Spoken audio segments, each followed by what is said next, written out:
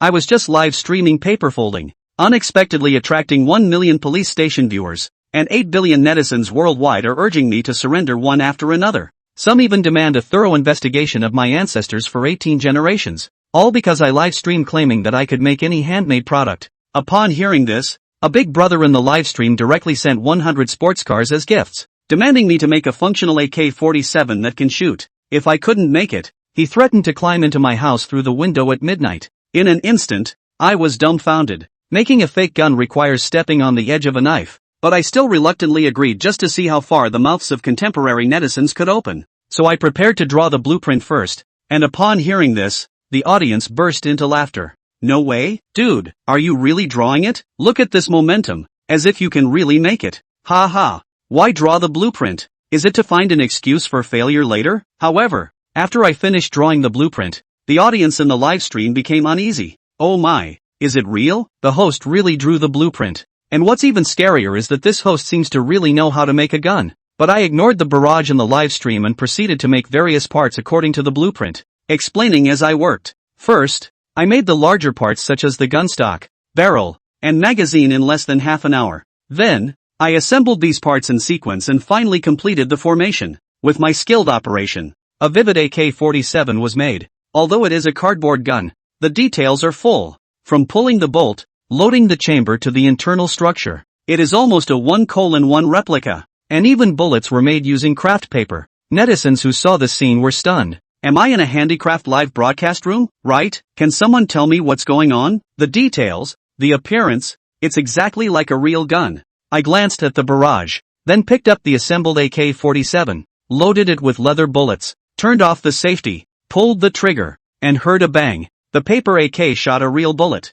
This really scared the netizens. Is this reasonable? You were asked to make a gun model, not to actually make a gun. Is this what it means to make a big splash and create glory by making an AK and showing off? While the barrage was laughing, some netizens sensed something was wrong and left the live broadcast room. This enthusiastic netizen immediately went to the official account of the Dongjiao City police station to report. There is a blogger named Handcraft Su who can make AK-47. Besides this enthusiastic netizen, many viewers also reported one after another. At this time, Su Qingqing on duty also noticed this report, but when he saw the content, his face was full of confusion. Paper gun? 1:1 production? Can a paper gun shoot bullets? She recognized every word, but when they were put together, she didn't understand. Adhering to the principle of investigating anything unusual, she opened Shou Gongsu's live broadcast room. At first, she thought it was a prank by a netizen, but the more she watched, the more something seemed off. At that moment, I was showing the audience this AK-47, and I also saw that the number of viewers had reached 7,000 plus. And the barrage was already boiling. Streamer, give me a spray gun. Anchor, I have a big order here. Do you want to take it? Let's grow big together. Just now, the top one on the list who asked me to make a paper gun was so excited in front of the phone screen that he actually made it. And he made an AK-47 with just a few sheets of craft paper in 1:1 scale. Then he went crazy and sent hundreds of yachts as gifts, afraid that his barrage would be ignored. Anchor, remember to check your private messages. I will send you my address. I promised to come over. Then ended the live stream. The attention from netizens was uninterrupted, and the most eye-catching one was that the Eastern Suburbs police station started following you. After Su Qingqing watched your demonstration, she found that besides being made of paper, the AK-47 was exactly the same as a real gun. Impressive. To confirm further, she decided to watch the replay again. The moment she finished watching, she was very sure it was a third-class merit. No escape. This anchor is definitely suspicious.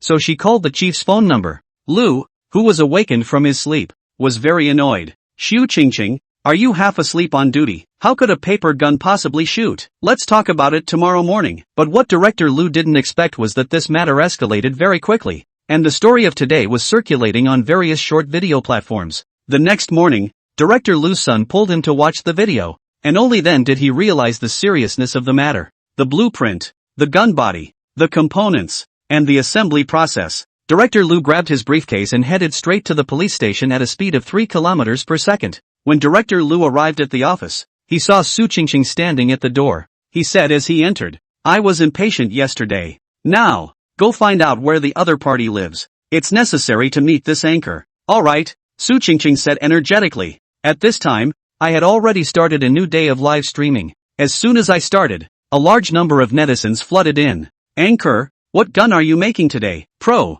do you need a leg accessory? What surprised me was that in less than 2.5 minutes after the broadcast started, there were over 30,000 people in the live stream room. Anchor, can you fold me a submachine gun? I want to shoot all the people I don't like. Anchor, I want a Browning. Look at me, look at me. I said it yesterday. I enjoyed watching these barrage comments. Thank you to all the fans for their support. However, I want to make it clear that I am just a handicraft blogger, not an arms dealer, and I don't know how to make guns. Just as I was about to reply to the questions in the barrage, there was a knock on the door. Hello, gas company checking the line. Open the door. Without much thought, I got up to open the door, but as soon as the door opened, it was pressed to the ground, and this scene was clearly seen by netizens. Oh my, is this a police station? So, was the anchor arrested? Watching a live broadcast and unexpectedly seeing an arrest scene. However, many netizens do not believe it. This should be a program effect, but as time passed, I did not come back,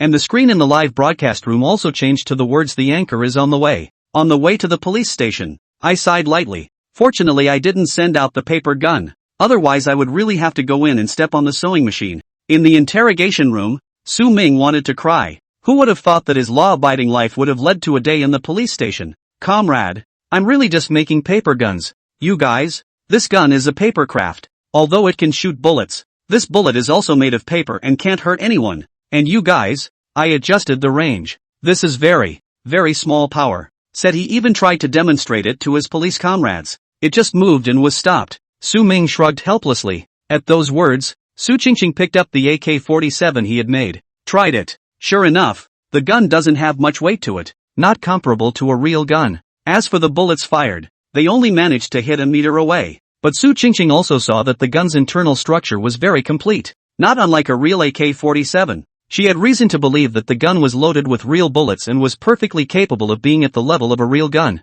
Su Qingqing took a keen interest in the young man sitting in the interrogation room. So you're just doing crafts? You've really never made a gun before? She still couldn't quite believe it. How is it possible that a person who knows so much about the inner workings of a firearm has never touched a real gun? Even if what he's doing now is just a paper gun. But it shouldn't be taken lightly. Officer, I really didn't do it. I'm familiar with firearms construction because I've always loved firearms. I know the law too. And I certainly don't know how to break it. I don't do this kind of craft very often. And last night I did it on the fly because of a fan uproar. Su Ming was somewhat helpless as he continued to explain to the police. Su Qingqing was a bit unconvinced. The other side. The police officer in charge of investigating Su Ming also has news. Reporting to the chief. No raw materials for making firearms were recovered from his home. Reporting to the chief. He also has a clean resume with no criminal record. This is the first time he's ever made a paper gun live. Duro Lu held his forehead. So after all this, it's all just a farce? But after watching that video in the morning,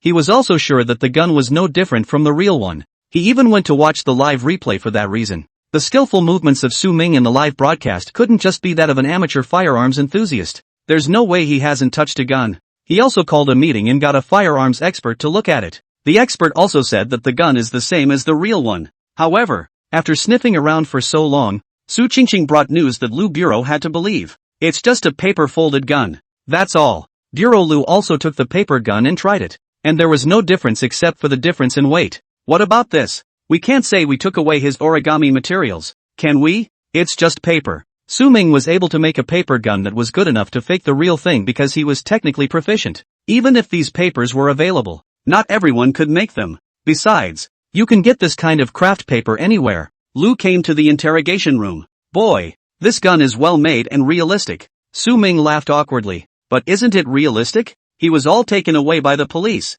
You're so good at this craft, but you have to follow the law. Su Ming nodded repeatedly. And you'll have to come in for case preparation. And you're not allowed to leave East Suburban this month. It can be done, can't it? Where does Su Ming dare not do it? Otherwise he will have to eat the country's food to be raised by the state. Okay, I don't usually go out. I promise to follow the law. Looking at Su Ming's departing figure, Director Lu instructed Su Qingqing. You have to keep an eye on Su Ming at all times. Ha? Su Qingqing didn't understand. Hasn't this all been investigated? Keep an eye on it. He's making paper guns and crafts only now. But what if? If he ever wants to go for real guns, he's totally got it. Director Lu's tone was serious. And Su Qingqing understood that things were not as simple as they were now. She assured the director that she would keep an eye on Su-ming at all times. On Su-ming's side, he left the police station and returned home only to realize the live feed hasn't been turned off yet. What surprised him even more was that instead of decreasing, the number of people on the air increased. Now it's more like 200,000 straight up.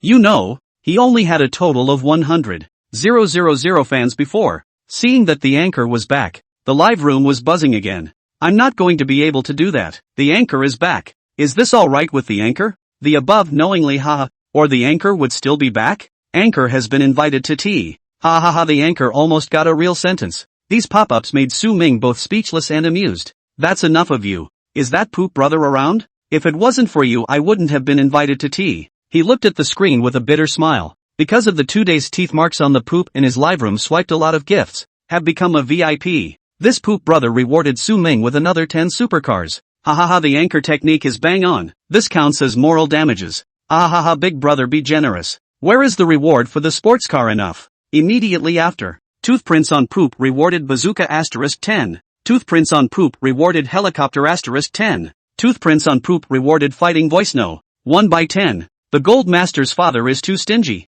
Cow *. I've never seen a reward like this before. Su-ming was also surprised for a moment. This poop brother has rewarded him with at least 100,000 gifts since yesterday. He couldn't afford to slack off on his golden father. Thank you poop brother for the bounty. It's okay. It's really very much appreciated. I still have to mail this paper gun to the pooper today. Otherwise people have rewarded so many gifts. Won't it be in vain? He didn't have the heart to continue the broadcast when he encountered these things. After speaking to his fans, he went off the air. Open the home page and take a look. Well, the number of followers went straight from 100,000 to 500,000. This rate of increase in powder is really staggering to him. It seems that image of him being held down and taken away by the police did attract a lot of attention at the time. Su-ming put the poop brother account on the top. The fan also sent his address. Looking at the address in a foreign country, Su-ming was a little uncertain. This paper gun, is it still in the mail? Send. You can't break your word when you've taken all the money. But the shipping address, well, it's a bit unusual. Su-ming left a heartbeat. In the meantime, somewhere in the Golden Triangle, this anchor, it's kind of interesting. He actually made this gun and can shoot it. That's a real talent. If I can get this person to follow me, then won't no one shake my position in the future? With that in mind, he drained the wine in his hand with a lustful look in his eyes. Su-ming intended to send the paper AK-47 to the address provided by Teeth Marks on Poop, although it is an international delivery and costs a bit more. But Poopy swiped almost $100,000 in gifts. Su-ming felt like he was going to be rich all of a sudden. Although the platform takes a partial cut, he still comes in with tens of thousands of dollars. Shall we get a better place to live? After the delivery, Su-ming contacted Teeth Marks on the Poop in the background of Douyin. Brother, the courier has been mailed. Pay attention to check. Okay. He glanced again at his fighting voice backstage. One look at it was a shock. Ooh, that fan base is going up fast enough. Looked like it was still just over 500,000 when it went off the air. And now it's almost 700,000 followers. This uptick in fan speed. Ding! Congratulations to the host for completing the newbie quest. Sell a novelty handmade item in the live room. System upgraded successfully. The system rewards 2,000 points of manual value. The system mall has been opened. Hosts can use crafting values to exchange raw materials within the mall. Also redeemable in the mall for crafting steps. The next stage of the mission, the live broadcast reputation value reaches 1 million. Please make further efforts host. A series of system beeps shook Su-ming's spirit. Good. The system is upgraded. There's the mall now. He knew it. He couldn't keep him folding paper. Could he? No matter how well something is made of paper, it's still just a piece of paper. As for the prestige value reaching 1 million, that's not too difficult. He is currently up to 700,000 followers. And at this rate of his powder increase, more than 1 million is just a matter of a day or two. I wonder what the next reward is. Su-ming had some expectations. Why don't we broadcast another one tonight, while the heat is still on? Su-ming brushes Douyin. 8 out of 10 videos are of him making paper guns. Well, he's really on fire now. You'll have to be careful what you say in the future. Thinking about it, he went backstage and looked at his fan following. 715,233. However, after clicking on it he noticed some special accounts in the fan list. Eastern Suburbs Police, Dongcheng Police, Jiangcheng Police, Capital Police. A rummage through surprisingly already has more than 300 areas of police attention on him. These official accounts are blue V with a special display. It's quite a sight to see in a row. Su Ming felt Alexander. He also posted a video today of a fan edit of making a paper gun. Hundreds of messages from police around the world appeared below this video. Eastern Suburbs Police, young man, be sure to obey the law. We're all watching. River City Police, I see you're a talented person in the anchor. Keep an eye on it. Sioux City Police, good.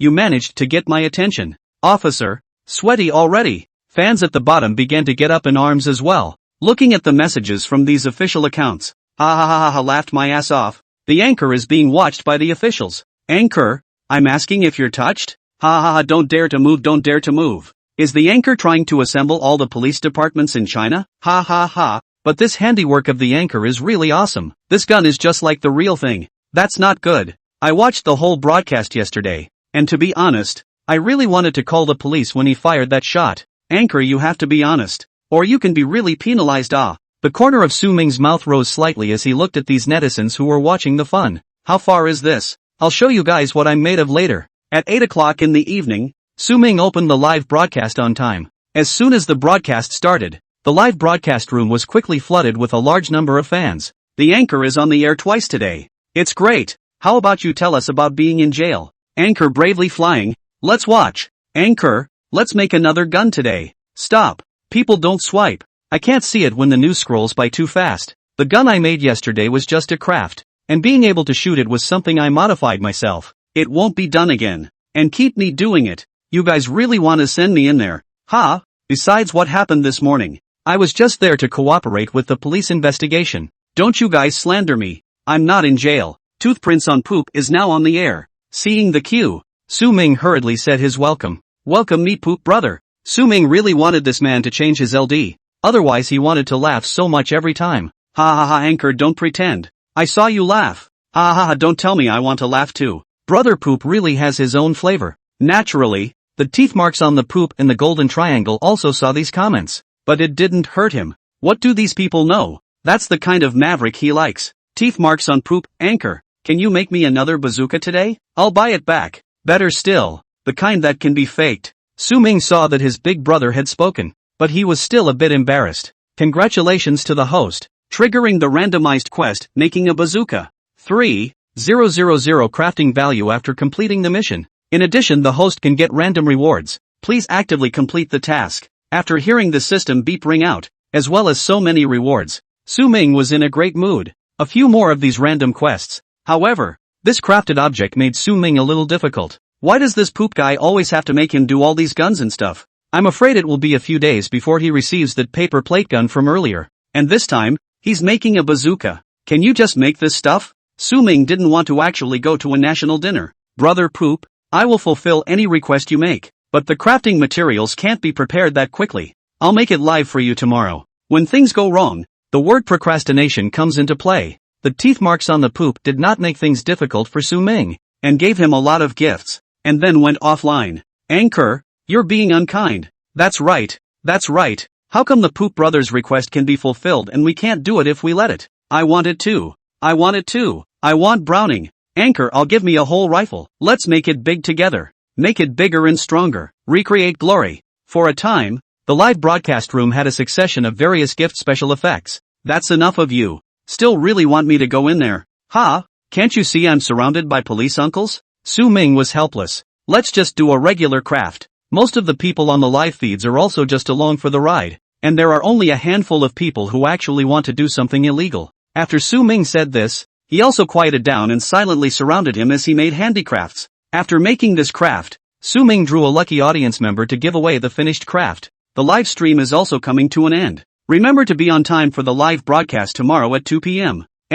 Everyone, live as a bazooka. I'll make it exactly the same. Ha ha ha ha, wouldn't the anchor be sentenced if he didn't make a paper gun and a bazooka? I'm looking forward to it. Let's see if the anchor can be tortured tomorrow. Ha ha ha ha ha, I'm going to talk to the Eastern Suburbs Police. Before Su Ming sent the courier in the afternoon, he sent a WeiXin message to Su Qingqing. Officer Su, I want to report it. This LD on my live feed named Teeth Marks on Poop is not simple. He's located somewhere in the Golden Triangle, and for the first time I was asked to make a gun. This time a bazooka. I doubt he is. Hopefully the police will look into it. Receiving Su Ming's message, Su Qingqing didn't dare to delay and immediately went to the director's office. Chief, this situation that Su Ming is talking about, do you think it should be verified? Director Liu was puzzled. After the paper gun made by Su Ming was ready to fire, he reported the matter to his superiors. The teeth marks on the poop is a bit suspicious. The address provided by Su Ming was near the location where the narcotics squad had found out where the man behind a transnational drug trafficking asterisk case was located.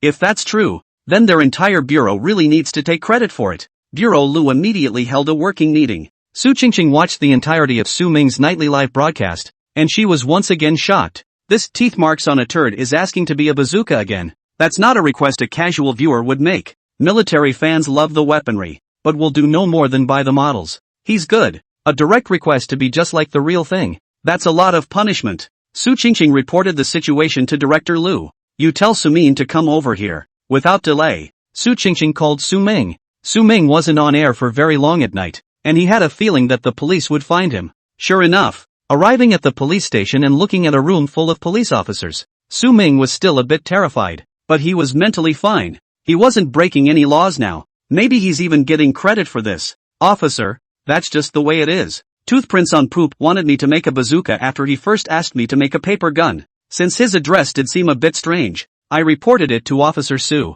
Su Ming briefly told the police officers present what had happened. Director Liu has contacted Interpol this afternoon and launched an investigation into this address. The results he got gave him a point in his mind. Just, boy, so you can really make a bazooka? Su Ming didn't know how to respond well for a moment. He's a little embarrassed. Director Liu, what I've made are handicrafts. They can't be real. It's just a toy when it's made. Director Liu was not very convinced when he heard this. This Su Ming, the gun he made last time was so realistic. This bazooka, maybe it's real too. Su Ming knew that he was already a key caretaker here at the police. He had to let the police know that he didn't want to do anything bad. Director Liu, Officer Su, you guys have to believe me? I'm really just an ordinary person. Since I graduated, I've made a living doing some crafts on short videos, so it's no surprise that I know a lot about structure, right? Su Qingqing glanced at Director Liu for help. Su Ming was right. The ones he was making now were nothing more than ordinary crafts, and the materials he used were all ordinary handmade materials. Even if it's done realistically,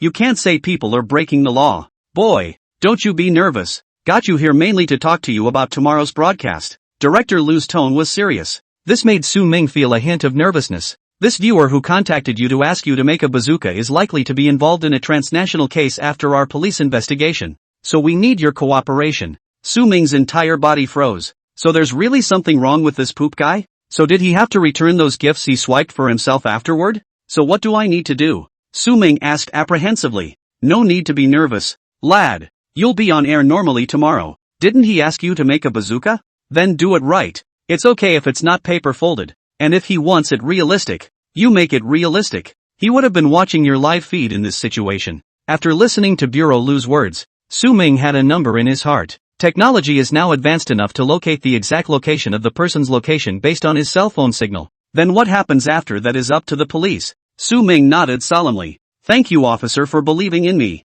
I promise to get the job done. Returning from the police station to the rental house, Su Ming was still in a bit of a trance. It has been a truly wonderful 2 days, and the heat of that live broadcast of Su Ming's evening peaked after he said he was going to make a bazooka. More and more people are searching for handmade Su and Douyin and then following it. This anchor is unusual. It does have 2 tricks up its sleeve. The video of the origami gun I watched is just exactly the same. Upstairs, I agree. As a veteran military fan, he's done it in a way that can be described as split. So I'm kind of looking forward to this bazooka. What's he going to make of it? Continue squatting live tomorrow. More and more people are repeating the action of search for handmade Su and click follow. Su Ming watched his backstage fan count go from 900,000 to 910,000, 920,000, 930,000, 990,000, 1 million. Congratulations to the host. Popularity has reached 1 million.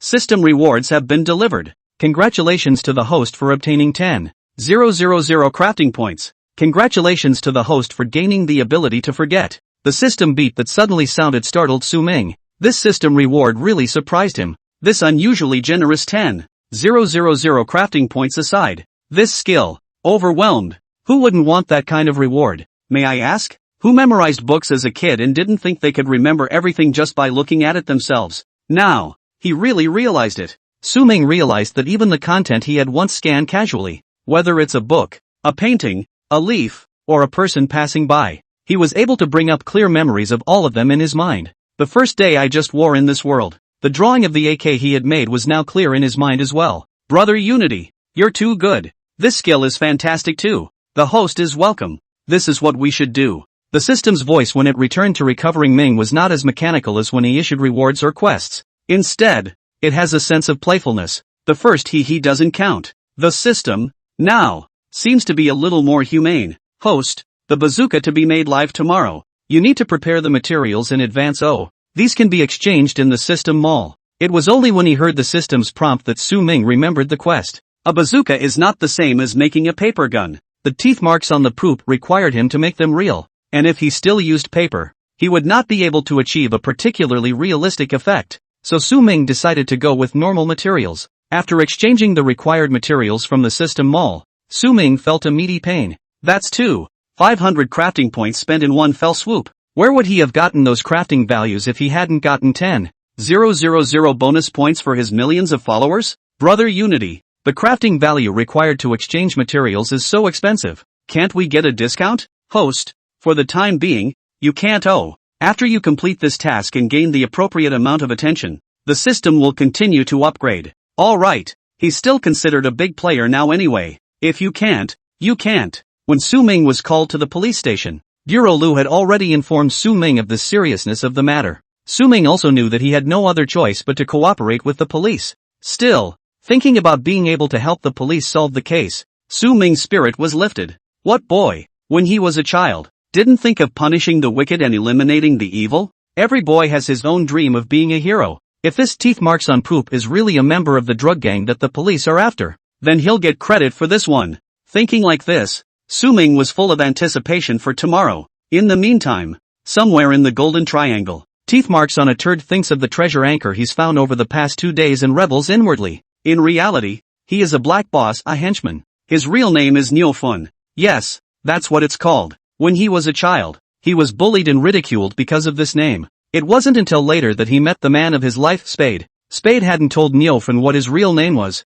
but he gave him a chance to make a name for yourself. Since then, Niofun has been following Spade. So far, it's been 10 years. In those 10 years, he was born and died for Spades. He'll fuck whoever the Spade tells him to. He's Spade's beloved henchman, the right man for the job. He is second only to Spade on this team. But the henchmen still look down on him, only because of his relationship with Spade. Nothing would be said, but behind his back, these people think he's uneducated, incapable, and clueless. They think Niofun is a dumbass who only fights and kills. Nowadays, he is able to sit in the second-in-command position all thanks to the promotion of Spades. Niofun knows that others look down on him, so he is more interested in doing something for the team with his own abilities. He wanted to let everyone know that he, Niofun, was by no means reckless. This time the opportunity has finally come. It used to cost Spades a lot of money to go elsewhere to buy Gunstar. The money came easily to them, but it was all paid for by the lives of their brothers. Spades wouldn't be so bitter if they could economize a little. But this anchor called Handmade Su can even fire a gun made of paper. He shuddered to think how much smoother things would have to go in the future if he could hold this anchor in his hands. Wouldn't it be the same as him having an arsenal of military fireworks? If Handmade Su can make a bazooka, I'm going to find a way to bring this guy in. When that time comes, I'd like to see who will still look down on me. Niofun thought about the future. In the midst of his beautiful vision, fell into a deep sleep. Interpol Center, somewhere in Southeast Asia. Boss, we received a message from the police in the eastern suburbs of the country of Huaxia that there has been progress in this transnational drug trafficking case that is being jointly investigated. You see, the address provided by this LD called Teeth Marks on Poop is close to the range we located earlier. He wanted to make a bazooka through this anchor called Handmade Su. Xiaoyuan just came to Interpol this year from the eastern suburb side and is still familiar with the eastern suburb police. Listening to his men's report, he froze. What do you mean? Are you saying that this man could be a member of the group of drug traders we're looking into and that he exposed himself?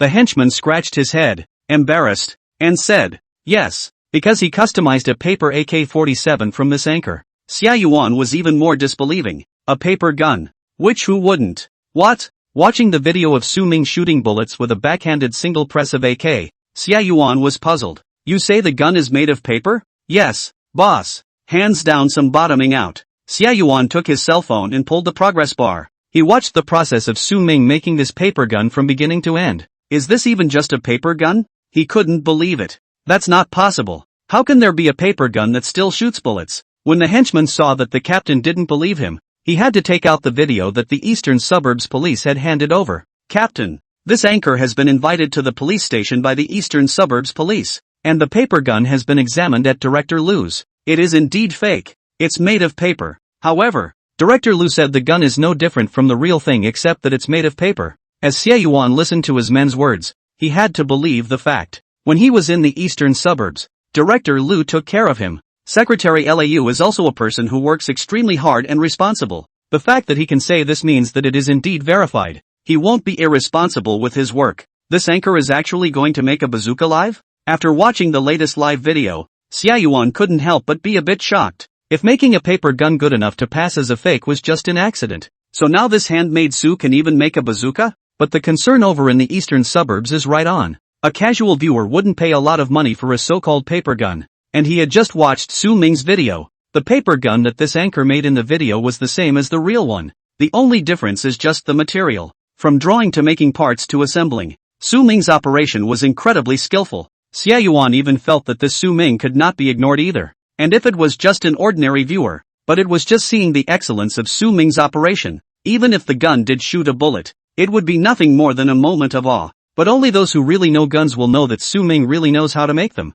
Then the intent of this teeth marks on poop is really questionable. Xie Yuan knew that it was Su Ming who had taken the initiative and provided the information to the Eastern Suburbs Police, informing them of the netizens' abnormality. But Xie Yuan felt that this Su Ming still had to be focused on. Xie Yuan had an online working meeting with the Eastern Suburbs Police. The two parties discussed a number of matters related to the case. The Interpol side will conduct an ambush in the vicinity of the address provided by teeth marks on poop. Instead, the East Suburban Police provided technical support and were responsible for tracking his cell phone signal. This case of transnational drug trafficking has been followed up for a long time by the Eastern Suburbs Police and Interpol. Previously, it was difficult to determine the general location of the criminal gang's main camp, but it has not been possible to go any further. And this time, they're finally getting somewhere. If this man is indeed a criminal, then all of them will see the fruits of their previous 3-year-long efforts. Xie Yuan reported the matter to his superiors. With teeth marks on poop entering the room, the atmosphere was instantly high.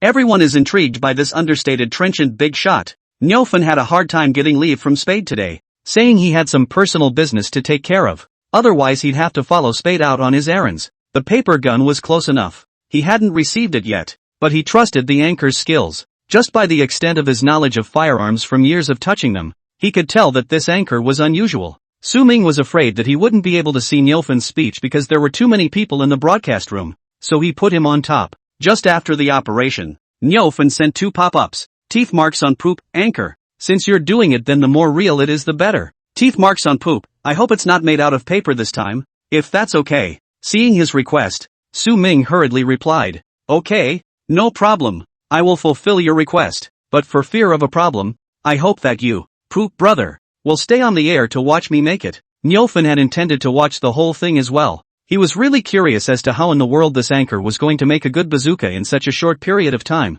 The pop-ups were swiping fast, and Nyofen wasn't in the mood to keep typing. Solely he gave gifts to show that he knew. Toothprints on poop gives you a supercar *10. Helicopter *10 from Toothprints on poop. Toothprints on poop gives you Do You Know? 1x10. Toothprints on poop gives you Sky City *10. A series of gift effects completely blocked the live feed. The netizens in the live stream were abuzz. My god, Toho. Father, look at me. I'm your stray son. Pooch is awesome. It's so powerful. Crouching, crouching, crouching. I said 666. This pomp and circumstance is also seen by me. Su Ming was also taken aback. This Nyofen rewarded so many gifts at once, but the thought of all this money he's getting is not coming from the right place. Su Ming had a pang of heartache. It'll all be handed over in time. Thanks for the gift of my poop brother. Then I'll start making it. The pop-ups also grew quiet. Su Ming pointed the camera at the craft table. He began to concentrate on crafting. As it was said before that it should be as realistic as possible and that no paper should be used, he prepared all the materials in advance. These can be the real deal. Nyofen watched intently. Su Ming took out a drawing and explained it to the viewers of the live broadcast. I made this drawing ahead of time this morning. Next I will build the structure as shown on the drawing. One could only see Su Ming's manual operating table with various steel. alloys and other materials in order. Even as a layman, I can see that he is very professional with these materials. I'm going. What's the anchor doing here? Are you planning to make a real one? Ha ha ha ha, the anchor is really not afraid to go in. +1. The anchor's guts are really big. Nilfun wouldn't be affected by these remarks because he could see that Su Ming was really good at this. I didn't realize that when I asked him to make it real, he just took the raw material out. It's not going to build a real one. But, the wasps don't allow these, do they? The anchor will be arrested by the police for this, right? If that's the case, how else is he going to pull the anchor together? Nilfun felt as if he had made a wrong move. Ha! What's he thinking about? It's as if with the raw materials this anchor is sure to make it. Let's see it first. In the meantime, Interpol and Eastern Suburbs Police are holding an online conference. Our technicians are in the process of localizing Oxfan's location. I believe that with another half hour's time, we will be able to capture the exact location of Nilfun. Song Qiao told Xie Yuan about the progress on his side. Shay nodded farther. Good, happy cooperation. We have also contacted the local police on our side, and SWAT members are in the vicinity of the location provided by the other side earlier. Su Min was now working on the launch tube. The steel needed for this part he had already cut. The associated polishing has also been completed. Just mount the sights and firing mechanism and you're done. As for the rockets, he was going to make them out of wood first. Anchor's operation is so sick. How did this site do it? This mirror wasn't just made, was it? Anchor just does this and then that and it's done? I'm a little skeptical that this won't just be a model when it's done, right? Su Ming didn't care about the statements on the pop-up screen. He was only immersed in his own world. Occasionally, I look up to see if Nilfun is still online. I don't know if the police have found the location yet. Got it. Wang, who was in charge of the positioning, screamed out in excitement. He hadn't rested for a day and a night. Seeing that exact location on the computer made the corners of his eyes moist. Song Qiao calmed the agitated Xiao Wang and passed the results to Xie Yuan's side. SWAT operations. The location chosen by Nilfun and his criminal gang was indeed secretive enough. The place where they were was surrounded by mountains and also woods all around, making it very easy to hide. This place has never set foot in it for the local police either, but now with the locator, they were sure they could catch the vicious criminals. Nilfun watched as Su Ming had already finished making the launcher for the bazooka, and he was inwardly overjoyed. Really, he found the treasure.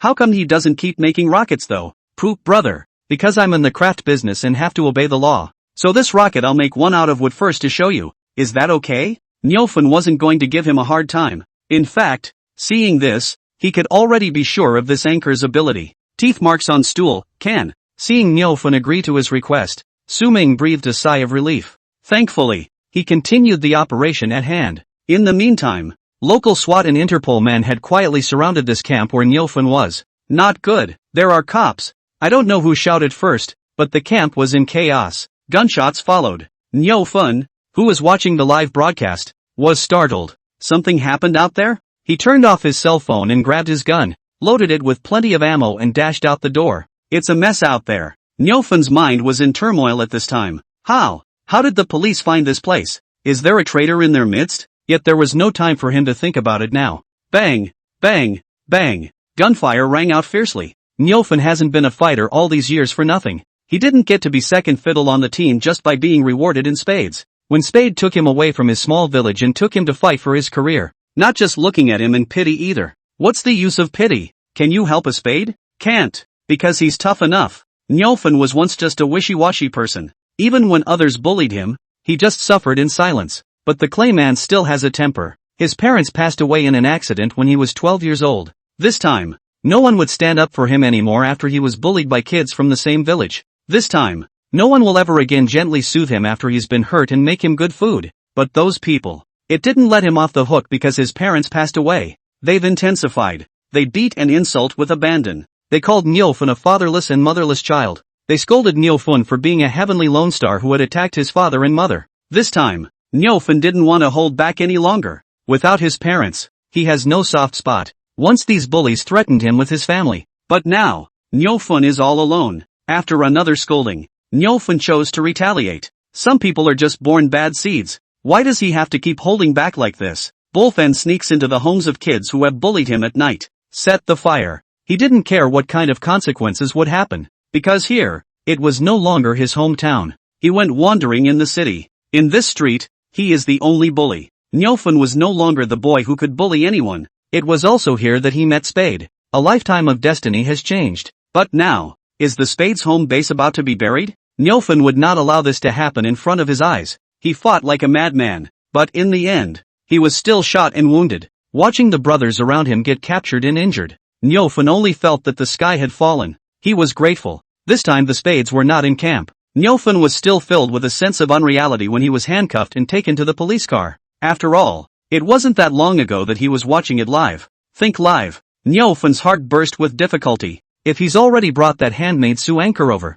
if they already have more weapons, wouldn't the situation be different today then? Officer, can you let me open my cell phone and look at it? He tentatively asked the police officer escorting him. The SWAT officer next to him was not from the Chinese country and froze for a split second when he heard his words. What is this man talking about? Several SWAT officers looked at each other in some confusion. It was only then that Nyofun remembered the language problem. He switched to the local language and asked the police again. The trooper understood his question and felt a little ridiculous. How can this man think about playing with his cell phone when he's been arrested? When Nyofun saw that the SWAT team ignored his questions, he was a bit anxious. When he moved, the bullet wound hurt a little. A doctor accompanying him told him to hurry up and lie down. The troopers relaxed a little knowing that he wasn't very active at the moment either. What do you want to see? One of the policemen asked Nyofun. Live. This anchor is making a bazooka. Hearing Nyofun's words, the busload of police officers were incredulous. The doctor next to him also found it strange. I'm afraid there's something wrong with this man.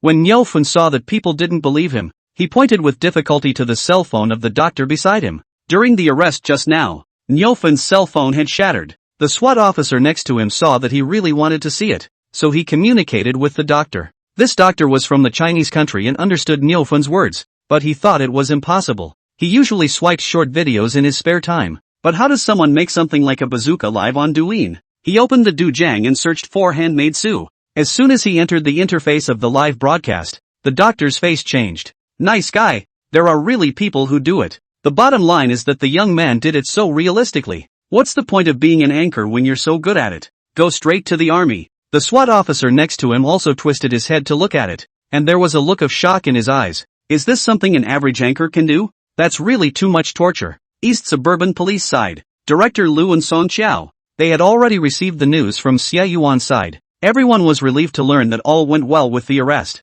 This case, it's been too long. Although he didn't manage to capture Spade this time, his forces have been largely wiped out. Even the main camp was taken in a row. This has been a huge victory. Su Qingqing's side had also been staring at Su Ming's live broadcast. In the beginning, the official police accounts were out of the live broadcast because they were afraid that they would alert Nyofun. Qingqing Su used a personal account. Oh, my god, oh, my god, oh, my god. Anchor, I don't know what to say anymore. I can't believe this bazooka was built. Where's Puppy after this? He's been at the top of the list. Why hasn't he said anything? Su Ming looked at the discussion on the pop-up screen, and he thought to himself that this one had already been captured. Su Qingqing had sent a message to Su Ming when Nyofun and the others were captured, informing him of the progress of the case. Su Ming was basically almost done with the bazooka at this point. It's all going so well. Fellow fans, the odds are that this poop guy is not coming. After Su Ming finished his sentence, the pop-ups in the live broadcast room flew by. What's wrong? What's wrong? Listening to the anchor, this is something in the words. Is it possible that the anchor knows a real-life poop guy? Too curious. What the hell is going on? And just at this time, Su Ming's live room was flooded with a large number of official accounts. Ding! The East Suburban Police have entered your broadcast. Ding! The East Side Police have entered your broadcast. Ding! The Jiangcheng Police have entered your broadcast room. Ding! The Interpol Southeast Asia Division has entered your broadcast room. Not long after, Su Ming's live broadcast room had more than 200 police official numbers.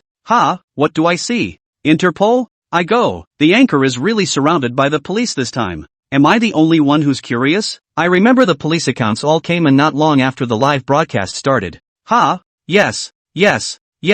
Did it go away again later? I don't know why, but I have a feeling that something big has happened. +1 upstairs. I feel the same way. With the entry of these official accounts, the popularity of Su Ming's live broadcast room reached a new high. Thanks for the official attention. I'm just a regular crafter. And this one is just a craft. The live audience can vouch for me. Although he said that he had already reported to the Eastern Suburbs Police before, he was still scared when he saw so many police officers. East Suburban Police, anchors are great people and did a great job this time. Dongqing Police, the young man is not bad. Come and help us sometime in the future. Interpol Southeast Asia, thanks for the support. River City Police, positive anchor. pay attention without losing. The audience people in the live room had been dumbfounded. What's going on here? What did the anchor do? Looking at all the official accounts praising him, Su Ming was already a bit embarrassed. Actually, he didn't do much. Is this the kind of thing that attracts bad guys? Thank you for all the great official attention. Because of you, we can have stability and harmony.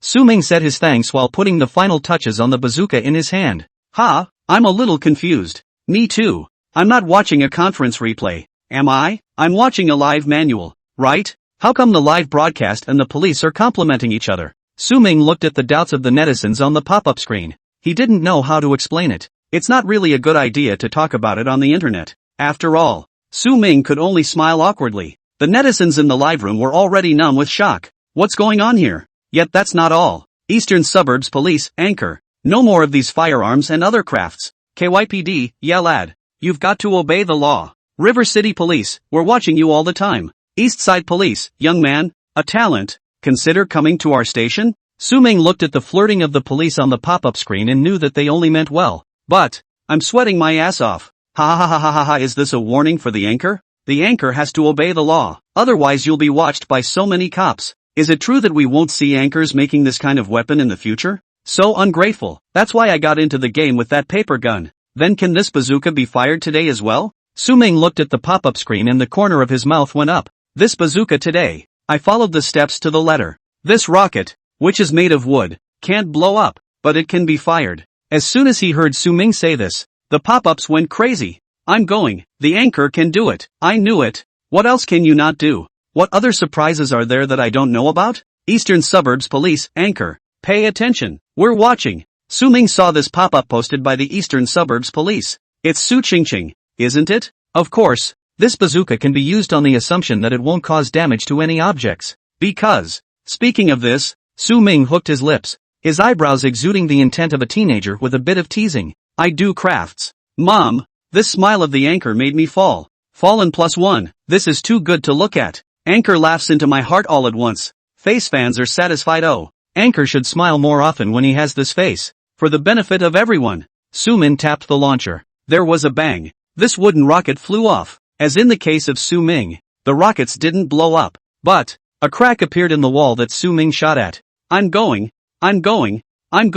Anchor. The anchor is truly a man of God. If this was a steel rocket, this house would collapse. Mom asked me why I was kneeling down to watch the live broadcast. And over in Southeast Asia, the SWAT officers and Interpol also turned on their cell phones after they brought the captured criminals back to the police station for incarceration. Searched for Su Ming's live stream. It's just an anchor? How could it be done? Is it true that he didn't make these things ahead of time? How can he make something like a bazooka so easily? Although the bazooka is not that complicated to make, but none of these materials are readily available. And Su Ming happens to have both. And the process of making it still requires a great deal of expertise. Has he done this before? How dare the people of the Chinese nation allow private individuals to make this kind of weaponry? It seems we don't know enough about the country of China. Actually, they really got it wrong. Eastern Suburbs Police Department. Su Qingqing, what's going on with Su Ming? Director Liu literally turned his back when he saw Su Ming's bazooka successfully fired. Isn't it just to delay no fun? How did you really do it?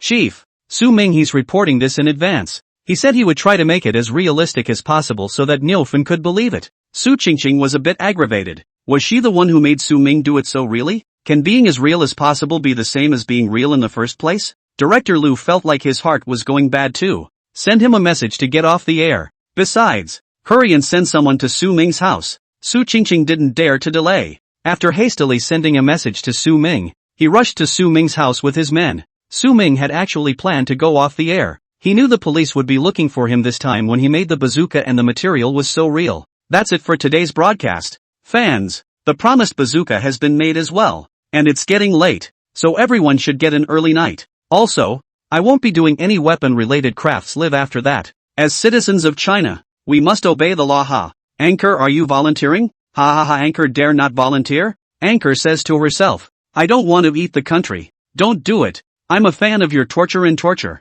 Upstairs is really not going to let the anchor go. When Su Ming saw that everyone on the pop-up screen had been teasing him, he just curled his lips. After saying goodbye to everyone, Su Ming turned off the live broadcast. And by this time, the police had arrived at the door. Open the door. Su Ming didn't dare to delay and opened the door, afraid that he would be held down like last time. He rushed to speak. I prepared the materials ahead of time this time, but that's all there is. Just enough to make this one bazooka. I haven't done it before and I won't do it again. Su Qingqing and Su Ming were already considered acquaintances. She was asked by Director Liu to keep an eye on Su Ming at all times. Since then, I have not dared to slack off in the slightest. From Su Ming's live broadcast, she could tell that Su Ming was skillful, but it's also true that he doesn't seem like a person who would actively break the law. Well, you take it easy too. You helped us a lot with Niu Fun. It's meritorious. As for this bazooka, our police department is about to take it. Don't you ever do anything dangerous like that again. Hearing Su Qingqing say this, Su Ming also let go of his heart. He knew that he hadn't done anything bad and that the police wouldn't arrest him just because he could build guns and all that stuff. But Su Ming, this rocket of yours is so powerful even if it's just made of wood. And what if you made it out of steel? Su Qingqing was a bit curious. Su Ming, however, did not dare to answer. Laugh your ass off. Just his godlike crafting system. If it's made of steel, it's certainly better than the ones produced in the arsenal. After explaining some precautions to Su Ming, Su Qingqing left with the materials and bazooka she had seized from Su Ming's house. Su Ming also went to wash up and get ready for bed. And downstairs from him, two plainclothes policemen were in their car watching the perimeter of his house. Given Niu Fun's cooperative attitude after his arrest, the police agreed to his request. Watch live. After all, these police officers were also very curious about the fact that the anchor of Niu Fun's mouth could shoot a gun folded out of paper and build a bazooka. It's really appealing. In the interrogation room, Niu Fun stared intently at the screen in front of him. He watched Su Ming in the screen as his hands kept moving.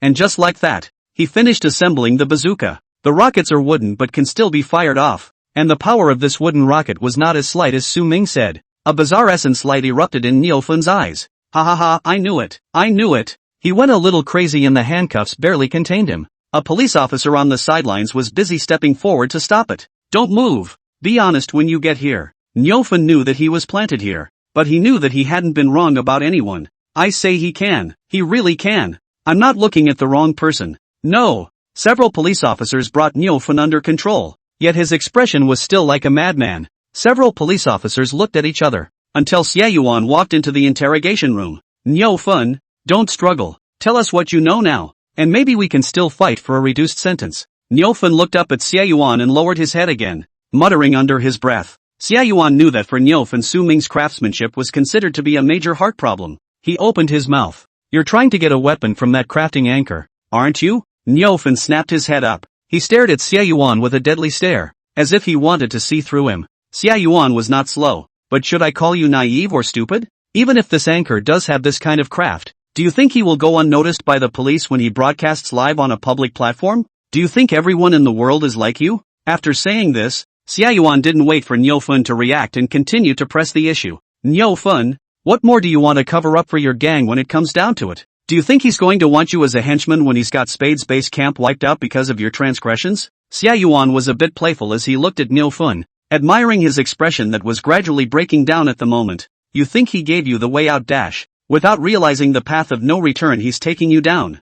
Think about it. Niu Fun was awakened by Xie Yuan's words. It was then that he thought, what to do after Spades? The organization that he worked so hard for so many years to create was just destroyed, and he just went out to run an errand. Come back home and it's gone. How does that make it acceptable in Spades? What would Spade think of himself if he knew that it all started with his own stupidity? It was only at this moment that Niu Fun felt despair. Why doesn't he believe it? It's really no one else's fault that those henchmen don't obey him. It's that he's really stupid. All he'd done over the years was fight and kill, and Spade had never asked him to do anything that required a brain. So that's a reason he doesn't have a brain? 2 lines of cloudy tears flowed from Niu Fun's eyes. Xie Yuan didn't bother with how Niu Fun reacted. He left the interrogation room after saying this and ordered his men to keep Niu Fun in temporary custody for now. He knew that the news he had just revealed was enough for Niu Fun to digest for a while. So Captain, does this handmade Su actually make these weapons? Yeah, that's incredible too. Captain, can the country of Huaxia even allow such a person to broadcast live on a public platform?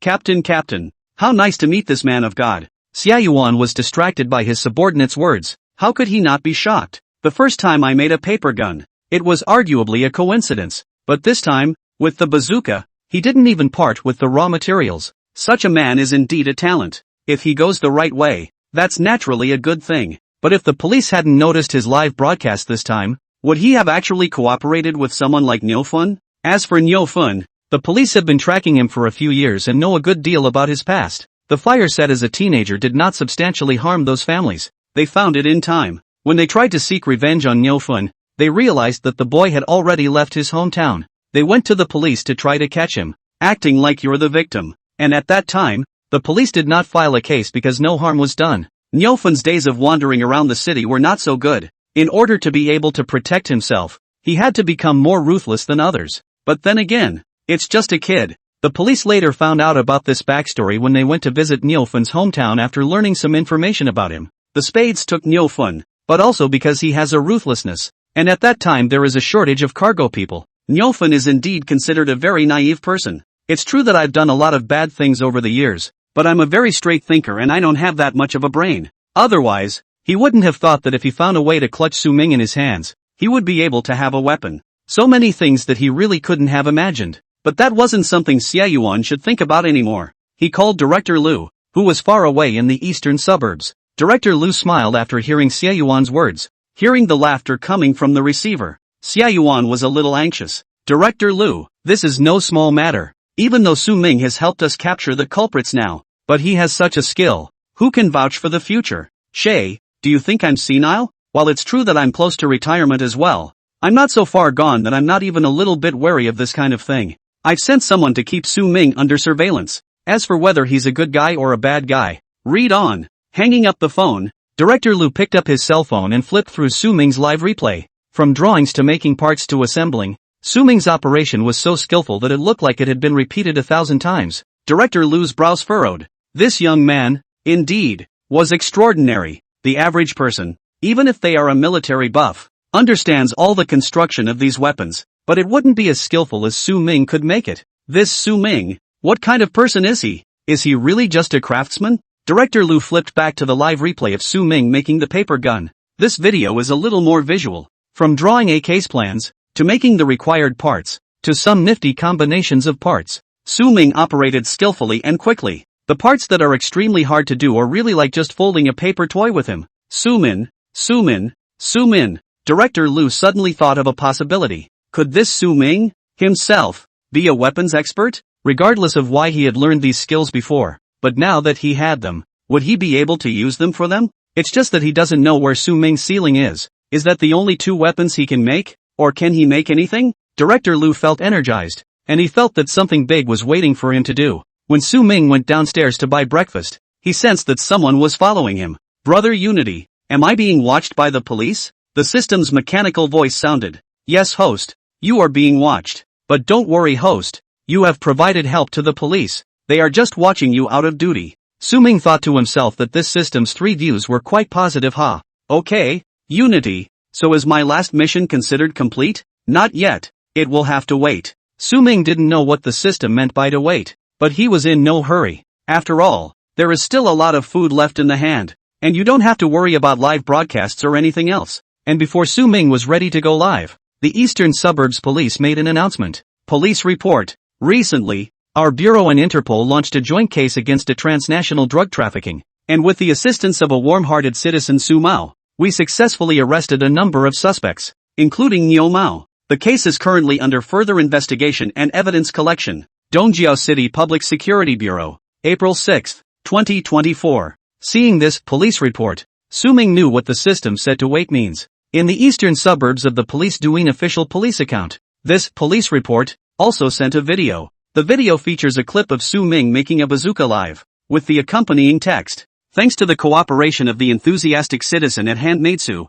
the anchoring skills are great. Remember to obey the law in the future. So that's how it is. No wonder the anchor dared to make a bazooka live. It turns out that there is official support, but I'm really curious as to what kind of prisoner was caught. Sane curiosity, what role did the anchor play in it? Maybe the offender got too caught up in watching the anchor's live broadcast. How to put it? Su Ming wanted to say that this netizen was really a little witty when he saw this comment. Kind of saw some truth in it. Su Ming replied below the official at his fighting video. Thanks to the police for charging ahead for the safety of the people. I don't regret joining Wasia in this life. In the future, I will obey the law and pay my part in creating a harmonious society. This reply of his caused a bunch of netizens to follow suit. I'll never regret entering China. I'll never regret entering China. I'll never regret entering China. After all, who doesn't have a patriotic heart? And at that moment, Su Ming's system rewards arrived. Congratulations to the host, completing the live streaming bazooka making mission. Congratulations to the host,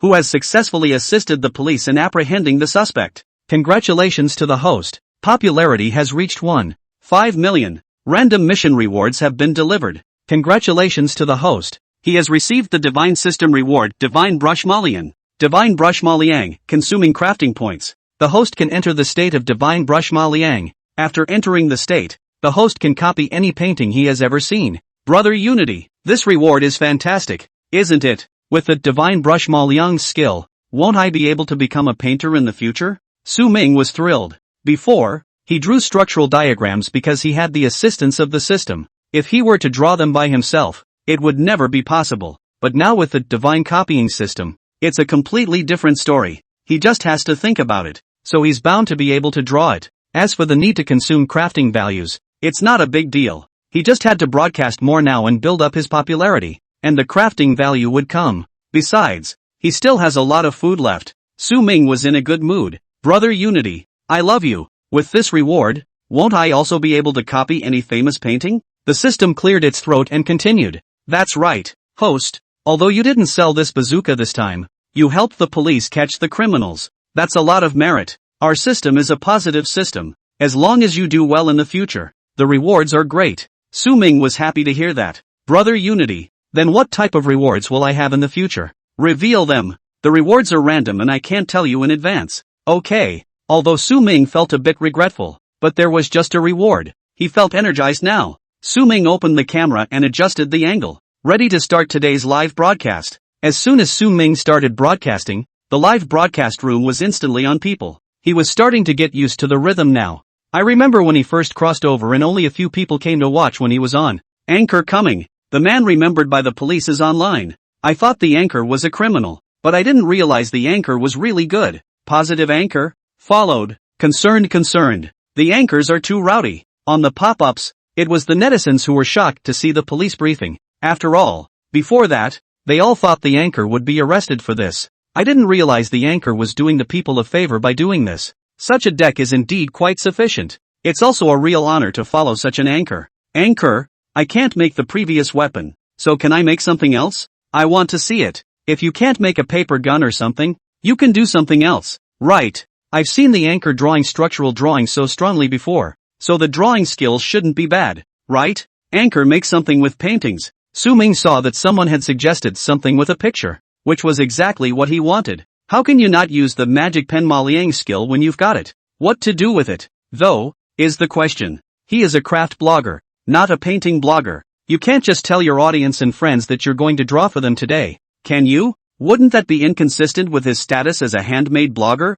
So what's appropriate? There it is. After Su Ming crossed over, he realized that the Chinese country here was highly overlapping with the culture of his original world. All the artifacts that were present in his original world were also present in this world. It's just that this world doesn't protect these artifacts as strongly as the world he's from. So much so that many artifacts have been damaged, never to be seen in its original form again. How can we let such a magnificent Chinese culture disappear into the river of history? Su Ming wouldn't allow that to happen. His eyes became determined. The viewers in the live room were a bit confused when they saw his expression change. What's on the mind of the anchor? The anchor's expression is so determined it looks like he wants to join the party. Rubbing hands in anticipation. Seeing the anchor's face, I think the next step is a sure thing. I also feel stable and want to see what other surprises the anchor has that I don't know about. Want to see +1. Want to see +1. Want to see plus 10,086. Su Ming saw that the popularity of the live broadcast was very high, and he had already thought about what he was going to do. Divine Crafting System activated. Redeem a piece of natural stone with the same composition as the Mogao Caves in Dunhuang. Redeem lapis lazuli, copper green, mithrax, vermilion alum, mica powder. Redeem a variety of paintbrushes. Host, this exchange requires a total of 200 manual points. Please confirm the exchange. Confirmed. After Su Ming had finished reciting confirm in his heart, he only saw the materials he needed appear on his crafting table in turn. The system is resourceful, and these items just happen to be in the blind spot of the live camera's view. Otherwise the audience of the live broadcast would have to gather around to watch a magic trick from scratch. Now that the materials are ready, the painting method is still missing. Dunhuang frescoes are the historical treasures of the Chinese nation, and its painting techniques are quite superb in modern times. Su Ming had been there once, just watching from afar. He already felt the shock. He didn't know what words to use other than shock. And until now, Dunhuang treasure trove in the end how many murals is still an unsolved mystery. What Su Ming regrets most is that Dunhuang suffered a catastrophe in the late 19th and early 20th centuries.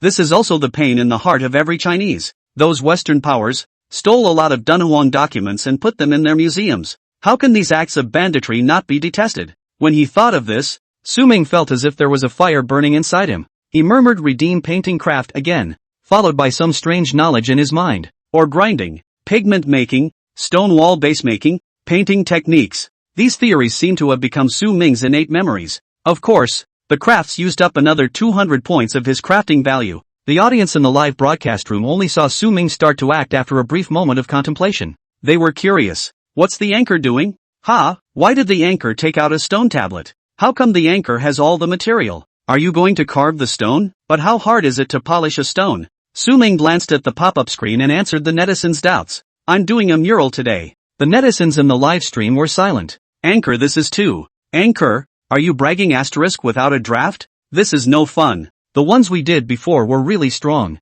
But the murals? Anchor, across the street. I wish you success. I thought I was following a tech anchor. But I didn't realize it was a bragging anchor. Most of the pop-ups were I don't believe it comments. Facing the questioning of the netizens in the live broadcast, Su Ming did not want to explain anything more. Since they don't believe me, let's wait until we finally hit them in the face with the finished product. Thinking about this, Su Ming was still a little bit happy inside. Su Ming continued his operation. He was seen first going aside and bringing over a pot. What's that pot for? Is this for cooking? It's not like you can't do it, simply change your career to food anchor, right? So weird. Not sure. Look again. Immediately after that, Su Ming took out some gravel and clay and added them to the pot in order according to a certain ratio. Why do you have everything here? He added more water to the pot and stirred the clay and gravel. Su Ming didn't want to use the pot either, but he didn't have any other tools here for the time being, and redeeming them again would cost him crafting points. It's the same with pots and pans. As he added water to the hook, he maintained a high level of concentration, fearing the slightest error. At this time there were knowledgeable netizens in the broadcast room who could see that something was wrong. Anchor, this wouldn't be making it from the bottom of the mural, would it? I'll go. Is that okay too? Anchor, going against the grain. Look at this situation. Maybe the anchor can really reproduce the mural. Your copying of my copying seems different. I thought I was drawing on paper, but you gave me a reproduction on a stone wall? Su Ming didn't have time to pay attention to these pop-ups. He had already begun to apply this well-mixed coarse mud to the stone wall. Bit by bit, he evened out this slab in his hand, making sure the wall was smooth. The second step is to create a fine clay to smooth the stone wall thoroughly. He cleaned the excess coarse mud from the first step out of the pot he had just made and put it into a sealed box. Next, Su Ming began to mix the clay with water to dilute it. Wait. 1 minute, 2 minutes, 10 minutes, until the dregs had settled. Su Ming removed the layer of clay on top. He then added some fine sand to this layer of clay and mixed it well. And by this time the coarse mud applied to the stone wall had dried. Su Ming can start applying the fine clay. He spreads the fine clay evenly on top of the coarse clay to a thickness of about 4 centimeters or so. The slab was then completely obliterated. The netizens who had surrounded Su Ming's operation were not calm.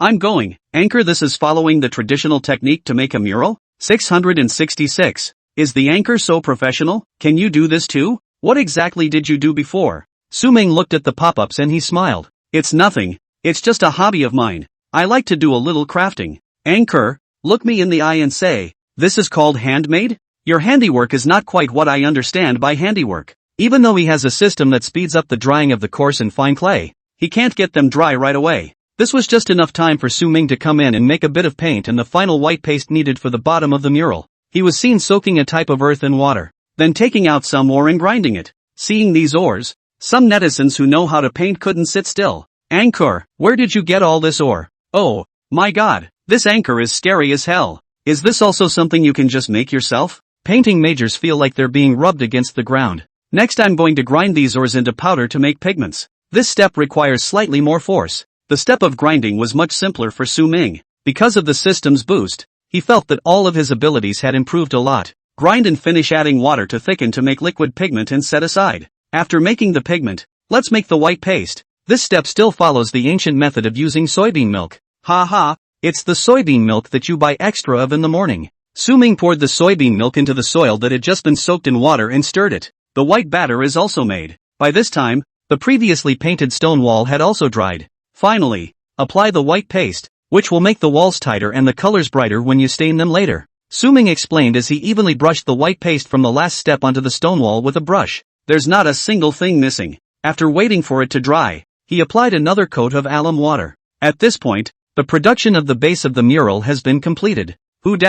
Su-ming took a deep breath. The base of the mural has been completed. The next step is to copy the mural. 6. Anchor, you call this copying? Really? I don't believe it. Anchor, is there anyone else who can control your ungodly behavior? I can't wait. And I feel like copying it will blow my mind. 2. Can't wait plus 1. Can't wait plus 10,086. When it came to actually copying the painting, this was rather simple for Su-ming. The system had given him a reward before, an unforgettable memory. That's why he can clearly remember anything he's ever seen. And of course the murals that I've seen before. Good. Saves him points. With a slight mobilization of his thoughts, a complete picture of the Dunhuan murals appeared in his mind. For the next steps, he took a pencil as if it were a modern painting, and worked on the stone wall that had already been painted. In fact, for this step of the pencil he was supposed to draw with a thin strip of charcoal made from burnt willow, but Su-ming didn't think it was actually necessary. Pencils, nowadays, work better. Su-ming's movements flowed smoothly,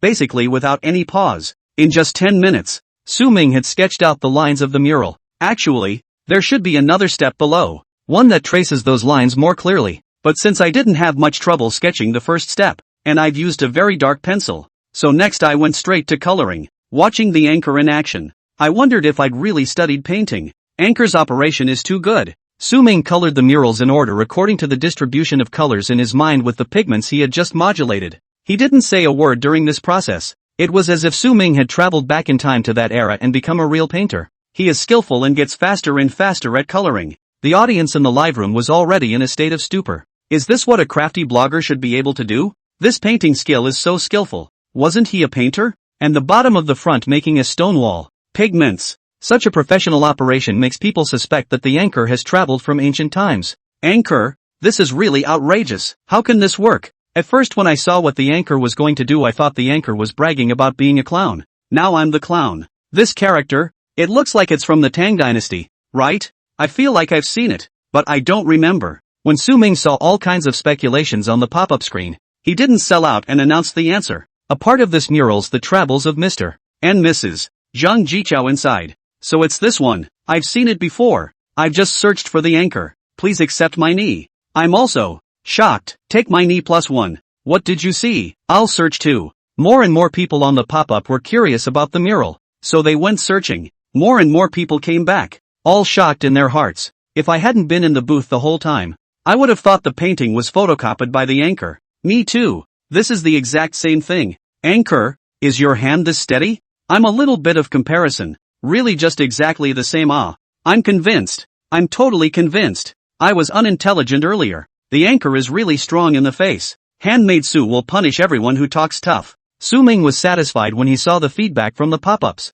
But that feedback alone isn't enough. This mural, he said he had to find the real buyer. The two made earlier don't count. After all, the buyer is already in. And since there were too many fans of Su-ming now, there were also too many people in the live broadcast room. He can't just randomly pick the audience the way he did before, because sometimes the pop-ups are just too much to read. He's going to raffle it off. Fellow fans, this mural is finished, and I'm sure you all saw me in the making the entire time. Then next I will draw a lucky audience member as a buyer. Viewers who don't like this picture can exit the live room first. Haha. After he finished speaking and saw that the number of people in the live broadcast room no longer changed, he began to draw the lucky viewers. Okay. He holds the drawn audience member up to the mic sequence. This audience member's LD is Running Elephant. Seeing that she was drawn, Zhao Siki still couldn't believe it. She's the Running Elephant, but she's a girl. Hello anchor, this is Running Elephant. Hearing the sound of a clear female voice ringing out, Su-ming was a little embarrassed. You shouldn't judge a person's gender just by their screen name.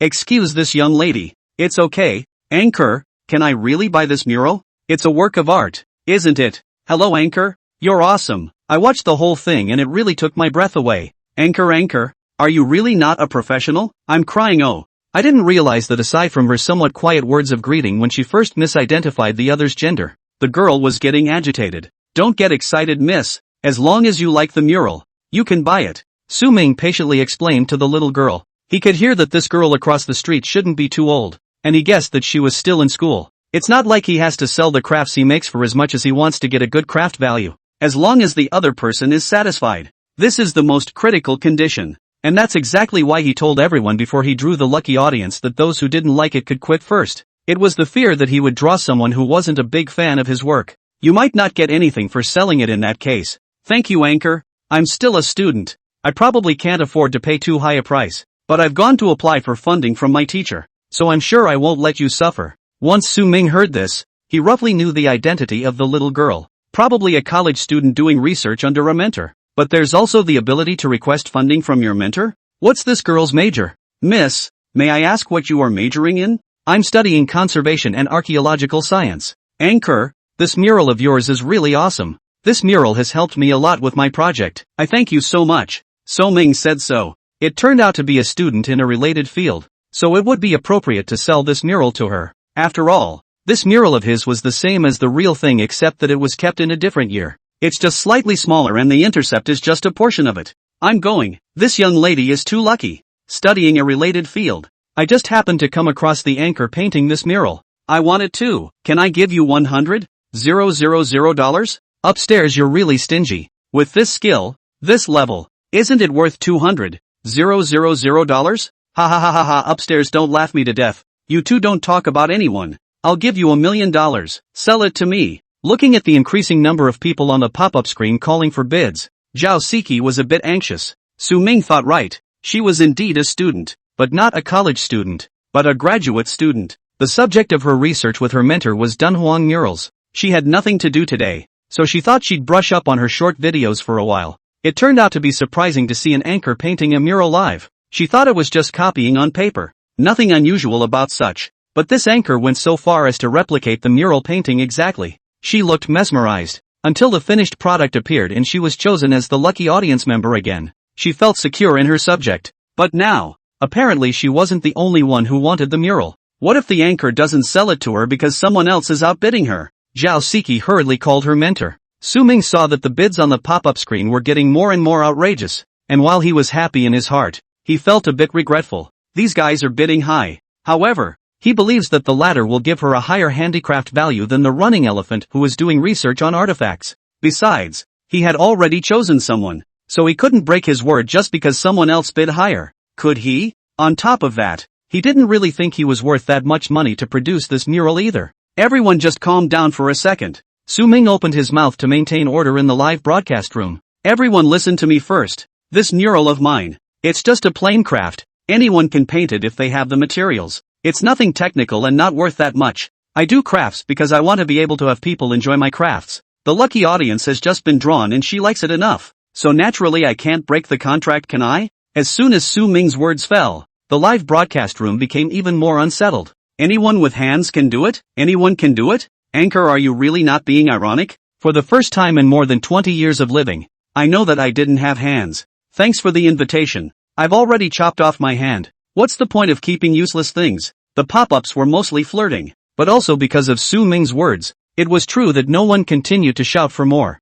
Zhao Siki came back from the phone call and saw the pop-up, somewhat unsure of what was happening. Just then, Su Ming called her. This running elephant, are you still there? If you're still planning to buy the mural, just private chat me at my address later after the broadcast. With that, he added running elephant to his followers list. Zhao Siki was dumbfounded by the happy news. Anchor, will you really sell it to me? But I really can't afford to pay too high a price. I'm sorry, said she with a little sob in her voice. Zhao Siki was beating her heart that the mural was really worth it. The layman may not know it, but after studying it for so long with her mentor, she knew the gold content of the mural. After a phone call with her mentor just now, he immediately called her with $100,000 after looking at her screenshot. Siki, make sure you buy this mural. Zhao Siki didn't dare to promise her mentor. How can she guarantee that? A bunch of people on the live feed were bidding way higher than her. But now, instead, the anchor said he could sell it to her. Price or anything else wasn't an issue. She's going to cry. Su Ming saw that the little girl was a bit agitated, and she was also a bit flustered. He doesn't comfort people. Miss, don't cry. Since you've been drawn, it will definitely be sold to you. Be a man of principle. After saying that, He was afraid that the little girl would become more emotional, so he carried her down to the My Order. Today's broadcast, 2, can end. The pop-ups are still going strong. The anchor is too nice. Hey, isn't it because it's a girl across the street? Ha ha ha ha, is the anchor such a person? Su Ming was going to be laughed at by this group of netizens. What are you guys babbling about? Don't be ridiculous. No matter who I draw today, if they genuinely like my work, I'll sell it. Anchor atmosphere. Anchor atmosphere. Running Elephant rewarded Anchor's supercar *10. Running Elephant has rewarded the host. Doin no. 1. Seeing the little girl swipe a gift for herself, Su Ming hurriedly stopped it. Little girl, don't brush it off. You're a student now and you don't have much money. You don't have to do this.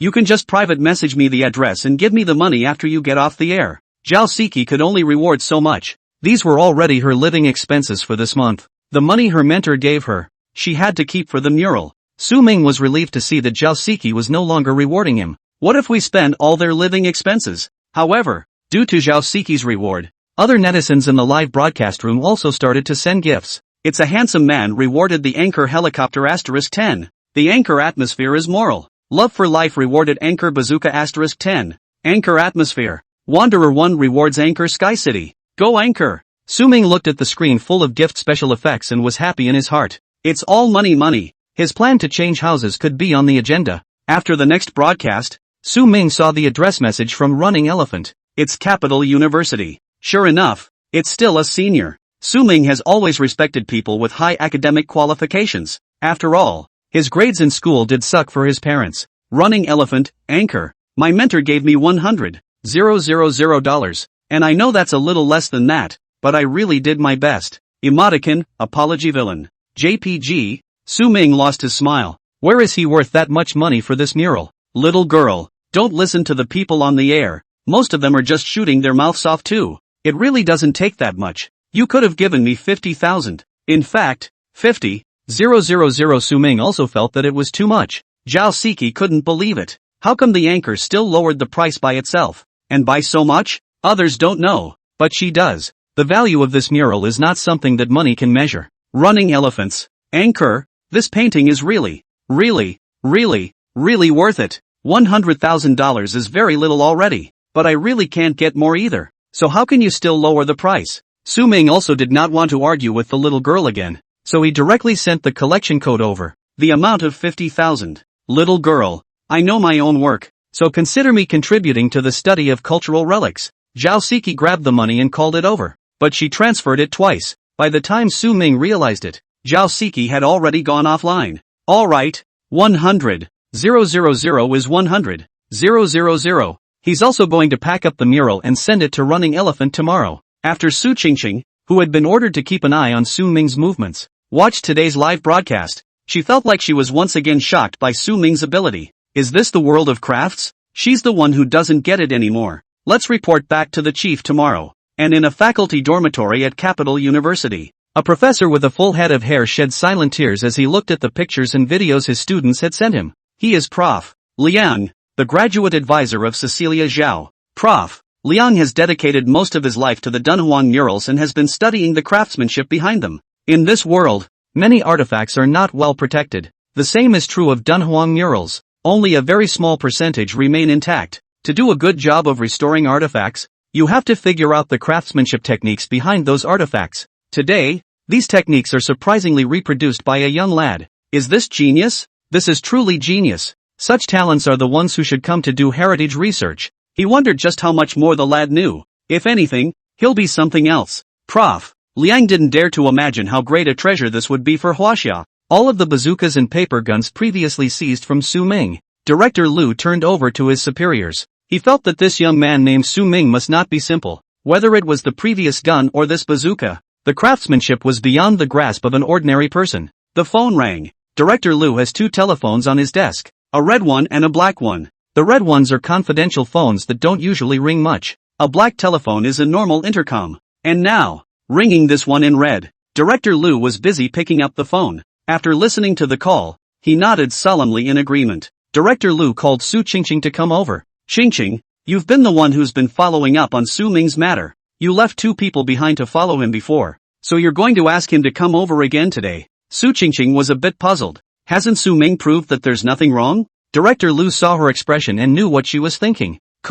Things aren't quite the same this time, so invite him over properly. Since the director had already said so, Su Qingqing couldn't say anything else. She took someone to Su Ming's house. Su Ming had just finished packing that mural at this time and handed it over to the Sooner courier. Officer Su, please come in. Is this something for me? Su Ming was a little dizzy as he watched Su Qingqing appear in front of his house with two plainclothesmen. What a way to bond with the police yourself. Honestly, I don't know what's going on, but our director sent me to ask you to come over. Su Qingqing looked apologetic. She was indeed elusive as to what the chief meant. Su Ming looked at the expression on the policewoman's face in front of him and knew that he wouldn't be able to get any information from her. So can I come back this afternoon? Su Qingqing shook her head. I don't know. Gotta. Su Ming felt that the probability was that he would not be able to return to the live broadcast in the afternoon. He knew, however, that he hadn't broken any laws and that it was okay to go to the police station. So he sent a leave message on his cell phone, informing his fans that he had to go out today.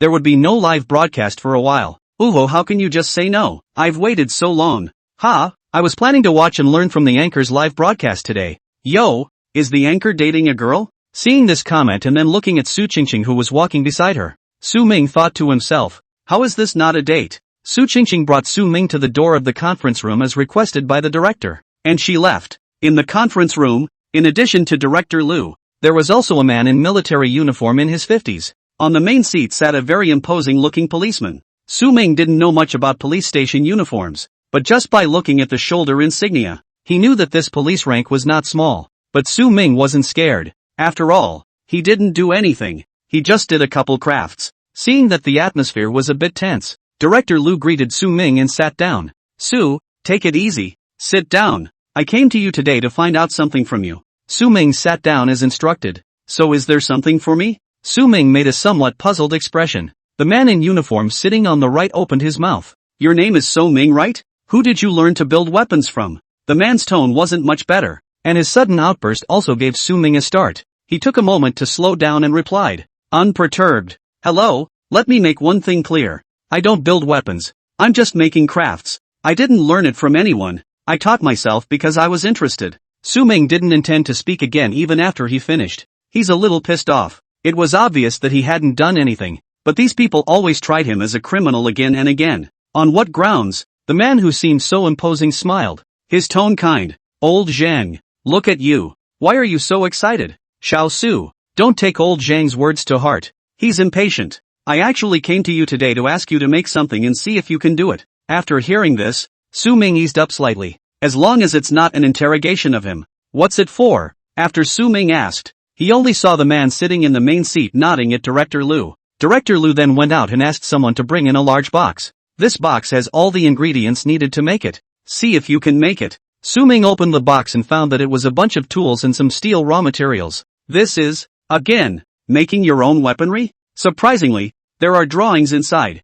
Ooh, nice guy. Isn't that an Eagle Sauce M7 Rev? Self-propelled gun? Brother Unity, can this be done? Is there a program? Yes, host, but it requires 200 crafting points to redeem. Change. Doesn't he still have that hand-me-down value? After reading the program, he was instead a little displeased with the materials in the box. These are just ordinary steel, and even when combined they are just the most ordinary models. He could have done a better job and added a GPS navigation unit, precision strikes, but that's all that's available right now, and that's all that's going to happen for now. The three people in the conference room only saw Su Ming take out the tools in the box and arrange them, and put the required materials, and then began the operation. He didn't even look at the drawings. Su Ming certainly didn't need to look at the drawings. He had better drawings in his head, or an improved version. But with the limited material available at the moment, it's not like he can make something out of nothing. Just see him move nimbly, cutting what should be cut and assembling what should be assembled. In no time at all, a small, exquisite M7 was ready. Chiefs, we have limited materials today, so I can only make it like this for now. Actually it could be better, with the addition of a navigation device. But right now it's also movable. With that, it took out the remote control unit it had just assembled and controlled the M7 as it advanced across the conference room table. Several people from Director Lu looked dumbfounded. The man who was called Old Zhang by the man in the main seat seemed to have seen some kind of treasure. Genius, this is absolute genius. He took a few quick steps, walked to Su Ming's side, and took Su Ming's hand. Little Su, you're really a genius. This technique of yours, it's really superb. Su Ming was a bit overwhelmed by the enthusiastic old Zhang, and he tried to break free. Okay, it didn't work. Su Ming gave up. If you want to pull it, pull it. The man in the main seat also looked pleased. Director Huang, Political Commissar Zhang. Look, I'm not lying, am I? Director Liu was a bit smug. They didn't believe him when he reported it to his superiors earlier. It wasn't until I saw the two things he turned in that I was slightly more convinced. But they said they wanted to come to the site to see what Su Ming could do. Director Huang nodded. Su Ming is indeed a rare talent. This old Liu, indeed, didn't lie to him. Political Commissar Zhang felt that he had come at the right time. He was incredulous when he saw those two things. He's been on the force all these years and is a weapons expert. It is only in recent years that I have taken up clerical work for medical reasons. He cherished talent, especially talent like Su Ming. Just now, I could see clearly that Su Ming did not look at the drawings during the operation. He assembled the M7 with his bare hands like that and even managed to make it move. Actually, this one can be fired, too, and it's pretty accurate. The moment Su Ming said this, the three people present were all stunned. Political Commissar Zhang smiled. Young man, words are not to be taken lightly. You've done well to make it now, and to make it move. This is a model, after all, and I prepared these materials, so how could I not know? Su Ming knew that Political Commissar Zhang didn't mean anything else. He did think so, but Su Ming just wanted to prove it. Saying that, Su Ming pressed the remote control device a few times and adjusted the position of the M7. The track rattled and M7 backed up to the edge of the table. Next, it will aim at the pot of greenery in the center of the table and knock this leaf off. Saying that, Su Ming pointed out the leaf he was talking about with his hand. Now Director Liu didn't believe it either. Su Ming, in front of the higher-ups, stop it. You've done well enough today. We can all see that. Although Director Huang didn't say anything, from his expression, Su Ming could tell that he didn't believe it either. But it's okay if you don't believe me now. You'll find out in a moment. He pressed a button on the remote control unit. At this time, the display next to the launcher tube on the M7 surprisingly lit up. Political Commissar Zhang was startled. This kid, when did he put this display up? He did prepare a lot of material. There were some things that he had brought with him even though he didn't think he could necessarily use them. Just in case. Now, it's not really going to be used, is it? Political Commissar Zhang's gaze toward Su Ming changed. He thought that the young man's claim of being able to launch might be true. Su Ming pressed another button, and the M7's launcher tube moved on its own, as if aiming. Several people at the scene were shocked beyond words. A small shell landed in the middle of the desk with a loud bang. Underneath it was a leaf. This location was where Su Ming had previously pointed. Director Huang had been in a high position for a long time in the end, and although he was shocked, his expression remained decent. It was just that the way he looked at Su Ming was already completely different. Political Commissar Zhang wasn't as steady as Director Huang, and he rushed over to pull Su Ming and look at his hand. It's obviously all those ingredients. How the hell did Su Ming do it? He could have made these materials if they were given to him, and they might even have been made more elaborately. But in no way could they have been made in such a short period of time, and it's impossible not to look at the drawings at all. Political Commissar Zhang felt that Su Ming was simply a monster. He didn't see anything in Su Ming's hands. Letting go of him, he picked up the model Su Ming had made. Is this really just a model? And for some reason, he always felt that Su Ming seemed to have improved some manufacturing techniques. It's not the same method as in the drawings. 2 liters, Su Ming has done a good job here. Do you think you can let him go back? Director Wang agreed. Political Commissar Zhang stopped Su Ming, who was about to leave. Boy, what do you mean when you say it can be made finer? Political Commissar Zhang, this M7 still has certain technical flaws at the moment, such as not being able to automatically locate targets. Political Commissar Zhang felt like he didn't understand. What do you mean by automatic targeting? Doesn't this kind of weaponry hit wherever the person controlling it points it? Su Ming sighed in his heart when he saw the expression on Political Commissar Zhang's face. He realized that this world was not only backward in artifact preservation, but also a bit backward in weaponry. What I mean is that it could be fitted with an automatic localization device, which in conjunction with radar localization could hit the target with precision. And it doesn't matter how small the target is, it can be hit accurately. If the target moves, then the target can be tracked until it hits the target based on its movement.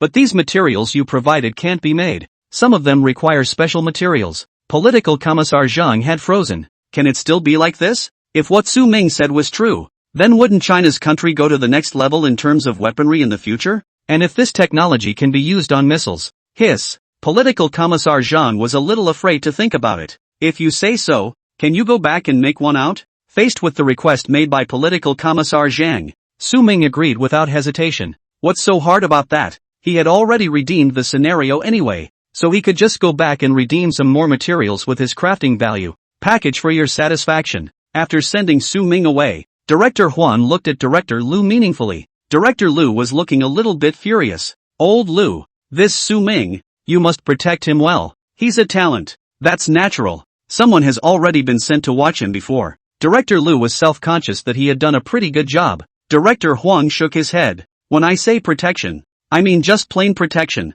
Your previous case with Interpol was also thanks to him, wasn't it? That time the criminals just saw what he could do. Do you think that only one such criminal would be interested in him? Director Lu came to a realization. Yes. Wasn't it because he wanted Su Ming's ability that he caught Niufun with Su Ming's assistance last time? If the police hadn't realized it early, Su Ming might have really been taken away by the criminals. It's not a small thing. Back in his office, Director Lu called Su Qingqing. Xiao Su, from now on, replace the surveillance of Su Ming with protection. Su Qingqing froze. She felt that this was good, or else she would feel quite sorry for keeping an eye on Su Ming all the time. After all, after looking down these days, Su Ming was indeed a good person. Su Qingqing thought about yesterday's live broadcast, and she thought better of talking to the director. You mean he produced the Dunhuang frescoes on site? And it wasn't drawn on paper. It was drawn on a stone wall? Where's the mural? Director Lu felt that no matter how shocking Su Ming did again he could accept it. It is still Director Huang who is far-sighted. A talent like that really needs to be protected. Chief, the mural he's already sold to a college student doing research on artifacts. Director Lu sniffed with some disappointment. But Su Qingqing handed over her cell phone again and showed him the previous video clips. Although Director Lu didn't know much about cultural relics, he was shocked beyond words as he watched these operations of Su Ming. Well protected. Su Qingqing, let 4 people protect him this time. In shifts, 24/7. Su Qingqing thought the director was strange. What's with all the sudden attention? But she didn't dare to slack off on the chief's orders. It didn't take long for the 6 hand-picked police officers to take their places. They are all 185 or taller, all tendons, and have won many police competitions. Director Lu looked at the person Su Qingqing had picked out and nodded in satisfaction. You 6 need to keep one thing in mind. Protect Su Ming. Although he's just an ordinary person now, his value should not be underestimated. You are not to slack off one bit. Do you understand? Understood. Several people were still a little confused when they left the director's office. This Su Ming, is he really that important? Looking at Su Qingqing, who appeared in his home, and the 2 brawny men she brought with her, Su Ming didn't dare to move. What's going on here? Su Qingqing couldn't help but smile as she looked at the somewhat dumbfounded Su Ming, carrying the warmth of a spring breeze. Su Ming, don't be nervous. It's like this. The director asked me to arrange for a few people to protect your safety. Instead of lifting his guard after hearing this, Su Ming tightened it even more. No, he's just a little anchor. How dare you ask the director of public security to send someone to protect you? And he could tell that the 2 big men following Su Qingqing were also police officers. This flattered him even more. How dare you waste police power? This. Officer Su, isn't this a bit too much of a fuss? What can I do? Su Ming at this moment sort of understood what it meant to be on pins and needles. By the looks of it, these 2 aren't going to be close protection. Are they? In his little rental house? How can we accommodate 3 big men? Su Qingqing could see Su Ming's concern. She said in relief. Su Ming, the director naturally has his considerations for doing this. Don't worry. They are all professionals. They definitely won't disturb you. What else could Su Ming say? Su Qingqing introduced the names of the next 2 officers. Wang, Wentao and Li Wei. After that, they left. Su Ming felt a little embarrassed. Who wouldn't be embarrassed? He wondered if the police had switched from covert surveillance of him to direct surveillance. But looking at Su Qingqing's attitude, it shouldn't be. Both come and go. Su Ming quickly accepted this reality. The 2 men still followed every inch of the way as he planned to go downstairs to the entrance of the neighborhood to eat. Officer Wang, Officer Li, I'm just going to buy a meal. No need to follow, right? Both men shook their heads at the same time. Duty calls. All right, follow it. Su Ming thought to himself that he was now a person with a personal bodyguard, or a police officer. Is it a good idea? Yo, little Su, why are you so late for dinner today? The restaurant owner was already familiar with Su Ming and greeted him warmly. Looking at the 2 men following behind him, he quietly asked Su Ming, who are these 2? Su Ming glanced back at the 2 and snickered and said to his boss, ha ha, these are my bodyguards. You're the only one who can joke. Okay, what are they eating? The same? Su Ming smiled and asked the 2, do you eat? After dinner, Su Ming was ready to go for a walk and exercise. By the way, check out the night view. Let's go back later and make the more elaborate M7 that Commissar Zhang asked for. He walked slowly in front of him, with the 2 bodyguards following him unhurriedly. He said he was looking at the night view, but Su Ming didn't go far before he found a park bench and sat down to turn on his cell phone. Nice guy. The phone is almost entirely full of news about him. Technical anchor. Build the gun. Then build the cannon. Su Ming was speechless. This is definitely fake news. What do you mean? Build guns? All rumors, he's just making handicrafts. How dare he have anything to do with arms? And then another one. I see criminalization. Who's behind an anchor who builds guns and cannons? Well, even got him a backer? Laugh it up. If he had such a big backer, why would he need to be bitter and live on air? Amazing. An anchor creates Dunhuang more alive. Well, that's an exaggeration. He's just copying. Do you understand imitation? But at least it's not as outrageous as the 2 above. Su Ming brushes it down to basically all of those 2 things. The one who said he built guns live on the air. The one who said he was able to replicate Dunhuang murals. And on the other side, East Suburban Police Department. Director Huang, Political Commissar Zhang, Director Liu, and the experts who had just arrived from the Weapons Research Institute gathered together. Director Huang, Political Commissar Zhang, Bureau Liu. This M7 self-propelled artillery that Su Ming made on site this afternoon. We disassembled it and studied it. This is more than just a model. Von Primrose, who had come from the institute, explains seriously. Leaders, look, here he synchronized the modifications during the installation, not unlike the regular style. Saying that, he showed the disassembly diagram on the projection after getting this M7. Here, and here, he's remodeled. According to Su Ming's method, the M7 has more braking and more sensitivity. Although he didn't do it as perfectly as he could have because of the limited materials, I have reason to believe that he can indeed do what he says he can do. And the paper guns he made on the air before had no problems other than material issues. And they even worked better than real guns. And this howitzer, we did an analysis of that as well. The steel he's using is stronger than what we have available. And this howitzer is surprisingly self-positioning as well. Those presents sucked in their breath. This is terrible. An ordinary person could casually make this kind of weaponry like this and make improvements on his own. What else can he do? Director Huang and Political Commissar Zhang glanced at each other, both seeing hope in the other's eyes. Political Commissar Zhang has been engaged in weapons research for many years. Although the weapons and equipment of the Chinese nation have become very advanced, some aspects are still constrained by the West. Wouldn't they be able to break down some barriers if they had a talent like Su Ming? Director Liu was also alarmed. So Ming is so strong? His first impression of the stuff Su Ming did on the air was claptrap. It's just a gimmick. But when he saw the real thing, he also knew that it was not as simple as he thought. But now it seems that Su Ming is actually a bit more powerful? And Su Ming has superior drawing skills. He reproduced Dunhuang Bihuang in its entirety in yesterday's broadcast, not by copying it on paper, but start with the stone wall until the painting is complete. Director Liu felt the need to tell the people present about this as well. Su Ming can do more than just make weapons. Are you telling the truth? Director Huang was a bit unconvinced. It's not easy for a person to do one thing to the extreme. He had also seen Su Ming's live replay, and the operation was indeed skillful. But he can still paint? And mural making? That's a little out of line, isn't it? Can one person really have so many skills? Director Liu directly cast the video of the live process editing screen to the big screen. The crowd looked on, speechless for a moment. This Su Ming is definitely a talent. Now let's see if he can make the kind of M7 he's talking about. If he can, he'll be of great use thereafter. Political Commissar Zhang was thrilled. He seemed to see a new hope for the development of weapons in the country of Huaxia from Su Ming. At this moment, he was silently chanting in the bottom of his heart.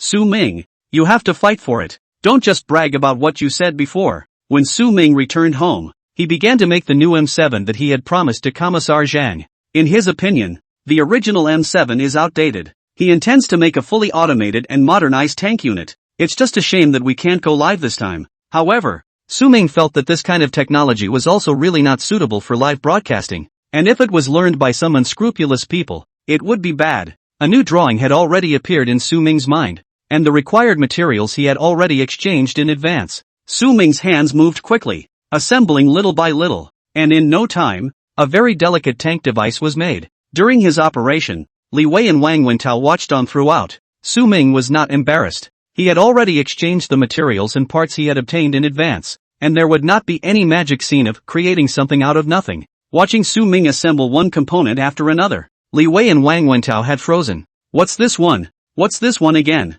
Just put it on? This one looks so high-tech. He made all these parts himself? Why else would they have never seen it? This one with the screen. What is it? And what is this little chip? The two were so shocked they could no longer speak. Seeing the finished product appear in front of them, none of them had reacted yet. This Su Ming, is he that scary? Both of them were excellent graduates of the police academy, excelling in all physical and theoretical knowledge. When they were chosen by Director Liu to protect Su Ming, they did not understand. It's not like they haven't seen the live clips online. But what's the point? It's just claptrap. What real skills can an anchor have? Would you still be an anchor if you had real skills? That's what they've always thought. Until he saw Su Ming making this tank device. They served. They were convinced from the bottom of their hearts. This Su Ming, he's really something. Su Ming saw the look on the two officers' faces and felt a little smug in his heart. He could tell when these two first came to his house that they looked down on him. Although the police officer's professionalism was very good, but some small actions could not be hidden from Su Ming's eyes.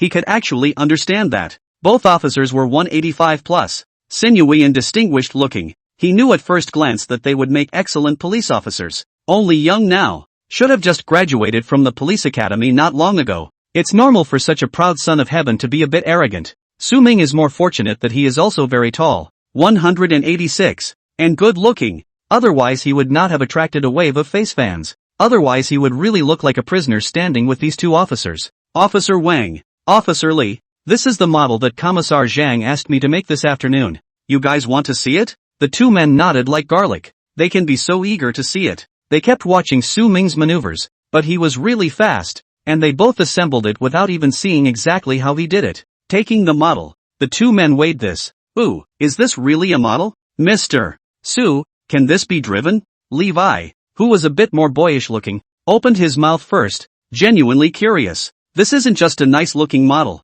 is it? There's no need to be so formal. You guys can just call me Su Ming. This one can certainly move, and it can pinpoint strikes. And to top it all off, it turns corners. If the position of the target object changes, it will follow the target object until it hits. Levi looked at Su Ming incredulously. He really didn't believe it. How can that be? Though this tank unit was quite beautifully made and able to move, he didn't find it unusual or entirely achievable. But, how is it possible to still strike accurately and follow a target as it switches paths? That's a bit of a superlative. Wang Wentao didn't believe it either. He was a year older than Levi and was his senior. Being sent to do the job of protector was already getting to him. Now that he had to listen to this protector bragging, he was even more upset. Having watched Su Ming's operation just now, he was indeed very skillful. That goes without saying. But now it says something about being able to hit a target with precision and also follow the target to switch paths. Just kidding. This technology doesn't exist yet. Okay? Who does he think he is? Su Ming?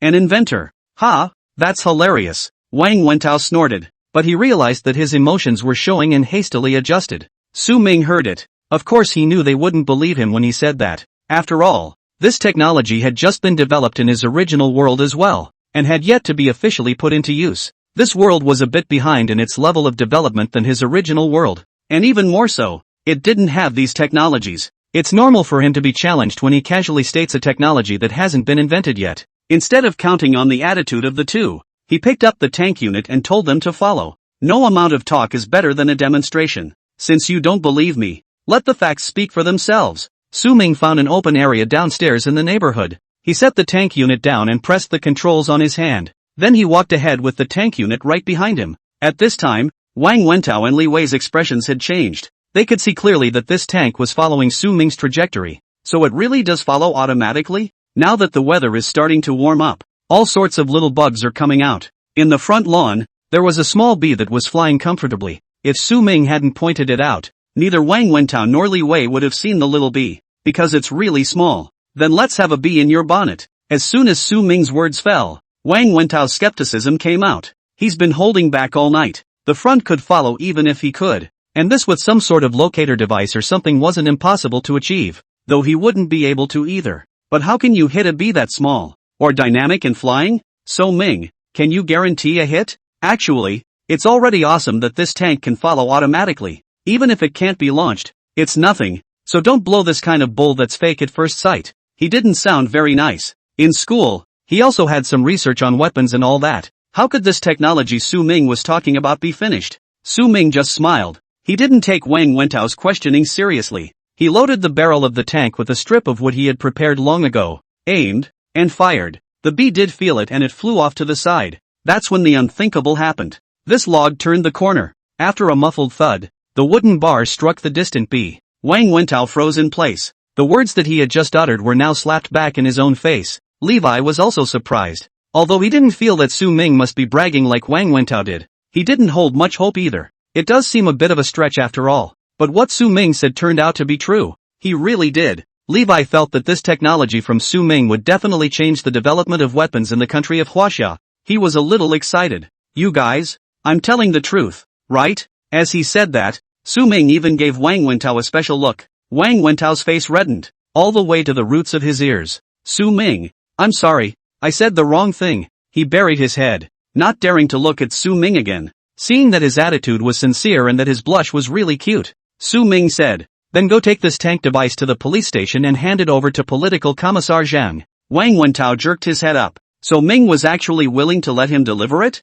He's so nice. Promised to finish the job. Saying that, he took the tank device in Su Ming's hand and ran out of sight in a puff of smoke. Wang Wentao sent the new tank device made by Su Ming back to the police station and did not return. It wasn't that he didn't want to go back, but he had been left behind by Political Commissar Zhang and the others. They asked him to retell the making of Su Ming. Although Wang Wentao had watched the whole thing, how could he repeat it? Su Ming also just put some parts together. Of course, the fact that he has these parts at all is amazing. For the time being, regardless of how this side was being researched, Su Ming's live broadcast life still had to continue. A good night's sleep. When Su Ming woke up, he saw that the running elephant had sent him a message. Good morning, Anchor. I've received the mural you sent. Thanks a million. Su Ming was happy. Roger that. Because his reward has finally arrived too. Congratulations to the host. Successfully sold a handicraft. Congratulations to the host. The buyer is very satisfied with the mural, due to its high satisfaction level and the positive impact this transaction will have. Therefore, this transaction will be rewarded with 10,000 crafting points. Congratulations to the host for unlocking the randomized skill reward, Songhai Mulberry. Sea of Change means that the host can use this ability to give the object he or she is making the marks of time. Note that the use of this feature requires the consumption of crafting value. Su Ming was ecstatic. The vicissitudes of life. It means that when he builds an item in the future, he can give the item the same signs of age as when it first appeared. Even with carbon 14, you can't find the end. Doesn't that mean he can make artifacts? Take for example the Dunhuang frescoes he copied last live. If you use the changing sea skill, the mural can be transformed into an item from hundreds of years ago. This reward, it's perfect. Adjusting himself, Su Ming began a new day of live broadcasting. Coming in hot. What's the anchor's craft today? Getting ready to see what other surprises the anchor has in store. So looking forward. Su Ming looked at the lively atmosphere of discussion on the pop-up screen, and he was truly happy. Who would have thought that a few days ago he was a small anchor who opened a live broadcast with only a few dozen people watching? Hello everyone, since there are more people on the air right now, all crafts after this will be decided by lottery. That means the person who draws it gets to specify what crafts I do, but emphasize that crafts related to weaponry will not be done after that. He laughed and continued. For following the law. Ha ha ha, anchor wimped out. Ha ha ha ha ha, laughs me to death. The anchor is really afraid of being arrested himself, isn't he? But the two that the anchor did earlier did seem a bit criminal. Still, Su Ming's words made the people in the live broadcast room excited. After all, that way everyone's chances are equal. Su Ming began the session of drawing the lucky audience. The draw is done, and today's lucky audience member is the Capital City Museum? Su Ming's tone was a bit uncertain. What's going on here? You won the museum? No. How come the official museum number even came to his live room? His expression froze for a moment. Ha ha ha ha ha, to the anchor hole won't. Laughing my ass off. Who's the official museum number to see the live broadcast? I'm going to report it. Museum editor, you're using public weapons for private use, ha ha ha ha. There was a chortle on the pop-up. Su Ming had also eased up from the shock he had just experienced. He was just about to say something when he saw the pop-up buzzing again. Sioux City Museum, report. I'm watching it live. 2. South City Museum, report. And me. River City Museum, take me 1. Bunka City Museum, +1. Well. Dozens of museums swiped the pop-ups at once. Su Ming really froze this time. Formerly surrounded by police numbers. Now a museum? It's not the running elephant that's promoting him, is it? Su Ming thought right. But it wasn't Zhao Siki who publicized it. It was his mentor, Professor Liang. Prof. Liang has been doing research on cultural relics for most of his life, and he saw the physical object when Zhao Siki got the mural. He knew at a glance that the anchor called Handmade Su was not simple. He was all too familiar with Dunhuang murals. This blogger made a mural that is no different from the real one except for the age. They really picked up a treasure this time. In addition to being a postgraduate tutor at Capital University, Prof. Liang is also an expert on cultural relics at the Capital Museum. He had previously said this matter in the Cultural Relics Research Group. This time after receiving the physical object is in the group to Su Ming a lot of praise. Under his influence, there was also the matter of these museum accounts going to Su Ming's live broadcast room to spectate. Su Ming was at least a blogger who had been mobbed by hundreds of police accounts and had seen the world. He was stunned for just a moment before recovering. Welcome museum officials to my live stream. Thank you all for your support. With that he hugged the Capitol Museum up to the mix sequence. Good day official, may I ask what craft you would like me to make today? A somewhat muffled, middle-aged voice came out of the receiver. Young man, can you imitate one of the 12 bronze statues of the Chinese zodiac for us? Su Ming was a bit speechless when he heard this request. Officially, should we put him on difficulty from the start? As we all know, the bronze statue of the 12 animal heads of the Chinese zodiac is part of the fountain outside the Hall of Haiyan in the Yuan Mingyuan Garden, which is a product left over from the last feudal dynasty in the country of Huaxia. However, when the Western powers invaded China in 1860, they burned down the Yuan Mingyuan and plundered a large number of cultural relics and treasures from the country, and the bronze statue of the head of the beast is among them. Until now, only 7 lost bronze statues of animal heads in the Yuan Mingyuan returned to the embrace of the motherland. There are still 5 animal heads whose whereabouts are unknown. That period of history is a humiliating memory in the hearts of Chinese people, and the robber-like behavior of the Western powers is disgraceful. Our artifacts, we don't know where they are yet. Thinking about this, Su Ming's eyes had tears in them. The live audience was also a bit touched. Which Chinese person does not know this history? And what Chinese person doesn't hate it? Those bandits. 1,000 deaths wouldn't be enough. Anchor, I'm with you, do it. But isn't this an embarrassment to the anchor? Can this really be done? Laughing, you really think the anchor is omnipotent? But the thought of recreating it, if it does happen, is exciting. The middle-aged man on the other side also seemed to think that his request might be a bit excessive, and he opened his mouth again. Anchor, if you find this difficult you can also do something else. Just watch. No, I can do it. As soon as Su Ming's words fell, the netizens in the live broadcast room exploded. Anchor really wants to do it? This craft can really be made by hand? Don't be a braggart. Not that I'm saying that officially this really isn't a hard sell. If I say I'll do it, I'll do it. Su Ming's voice was not loud, but his tone was firm. It's one thing to say you'll do it. It's another to say exactly what you'll do. To make the bronze head of the Chinese zodiac, you must first have the material red copper. This Su Ming is not currently available. There were also some tools for making it that he didn't have here, but he could just exchange it with the system.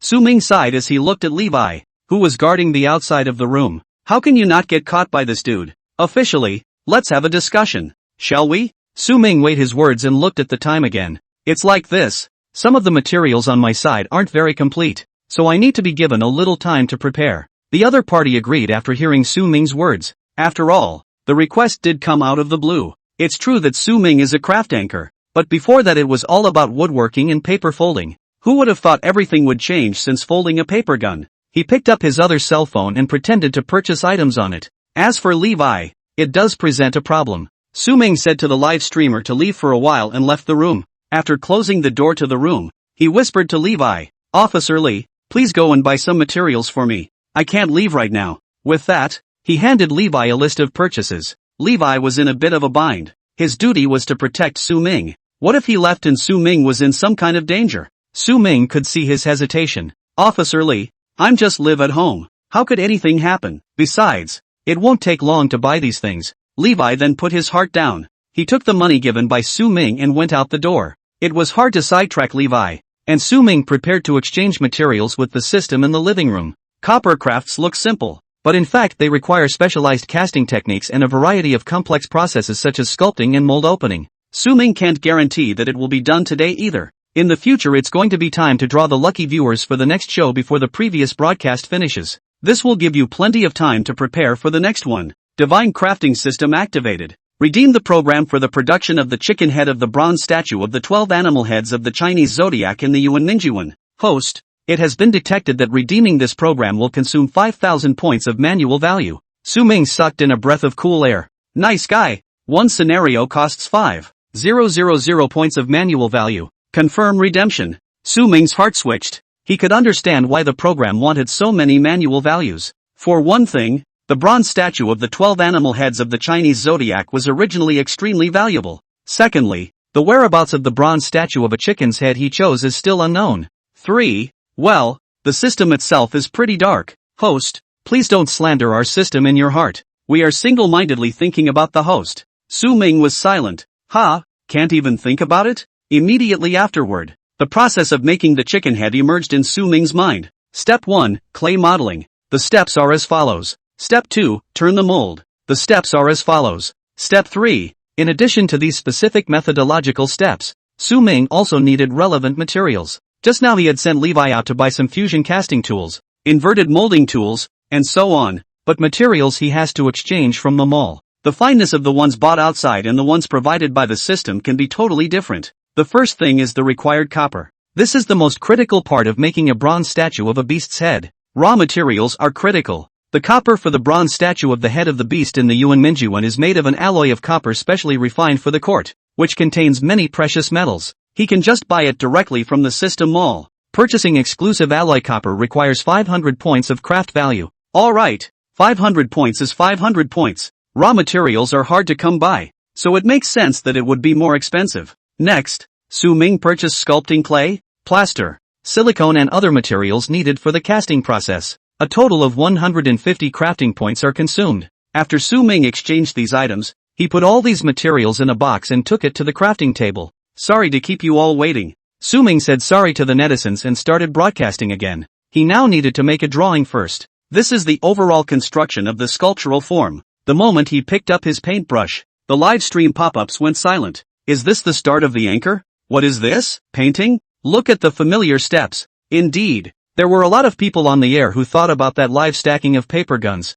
Isn't that what happens with anchors? They were somewhat convinced that the anchor could indeed make the 12 animal heads of the Chinese zodiac that the museum officials had greatly requested. Just which one is he going to be? Su Ming's pen moves quickly. Ever since he acquired the magic brush Moliang skill, he realized that he was really a godsend when he was drawing. 1 minute, 10 minutes, half an hour. Su Ming completes his diagram of the chicken head construction. Now that I've drawn the structure, the next step is to clay model the piece. With that he opened the box he had just brought in and took the sculpting clay out of it. Seeing Su Ming's display of the structural diagram of the chicken head, Dai Li was a little excited in one of the offices of the museum in the capital. He is the curator of the Capital Museum and Professor Liang's favorite student. Previously, the teacher told them in the group that there is an anchor live made Dunhuang murals. They are not quite believe. He doesn't believe it either. Is this something that can be made on a whim? With a curious mind, he watched the live stream using the museum's official account. I didn't expect to be drawn as a lucky viewer. Making this request,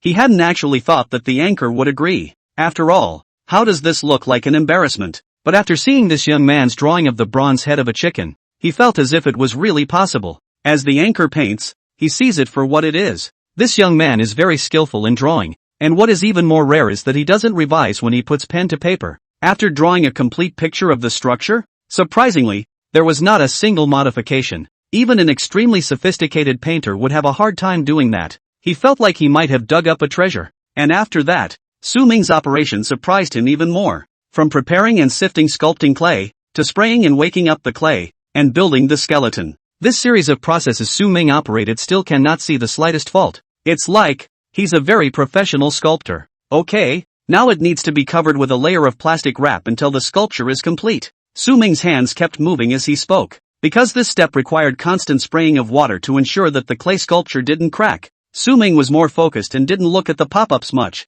One and done. The clay modeling is done. Everyone in the live feed froze, whispering, what exactly does an anchor do? How come he knows everything? Does the anchor still give a shit? I've been studying sculpture for a few years, but I'm not as skillful as the anchor, and I often make a four-pronged thing. Anchor? Take an apprentice? The corner of Su Ming's lips rose slightly when he saw everyone's discussion. Everyone can stop complimenting me? I'm just doing this casually. Good one to do it casually. The anchor knows Versailles. These days of watching the live broadcast down I just feel one thing, the anchor is really fucking awesome. Anchor is fucking awesome. Anchor is fucking awesome. At this time, Levi also came back from shopping. He knocked gently on the door of the room. Levi placed everything in place and went out. Anchor's got a helper. The criminal gang of anchors has expanded? This assistant little brother is quite good looking. Su Ming lost his smile. Don't be ridiculous. People, what criminal gang? Would you believe me if I said that was my bodyguard back there? Ha ha ha, the anchor's ability to joke has improved. Laughing my ass off. Anchor, you still need bodyguards? You're not a groupie, are you? How much per day? Watching the pop-ups going completely off the rails, Su Ming hurriedly pulled the topic back on track. Alright everyone, enough chit-chat. Let's move on to the next step. When turning molds, we need to choose the turning process based on the overall shape and size. Some of the twists, turns, undulations, grain, and details that are relatively simple can be molded in plaster turnovers. Those with high detail grain requirements can be molded in silicone turnovers. In fact, these bronze statues of animal heads have their ruffled fluff wrought by a craftsman, chisel by chisel, but we imitate well. The requirements are slightly lower a little bit. Su Ming said so. In fact, he knew that just with the enchantment of the divine crafting system, even if he used this ordinary craftsmanship, it could be no different from what a craftsman would build. Su Ming spoke with his mouth, and his hands moved skillfully and sharply. First, the plaster paste is made according to the ratio, and then it is put on the clay modeling to cover it. When turning the molds, he uses slices on the clay sculpture to create a zone mold division design, and then sprays the mold release agent as an isolation guard. Localized detail areas of Su Ming were molded using silicone for the flip. Firstly, the silicone is mixed with silicone oil and hardener. Then brush the silicone onto the area to be molded over. Brush one layer first, the second layer along with the gauze, followed by the third, fourth and fifth layers. Su Ming was extremely meticulous in carrying out this step. He brushed evenly and the gauze was well applied. Finally, plaster is attached to the exterior of the silicone to fix the molding. Once the overall curing is complete, it is time to open the mold for processing. The minutes ticked by. A few hours passed in a blink of an eye. Su Ming was meticulously busy, and his focused look impressed the netizens in the live broadcast room.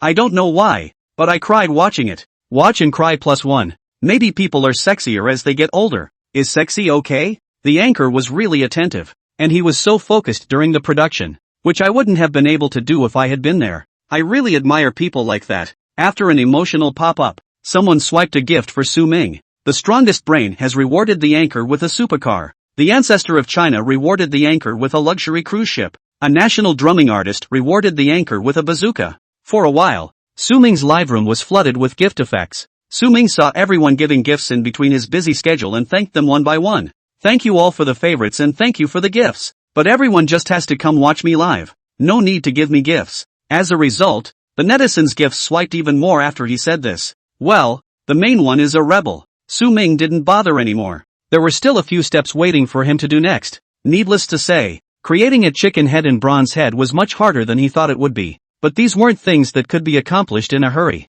He still had to take his time. First, we make wax tires for statues. The shell is then hung to form a casting cavity on the outside of the wax mold. After hanging the shell, put it into the high-heat 140-160 degrees Celsius oven to burn the paraffin inside the shell until the hollow cavity is formed. Then put the hollow cavity into the sintering furnace at 800 degrees Celsius 1000 degrees Celsius sintering standby. This completes the casting cavity. The casting process was much simpler for Su Ming. All he needed to do was place the raw alloy copper purchased from the system mall inside the crucible and heat it up to melt it. Then the melted copper liquid is immediately injected into the hollow cavity. This step should be particularly fast. After cooling, the outer sand shell is broken and the copper product is peeled off as a rough embryo. Another long time passed after Su Ming's set of operations. He was live from 2 p.m. and by now, it was late at night. But the number of people on the air didn't diminish. Dai Li had also been following all of Su Ming's maneuvers. This young man, so patient. Gosh, I've been watching this since this afternoon. The anchors are so good, aren't they? My goodness, the anchor's skill is so awesome, so much craftsmanship, and he did it all by himself. An outsider looks at the scene, but an insider looks at the doorway. As an insider, I feel as if I am a waste, conquered by the anchor. Su Ming looked at the compliments on the pop-up screen and was a little embarrassed. Thank you all for liking it and for watching it for so long. These aren't really that hard, and you guys can too once you master the craft. Dying of laughter. The anchor encouraged me, but thanks. I can't either. Anchor, this is really a different kind of Versailles. By this point the chicken head bronze statue is actually considered complete. With just a few polishing steps left, Su Ming continued his operation, concentrating. While making this bronze statue of a chicken's head, he felt a rush of blood in his chest. It's the wealth of the Wachovia people. It's a treasure that belongs to them. And those Western powers robbed them of their treasures and refused to return them. The 7 beast heads that have returned to the country of China are still bought by their own people. What kind of sense is that? Robbing us and then asking us to pay for it ourselves? Su Ming was furious. With this in mind, he did each step with extra care. He wanted to restore the artifacts with his own power, bring them back into the bosom of China. His Sea of Change skill was created for this purpose. After grinding and polishing, Su Ming felt that this bronze statue of a chicken head was basically finished. He showed the live streamers down. Wow, is this done? Oh, my god, so realistic, it's so lifelike. These fluffs, these textures, it's so detailed. Anchor has been doing a serious job today. Daili, who had already returned home, was equally shaken. This Anchor really made it out. He also oiled and waxed the bronze statue of the chicken head. After this step is completed, the bronze statue of the chicken head is complete. System, use the vast sea skill. Okay, host, you need to use 50 points of crafting value for redemption. Please use it or not. Okay. Su Ming only felt as if everything around him was changing. It was as if he had traveled back hundreds of years at once and seen the prosperity of that time. He saw the court craftsmen, under the auspices of Lang Shining, carve little by little, one after the other. With the joint efforts of all the people, the 12 animal heads of the Chinese zodiac were finally completed. He also saw that the Western powers stormed into the Yuan Minjuan, plundering our treasures and vandalizing our buildings like bandits. That kind of treasure, that kind of beauty, gone. He also saw that the people of China did not give up or abandon in the face of aggression, and that they were brave enough to resist and fight. The forefathers used their own bodies to travel a bloodstained road, paving a smooth path for future generations. We got stronger. Su Ming was already in tears. He showed his work to the audience of the live broadcast and the civilization of China that had been passed down through the ages. Netizens, people are stupid. Fuck, crap, fuck. I'm already shocked beyond words. The Anchor is simply horrible. Oh, my god, what kind of fairy anchor is this? I'm numb. I didn't get out of this room from afternoon to night. +1. I was going to brush some video and go study. The Anchor hard control me an afternoon plus a night. Me too, but I don't regret it at all. Su Ming really did it. His bronze statue of a chicken head has a detailed pattern, realistic style and fine casting. The finer details on the chicken's head, such as the ruffles and downy feathers, are lifelike and vividly realistic. When Su Ming displayed it, the netizens in the live broadcast room could see it clearly, and even those who had never seen a bronze statue of a beast's head before were able to face this shock head-on. The Anchorman is really brilliant. I had to look at this chicken head with a magnifying glass. I've only seen concept art before. After all, the chicken head is still in exile nowadays, and this time I feel complete when I see the Anchor doing it. Yeah, it's like this is the real bronze statue of a chicken head that the Anchor is holding. Su Ming saw this pop up and the corner of his lips rose. He had spent 50 crafting points to exchange for the use of the Tsunghai Mulberry skill. That is to say, the present bronze statue of a chicken's head is no different from the one in the Yuan Minjuan. Hundreds of years pass in an instant. This bronze statue of a chicken head has been given the power of time.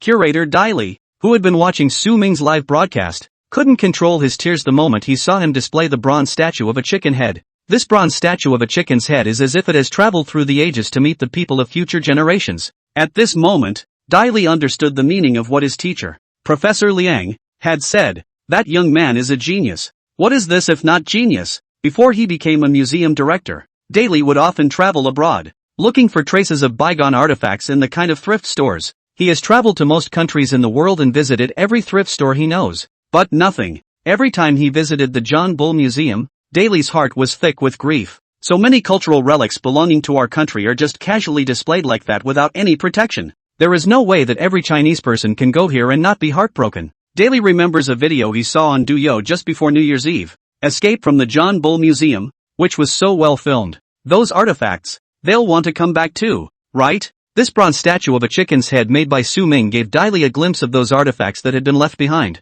Su Ming at this time also adjusted the mood. He will Capital Museum on the lead sequence again. Opened his mouth to ask. Officially, the bronze statue of a chicken's head is ready, so I can take the time tomorrow to mail it to you. Just private message me the address when you get off the air. Daili wiped the tears from his own face and promised Su Ming in a slightly choked voice. Me too. The Anchor did a really good job. It's like I saw history through this bronze statue. I'm going to be a fan for the rest of my life. History majors cried at the sight of this bronze statue of a chicken's head and were reminded of the humiliating history. Thank you all for recognizing me. Su Ming lightly opened his lips as he looked at the pop-ups on the screen and spoke to everyone in an increasingly firm voice. What I have made is just a replica, while our Chinese artifacts have been destroyed and looted by some powers. Speaking here, Su Ming's voice paused. He adjusted his emotions and continued. I'm just a small anchor who does some handwork, and I hope that through my work, I can show more and more people the heritage of our country. I hope that because of my work, more and more people will realize that these, originally, belonged to us in China. Su Ming's voice was not loud, but the words were loud and clear. Our huaxia, as it should be, the dignity of our huaxia cannot be trampled on. His words set the airwaves ablaze. The dignity of China cannot be trampled on. The dignity of China cannot be trampled on. The dignity of China cannot be trampled on. The dignity of China cannot be trampled on. A bar of the same pop-up neatly floated across the screen. Everyone had been motivated by Su Ming's words. Passing netizens saw the strange atmosphere in the live room. What kind of studio is this? Is it so positive? This isn't a handmade live broadcast? Why is it so hot? Looks like I'm getting excited to follow the wave first. Just like that, Su Ming's live broadcast room attracted another large group of passers-by to watch. His fan base also grew further. The rabbit who grows flowers has rewarded the host with a supercar *1. The dragon's heir rewarded the anchor's helicopter *5. I see you're still in love too rewarded anchor bazooka *10. With a start, other fans followed suit. For a while, Su Ming's live room was flooded with gift effects. Levi, who had been on the sidelines, was even more shocked. Before, he had always felt that the leader had asked him to protect nothing more than an anchor. He and Wang Wentao actually share the same view. There is more or less contempt in the mind. But after spending the last 2 days together, Levi's opinion changed. Su Ming really is a bull. This 8-hour-long live broadcasting process, Levi has been watching from the side. Su Ming's operations, none of which were skillful and old-fashioned, and he knew these artifacts by heart. This shocked Levi with some horror. What kind of a person is it, to have such talent? What exactly is it that Su Ming doesn't know how to do? Su Qingqing, who had been following Su Ming's movements, was also shocked. She now understood the importance the director placed on Su Ming, and perhaps, it wasn't enough. Ding, the Wenchang Museum has followed you. Ding, the River City Museum has followed you. Ding, the South Side Museum is following you. Ding, the East Side Museum has followed you. Ding, the Gallic Embassy has followed you. Gallic Embassy, there's something about this anchor. Pay attention. Su Ming froze for a moment when he saw this pop up. What are foreign embassies doing paying attention to themselves? The live streamers saw it too. Wow, is the anchor famous abroad? Watching the anchor freeze and die laughing. How can they be so nice? Can't you see what the anchor did today? It's just a bunch of robbers. I hate these powers. This anchor, Mr. Ambassador, seems to be really good? Raphael looked at Su Ming in the cell phone screen and grunted coldly. So what? It's just an imitation. The reason why Raphael had seen Su Ming's livestream was still because Su Ming was so hot before. Just open a social media and you will see news related to Soman. He was a little curious. This handmade Su, is it really that good? I just happened to have nothing to do today, so I went and watched the live stream for a while. The man was too pretentious. He thought, it's just a replica of a cultural relic. What kind of national sentiment is it? Does everything have to go up in height? Su Ming looked at the time. It was almost 12 o'clock. He's got his stuff done too. It's time to get off the air. Thank you all for staying with me for so long. So we'll see you tomorrow. After saying that, Su Ming closed the live broadcast. He hadn't rested since 2 p.m. and hadn't even eaten dinner. For this chicken head, Su Ming had paid a lot. But now looking at this work of his, he was happy. It will be mailed to the Capitol Museum tomorrow. And just then, the Capitol Museum sent him a private message. Hello Anchor, your skills are really impressive. I see in your work the cultural heritage that belongs to our China. Very honored to have been drawn and to have done the work we requested. Our receiving address is 336 Choingman Street in the capital. The contact person is daily at 159 red wine white wine. Anchor, can you send a rush? We would like to receive this work of art sooner rather than later. Su Ming was a little flustered by the praise. Who doesn't like to hear good things? And the other person is super quick to call. He didn't intend to charge too much money, and also only 5,000. But the other party called 50,000 at once. Officially, would that be too much? This is just an ordinary handicraft I made. It's not worth that much. Don't get ahead of yourself Anchor. Your work is a work of art. Seeing the other party's resolute attitude, Su Ming couldn't refuse anymore. The money is too easy to come by, isn't it? The next morning, Su Ming packed the bronze statue of a chicken head. He put a lot of thought into this packing. The customer was so nice, paid so quickly, and was still official greatly. He had to do his best. The courier came to the door quickly.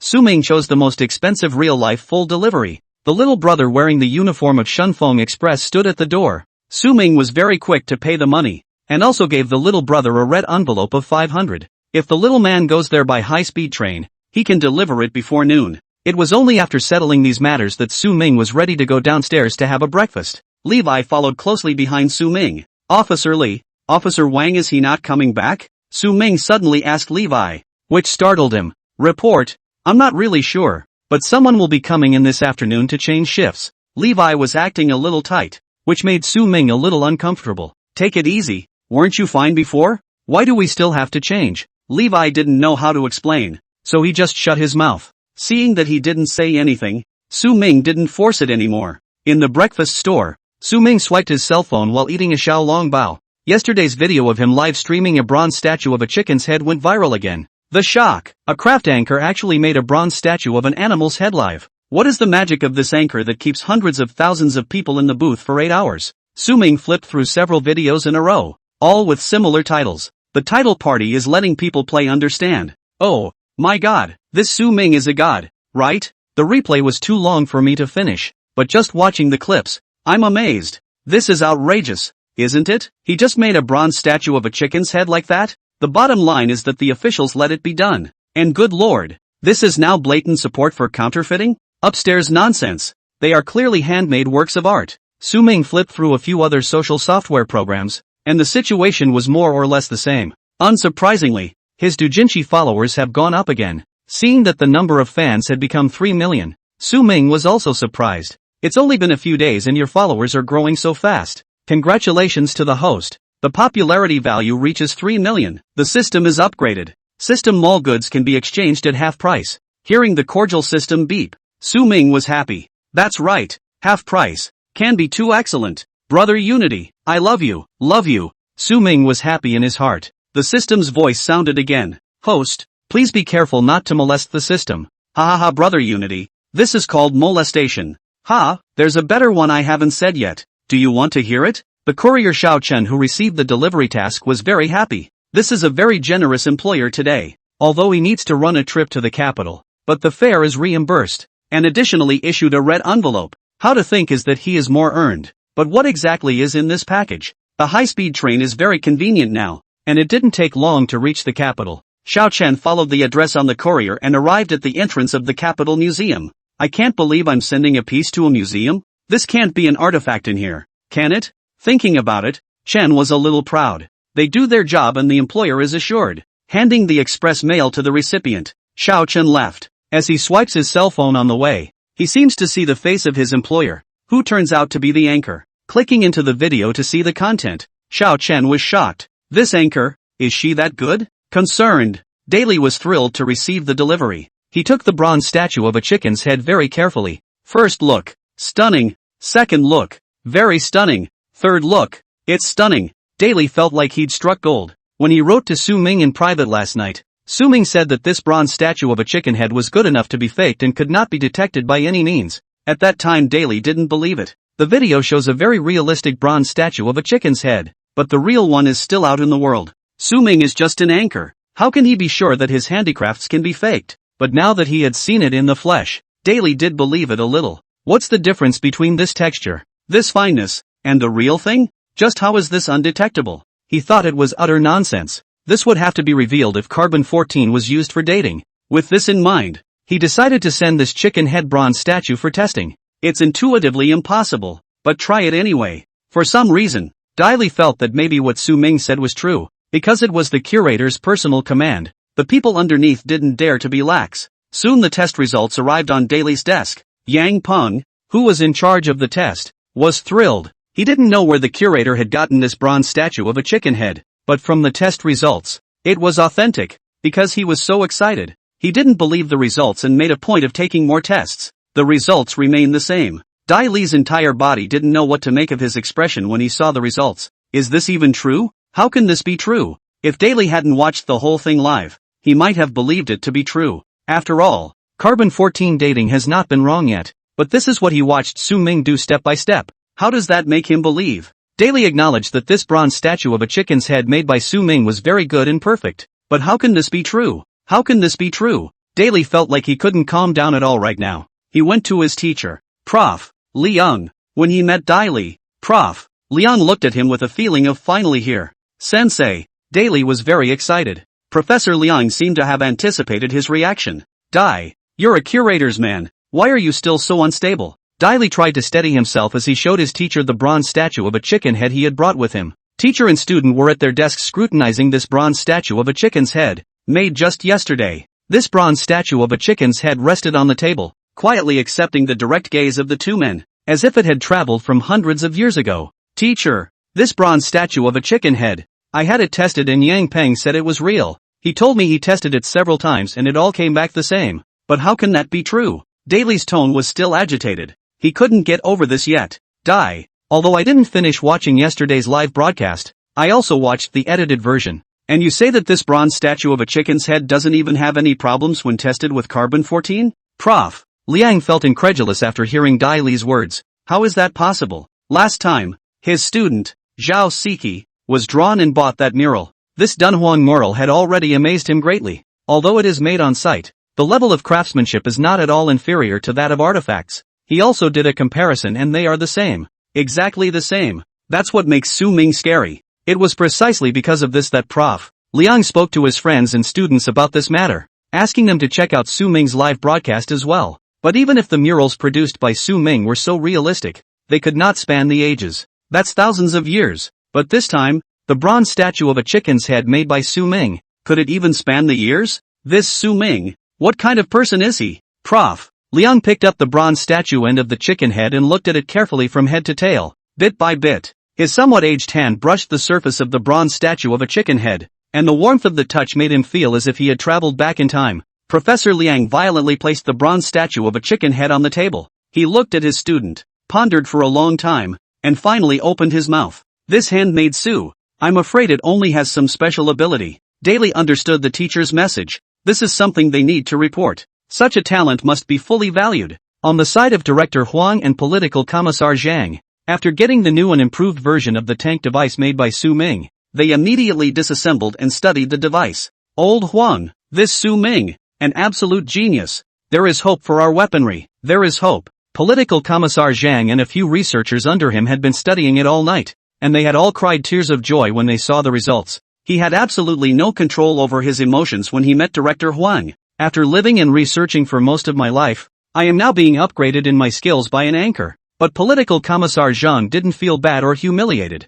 He was just happy. Such a talent. Thank goodness they found it. Looking at his former old friend so excited, Director Huang could very well understand his feelings. For people like them, who have dedicated their lives to their country, they wanted to get better and better more than anyone else. The weapon made by Su Ming solved the technical problems that had been troubling them. In this way, they will also be more vocal and have a stronger voice at the international level. Only when our country is rich and strong, with powerful weaponry, can we be feared by the West. We are developing our armaments power not to invade others, but to better protect the Chinese people. We have never been a country that would bully the weak, but only if we are strong. It is an unchanging truth that if you fall behind, you will be beaten. We don't fight well, but we never fear to fight. China is no longer the China of the past. Since Su Ming's ability had been proven, Su Ming, as a person, had to be taken seriously. Su Ming's matter had been reported before. Only now, the two felt the need to add some more details. In an organizational unit in the capital, an old man faced the two reports on his desktop and was struck dumb for a rare moment. These two reports are about a young man named Su Ming, and just after mid-afternoon, he received a supplementary report from Director Huang. The old man made a call and instructed his subordinates to go and take care of Su Ming's business. The emergence of such a talent is a blessing from heaven for Huaxia. Su Ming was preparing for the afternoon broadcast at this time. The bronze statue of a chicken's head that he made yesterday struck a chord with him. He made a point of looking up a lot of information. It was discovered that some of the artifacts of China in this world were not well preserved. There are also many artifacts still in the West that cannot be returned to their homeland. Then now he has the power to do something for the world. Although it was said that he wasn't much of an idealistic aspirant, it was just that any Chinese person wouldn't want to see their own family's things appearing on another country's land. Not to mention the fact that those people were originally robbers. All he did was just let those things go back from whence they came. And at that moment, the system reward for his sale of the chicken head bronze statue arrived. Ding! Congratulations to the host. Successfully selling the bronze statue of a chicken head. Gaining 100% customer satisfaction value. Congratulations to the host. Meeting the system upgrade conditions. Host completing a live crafting session will receive 500 points of crafting value. Each completed manual commission task will earn 100 points of manual value. Congratulations to the host. Unlocking the god-level skill, turning stones into gold. Wow! You get 500 crafting points for completing a live stream? This is great. Previously handmade values could only be gained through upvotes, but Su-ming also knew that there was a limit to the growth of fans, and one day they would fall into stagnation. What to do with his manual values at that point? Well now, the system solved that problem for him, and completing a crafting commission also earns you 100 crafting points. This can be a really good deal. This means that even if he doesn't gain any fans each time he goes live, he still gets 600 crafting points. Su-ming felt in a great mood. As for this turning stone into gold skill, what's that supposed to mean? The system gave a timely response. Host, turning stone into gold also means that you can turn stone into gold after using it. Su-ming was happy to hear it, thinking that he was going to have a gold mine in the future. As a result, the system went on to say, not gold in the superficial sense. Of course, the system sold out. This gold means that the host may not be limited to raw materials afterward. For example, the bronze statue of a chicken's head that was made yesterday. In order for it to look like the real thing, it has to be made from the best raw materials, and it has to look exactly like the copper that was originally used. But after using this skill, even the most common raw materials can be used to create a treasure. Su-ming was just a little sad that the gold mine was gone, but after hearing the system's explanation, he was ecstatic. This skill, it's so unbelievable. Didn't this mean that he would never have to spend an exorbitant amount of crafting value to exchange for the most perfect raw materials in the future? It only takes so much skill. He'll be able to turn it into something. While he was happy, there was a knock at the door. Su-ming opened the door with some suspicion and saw several uniformed staff members. And the uniform didn't belong to any department he knew of. Hello, Mr. Su-ming. We are from the Chinese Special Talent Management Department. Su-ming was a bit puzzled. Department of Special Talent Management? What do you want with him? Mr. Su, you have been listed in the Chinese Special Talent Directory, and next, there will be special people to implement protection for you. What? I'm a special talent? And continue to protect? Didn't Director Lu send someone to protect him 24 hours a day before? Speaking of which, it looks like Levi is changing shifts today. Su-ming welcomed the staff from the Department of Special Talent Management inside the room with a confused look on his face. Needless to say, his current place of residence is a bit small indeed. Not very convenient for him at the moment. What's more, he'd have to live with two big men afterward and be protected. Su-ming heart want to cry without tears. This is really strong man lockmail. Moving. Must move immediately. The staff had a good attitude and treated Su-ming with respect, which made Su-ming a little surprised. Is this the treatment of a special talents? Mr. Su, here's your certificate. Please keep it, said the staff member handing Su-ming a document. Su-ming was shocked. I can't believe there are still documents here. In addition, our department will pay you a monthly stipend of $10,000, and pay out money. He's kind of eating the country this time.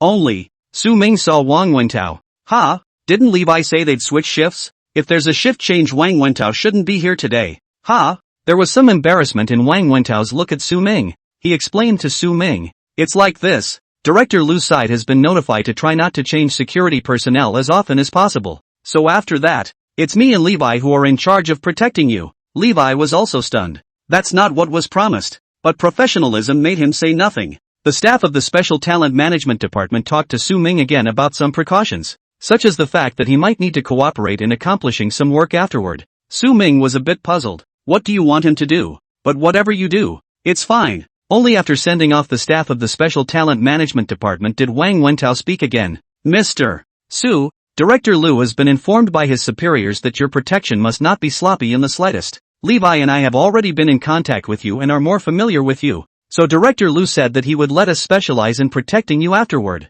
Levi and I will do our best. Wang Wentao's attitude was sincere, changing from his previous somewhat disdainful attitude towards Su-ming. This, on the contrary, made Su-ming a little uncomfortable. Dude, there's really no need to be so polite. Su-ming held his forehead. If he said he would live together in the future, then where could he still live here? How can this be enough for three big men? Wang Wentao spoke again. Mr. Su, Director Lu has already arranged a new place for you to live, so you can move now. I have to say, the government has thought of everything. Su-ming was still thinking about looking for a house himself first. There you go. It's all settled. Good. Thank Bureau Lu for me. Levi also found out what happened from Wang Wentao. However, he didn't have much of an opinion of Su-ming in the first place, and with the understanding of Su-ming's skills over the past 2 days, he truly admired Su-ming. Now that he could protect Su-ming on a full-time basis, he felt that it was also quite good. It's just that Suming looked at this hut of his and fumed. The original owner rented this house with only one bedroom, plus a living room, and a very small kitchen and bathroom. Live with one person barely. The places where he broadcasts live are in bedrooms with cramped spaces. Previously, when Wang Wentao and Li Wei came, he was very guilty. Luckily that day, Wentao didn't come back after he went to deliver the weapon model he made. Levi slept on the living room couch by himself. Now there are 3 big men. It really can't be put together anymore. He couldn't let Wang Wentao sleep with him. Could he? Falling asleep. I suddenly realized that there was a big man next to me.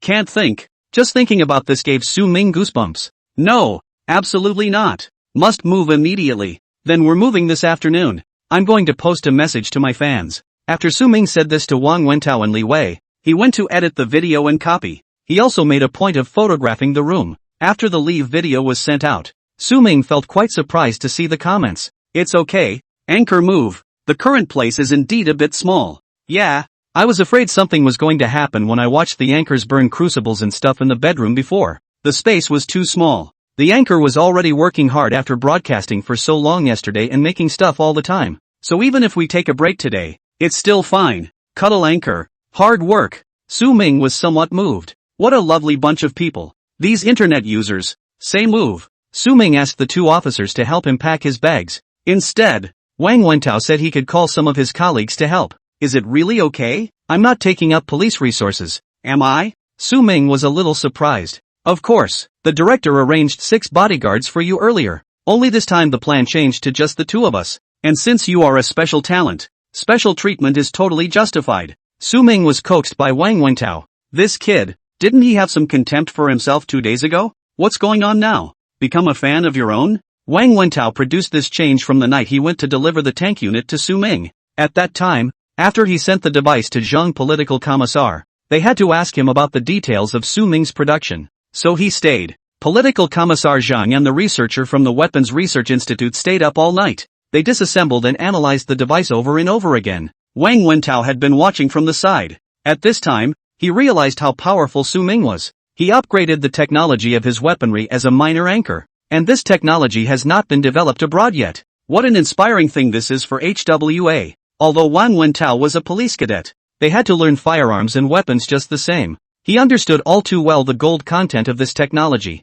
Just for this point, Wang Wentao had no more problems with Suming, because Suming deserves it. He is a rare talent in our China. What's more, Suming didn't just know how to make these weapons and equipment, he could also make artifacts of artifacts. Although Wang Wentao didn't understand this, he could tell that Suming's operation was definitely skillful enough. He's just too versatile. Doesn't such a man deserve his respect? Wang Wentao called Director Liu and reported that Suming was moving. Director Liu immediately asked Su Qingqing to bring the 4 people who were previously formulated to be Suming's bodyguards to come to Suming's house in a car. Suming was surprised and happy to see them coming. This is so rehearsed. Look at that. The police came to pack his things and help him move. Just asking who else. Suming felt that he had never had such a high moment in his life. Moving everything downstairs. Suming was once again shocked. Who moves with a police car? Just asking. Who else? He, Suming, has sort of stood up today. This row, it's unbeatable. Suming's stuff wasn't really a lot. The police SUV had a lot of space.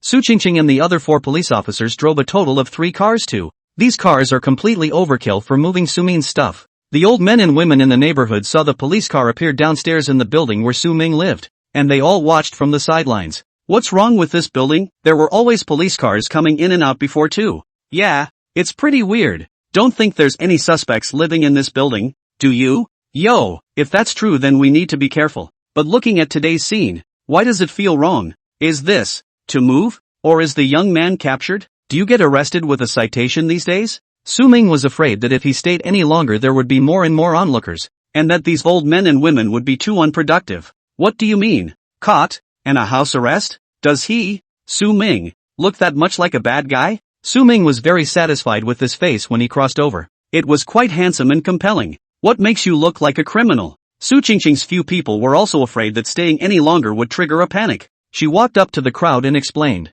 "Gentlemen, we're not here to arrest anyone. We're here on official business. And there are no criminals living in this building. So disperse." Su Qingqing had a pretty face and a sweet voice, and although she was wearing a police uniform, she was also very approachable. The grandparents loved this kind of person. Seeing that she had said the same, She stopped gathering around. Several people drove away from the neighborhood. The police car had been on the road for about half an hour when it entered a villa area. Su Ming took a look at the neighborhood. Good guy. This is so many times better than where he lived before. Take a look. Look at the neighborhood greenery. Look at the housing density. Look at the infrastructure. It's nice to be rich. The police car pulled up in front of a single house and several people got out of the car. Su Ming, this will be your residence from now on. Wang Wentao and Li Wei will follow you around 24 hours to protect you. Su Qingqing's voice was clear and penetrating, pleasing to the ear. It took Su Ming a while to react to what Su Qingqing had said. Great, that's great. From now on, he'll be the one living in the great beyond. And you don't have to pay for it yourself. Who wouldn't be happy to have a free house to live in? Not to mention that it was given by the public. Su Qingqing commanded Wang Wentao and a few others to move Su Ming's luggage into the villa and pack it up. She was ready to leave with the four. Before leaving, Su Qingqing said to Su Ming, Wang Wentao and Li Wei are the two people mainly responsible for protecting your safety. The villa's daily care as well as cooking Lu bureaus helped you to hire an aunt, who will arrive later today. Su Ming felt like he was hearing heavenly music. Director Lu is also too good at his job. Now he'll never have to go out to a diner again. He no longer has to worry about cleaning. It's such a great way to live. Saying goodbye to Su Qingqing and her group, Su Ming also started to pack up his things with Wang Wentao and the two of them. This villa, it's perfect for them. The villa wasn't too big, with 3 floors plus the basement. Entering through the entry foyer, you can see directly across the street to the center pickup living room on the first and second floors. To the left of the entry foyer is a guest bedroom with its own bathroom, which can be used as an aunt's place.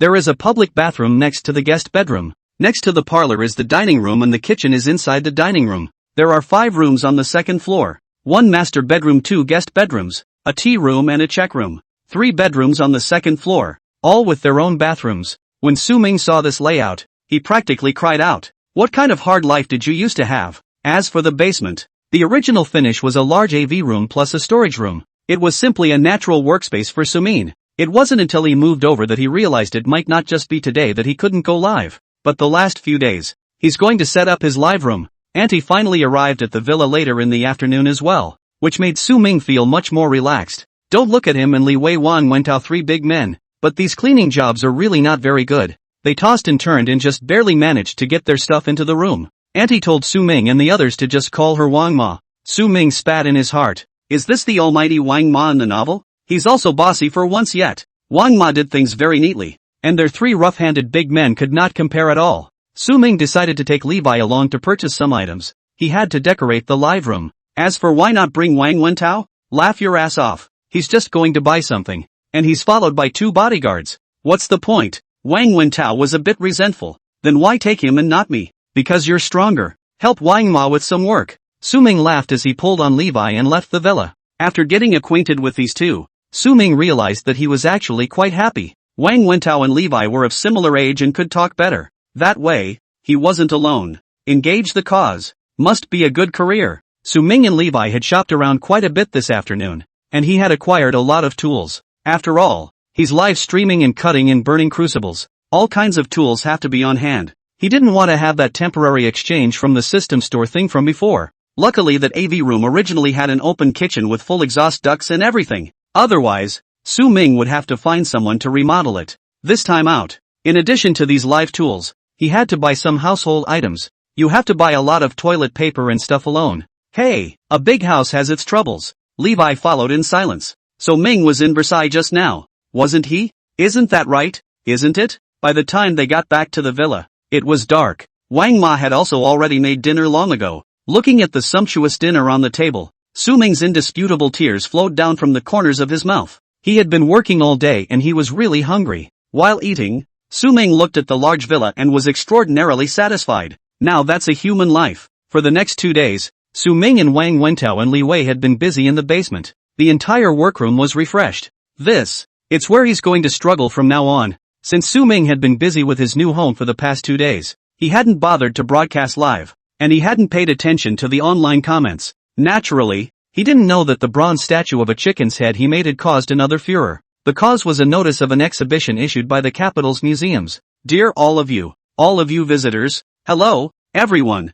Our museum has recently obtained a bronze statue of a chicken head from the Yuan Ninjuan Garden and will conduct a themed visit to the bronze statue of the animal head of the Chinese zodiac next Thursday. Event date, April 18th, 2024. Venue, Hall 3, first floor of the Capitol Museum. This event will take you on a journey into the stories behind the signs of the zodiac. In order to make your visit a better experience, we especially remind you of the following points. 1. Please visit in advance to make a reservation. 2. Please be quiet during the tour. 3. Please respect the cultural heritage. 4. Please take care of your personal belongings. We look forward to welcoming you and enjoying the artistic charm of the traditional Chinese zodiac. Capitol Museum. April 14, 2024. The majority of netizens can't sit still after reading this notice. Genus. What? The bronze statue of the head of the chicken in the Chinese zodiac has been found? How did you find it? Why isn't this big deal on the news? What does the notice mean by recently obtained a bronze statue of a chicken head from the Yuan Mingyuan?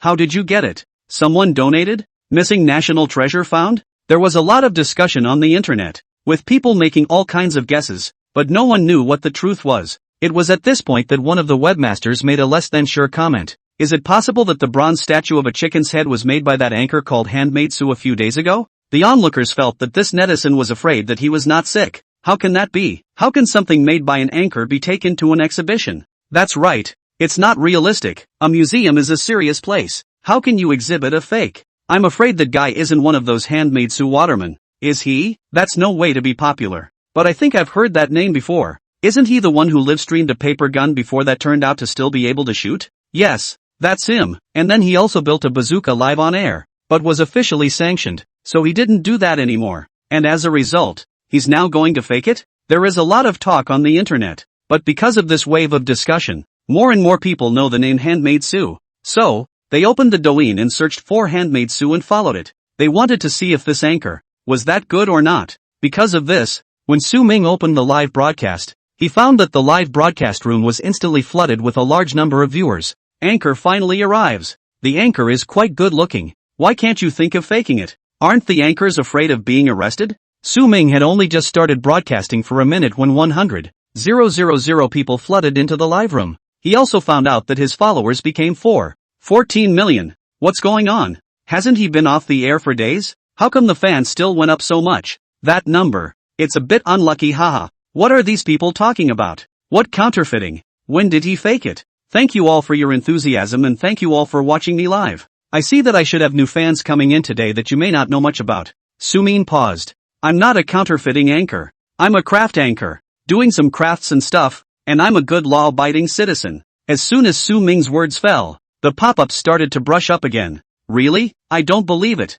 Really? I don't believe it. Really? I don't believe it. After opening the broadcast for a while, in addition to the new fans, there were many fans who had followed Su Ming before who also flooded into the live broadcast room. They saw the questioning of Su Ming on the pop-up screen and spoke out in return. Our anchor is dedicated to crafting. Who says he's faking? That is, what live broadcast hasn't he been quietly crafting all along? Black fans don't like to see go-ah. Then isn't the bronze statue of a chicken head he made a fake? How can the museum exhibit it? That's not for the anchor to decide. So what's it got to do with the anchor? Su Ming keenly captured the keywords, bronze statue of chicken head, exhibition. What's going on here? He was busy pulling out his other phone and opening the Douyin hot search. At the top of the list is clearly the return of the missing bronze chicken head statue. It's on display next Thursday. The second is Capitol Museum's hold thematic exhibition of zodiac beast heads. Su Ming was confused. The Capitol Museum? This return of the bronze chicken head is not the one you made, is it? That's why so many people say he faked it.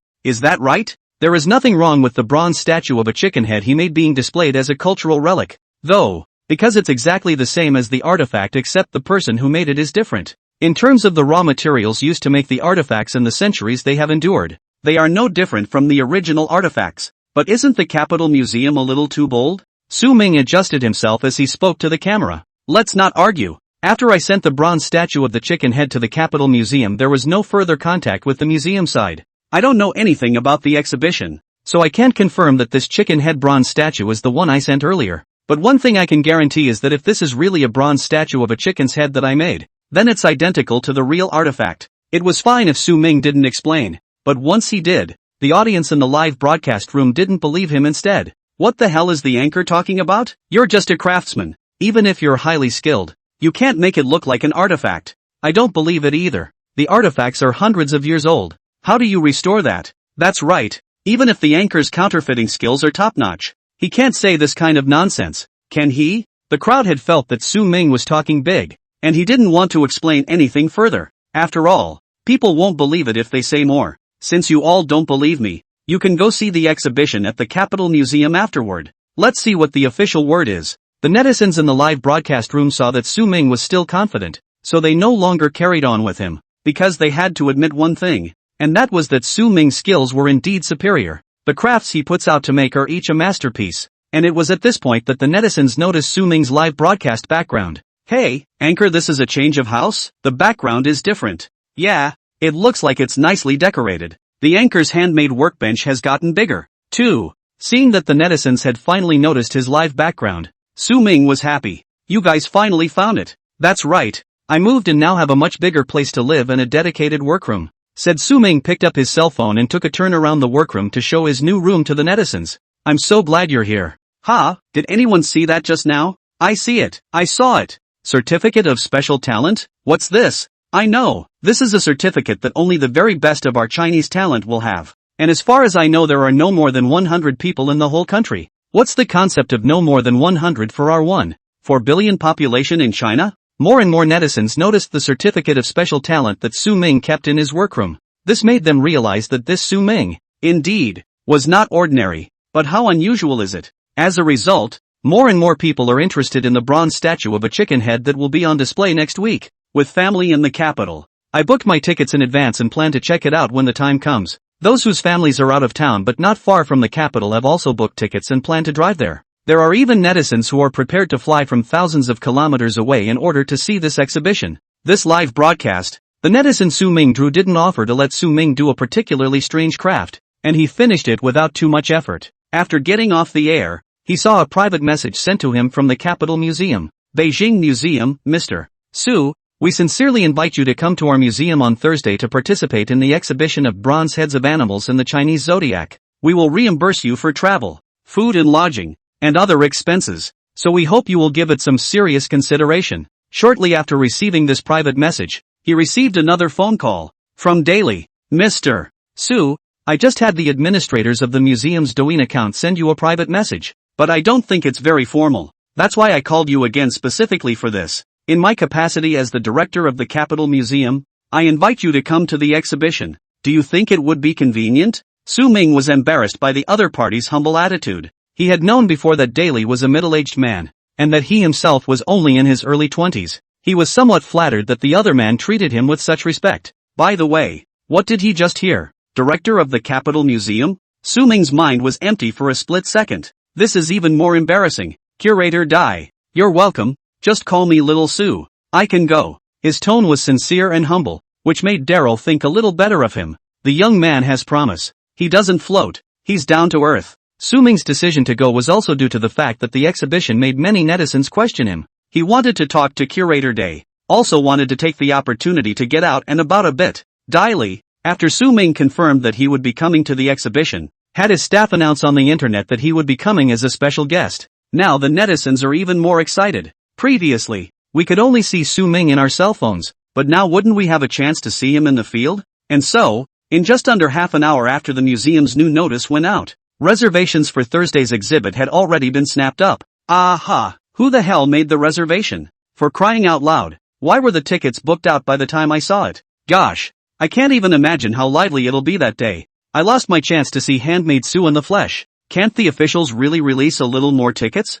Daly already knew when he decided to organize this exhibition that a lot of people would want to come this time. That's why he specifically chose one of the largest pavilions in the museum as the venue. Places are also prepared as much as possible. But he didn't expect that when it was announced that Su Ming was going to be the special guest, the tickets would be booked out all at once. There were even reports of scalping. Daly thought long and hard about adding 100 more slots, and really couldn't have done any more. Shortly afterward, the Capitol Museum sent out a new notice. Honored visitors. Hello, everyone. We have felt the enthusiasm and anticipation for this Zodiac exhibition, but due to the limited size of the venue space, we really can't add any more places. After the leaders of the decision, the exhibition will be synchronized in the Capitol Museum and Handmaid Su Douyin account synchronous live. Please be on time to watch the live stream at that time. The excited netizens read this notice, which calmed them down. After all, it's live and everyone can watch. It's just still a great shame that I can't be there. Su Ming also brought along Wang Wentao and Li Wei to rush to the capital.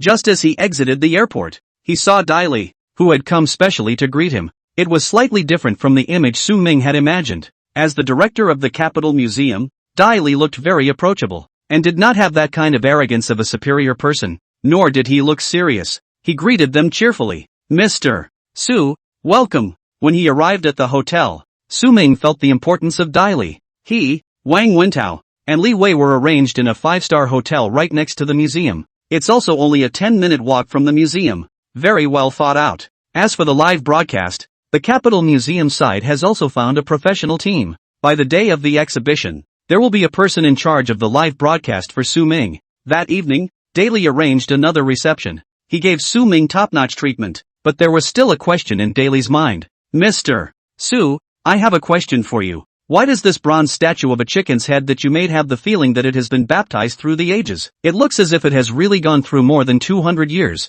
And I can't get a carbon-14 test to check for problems when I have it run. It's like this was really made by a craftsman hundreds of years ago. Dai Li was puzzled by this. He felt weird when he received the bronze statue. Even though the craftsmanship is excellent enough to artificially create oldness, it's not so good that it's not noticeable at all. Not even professional testing can detect it. Su Ming slightly raised the corners of his mouth. Well, I can't tell you that. It's my secret. But I can say with certainty that the bronze statue of a chicken's head that I made is no different from the real thing. In other words, you can totally think of it as a real bronze statue of a chicken head. After all, the real bronze statue of a chicken head is still unknown. Dai Li was baffled. Though he had gotten a carbon-14 test done himself, he kinda couldn't believe it. But I watched you make this. Yeah. It was a full 8 hours he spent watching Su Ming from the very beginning of the drawing to the final fusion and polishing. He was the one who watched Su Ming do it little by little. How does that make him believe? Dai Li looked at Su Ming with more scrutiny and more awe. Su Ming was made a little uncomfortable by the look. One thing I can assure you, Curator Dai, is that the bronze statue of a chicken's head I sent you is the same one I made on the air, so you don't have to worry that I had this bronze statue myself and turned around and sent you the real thing. Dai Li was poked for ideas. He did think of it that way. But since Su Ming said so, he would believe it for now. And while that was happening, Raphael looked at the recent spate of news in disbelief. How is it possible? How is it possible that Huaxia has recovered the bronze statue of a chicken head? They're still going to exhibit? How to exhibit? Take a fake to an exhibition? There was a reason Raphael was so excited. Because he knew where the real bronze statue of a chicken head was. As the ambassador of Gaul to the country of China, Raphael had always been very steady. But these recent news are really challenging his bottom line. First, a tiny anchor clowning around on air, and then the Capital Museum claiming to have found a bronze statue of a chicken head, and talking about some kind of themed exhibition? What to do? With what? With the bronze statue of the head of the beast that they haven't been able to find until now? Or do we have to do it with a fake? What's the point of all this at this time? Give them Gaul a run for their money? Who doesn't know that when Gaul invaded with John Bull? No. What did he say about invading? Together they entered the Chinese territory and took something from the Yuan Mingyuan. What do these people want now? Going over old ground? What's the point of talking about that now when it's been so long? Even more unacceptable to Raphael was the fact that the Capital's museum said it had found a bronze statue of a chicken's head. But the real bronze statue of a chicken's head was clearly far away in his Gaul's house. In their family. When his grandparents bought this bronze statue of a chicken head from a soldier who entered the country of China that year, they thought the craftsmanship was very good and collected it. It wasn't until later that they realized the bronze statue of a chicken head had that much value. But that would make it even less likely that they would return it. It was bought by his family's ancestors. Why should he give it back? After Raphael came to China as an ambassador, he did not mention this to anyone. But now the Capital Museum says it wants to exhibit it. What does that make his family? It's a fake? Joke. How can it be a fake? No matter how indignant Raphael was, the exhibition still started as scheduled. On this day, Raphael intently watched the live stream on his own cell phone. He wanted to see how these people were going to prove that this bronze statue of a chicken head was real. The exhibition began promptly at 8 a.m. The venue is already packed with visitors to the city. The professionals on the museum side are also operating live from the appropriate locations. Wow, is this crowded? Gosh, the scene feels so spectacular. I saw it. The other bronze statues of animal heads that have been recovered are also there. This time the Capital Museum has really put in the blood. The pop-up netizens were chattering away. But what intrigues everyone the most is this bronze statue of a chicken head. I wonder how the Capital Museum is going to prove that this bronze statue of a chicken's head is real. I want to see it too. When will Su Ming come out? While he used to be the main character of the live broadcast, this time Su Ming was able to hold his cell phone and watch his own live broadcast. At this time, Su Ming was very cozy. Daili, the curator, is making the opening speech of the exhibition on the stage. Daili first thanked the cooperation of the various museums for the preservation of the animal heads, and then introduced the history of these heads. Finally, Daili got to the main event of the day, the bronze statue of a chicken head. Today, I have an announcement to make. After tireless efforts, we have recovered the bronze statue of the chicken head from the bronze statue of the animal heads of the Chinese zodiac. Everyone, please, here's the carbon-14 dating certificate for the chicken head bronze statue. After carbon-14 testing, this is a bronze statue of a chicken head from over 200 years ago. Daili showed the test certificate. Su Ming laughed from the stage. I have to say, Curator Daili is still someone who has experienced the big time. He still has such integrity when he lies. Didn't try too hard. After all, it was something I had just made myself. Gosh, there's actually a test certificate? Is this even real? How did you get it back? Our cultural relics have finally returned to the bosom of our motherland. For a while, the showroom was abuzz with talk. The visitors were incredulous, but also genuinely happy. The netizens in the live stream were also a bit confused. I'm going, is this even real? Where did the Capitol Museum find this? It's great that the artifacts have returned. But, isn't this the bronze statue of a chicken's head that the anchor made live before? Don't talk nonsense. This has a carbon-14 test certificate. Anchor's imitation can pass the carbon-14 test? Now, people can't tell. What the hell is going on here? What happened to the previous anchor who said on the air that what he did was true? Raphael, who was watching the live stream, was literally sitting on his hands. These stupid Orientals, how dare they fake it? How dare they even imitate a carbon-14 certificate? But he could really see that the certificate didn't look like a fake. What's going on? Did someone in his family secretly return the bronze statue of a chicken head to Wasia? Who is it? Raphael was a little unsure. He rushed to call his family across the ocean. Woken up in the middle of the night, Grandpa felt strange getting a call from Raphael. What's going on? Raphael has never been like this. Is something wrong? At that point he also squared his shoulders, wanting to hear and see what his grandson was up to. Grandpa, you returned the bronze statue of a chicken head to Wasia? Raphael's grandfather, old Mr. Nino, was already upset at being woken up, and then his grandson asked such a stupid question. What nonsense are you talking about? How could I possibly return something that precious just like that? And even if I give it back, I can't do it quietly, without even my family knowing. In order to make Raphael believe him, Nino dragged his somewhat heavy body to the study. He opened a safe. Inside was placed a glass cover, outside covered with red silk. Lifting the red silk, it was a bronze statue of a chicken head. Raphael saw the picture, and he knew there was no way his grandfather could have lied to him. He said sorry to his grandfather and hung up. So, now here's the question. Which one is true? This bronze statue of a chicken's head in the Raphael family's collection they have never shown. But the carbon-14 test was also done in the first place. Tests showed this did come from over 200 years ago. In other words, the bronze statue of a chicken head in their family's collection is real. So, is the bronze statue of a chicken head that appeared in this zodiac animal head bronze statue themed exhibition run by the Capitol's Museum today real or fake? As one of the top museums in all of China, the Capitol Museum is not above counterfeiting. They can't fake it either. If they faked it, what credibility is there? Who will believe that the artifacts they exhibit are authentic in the future? But if this bronze statue of a chicken head in the Capitol Museum is authentic, and what's that bronze statue of a chicken head in his grandfather's safe? Is it possible that two bronze statues of chicken heads exist in this world? Raphael felt like his brain was going to explode. He saw that the remarks on the internet were now celebrating the return of the bronze statue of the head of the chicken. What's their family's collection if everyone thinks this bronze statue of a chicken's head is the real thing? Instead, their authentic product became a fake? No matter how shocked Raphael was, this bronze statue of a chicken head was considered to be officially introduced to the Chinese people at this time. It also won't take long for people all over the world to know that the Chinese nation has recovered the bronze statue of the chicken head from the bronze statue of the 12 animal heads of the Chinese zodiac.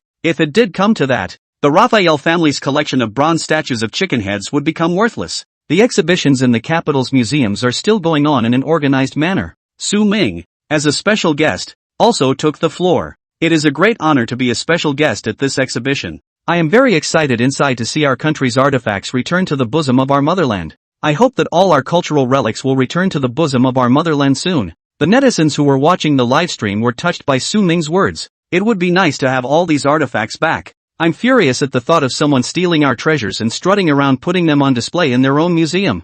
Robbery. It's not good. Those Western countries still call themselves developed countries. Oh, is the developed world based on shamelessness? Everyone was a little emotional. Patriotism is a gene buried in the bones of every Chinese. It was an exhibition that was a complete success. However, many members of the public saw the live stream and wanted to come and watch, only to find that the capital's museums are now becoming hard to get a ticket for. How long will this fair last? Really want to see it so badly. Although the Capital Museum covers a relatively large area, there is a limit to the number of people that can be accommodated in this pavilion. Daili had no choice but to go and negotiate with other museums to extend the Zodiac Animal Head theme exhibition to 10 days. Now the netizens are happy. Although it was said that you might not be able to see Su Ming when you go afterward. But people don't go to the museum to see Su Ming either. They mainly want to see this legendary chicken head that has been recovered. Tens of thousands of netizens had watched Su Ming's live broadcast. There are many people who have a question. Is this bronze statue of a chicken head on display at the Capital Museum the one made by Su Ming live or not?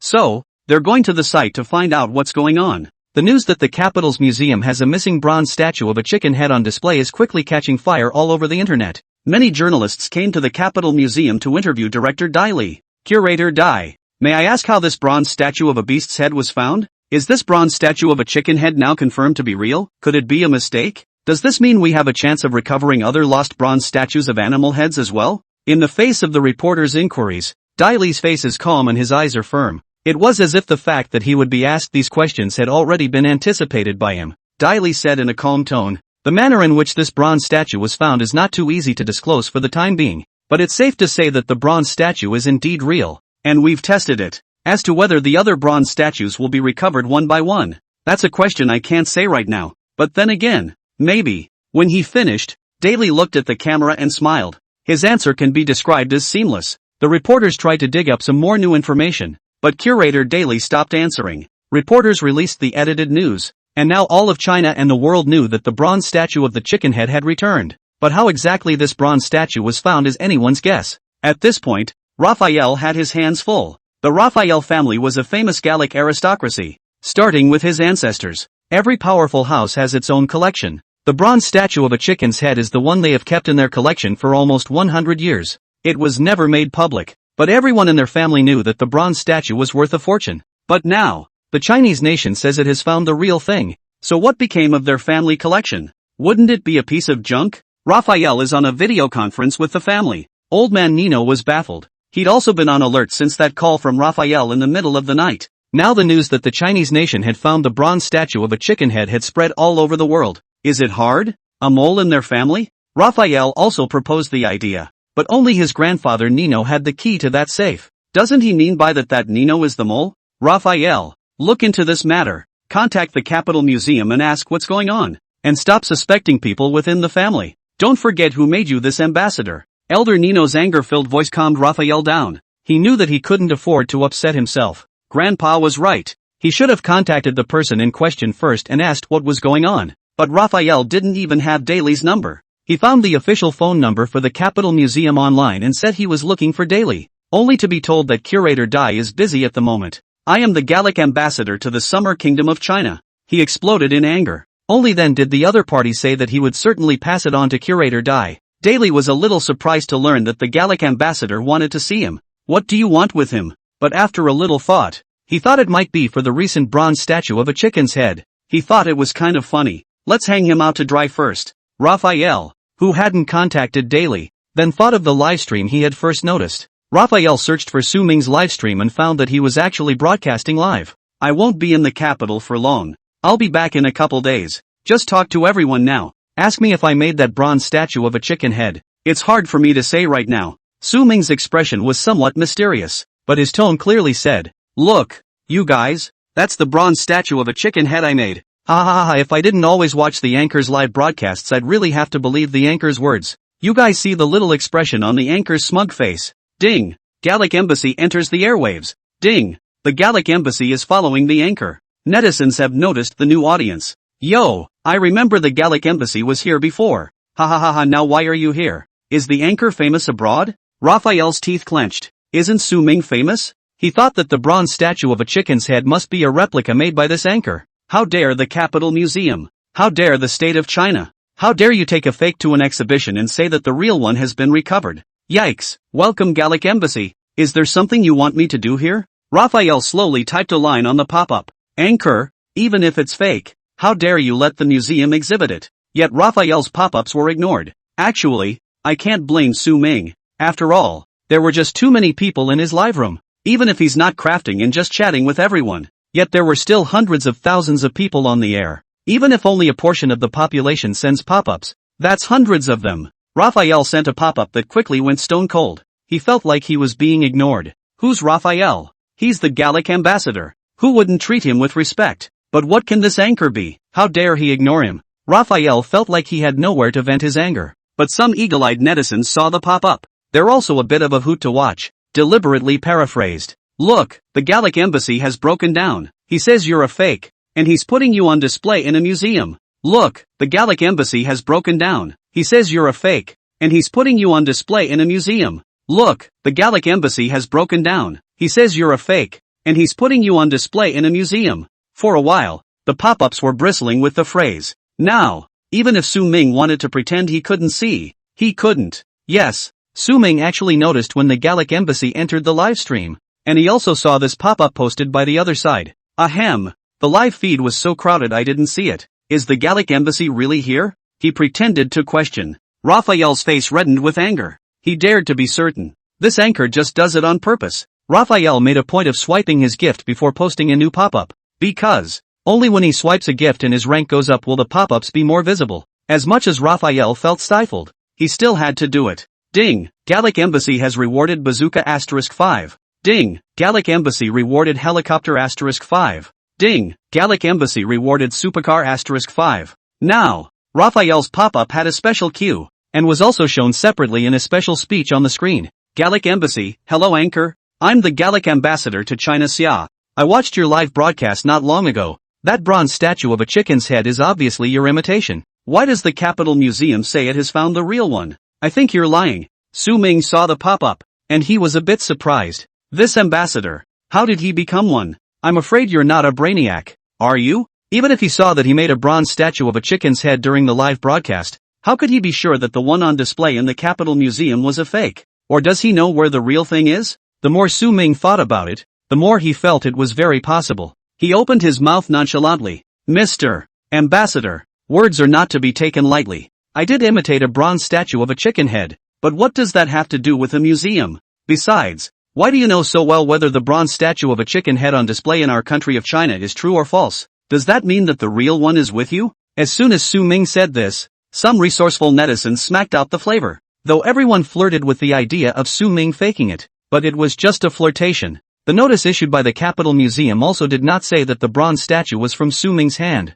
Besides, the Capitol Museum has already come up with a carbon-14 test report. Can this be false? People are unlikely to think that the bronze statue of a chicken head on display at the Capitol Museum is a fake even if they make fun of Su Ming. After all, as a Chinese, who doesn't want the return of cultural relics? Then the words of this Gallic ambassador are very problematic. Raphael hadn't realized that Su Ming's words had drawn suspicion on himself. He continued to post pop-ups. Of course I know. It's unethical for you to fake it. After saying that, Raphael received a callback from Daily on his side, and he exited the live broadcast, no longer arguing with Su Ming. The reason Daily called Raphael back at this time was because he had also seen Su Ming's live stream. Ever since the results of the carbon-14 testing of this chicken-headed bronze statue came out, Daily understood that Su Ming was not a simple person. So he also paid more attention to Su Ming's movements. Even if you don't have time to look at it yourself, you'll have your assistant look at it. The assistant told him that the Gallic embassy had found Su Ming there. After he read those words sent by the Gallic ambassador, he thought that there was something wrong with this ambassador. It just so happened that he was looking for himself. So let's hurry up and call him back. Don't let him mess with Su Ming's live feed anymore. Mr. Ambassador, that's not the right thing to say. Mr. Su was merely making some handicrafts. How can you say he is counterfeiting? And the bronze statue of a chicken's head on display in our Capitol Museum did pass the carbon-14 test, and the age is not in question. How can you prove that this bronze statue of a chicken head is a fake? Raphael saw that Daily was straight to the point, and he wasn't shy about it. Curator Dai, it's just a test certificate. Isn't it easy for you to fake it? Daily was unassuming in the face of Raphael's skepticism. Mr. Raphael, words can't come out of your mouth. You say we have a fake on display, so tell me, where is the real one? I can call the police if you just make a rumor that we're faking. Daily felt at this point that Raphael did have some issues. He was so sure of himself, as if the thing was in his hand. Raphael is going to be pissed off. He had come to Daly to get a statement,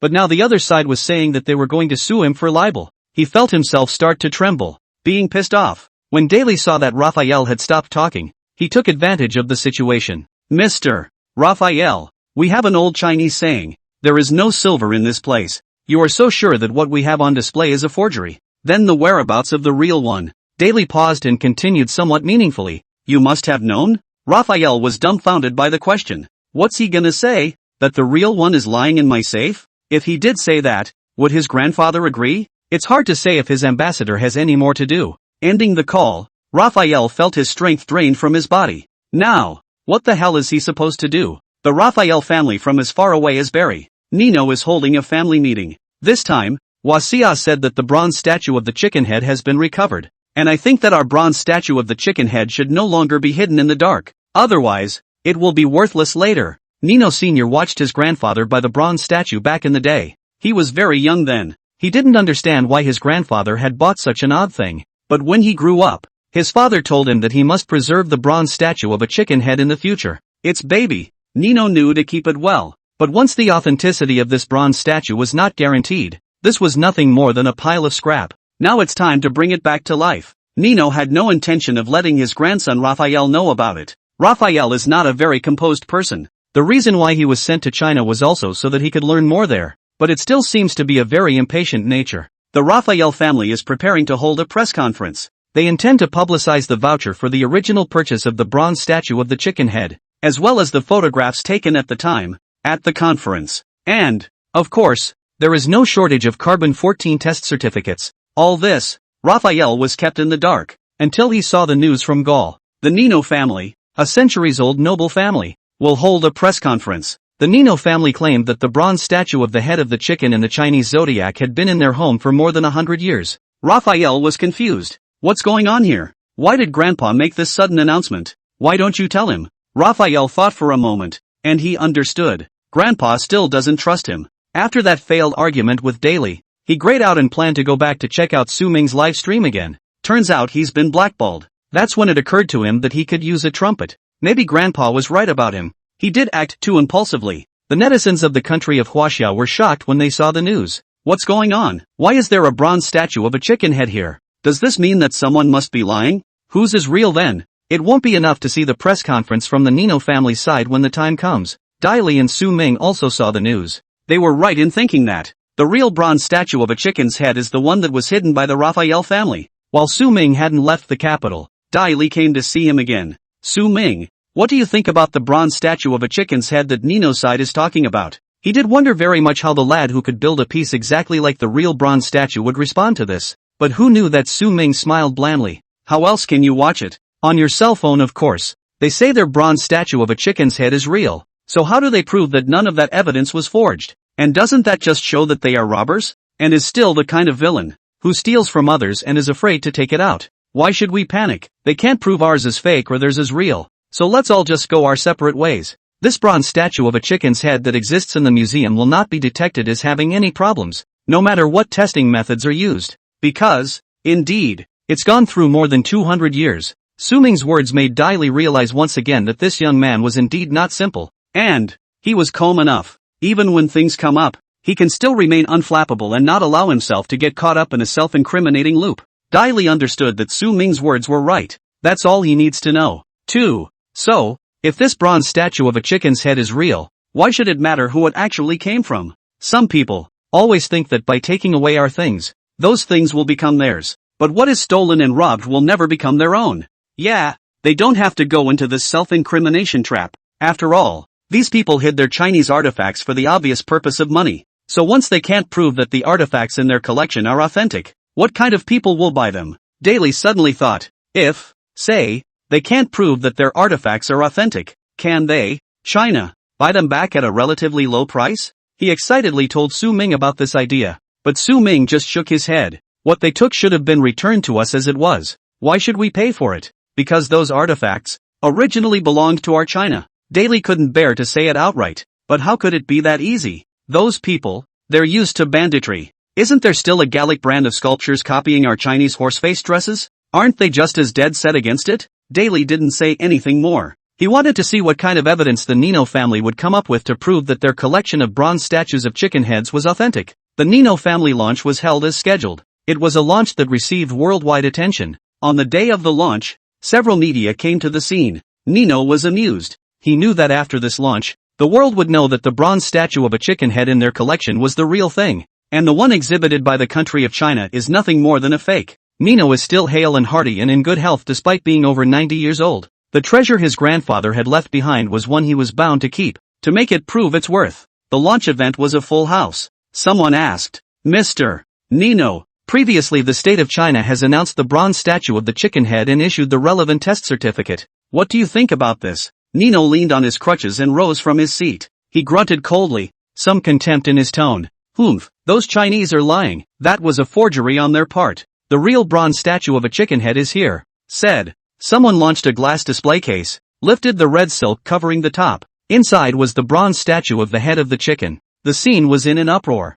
Another reporter stood up to ask a question. "Mr. Nino, you say that this bronze statue of a chicken's head is the real thing, so is there anything to prove it?" That's what Nino was waiting for. He had someone open the PowerPoint that had long been prepared and showed the relevant test certificates. But these certificates have also been produced by the state of China against that bronze statue of a chicken's head which they exhibited. And do you have any stronger proof, Mr. Nino? Only to see the look on Nino's face become more certain, he flipped to the next page of the PowerPoint, on which was an old black and white photo. As you can see, this photo is very old, and camera technology was still very unsophisticated at that time. The photo shows a middle-aged man dressed as a gentleman standing with another soldier in uniform, holding a bronze statue of a chicken head in their hands. They left this photo in front of this bell tower. Those familiar with history know that the uniform worn by this soldier is the exact style used in the Gallic army in the mid to late 19th world, and none of the scenes they were in signaled that this was indeed in that era. The journalists on the scene got excited.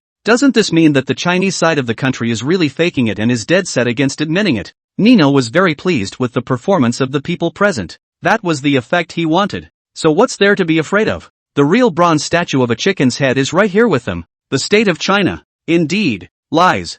After the press conference, the news about there being two bronze statues of chicken heads set the World Wide Web on fire. Yet it was a little different than what Nino had initially envisioned. No one is going to accuse the capital city museum and the country of China of lying. Instead, my God, the Gauls are shameless. It is. Don't they know it's robbed? What? They're still so righteous about the mistakes their ancestors made? Being a habitual robber is like that. Even some of the netizens within Gaul were offended by the Nino family's behavior. It's a bit of a shame that we're so condescending now when it's clear that we've done wrong in the past. Yeah, even if this is the real thing, is there anything to be proud of? It would be better to honestly admit that you did wrong and return the stuff. Nino saw the comments and he was going to blow a gasket. Scared his family into nervousness. Dad, don't get upset about this. It's not necessary. Yeah, Grandpa, those people are just sniping on the internet. Nino calmed down. Yeah, these people are just only going to talk about it on the internet. So what does it matter? Theirs is the real deal anyway.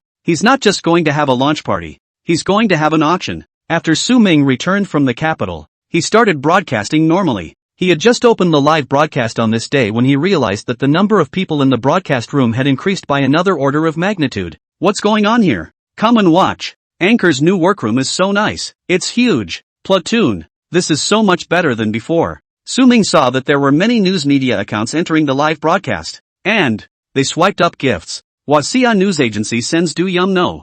1/5. Gallic Reuters gives away helicopters *5. Harry Bear Watch is giving away a supercar *5. Eagle Sauce News Network gives away a bazooka *5. At a glance, it's all news media. Not only domestic, but also foreign. What's going on here? I just came to watch a live broadcast. Why are there so many news media? Is this an interview for the anchor? Anchor is too rowdy. Netizens were amazed by the spectacle. When have people ever seen this scene when they're just here to watch it live? Is this the anchor that's going to set the world on fire? Not to mention the netizens were shocked. Even Su Ming was very surprised. How come so many foreign media are here too? Things had to start before Su Ming returned from the capital. Nino realized that he had a launch party and still couldn't plug the netizens' languid mouths. So he decided to have his other grandson, Leo, go to the capital with a team of professional inspectors from their side. They have to test it themselves. The results turned out to be surprisingly similar to what Daly said at the beginning of the show. Carbon-14 tested true. Daly discussed it with Su Ming before he came back.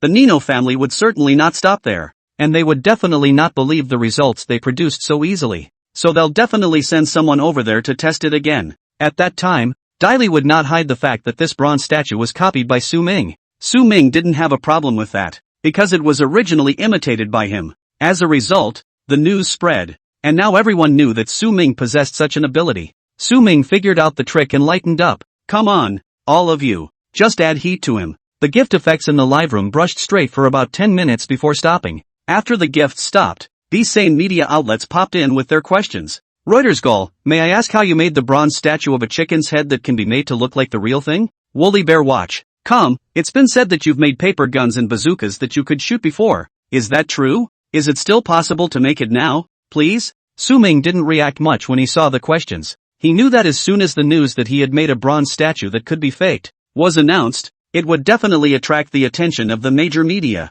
It's just amazing that someone else asked him about making paper guns live on air earlier. It took him more than a little by surprise. Sorry, I won't be doing the weapons category on live. As for the bronze statue of a chicken head, how I made it. Su Ming paused. He looked up at the screen again. I have replays of all my broadcasts, so if you want to know how I did it, you can watch the replay. Su Ming's answer was dripping with water, and he also managed to steal the concept. Of course he knew the media was trying to ask him technical questions, but how could he tell them? Wang Wentao and Levi were now not only Su Ming's bodyguards, but would also help him with some of his live management duties. Things like order in the broadcast room, drawing lucky viewers, these are things they can help with. Su Ming also stopped caring about these questions on the pop-up screen and began his work. Su Ming's attitude made the netizens in the live broadcast room very moved. Look, the anchor is such a fan favorite. It is. Turning down press interviews in order to make crafts for fans, or such mainstream media. Good job, anchor. I'll always support the anchor.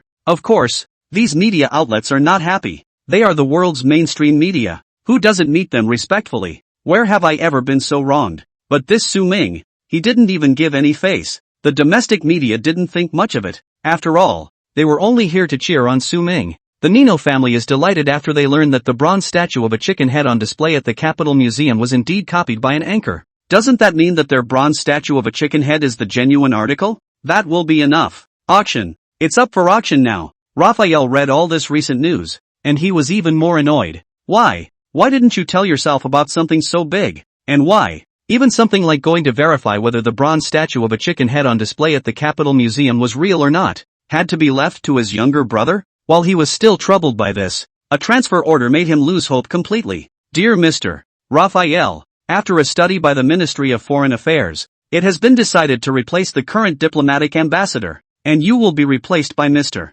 Rio. Raphael was thunderstruck. The day still came. He knew then that he had been abandoned by the family. But what did he do wrong? And yeah, even if he's done nothing wrong, he can be replaced. After all, the family had always disliked him. Having Leo fill in for him was presumably with a sign from the family. Raphael felt particularly unfair. He had worked diligently for the family for so many years. Even when he was in the country of Huaxia, he had always thought about the family and considered for the family. But now, to say you're going to give up on him? Isn't the family going to auction off the bronze statue of a chicken head? Then let them auction it. He'd like to see what they'd auction off if the bronze statue of the chicken head was gone. Raphael quietly returned home. He's going to do something big. This time, he was going to let the people in the family know just who was the most promising descendant of the family. These Gauls are really shameless, plagiarizing and stealing all in one. And so justified. That's it. How dare they? It's our artifact. If you ask me, let's be tough. Let's just get these artifacts back.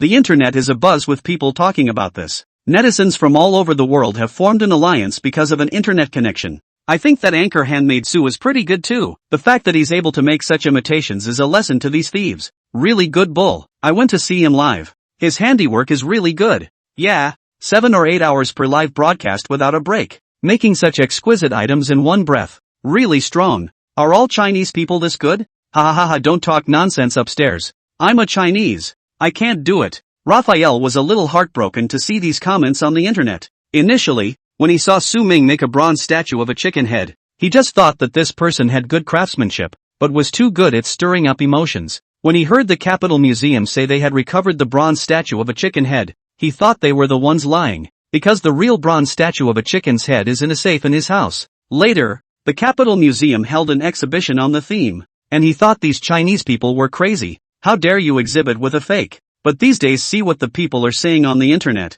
Raphael felt that the anger of the Chinese people was actually justified. He's been in China for over 10 years. During these years, in addition to his duties as ambassador, he occasionally wandered around the capital. This is a country with deep roots. The city is also a place of many cultural monuments. Raphael has traveled to every monument and every attraction in the capital. He loved the city and he loved the country. Their ancestors, indeed, did the wrong thing? For him, for his family, that bronze statue of a chicken's head was part of their collection. But for China, it was a humiliating memory. That's what hurts them forever. Yet now the evildoers can be so high and mighty. How can this not infuriate the people of China? How can they not be reviled by the people of the world? Their country prides itself on being a developed country. Yet they do things that are so disgraceful. As far as he knew, the auction that their family was going to organize would definitely not only auction off the same artifacts as the bronze statue of a chicken head, but those artifacts, should they really be treated like that? Raphael was in agony.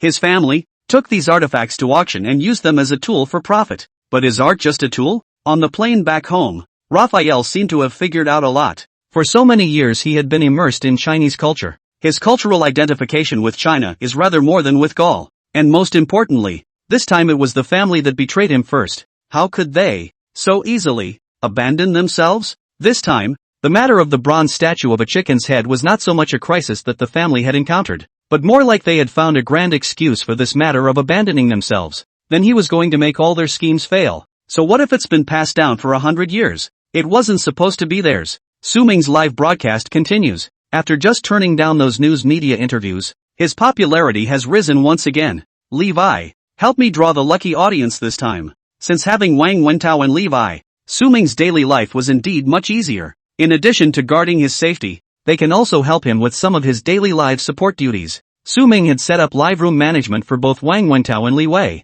and they were responsible for maintaining order if anyone messed up. The new lucky audience member has been hugged by Levi on the mic sequence. Su Ming looked at the man's LD and had a bad feeling in his heart. Wasai University, Department of Archaeology. Li Qinghe, hello anchor. I watched your previous live broadcasts and wanted to ask if you'd consider coming to work on the archaeology team? As soon as Li Qinghe's words fell, some of the netizens in the live broadcast room were surprised. I'm going. I can't believe I met my professor on the air. Who understands our family members? Watching a live broadcast, how can also meet teachers? Hello teacher. Do you believe me when I say I'm here to learn? Teacher, you're watching the live broadcast too, so you can't talk about me. The industry's biggest names. Is the anchor entering the academic world? The reason these netizens on the pop-up were surprised was simple. Some of them are students of Qinghe Li. Who is Li Qinghe? He's a professor in the archaeology department at WAC. On top of that, he's an archaeologist in China, a big name in the industry. Even some netizens who don't pay much attention to archaeology know Professor Li's great name. I just have a question. Do people in academic circles have real names on the internet? Woohoo didn't realize that even though I couldn't get into Wasai University, I was able to hear the voice of a Wasai University professor on the air. This broadcast is worth watching. Su Ming was also a bit out of his element, just like the netizens, but he had been on the air for quite a few days after all, so he still had experience. Su Ming adjusted his emotions and opened his mouth to speak to Professor Li. Hello Professor Li, it's an honor to receive your invitation, but I'm just a small anchor myself, and I don't know anything about archaeology. You can ask for something else. Whatever it is, I can do it. Su Ming's words were a bit too loud, and the netizens on the pop-up screen weren't so calm. Anchor, that's too big of a mouthful, isn't it? Anchor, although I recognize that you do have two skills, I advise you not to be ungrateful. Yeah, it's better to be humble. Who dares to say they can do anything? Do you really think you're Luban in the world? Upstairs, even if Lupin is alive, he can't say he can do everything, can he? Su Ming could see the skepticism.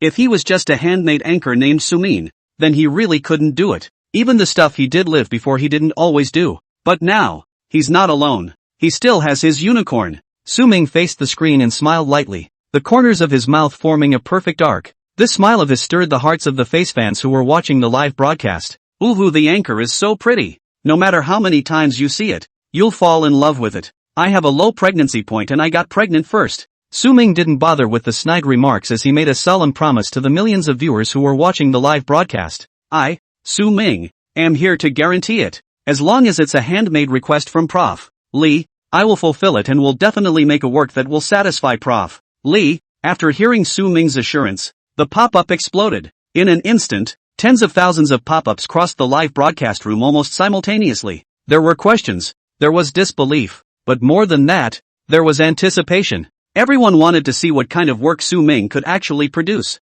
Li Qinghe was thrilled inwardly after hearing Su Ming's words. He didn't believe it before when he learned from his old friend, Prof. Li Young, that someone could do murals. Nor do I think it's something that's easy to achieve. After all, it's easy to imitate an artifact. It's really rare to try to make it reach the kind of heritage that it has. But Su Ming did do it. His imitations of Dunhuang murals are not only skillful in painting, but the process of making them is also completely in accordance with ancient methods. And then the bronze statue of a chicken's head, which was very hot later on. He and Daly also knew each other and went to see the bronze statue. Li Qinghe had to admit that Su Ming was a person with great talent. That's why he came to squat on the air, hoping he'd be drawn. Because in Prof. Li's heart, there has always been a regret. In the 1970s, Prof. Li participated in the excavation of the Mawangwi tomb. However, due to the limited technology of the time, most of the treasures excavated from the tomb, the palmistry, were damaged. Although it has since been restored by technical means,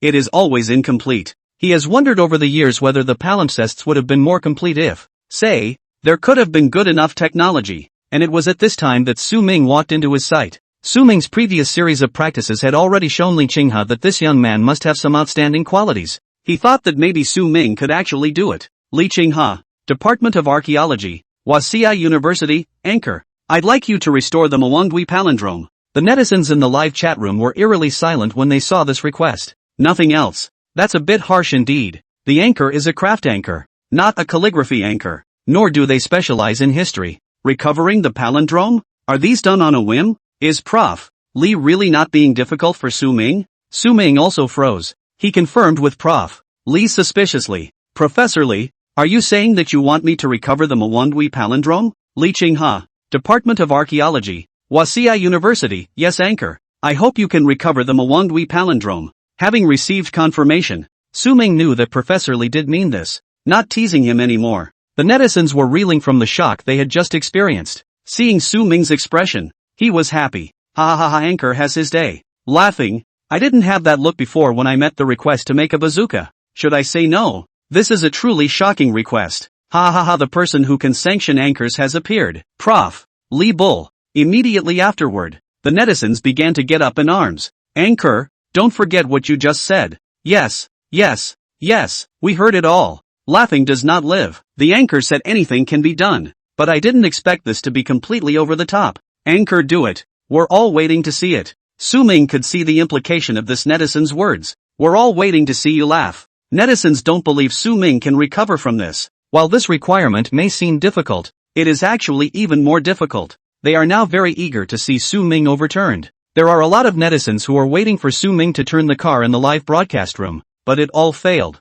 Whether it was the paper guns before, or the bazooka later, or the bronze statue of a chicken head, he did it all perfectly. Even the bronze statue that was made was exactly the same as the real one and was put on exhibition in the Capitol Museum. But this time, they felt that Su Ming couldn't do it no matter what, because the Mawangwi palindrome is broken since the day it was unearthed. Who knows what their original appearance was? What if there were missing edges when it was first done? That's what everyone thinks. Even Prof. Li Qinghe, who made this demand, was a bit skeptical after seeing the netizens' banter. So Ming, can he really do it? But it's already been said. It's not right not to do it, is it? Those media outlets that were previously frustrated with Su Ming began to eat and watch. Oh, make him mad. Let's just see if he'll roll over this time or not. They waited for Su Ming to fail to do it and make a fool of himself. That way they'll have something to write about. Everyone was waiting for Su Ming's reply. In fact, the current Su Ming was also a bit worried. The people on the air are right. This Mawangwi palindrome is not intact since the day it was unearthed.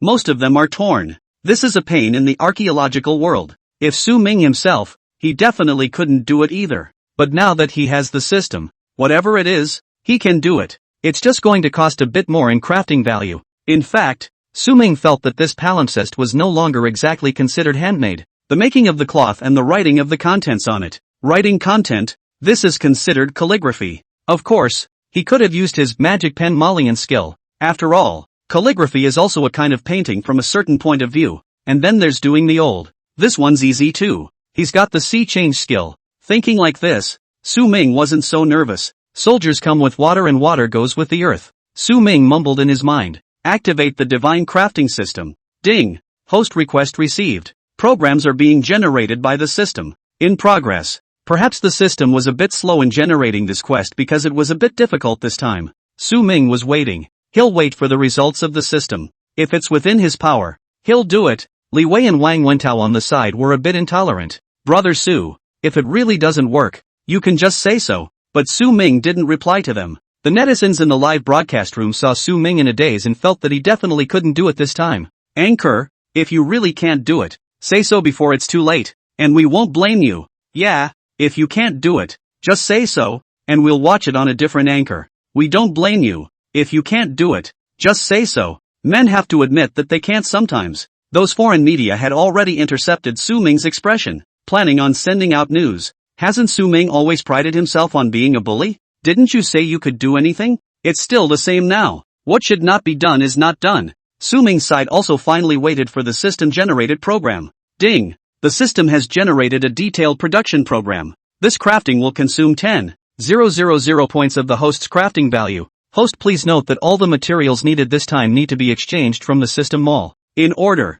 the raw materials of cloth and silk, ink blocks, etc. require a total of 230 points of craft value. Does the host confirm the use? When Su Ming heard the number of points consumed for this crafting value, he felt strange. Why do you need so much manual value? He mentally asked the system. Host, because there are more than 200,000 words in the Mwangwi palindrome and the bamboo slips. The palindrome alone also has quite a lot of words. If you want to recover all of them, it is required so many points. Oh, but Su Ming was still puzzled. When the system mall first opened, he had seen the prices of the raw cloth and ink blocks, and they were the same as the current prices. But before, the system clearly said that after the upgrade, the goods in the system mall could be exchanged at half price. So what's the deal? As if sensing Su Ming's doubts, the system opened its mouth again. Host, the pricing of goods within the system mall changes with the host's level. It's not set in stone. Su Ming understood. You're just trying to rip off the big boys, aren't you? He didn't have that much crafting value before, so the crafting value required wouldn't be too much. Now his crafting values are accumulating more and more easily. That's why the price of system goods has been raised for a long time. What's this? A parody of the real-life Double 11, where prices go up and then down. Su Ming was exasperated and laughed. But that's okay, he's handmade worth more. I'm sure. Redemption. After Su Ming was sure, the completed program appeared in his mind. Under the gaze of the crowd, Su Ming slowly opened his mouth. Professor Li, don't worry. I will restore the Mwangwi palindrome in its entirety. It will just take a little longer. After Su Ming finished his sentence, there was no reaction in the pop-up screen for a long time. Hundreds of thousands of people were on the air, and not a single one of them was speaking, because Su Ming's mouth was just too big. If he just said recovering the Mwangwi palindrome, forget it. But he said fully restored. What does it mean to be complete? It means that Su Ming has to recover the more than 120,000 words of the palindrome word by word, without a single discrepancy. But everyone knows that. The sheer number of palindromes unearthed at Mwangwi is no small feat. Su Ming certainly knew that. So after he finished that sentence, he went on to add, Professor Li, because of the sheer volume of the Mwangwi palindrome, it's impossible for me to finish it in one broadcast. Also, because of the huge amount of work, I sell at a higher price. May I ask if this is acceptable to you? Li Qinghe was in deep thought in front of his cell phone. This young man has a big mouth. It also took many years for the original archaeological team and the staff responsible for restoring the artifacts to gradually restore these elements. No one can guarantee that they will be able to accomplish such a large amount of work on their own. But this young man on the screen said he could, and he's going to recover it in one piece. Li Qinghe didn't know if this young man was young and naive or if he was really that capable. It was just that he, who originally only had a try-and-see attitude, became serious after hearing Su Ming's words. The Mwangwi tomb is the earlier excavated and more fully developed burial complex in China. Inside, the contents of the palindromes, bamboo slips, etc., have been largely restored. But after the fix is over, it's just a product of the fix after all. None of us have really seen these artifacts for what they are. That was why Li Qinghe had the idea of finding Su Ming to recover. For him, whether Su Ming could recover successfully or not, this was an attempt. But since Su Ming's attitude was so resolute, then he naturally had to treat it well. Li Qinghe, Department of Archaeology, Waseda University. Okay, Anchor, I can accept your terms. Li Qinghe, Department of Archaeology, Waseda University. Anchor, you can first make a palindrome to me to see the effect. If you can continue to do it again, I will pay 100,000 to buy. The pop-ups boiled over as soon as Professor Lee's words left his mouth. Oh, my god, 100,000. But even 100,000 is still a lot to ask. Yes, 100,000 is still not enough. If the anchor can really recover it, the pieces will be worth more than this amount of money. The netizens actually began to fight for Su Ming. There was really no problem with what they were thinking. If Su Ming really went for so many palimpsests and succeeded in reproducing them, then his workload is enormous. Together with Su Ming's technique before, if his restored palimpsest can also be different from the real one, then this value will be big. The price offered by Prof. Lee is really low. He knows it himself. If Su Ming did make it, what would the money be enough for? But the money was as much as he could get out of it for him. He gave his all for archaeology all his life and did not accumulate much wealth. Plus he usually didn't care about material conditions at all. But isn't this unfair to Su Ming? Anchor, don't you dare have a filter on the professor. That's it. That's too little money. I'll give you $1 million. I'll buy it if you succeed in restoring the anchor. Good. I can offer $1 million too. No, I'll give you $2 million. I'll pay $3 million. The pop-ups started calling up the price. But Su Ming was sober. These people call the price, but they may not actually buy it. A lot of people are just along for the ride. And for Su Ming, he didn't think 100,000 was very little. Just now, while the bickering on the pop-up screen was going on, he went and briefly searched for Prof. Lee Ching-ha's biography. Professor Lee can be said to have devoted his life to archaeology. He never married or had children in his life and remained alone. Although he was a professor at the university, he still lived in poverty. A plain shirt worn for 30 years. You don't buy a new pair of shoes until you can't wear them anymore. Even when he went to buy new shoes, he would only spend $1 or $2 or $10. But even though he was living in such poverty, Prof. Lee insisted on sponsoring poor students. Over the years, hundreds of students have been sponsored by Prof. Lee Ching-ha. He donated even more money in the millions. All this money was saved by Prof. Lee bit by bit. Su Ming at this moment even dare not think. He said he would pay $100,000 to buy his own handmade works. And where does this money come from? After reading these biographies, Su Ming felt that he was already embarrassed to accept Professor Lee's money. However, he also knew that Prof. Lee Ching-ha was an extremely principled person. As he was about to reply to Prof. Lee with something, the pop-ups had gotten noisy. These price gougers, get out of here. I speak up for Prof. Lee, who doesn't know that Professor Lee lives in poverty? Is he unwilling to pay? Prof. Lee has never disrespected the anchor. Instead, these people who are screaming to buy it with millions of dollars. If Prof. Lee doesn't buy it anymore, will you really buy it? That's right. Who wouldn't be up in arms? Lee Ching-ha was also a bit embarrassed at this time. In fact, it wasn't that he didn't know that 100,000 was not enough for the piece itself. But for him, it was really all he could get out. He was afraid that Su Ming would not sell to him because of these remarks on the pop-up screen. But apparently, both he and Netflix had underestimated Su Ming. Folks, as I said before, whoever is chosen and makes a request, I'll try to fulfill it if I can. Not to mention that Prof. Lee has also dedicated his entire career to our archaeology in China. When I said the sale price was higher, I was also just comparing it to the last one. After all, recovering the palimpsest is not too difficult for me. It's just more writing. Professor Lee, I will only charge $10,000. Today I will make you the first palimpsest restoration, and then I will send it to you. If you see no problem, I will continue to make it. Do you think it's okay? At this point, Lee Ching-ha was already in tears. He could see the voices of the netizens on the pop-up screen defending him, and he could also see Su Ming's sincerity. Lee Ching-ha, Department of Archaeology, Waseda University, Anchor. Thank you for your kind words, but I can afford $100,000. His voice was a little hoarse and choked.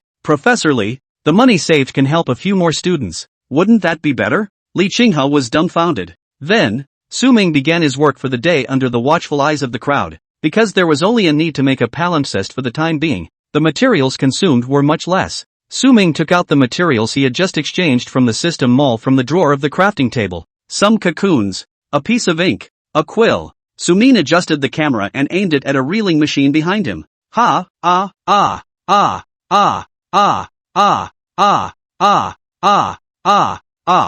is the anchor doing? Anchor, you're not going to spin and weave live, are you? I'm calling out 666. Why don't we start with raising silkworms? Can this be done too? Can it really be done? That's right. Su Ming is really all about spinning and weaving on the spot right now. It's actually quite a coincidence that there are all these weaving and spinning tools. Before he traveled to this world, he really enjoyed watching Li Ziqi's videos. This petite woman is absolutely fantastic at everything. One episode was when she made silk quilts from cocoons. After moving to this villa, Su Ming purchased all the tools for spinning and weaving. He wondered earlier if he could have made it himself without the power of the system. But I didn't realize that I would have to use these machines for a new commission mission before I had a chance to study them. The netizens in the live broadcast room were wide-eyed. They don't believe what they're seeing. Can this anchor really be so all-powerful? Even Li Qinghe was really taken aback. This Su Ming really isn't simple. Only Su Ming put the cocoons into a pot of hot water and boiled it. After that, the boiled cocoons are put into the automatic reeling machine to start reeling. After the reeling was completed, Su Ming continued with the weaving. He tuned the loom first to make sure every part was running smoothly. The silk threads are then passed through the various parts of the loom and secured to the ends of the loom. What follows is the long process of weaving. The netizens in the live broadcast room had looked dumbfounded. Su Ming's operation is really skillful. It also makes one calm from the frenetic environment. U1S1. The anchor's movements look quite comfortable. Yes, I feel so peaceful. Modern society is so frenetic that I actually feel idleness here at the anchor. I was criticized by my leader at work today, and after watching the live broadcast of the anchor, I feel that the indignation in my heart is gone. It's no big deal. Oh, my God, what a treasure anchor this is. I can't believe I saw spinning and weaving on a live broadcast. Su Ming was already immersed in his own world at the moment and didn't see the discussion on the pop-up screen. Next, he will refine the woven silk. Su Ming asked Wang Wentao to help prepare a basin of water. Soap and sodium carbonate were added to the water and mixed well. Next, he put the woven raw silk into the water and heated it together. When heating is complete, remove the silk fabric. Su Ming organizes the silk fabrics, first cutting them to the right size and then ironing them to make them smooth and even. Since then, a piece of white-colored silk fabric is ready. Finally, Su Ming set the finished silk on the handmade countertop. Mom, the anchor is really a god. I can't believe I'm seeing my major again here at the anchor today. Who understands? I'm a textile student. The anchor's operation is just too good. It's very comfortable. Although I'm not a student of this field, but watching the anchor so skillful, I think he's really the devil. How can someone be so all-powerful? There was a lot of talk on the pop-ups, as Su Ming had once again given them a big shock. At that moment, Su Ming adjusted the camera once again and aimed it at the silk on the countertop. Next, though, he had one more step to maneuver. Ink study. Su Ming's inkstone is of lapis lazuli texture, smooth as a mirror. It is also beautifully engraved with floral patterns. Su Ming gently picked up a piece of ink block and studied the ink on the inkstone, making a slight friction sound. His movements were skillful and elegant. Each grind was just right, and that ink gradually became thicker. Su Ming smelled the ink and his thoughts calmed down. The netizens in the live room looked dumbfounded. How does the anchor look so good in everything she does? Gosh, it's just a pleasure to watch the anchor study ink. It's really refreshing. Anchor's hands are so nice too. Love it. Kind of looking forward to the follow-up. Expectation +1. Looking forward to +10,086. Of course, the ink can be made by yourself, but the process takes 3 years. And even with the aid of the system, it takes at least a year. It was naturally impossible for Su Ming to make it on the spot. After inking, it's time for the exciting moment of writing. Anchor write, I'm watching you. A whole lot of anticipation. Other than that, I think it's all worth it just to talk about the anchor's previous maneuvers. It's really good. It's the first time I've seen someone weaving live. Anchor go. The netizens began to get excited, launching pop-ups in support of Su Ming, and some swiped gifts. None other. Su Ming's maneuvers are just too showy. Not to mention, it's definitely worth swiping him for these maneuvers. For a while, Su Ming's entire body was flooded with gift special effects. But at this point, Su Ming couldn't care less about being thankful. He was going to start writing. System, use the Divine Brush Malian skill. Ding! The system has received the host's request. Using the Magic Brush skill requires 50 points of manual value. Do you want to use it? Use. As Su Ming finished silently reciting these 2 words, he felt his entire being revitalized. The body is soothed, and it seems to have opened the 2 veins. Su Ming sat quietly at the table, his posture erect as a pine, elegant and dignified. He held a brush in his right hand, and the tip of the brush lightly touched the silk, as if it had a marvelous understanding with this piece of cloth. It was as if all his thoughts and emotions were poured out under the tip of the brush, and as he flicked his wrist, the ink flowed out on the silk. The movements of Su Ming's right hand did not have a single pause. At times it was light, like a spring breeze. At times it was heavy as iron, like a thunderclap. His handwriting is smooth and strong, each stroke revealing a unique flavor and style. The entire workroom seemed to be infected by the aura surrounding Su Ming, filling it with an aura of tranquility and harmony. At this moment, Su Ming and the brush in his hand and the silk underneath his pen merged into one. Netflix has looked frozen. They never thought that Su Ming could actually write, and he writes as if he were an ancient man from 1,000 years ago,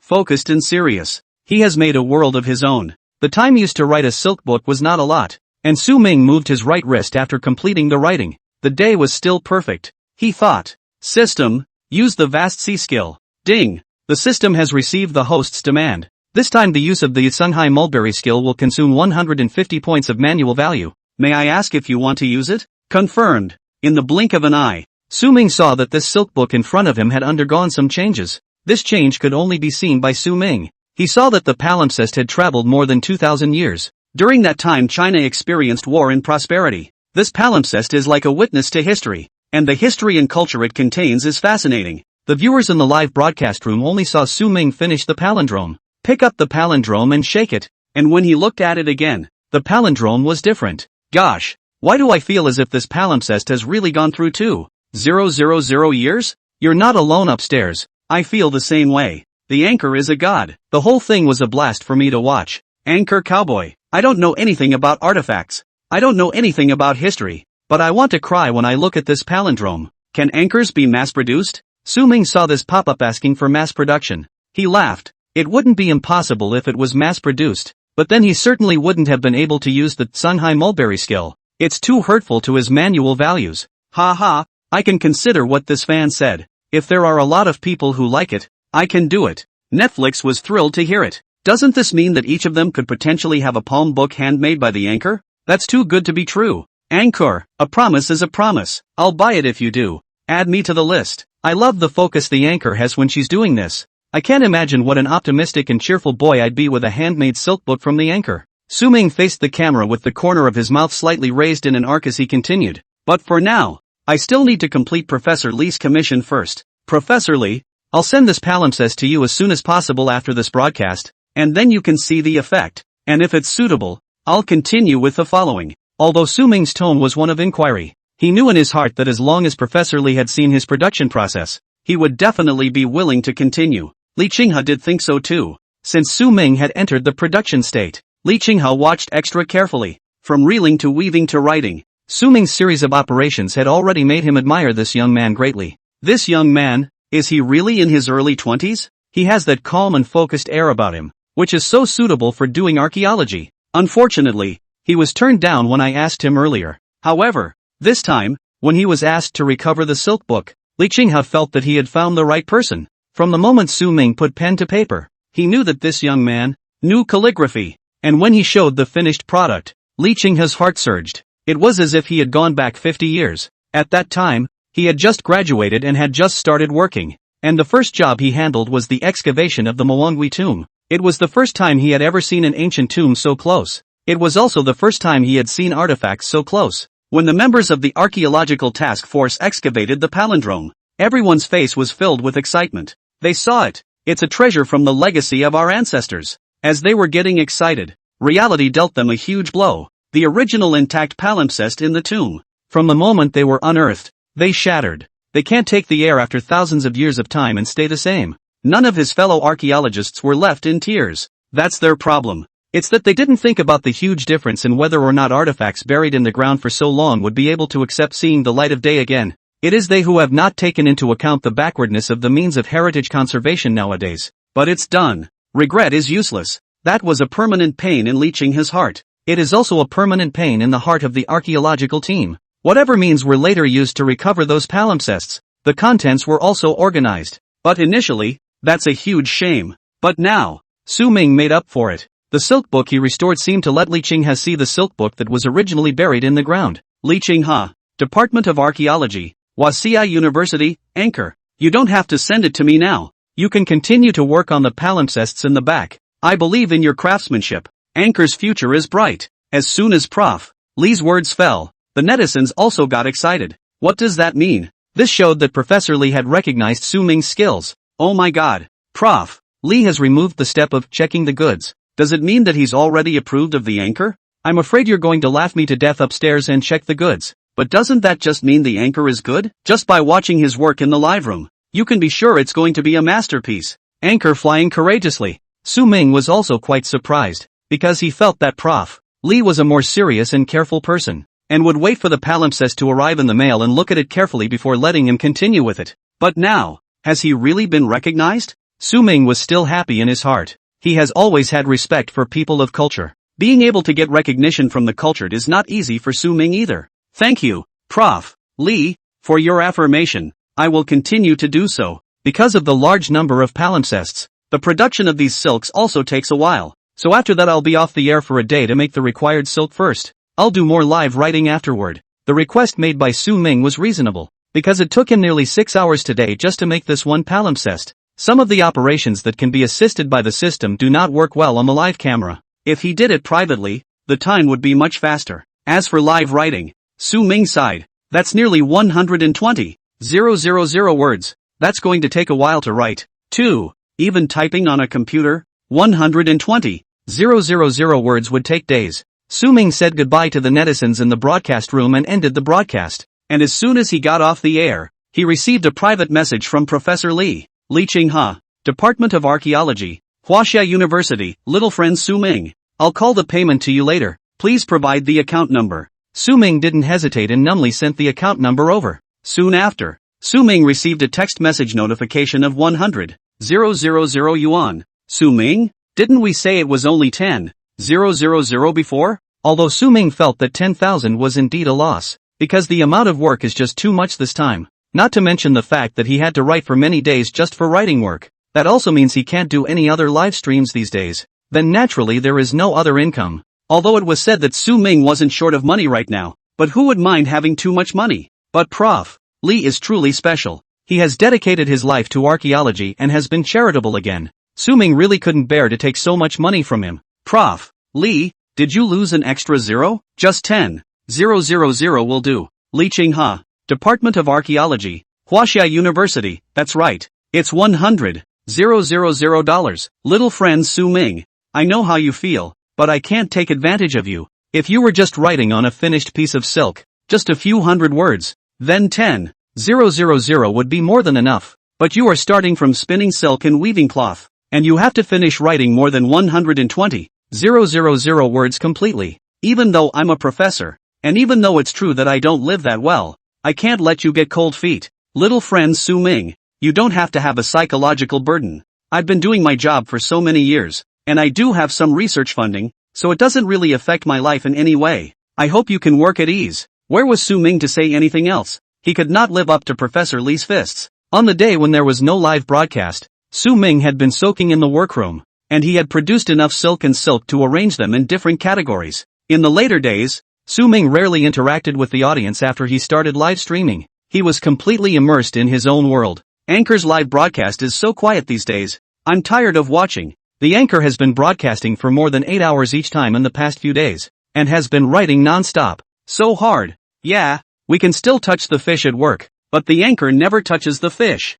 Anchor is not a printing press. Is he? Is the anchor's right hand really okay? Gift brush up. Support the anchor. Gift swiping up. Gift swiping up. The audience in the live broadcast room was a bit unable to watch, and Li Qinghe felt equally heartbroken. He felt that he had really gone a little too far with this request. This 120,000 word palimpsest is not an easy task to type on a computer, let alone by hand. And not only did Su Ming have to write the content on it, he even needed to imitate the handwriting. He has to balance beauty and artistry with scholarship. That's 120,000 words that can't just be written. However, Li Qinghe and the netizens in the live broadcast room discovered something extremely horrifying. Su Ming, it's straight mimeographed. What does that mean? Su Ming had completely memorized them. How is this possible? The manhwa palindrome contains the lousy A book, lousy B book, pulse method, and fetal birth book. There are 28 species, 6 arts, book of war, mathematics,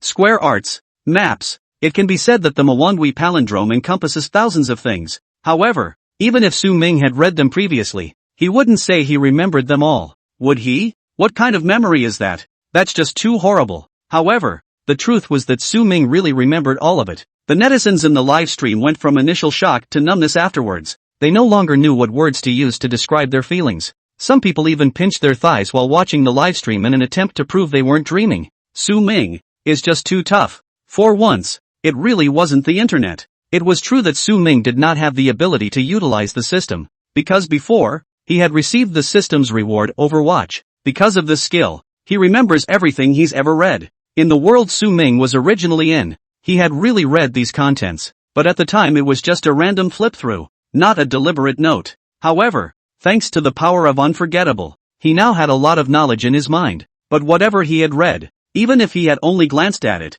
he remembered all of it. And those memories don't affect his daily life. Because Su Ming's Overwatch skill doesn't readily access knowledge that he doesn't need. Su Ming's current brain was like a library. The collection of books in the library is quite abundant. The search catalog is clear and definite, and it is quick and easy to find. This knowledge would only be retrieved by Su Ming when he needed it. Therefore, when it came to writing this batch of silk books, Su Ming was simply as helpful as a god. Brother Unity, this skill is just too strong. How do you think I should thank you? What about the host using it well? Our existence is to serve the host. While Su Ming's men were writing furiously, he actually had the leisure to chat with the system in his mind. There was no fatigue in the form he displayed, only the urge to leap for his goal. Mom, Su Ming's condition is simply too good. I've been squatting in the live room these days, and I've noticed that no matter what time of day I enter the room, the anchor is always in high spirits. I admire his energy. Doesn't he get tired at all? When will I be able to do this too? These days of live broadcasting, Su Ming really didn't rest much.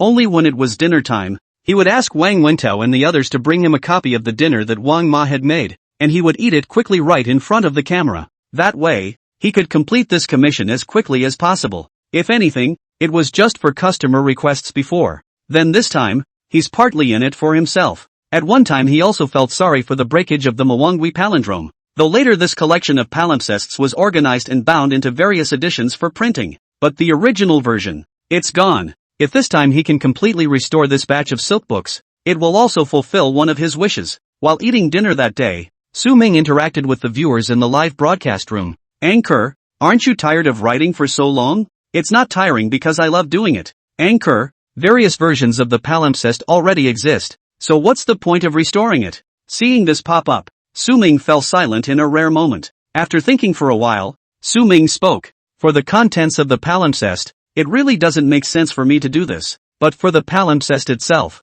it makes sense for me to do that in and of itself. He didn't explain too much more and the audience didn't ask any more questions. Because of Su Ming's words, they had to digest them. Anchor, I see that the brush strokes you've been writing these days are not only in seal script, but also in clerical script. Have you practiced all of these before? This was a question that Su Ming didn't know how to answer anymore, because he hasn't really practiced calligraphy. The reason why he can write is because he uses the magic pen Malung skill. After all, for him, there was no difference between painting and calligraphy. Ha ha, probably because I'm talented. Su Ming skipped the topic with a joke. However, to the viewers in the live broadcast, Su Ming would be very counterintuitive. He's in Versailles, isn't he? Right? Right. Is he a walking printing press? Some people took it and compared it with the restored handwriting of the Silk Book, and found that the difference between Su Ming's writing and the original handwriting was basically unreadable. It's just exactly the same to them. Let's just talk about these fonts. Nowadays, even those who specialize in calligraphy seldom specialize in seal scripts and clerical scripts,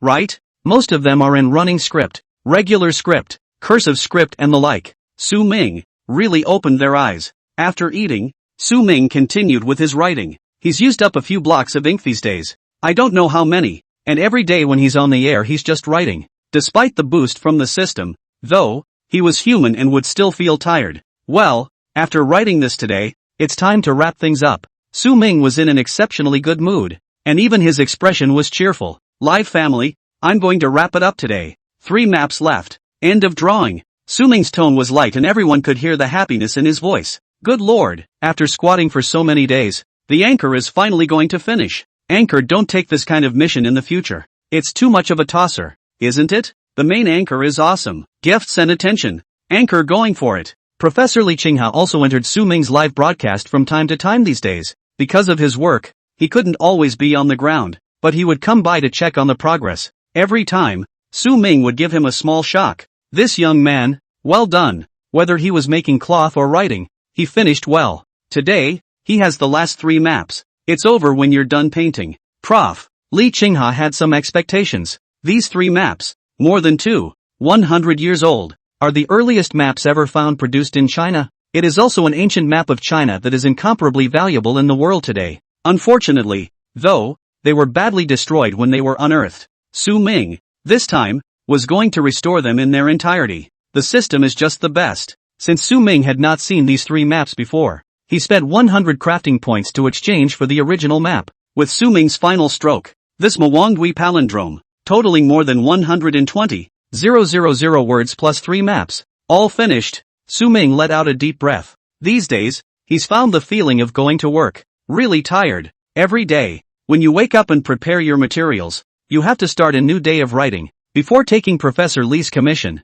Su Ming felt that with the system in place, what was so hard about doing this? But when he actually started doing it, good lord, sitting for 7 or 8 hours at a time, he felt bad about his whole being. But now that he saw his results, Su Ming felt extraordinarily satisfied and happy. This time from the heart. All those days of hard work were not in vain. Finished. Is Professor Li on the air? I'll pack and send it to you tomorrow. Gosh, the anchor is finally done. It's so hard. Anchor is so persistent. I don't know much about it, but the anchor is really good. History students are on their knees watching the broadcast. Do you want to be an apprentice? I want to learn from him. I'd like to learn from you. The pop-ups were also buzzing with chatter. And more people, who had watched Su Ming's difficult journey throughout, swiped gifts for him. National level retreat drum performance artist has rewarded anchor bazooka *1. A handsome man rewarded the anchor's helicopter *1. Be a lick, spill or die and reward the anchor yacht *1. Su Ming's live broadcast room was once again flooded with various gift effects.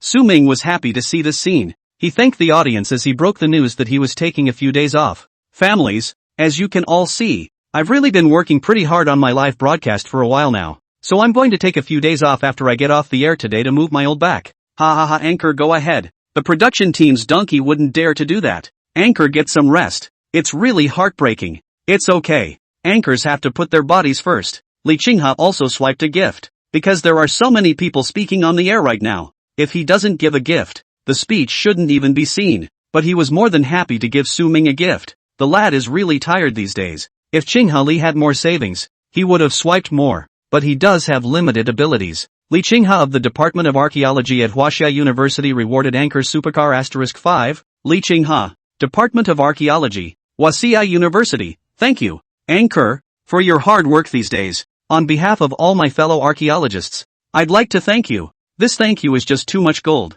Su Ming was flattered. He's just doing small, insignificant things with what he's got. The people who really pay for it are them, the archaeologists. Prof. Li, you are too kind. It's me who should thank you, said Su Ming as he bowed to the camera. This bow was his way of honoring someone like Professor Li. The pop-up netizens also warmed up. Thank you to the silent archaeologists. Thank you to the silent archaeologists. Thank you to the silent archaeologists. After finishing the live broadcast, Su Ming exhaustedly slumped in his chair. He felt like he had been emptied. Brother Unity, what do you think? How much crafting value can I get this time? Instead of replying to him first, the system waited for a while. Host, I'm not sure, but I can detect a lot of netizens respecting you during this live broadcast. Professor Li even more so. I think that the host is making a great contribution this time. Although he didn't get any definite answers from the system, Su Ming was still very happy. He believed that the system rewards this time wouldn't be bad either. All of the palimpsests used the vast sea skill,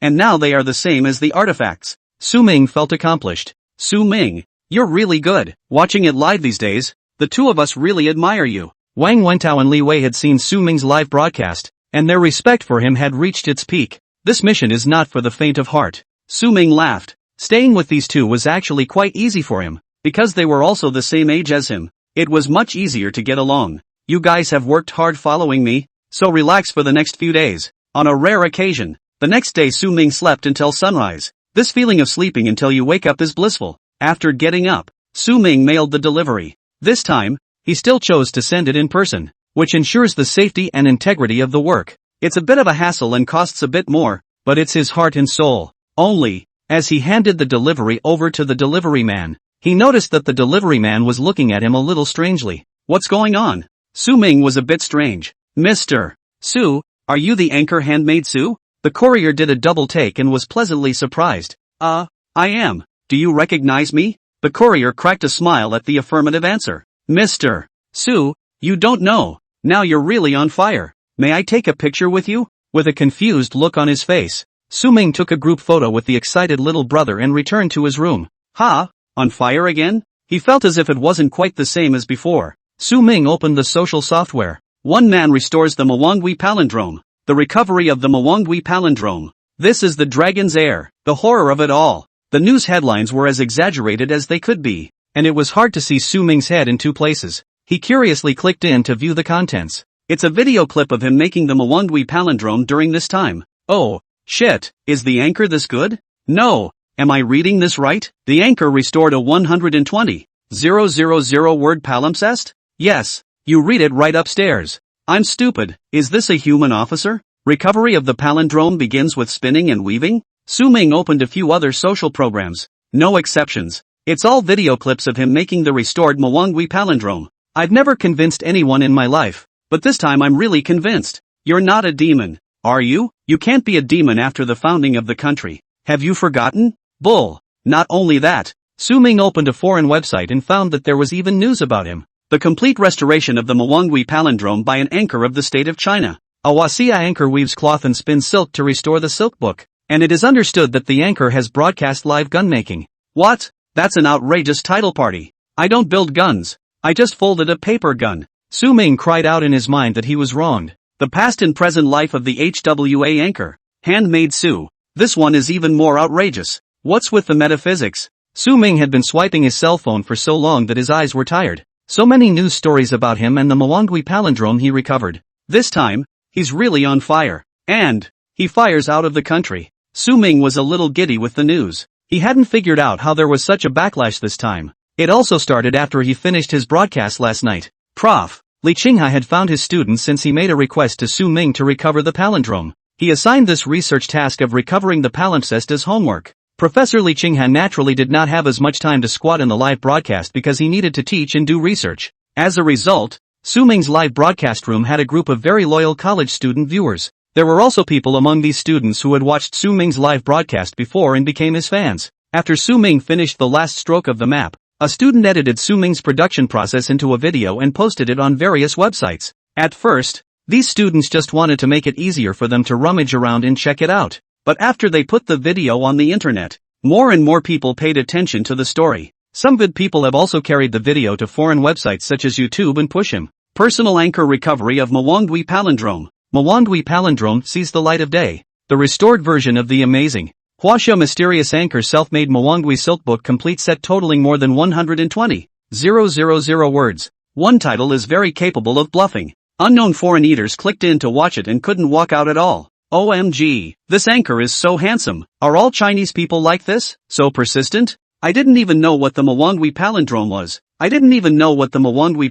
was. And I was shocked when I clicked on it. This anchor is really talented. If we have one like this in our country, wouldn't we be able to restore Notre Dame straight away? Ha ha ha, someone's dreaming, right? But isn't Notre Dame already being rebuilt? Su-ming couldn't help but smile when he saw this. He's a handyman, not a builder. How is it possible to restore Notre Dame all by yourself? But Su-ming did realize that he was considered to be really on fire this time, because even Wang Ma, who doesn't check her cell phone much, is starting to flirt with him. Mr. Su, I watched the video online. I didn't expect you to be so good. It's really awesome to be able to recover the manhwa palindrome all by yourself. And you can spin silk and weave cloth. Not many young people can do that nowadays. Wang Ma smiled. Every word she said was from her heart praising Su-ming. However, this made Su-ming hold his rice bowl and not know whether to eat or not. That's too shameful. Wang Wentao and Levi, who were sitting on the side eating, quietly covered their mouths and laughed. Su-ming glared at the two of them in feigned anger.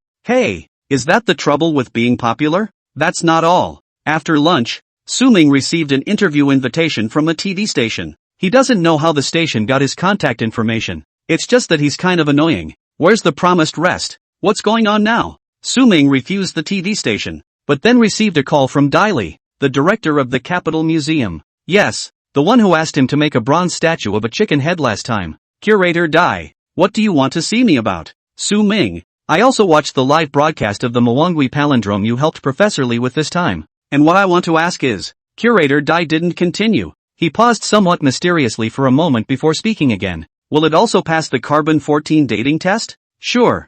Su Ming's reply shocked Dai Li on the other end of the phone. This Su Ming, he's a bit too powerful, isn't he? So, this time you made a restored piece of the palimpsest, and it is also exactly the same as the original artifact. Is that right? Su Ming nodded before remembering that the two were on the phone and the other party couldn't see his movements. Yes, he added. Now, Dai Li couldn't sit still. Once is a coincidence. What about twice? No, this kind of coincidence that can have traces of history can't be done by ordinary people even once. Su Ming really isn't an ordinary person. During this period of time, Su Ming had already created a furor in the academic circle. First, he copied the frescoes, which were not unlike Dunhuang frescoes. And then the bronze statue of a chicken's head was a hit. We thought the bronze statue of chicken head would be the pinnacle, but it turned out that he brought a new surprise, the manhwa palindrome. This young man is truly a natural-born saint of archaeological research. Historical study of the Eucharist. It's just a shame that he himself doesn't seem to be aspiring to do so.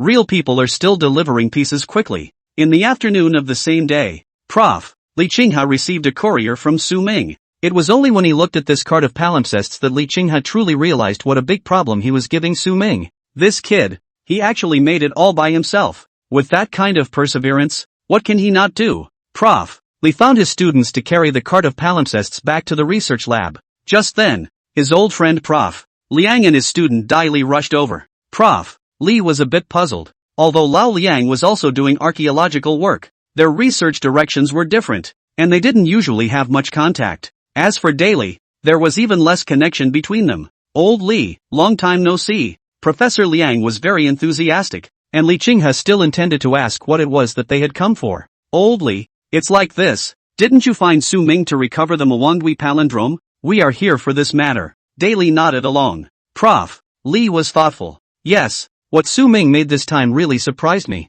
He's an admirable young man for accomplishing so much on his own these days. Prof. Liang signaled Dai Li, who was on the side, to come and say the next words. Dai Li picked up on the teacher's meaning and took over. Professor Li, it's like this. These palimpsests you asked Su Ming to produce this time are not just simple restorations. Li Qinghe was a bit strange. What else could it be if not a restoration? Su Ming was live on the air the whole time. It doesn't matter how well he does it. It's a restoration. Just saying, maybe he's better at it and imitates it more realistically. Seeing Professor Li's skepticism, Dai Li continued to explain. Professor Li, you should also know about the chicken head bronze statue from before, right? I had Su Ming make this bronze statue. And what's even more incredible is that the bronze statue he made passed the carbon-14 dating test, and in other tests conducted afterward, the results likewise showed it to be authentic. Li Qinghe certainly knew about this. He also went to watch Su Ming's live stream because of this incident. But honestly, he didn't believe those test results. He just assumed that these were nothing more than gimmicks done by the museum side for the sake of heat. After all, how could a centuries-old artifact be imitated by a later generation? Wasn't that a test result you faked? When Prof. Li Qinghe said this, Dai Li's head was filled with black lines. He knew that most of the others wouldn't believe this. Just how do you still say they faked it? Dai Li said somewhat helplessly. Professor Li, you're falsely accusing us. Anymore, we can't fake it, because these test results are true. It was then that Li Qinghe realized that the other party really wasn't joking. And Dai Li's next words shocked him even more. Professor Li, this batch of silk books that you had Su Ming recover this time are just as all real. They all passed the carbon-14 test. How is that possible? There's no way that this palimpsest could be real, even if it was made more realistically. A knockoff is always a knockoff. And how could it possibly pass the carbon-14 test? But even if it was just a possibility, Prof. Li Qinghe was going to verify it. He rushed the students to open one of the tightly packed delivery boxes. When the palimpsest appeared in front of Li Qinghe, he was overwhelmed by the smell of the monument that belonged solely to the cultural relics and monuments. Of course, this is not to say that the palimpsest produced by Su Ming has any flavor. Rather, it's a feeling. Having done archaeology for so long, Li Qinghe was very familiar with the unique scent of these artifacts. In this moment, he made it seem as if the students were opening not a delivery box, but an ancient tomb. He seemed to have literally gone back more than 50 years, to the moment when he had just joined the workforce. Back to that day when I just opened the manhwa tomb and saw those artifacts. At this moment, Li Qinghe could no longer control the tears in her eyes. He turned to look at his former old friend and his old friend's student. You guys, is this really true? Li Qinghe's voice trembled. Each word seemed to be squeezed out from the bottom of his heart. His knuckles were also white from too much force. Professor Liang had long anticipated his old friend's reaction and walked over to gently pat Li Qinghe's shoulder. Old Li, if you don't believe me, why don't you really go and test it? Yeah, get it tested whether it's true or not. What if it's true? Li Qinghe became excited at the mere thought of this possibility. That's a whole 120,000 words on silk. If Su Ming possesses such an ability, then is it possible that other artifacts that have been damaged also have this chance to see the light of day? Prof. Li asked his students to send all these palimpsests to testing organizations. This puzzled the students.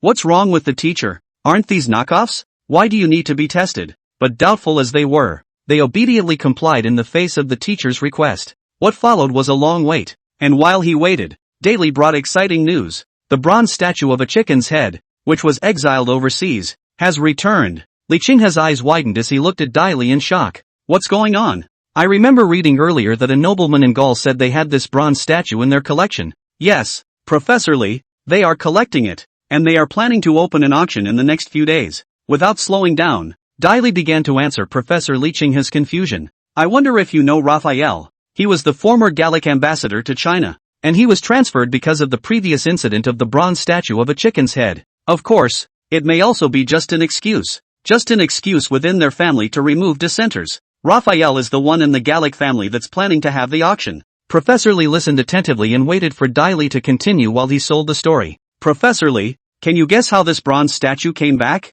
Prof. Li was thoughtful. You mean, Raphael brought it back? Daily laughed. That's right. It was Raphael who brought it back. This incident has awakened him and has made him feel that what their family is doing is wrong. So he's cutting the cord with the family. He crept back into the country not long ago and stole the bronze statue of the chicken head. After returning to China, he secretly found me and said he was willing to return the bronze statue of the chicken head to us unconditionally. Toward the end, a look of excitement and elation also appeared on Dai Li's face. But Prof. Li was a bit uneasy. Then how can you be sure that what he brought over wasn't an imitation? At this point, Prof. Liang answered the question for his own students. Old Li, we thought of this problem the first time, so we've already done a professional test. The test results were clean. In addition, Raphael not only brought back the bronze statue of the chicken head, he also brought back all the relevant evidence, including all the originals that were previously released when the family held a conference. Li Qinghe was now a believer. In this way, the authenticity of the bronze statue of a chicken's head can be fully proved.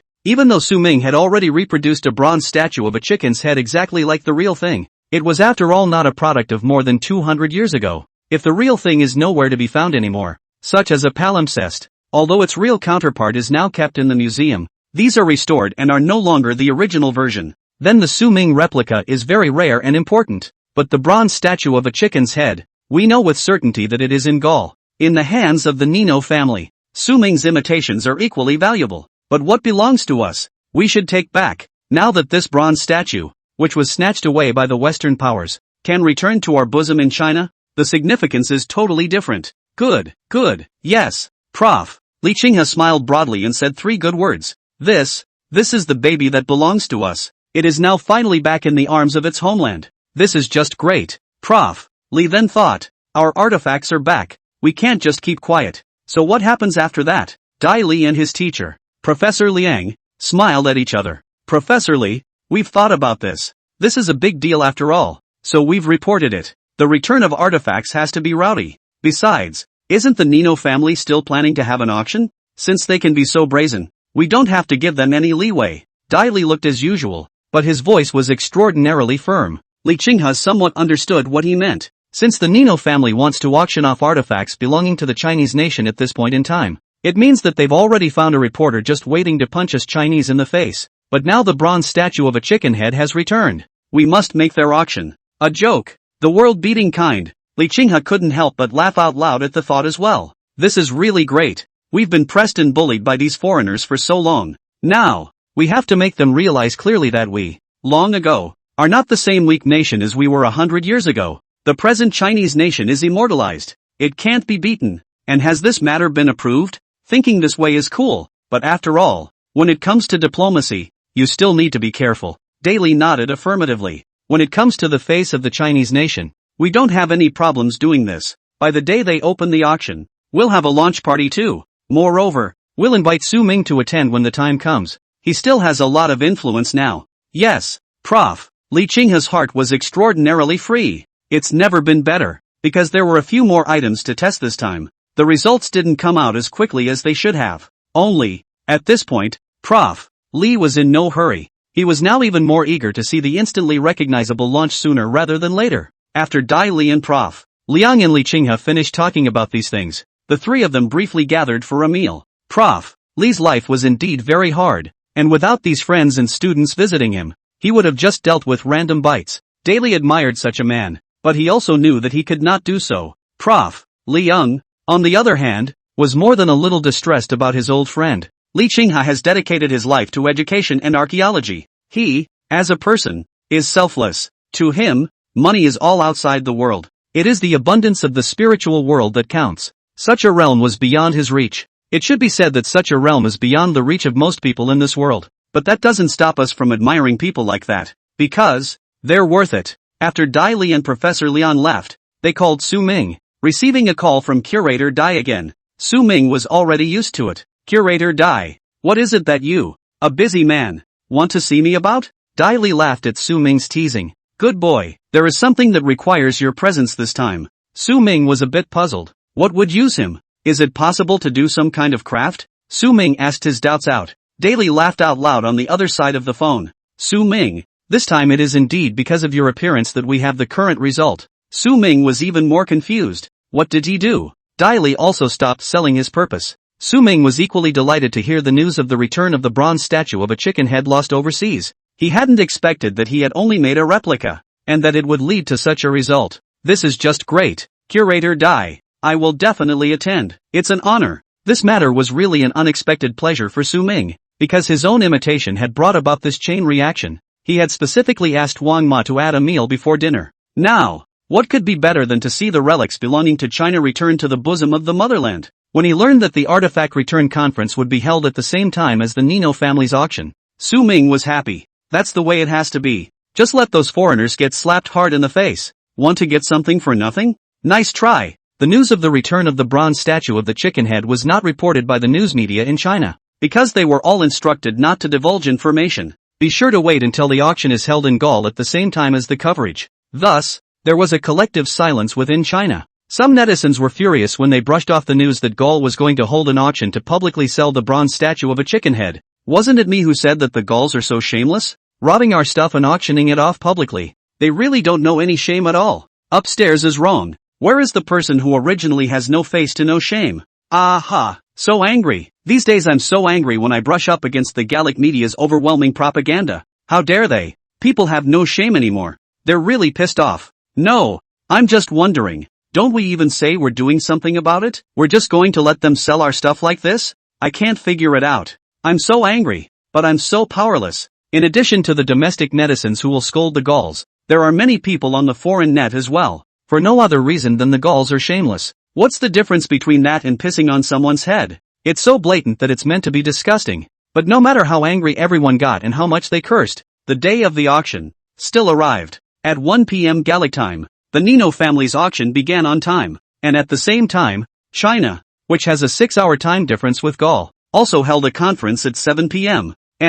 sharp. Just what the purpose of this launch is, no one knows, because until moments before the launch, there was nothing online about the launch. Right at the moment of the launch, the major news media in the country of Huaxia released a news message at the same time. The bronze statue of a chicken's head, which has been exiled overseas for more than 100 years, returns today. Poke here to enter the launch site. The general public is confused. What's going on here? I'm not traveling. Am I? I'm not traveling. Am I? I don't know what I'm talking about. What's going on? You're not going to use the knockoffs made by the previous anchor for the launch again, are you? I can't do that. Can I? Isn't this a bit of a drop? Although the bronze statue of the chicken head imitated by Handmaid Sue has passed the carbon-14 test, and there is no difference between it and the real one, but a fake is still a fake. Upstairs, are you being dishonest? It passes the H test. Is it still fake? It's a fake. It is. The internet has been in an uproar. Nevertheless, everyone clicked into the launch livestream with curiosity.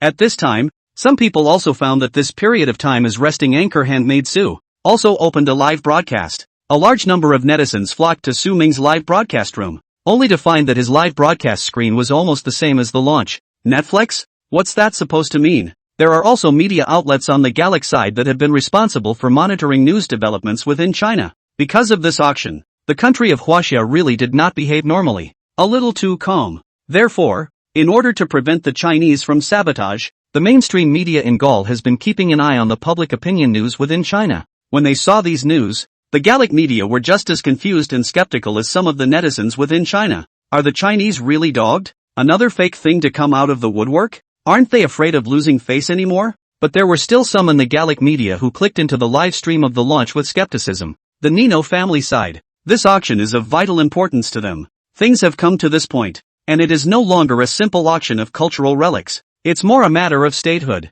The face of Gaul as a nation is at stake. That's why they must be highly regarded and must win. The auction, which was also simulcast, received worldwide attention. There were a few other collections up for sale at the beginning of the auction. These are just to go through the process. The point is that after bronze statue of the head of a chicken in the Chinese zodiac. However, the time has come to bring out the bronze statue of a chicken head. The Gauls were surprised. The Nino family put up an empty box. What? The reporters at the auction were flabbergasted. The Nino family was also confused. What's going on here? Where are their bronze statues? And one of the late Nino family members in charge of setting up the bronze statue knew that what he had brought out was not an empty box at all. Inside the box, there was a piece of paper. Meanwhile, the launch in the country of China has entered an important moment. Please bring out the bronze statue of a chicken head. The Gauls were in a daze when a reporter who was following the Wachovia launch questioned. The bronze statue with the head of a chicken. It wouldn't have returned to China already, would it? Now, all the people present were not calm.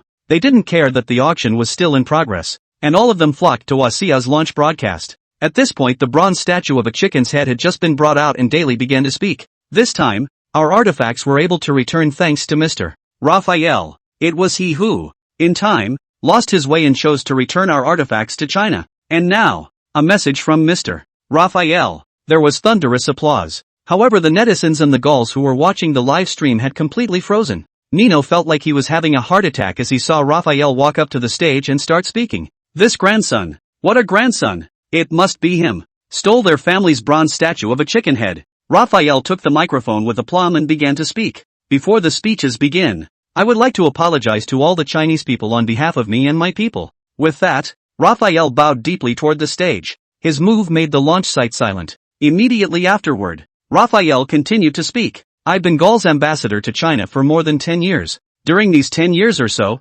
I've basically traveled to every piece of land in the capital, and occasionally, I've traveled to other places as well. I am deeply in love with this land, deeply in love with this ancient country, but I have to admit that I've done wrong things before. For so many years, I have both a deep and conflicted feeling for China. I love this land, but my country once invaded this land. We took artifacts that originally belonged to China and refused to return them. And my family even used this as an heirloom collection just so that we could take it out for profit at some point. Initially, when I saw that a domestic Chinese anchor had actually made a lifelike bronze statue of a chicken head, my first reaction was fear. Yes, I'm scared. Thinking about the family's collection scares me. The thought that I will have to continue to pass this collection on scares me. The thought that my children and grandchildren will carry the reputation of robbers scares me. Raphael's voice trembled a little, his eyes reddening slightly. After a moment's pause, Raphael continued his speech. So, upon learning that my family would be holding an auction, I decided to do something to make amends.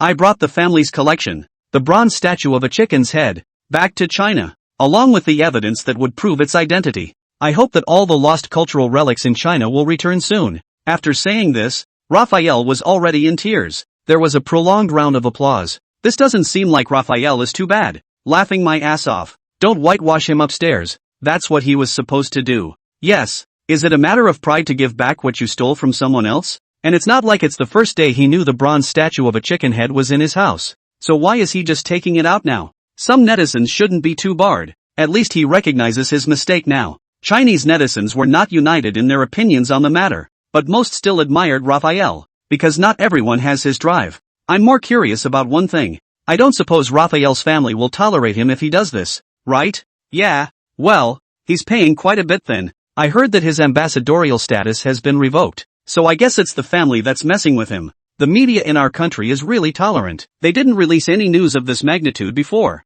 Ha ha ha, how can we see the Gauls make a fool of themselves if the news leaks out in advance? Yeah, if it was reported ahead of time, how would the Gauls have known that they simply no longer had the bronze statue of a chicken head on their hands? Some good people on the internet have been watching the Nino family auction. Now, their side is a joke. Ha ha ha, everyone, the Gallic auction is an embarrassment right now.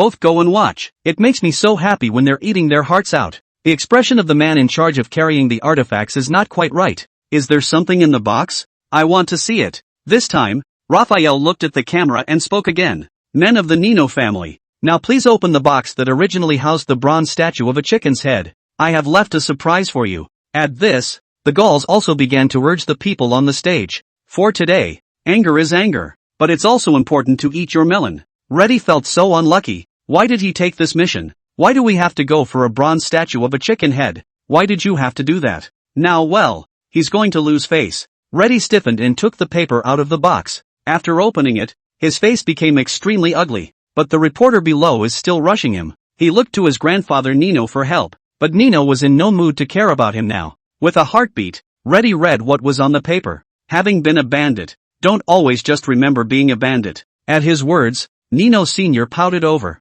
The scene was a mess, with ambulances being called and those who were busy grabbing shots. Reddy is trying to escape from this mess. However, the reporter didn't give him that chance. Mr. Reddy, may I ask if it's true that you had no knowledge of this incident at all? Reddy was furious. He would have jerked Raphael around if he'd known. Mr. Reddy, what are your thoughts on this return of the bronze chicken head statue? What do I think? I hated to disappear where I was. Reddy was so angry he didn't want to say a word. He pushed his way through the press forcefully. This time, the Nino family is a complete joke. The media on the Gallic side were also very surprised by today's turn of events, but it was big news compared to the surprise. They hated Raphael, yet there were many Gauls who thanked Raphael for what he had done. Oh, my God, Raphael is a hero. He's so brave. Raphael did all this to relieve our country of its guilt. If today's auction is really successful, we'll be nailed to the pillar of shame forever, right? There are also more and more foreign netizens that come to see the Wasia launch. Raphael concluded his presentation with another series of evidence,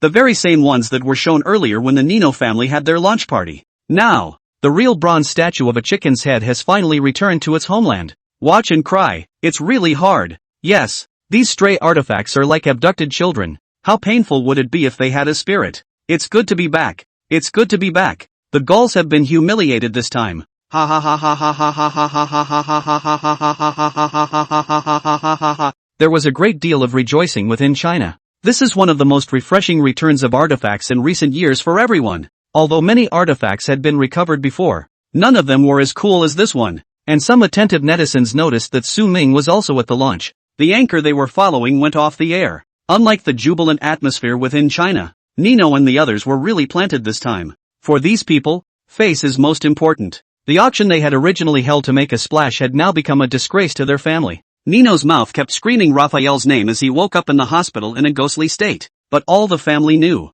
It's not that Nino misses Raphael anymore. He just hates him with a passion. A traitor to this family, stealing the family's collection to curry favor with Wasia. He will be banished from the family forever. But even so, what's the point? Can they get their lost face back? Not only have they been disgraced at home, but now they've been disgraced all over the world. Sang had spent so much effort publicizing it, and it just ended up humiliating them even more. After the launch, Raphael was a little apprehensive. The launch also signaled a complete break with his family. Gaul, there's no way he's going back. It's not that I can't afford to give it up. Only, he didn't know where he was supposed to go after that. This time he had disgraced the house of Nino so much, and the Gauls so much in the world. How could they let him off so easily? But within China, how could he stay for long now that he was no longer an ambassador? At this moment, Raphael felt as if he were a child abandoned by the world. But while he was still anxious and annoyed, someone had long ago thought of what he was worried about and had solved it. Daly arrived at Raphael's current residence.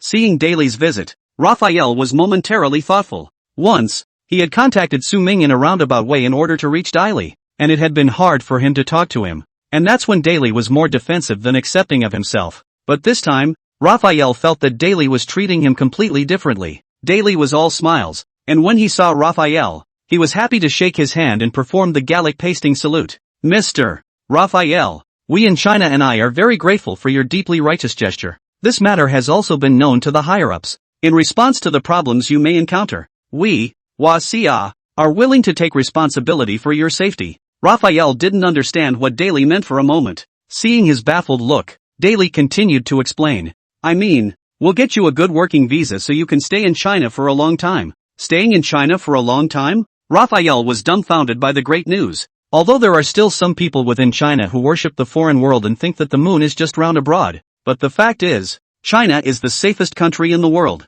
bar none. The living environment in China is also extremely favorable. Unbeknownst to some, the moon is extraordinarily full abroad, where shootings occur at every turn and there is a charge to go to the bathroom. Raphael knew that he was disliked by his family, but he made the right choice in time. It was a choice that gave him a good life for the rest of his life. This great joyous news thrilled Raphael beyond words. He hugged Daryl, who had told him the good news. The gesture was a bit embarrassing for Daly. These gringos, they're just very posh, haha. With that problem solved, Daly also informed Raphael of one more thing. Because of this incident of returning the bronze statue of a chicken's head, Gaul is likely to make a mistake. Raphael looked at him quizzically, not figuring out what Daryl meant. Daly continued, I mean, this incident is having a big impact in the world right now, so Gallic officials might say they returned it voluntarily for the sake of their reputation. Of course I know, it's just your personal behavior. Only, if Gallic officials issue such a statement, we need to cooperate as well. There's no way we're going to get too far between each other in international relations. Raphael got it. Having been an ambassador for more than 10 years, how could he not know this? Diplomatic relations between two countries are not as simple as between people. There are some things that are done even though everyone knows about them. Fruity. It didn't take long for Gallic officials to release a statement. The statement reads that their government is also actively helping Huaxia search for the missing artifacts. This time the bronze statue of a chicken's head was found, and they discussed it with the Nino family and asked for the return of the artifact. But the Ninos are stubborn. Only Raphael offered to do it. That is why they have taken such a somewhat extreme approach. I hope that there will always be friendship between the two countries after this. Raphael now realized that it wasn't him who had become the outcast. Now the Nino family is a pariah. And Leo, who was slated to be the ambassador, turned out to be someone else. The Nino family became the jumping-off point in this event. Gaul, the old house of the Nino family. Old man Nino was dying, and the incident had hit him hard. And, not only are the artifacts lost, but more importantly, they are now officially abandoned. They can no longer have a pivotal voice. Even though the monetary assets are still there, they have still lost everything. Grandpa, it's Raphael's fault. If it wasn't for him, the traitor, how did our family end up like this? Yes, Grandpa, we can't let him go. And that anchor, without him, none of this would have happened. Several of Nino's grandchildren argued with each other, which made Nino's head hurt even more. He felt his days might be coming to an end. Stop it. The room became silent after he said those 3 words. Nino started coughing violently again after saying this. He knew that his body really couldn't hold out much longer, but if he didn't account for this, he couldn't swallow his breath. In the words of the Chinese, he will die without resting in peace. Ready, Leo, you guys come here. During this time, I've gotten someone to find out that the source of everything is this man named Su Ming. With that said, the projector in the room projected a live feed of Su Ming. You guys remember, think of a way to finish him off. And Raphael, he's a traitor. Nino was no longer quite able to make a sound with this last statement, but several of those present heard him. Nino finally closed his eyes and ended the 90+ years of his life. The room erupted in cries. Raphael, who was far away in China, seemed to feel something in his heart, and he bowed in the direction of his motherland. The launch has come to a successful conclusion. The artifacts from Huaxia also came back, and Su Ming was also very happy about this. If it was because of the replicas he made that allowed the artifacts to be returned to their homeland, then this is a great work indeed. After Nino's death, the 2 brothers, Reddy and Leo, set out to prepare to find assassins to come to China to deal with both Su Ming and Raphael. They had lost a lot of face this time, and if the culprits couldn't be punished, they were really upset. Soon, they found the right person. Jack and Edmund are known to be members of an assassin's organization. They have a team that takes on all sorts of weird and wonderful assignments. For Reddy and the others, naturally, it's not a problem. The 2 men came to China with a lot of confidence. This is the first time they've taken on a cross-country mission.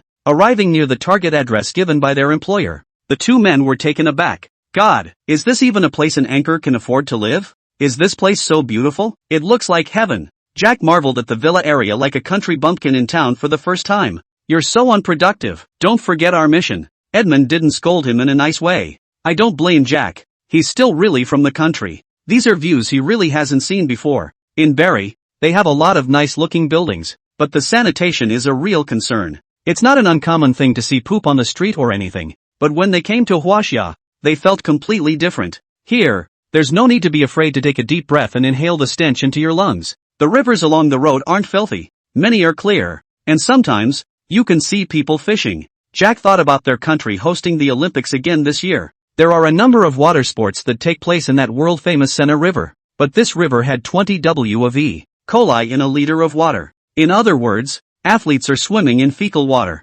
This is still the result of 2 years of governance by their Gallic government. Jack felt a little sick just imagining it. He felt that these athletes were presumably here to cross over. But in China, Jack never smelled an odor on the street. And even when a gust of wind blew, he could smell a gust of flowers. If he could, he would love to live in a place just like this. In the past, they had a lot of prejudice against Huaxia. Some of the media coverage in Gaul seems to be reporting on China as a backward third world country. However, this time they came to realize that those so-called reports were one big lie. Isn't that better than their poop all over the street? Jack was still rambling, and Edmund was already trying to figure out how to sneak into the villa area. He kind of realized that security was really tight here and there was a surveillance probe not too far away. With such a tight defense, it didn't seem easy for them to get in. Stupid, have you figured out how you're going to get in? Edmund looked at Jack's stupidity and couldn't help but punch him in the face. Jack was a little confused by the beating. What are you doing? He was a little angry. Jack knew Edmund didn't like himself and always thought he was stupid. But how much better could Edmund be? How did the two become players if they weren't on his level? They are on the team and are all rookie employees at this point. Edmund continued to press. Quickly find a way to get in, otherwise we won't even see the target's face. What's your hurry? Aren't I trying to figure it out too? Oh, don't think I don't know what you're thinking. You're afraid that you've been mesmerized by this flowery world? Jack couldn't really say anything to counter Edmund's accusations, and too embarrassed to retort, because he does like everything here very much. He believed more in what he had seen with his own eyes than in the many good things that their country propagated. But Jack also knew that the mission was important. Otherwise they don't get paid. That way they'd probably be dealt with by the boss if they returned home. The two not-so-smart-minded assassins just wandered around the neighborhood where Su Ming lived, so they managed to attract the attention of the security guards. Jack and Edmund were still a bit out of it when they were taken to the security room. Weren't they just looking at the way in? How did it get taken away? Also, are these really just security guards? Why are they all so big and thick? Didn't you say that Chinese people aren't tall? What's with this room full of 185+ guys? Are all the security guards in China like this? You too. What are you? Jack and Edmund were completely confused when they heard someone ask them a question in Gallic. No, you're just a security guard. Do you need to know a foreign language? Seeing that Edmund and Jack weren't talking, the head of security took out his walkie-talkie and spoke in Chinese. Jack and Edmund couldn't understand. After a while, two more young men over 185 in height walked in. They looked strong and muscular. Jack and Edmund felt that they wouldn't necessarily be able to fight these guys if they went head-to-head. Li Wei and Wang Wentao heard the security chief say that a suspicious person appeared near the neighborhood, so they grabbed and rushed over. Seeing the way the two foreigners looked, they thought they might have run into fools this time. The two smiled at each other and proceeded to ask Jack and Edmund words in Gallic. The two of them snapped out of their daze. Started snorting. We're traveling. We're here to look for a house. Two different voices sounded at the same time, yet the words spoken were completely different. Jack and Edmund glared at each other. What kind of partnership is this? There's no understanding at all. Li Wei and Wang Wentao couldn't help but laugh, but there wasn't less than an ounce of relief in their gazes at these two. Speak properly. How dare you talk nonsense when you haven't even matched your statements? There is still a chance, so you'd better be truthful about what you're up to. There was an undeniable majesty in Wang Wentao's voice, which made Jack and Edmund tremble. Finally, it was Edmund who opened his mouth. I'm sorry, we did lie. It's our first time in China and we are curious about everything. This time we were wandering around the neighborhood and saw this residential area. We thought it was very pretty, so we looked at it for a while longer. We're not bad people. Wang Wentao laughed. Do bad people talk to other people about being bad? Can you guys explain how a casual look will last from morning until dark? And don't tell the truth. Wang Wentao's tone became steeply stern, causing Jack beside Edmund to be startled again. If you look closely, you'll also notice that there are actually tears in the corners of his eyes. Jack whispered to Edmund. Just tell them the truth. Edmund hated it. Just then, Jack's somewhat shaky voice sounded again. You guys are security guards, right? We really didn't do anything wrong. We were really just curious because it's such a nice environment, so we did have the idea of looking for a house. It's just that we also knew that it wasn't something we could afford to live in, so we looked around a little longer. Levi saw it clearly, though the foreigner's voice was shaking. It was only his pretense, but they were just security guards at this point and had no authority to arrest these two. And even the police can't just arrest someone without evidence, not to mention foreigners. They had no choice but to release the somewhat sneaky two. Brother, please pay more attention afterward. Leaving these words for the security chief, The two of them, Li Wei and Wang Wentao, went back. They felt that it was better to stay by Su Ming's side for now. There was nothing wrong with Edmund and Jack's suspicions, because the security guards in this neighborhood are really not your average security guards. This neighborhood, too, is no ordinary neighborhood. Director Liu had many considerations in arranging for Su Ming to move here in the first place.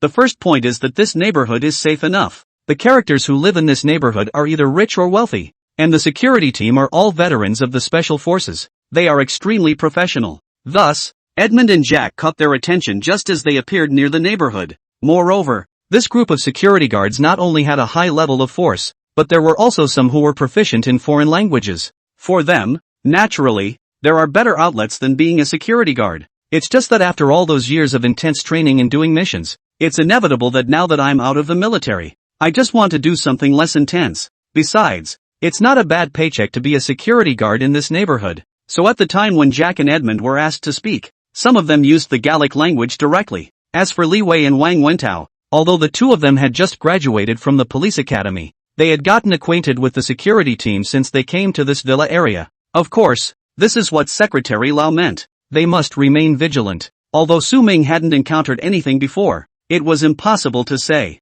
Both of them are also fluent in several foreign languages. This encounter with these two somewhat sneaky people also made Li Wei and Wang Wentao a little more alert. These two are clearly not telling the truth. But think about it, how could they possibly tell the truth? After them, they're going to have to pay more attention. Edmund and Jack were both a little less than thrilled when they left the cottage area. Edmund, what do we both call this time in Chinese? Dying before the master is ready? What should we do? What to do, what to do, what to do? How do I know what to do? You just know to ask me. Edmund was furious. He really couldn't figure out why he and Jack were grouped together and had to come on a mission together. How can they sneak in after this? Only this time, Jack also somewhat impressed him. And in the end, surprisingly, it was only because of Jack's words that the group of Chinese released them. After being yelled at by Edmund, Jack was a little aggravated. But it's so late, we should find a place to stay. Edmund couldn't help but get a big head. The two of them were still able to enter the country this time, thanks to the organization's boss. But they didn't have much money on them.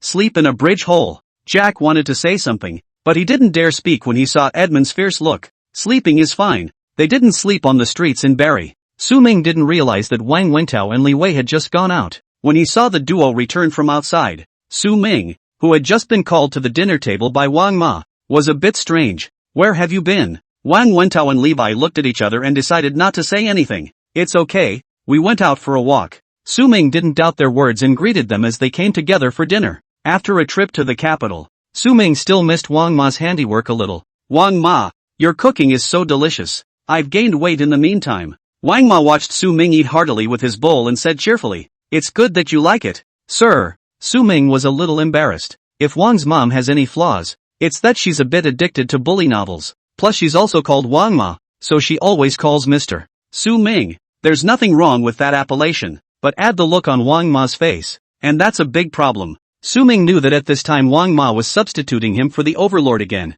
Wang Wentao and Levi snickered. Hey, this hegemony is also for him. Su Ming, to become. After dinner, Su Ming received a phone call. Su Ming. As soon as he picked up, he was called by name, and Su Ming was a bit puzzled. The other man's tone was a little agitated, and for a moment he didn't hear exactly who it was. Hello, may I ask who you are? I'm Li Qinghua. Su Ming, the batch of palimpsests you sent me last time. The carbon-14 test results are out. Professor Li could not hide the excitement in his tone, causing Su Ming to perk up a bit as well. Professor Li, there's no rush. Take your time. Su Ming had already guessed what Professor Li would say. Nothing more than the fact that all of that batch of palimpsests passed the carbon-14 test. It was expected of him. After all, he had spent a lot of points to exchange the Shanghai Mulberry skill. Little friend Su Ming, how on earth did you do it? This batch of palimpsests all passed the carbon-14 test. And I can see that the palimpsest doesn't look like a reproduction at all. They can't be real artifacts, can they? No, what nonsense am I talking about? The real artifacts we dug up and shattered back in the last century. What's more, the palimpsests are my students staring you down as you finish. Li Qinghua's voice trailed off. It was as if he had discovered something remarkable. Su Ming, you're not some kind of traveled person, are you? Su Ming couldn't help but lose his smile. Prof. Li was indeed too excited to even say such things. But Professor Li was also right. He really did cross over. Professor Li, you're joking. I just did what I could. As for how I did it, That's naturally my secret. Hearing this answer from Su Ming, Li Qinghe was not dismayed. He knew that this was Su Ming's secret, so how could he just tell him? But having a talent like Su Ming was a great fortune for their archaeological community. What a blessing for the historiography community. Professor Li Qinghe somewhat understood why his old friend, Professor Liang, had held Su Ming in such high esteem in the first place. Because, indeed, he's worth it. Su Ming, I have a plan and want to put the palimpsests in a museum for people to visit. When Professor Li said this, Su Ming was a bit hesitant. Professor Li, but this is an imitation after all. It's okay, you should know that you made this palimpsest exactly like the real thing. It's even more complete than the real thing. Wouldn't it be better for everyone to be able to see the complete and intact palimpsest? Su Ming was almost convinced by Prof. Li. Professor Li continued. And didn't the bronze statue of a chicken's head you made earlier also go on display in the museum? Well, Su Ming was completely convinced this time. He accepted Prof. Li's offer. Only, Su Ming was still a little apprehensive. It's only a knockoff, after all. But when Prof. Li, in conjunction with the capital's museums, released the news that the complete version of the manhwa palindrome had resurfaced in the world, it still shocked the majority of netizens. Gosh, in my lifetime, are all the palindromes on display? Are they all on display at the Capitol Museum? I remember it was in a different museum before, and wasn't it broken? It's been restored, but it's not really complete after all. But the official notice says these palimpsests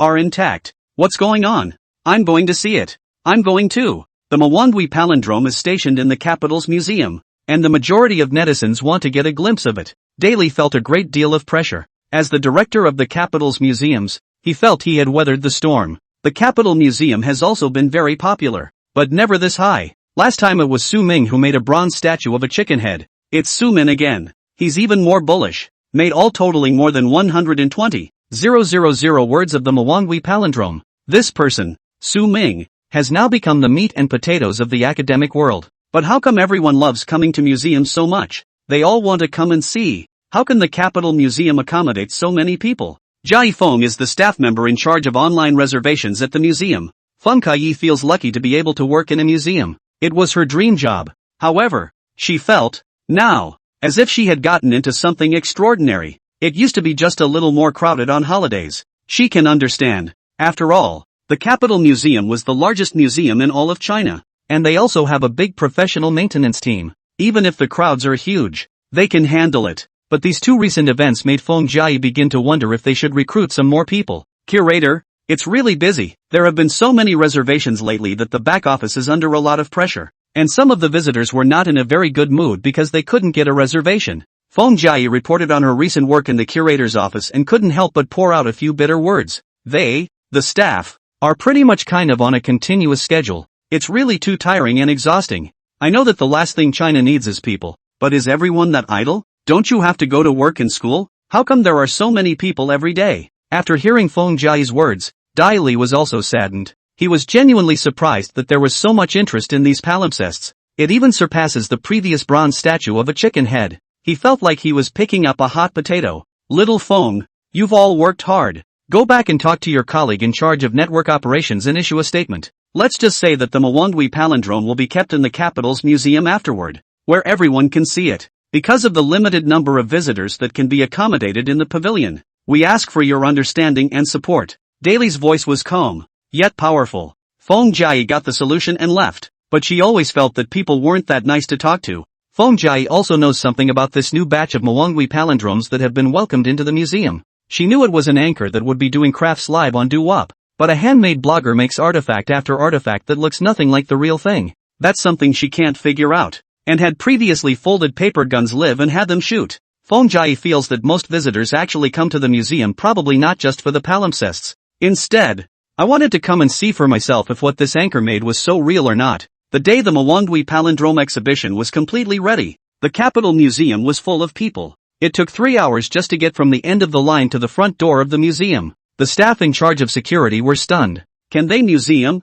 surprisingly, really hold that many people? Why is everyone coming to the museum? Is this some new trend? Even the grandparents who lived in the neighborhood were taken aback by the gesture. Are these tourists trying to take the Capitol Museum? Why are so many people suddenly coming to see it? It seems that the awareness of the people of Huaxia has risen now, and they all like to come to museums. There was a lot of talk and some people even took videos and posted them online. Good man, the Capitol Museum is so crowded. At this point I feel as if it's just as well I didn't get a date. Otherwise I'd go crazy with all these people. But I really want to see what the real manhwa palindrome looks like. Didn't you say it was just a restoration? Who else's restorations passed the carbon-14 test? I think it's real anyway. For a while, everyone discussed again whether or not the palimpsest made by Su Ming was real or not. Su Ming, however, didn't have time to care about these remarks on the internet. Since it's been so many days off, it's time for him to start a regular broadcast. As soon as he opened the live broadcast, a large number of viewers flooded into the live broadcast room.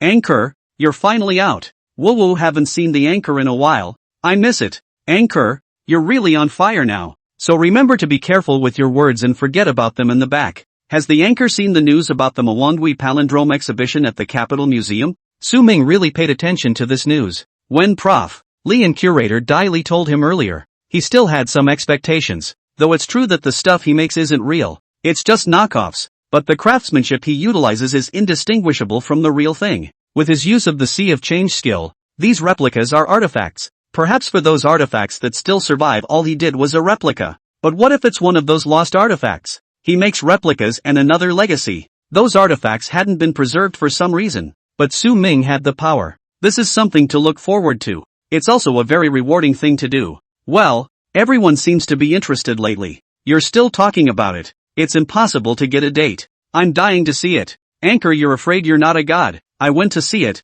although I can't understand it, but it's really true. I have some knowledge of cultural relics, and I really can't tell it's an imitation just by looking at it with the naked eye. Anchor Cowboy, you are truly a talent of our China. He was a little embarrassed by the various compliments on the pop-up screen. Su Ming rushed into the main topic of today's live broadcast. We're back on the air today, as usual, drawing lucky viewers for crafts. As for the manhwa palindromes, they will be kept in the museum afterward, so people can go back later if they want to see them. After all, there are too many people now. After saying that, Su Ming himself laughed. He was truly surprised that he could bring so much traffic to the Capitol Museum. On the sidelines, Levi drew the lucky audience. This time, the handmade commissioner's screen name is Sand in the Memory. Su Ming thought to himself that this time it was always not someone who was studying artifacts. Sand in the Memories? What craft do you want me to make? Su Ming asked. The other man's voice was a little hoarse. Su Ming had thought that the other party wouldn't say any strange commissions, but he didn't expect that the other party would catch him off guard as soon as he opened his mouth. Anchor, can you make a heirloom? The expression on Su Ming's face was empty for a split second after the commissioner's words. Even Li Wei and Wang Wentao beside him were surprised. Who doesn't know that the Transfiguration Jade Seal was lost a long time ago? Although it has appeared in later generations, its authenticity has yet to be proven. Let Su Ming do this? What do you think? Trying to turn him over? How do you make something like this that has no prototype and no reference? The pop-ups were also in an uproar. Not that I'm saying, brother, it's the 21st century. Why are you still dreaming of being an emperor? Brother, do you want to take the Jade Seal of Transmission and ascend the throne? Laughed my ass off. The anchor's expression is so funny. This client is a bit bold. The anchor does his damnedest. You two together to restore the empire. Don't say. The anchor shouldn't want to go in yet, right? Su Ming was simply filled with black lines. The internet is just too associative. It's not like this heirloom can't actually be done. It was just that Su Ming was a little difficult. What if he makes it too realistic and this person takes it and does something bad with it? But if he couldn't fulfill the client's commission, he'd have his points deducted by the system. Yes, that's why he's on the air all the time. After the last time I did the palindrome, the payment of points on Prof. Xingha Li's side was actually quite generous. Together with the fact that this palimpsest was sent to a museum, Su Ming's influence expanded again. His popularity has grown and he is overwhelmed by the various rewards. But all is not taken for nothing. As long as he couldn't complete the commissioner's task, he was bound to have a large number of points deducted. Su Ming didn't really want to see that happen. Su Ming wanted to check with this commissioner again. Hello, Sand in the Memories. Is it convenient for me to ask why I want to do this? There was a pause there before he spoke in reply. It's like this. I'm a descendant of Reese. As soon as he said this, the netizens in the broadcast room couldn't listen to him. This client is so interesting. Who doesn't know that Reese was exterminated? That is, you don't lie to the right people. Bumping a person who was exterminated, you are also good enough. Sand in the Memories apparently saw the pop-ups as well, and he continued unhurriedly. My family's ancestors survived by hiding in a remote village. After the disappearance of the Jade Seal of Transmission, my ancestral family members have searched for it, but to no avail. I've seen news before that said the jade seal of transmission had come out, but we went to check that it was all false. I saw on the internet that the anchor was so good at crafting, so I wanted to ask the anchor to help me recover it. However, after restoration, I would like to donate it to the museum. Now the netizens stopped taunting him. Whether the identity of the descendant of Li Si is true or false, this sand in the memory did not want to do anything through the seal of state. All he wanted was for the artifacts to see the light of day. Su Ming was a little unsure for a moment. The reason why Su Ming felt a bit embarrassed was that the craft to be done this time was really special. If the cultural relics imitations to be made before only have historical value, the heirloom jade seal has political value in addition to historical value. Of course, it's no more than a boulder to the modern world. After all, feudal dynasties are a thing of the past. But in ancient times, who wouldn't want the jade seal of passage? With the jade seal of transmission, one is an orthodox emperor. Su Ming also knew that the loss of the jade seal of transmission was an eternal pain for the Chinese nation. He wants to do it and he can do it. But it's not that easy to do. The heirloom jade seal was carved from Husher Bai, and even if Su Ming possessed the ability to turn ordinary materials into priceless treasures, it would still cost him quite a few points. Because the heirloom jade seal was already worth a lot of money, Su Ming did not hastily agree to the request of sand in the memory. He first had to estimate how many points it would cost. Brother Unity, need your help. Ding. The system has received the host's needs and is in the process of evaluating them. The system is generating the program. Please wait. Production program in progress. Su Ming waited patiently for a while before the system voice finally sounded again. Production program has been generated. System mall redeeming Husher by consumes 180,000 points of craftsmanship value. Carving program consumes 200 points of craftsmanship value. And Kengshangshan skill consumes 1,000 points of craftsmanship value. For a total of 181,200 points of craftsmanship value. Host, this program requires more crafting value to be consumed. Please make it or not. Su Ming almost thought he had heard wrong. Raider, are you saying you need to take away less crafting value? System, you're not bluffing me, are you? How can you ask for so many crafting values? Su Ming mentally growled. He did get a very generous crafting value reward for the last palindrome, but with the rest of the previous one, the total is less than 150,000 handmade value. As a result, the system now told him that crafting an heirloom jade seal required more than 180,000 crafting values. Do you really think he's a big shot? Host, please calm down. Because of the value of the he sure buy, so the manual value needed is a little more it. Su Ming felt like he couldn't calm down. It wouldn't be enough to sell him. Su Ming suddenly remembered that he had also received a system reward before turning stones into gold.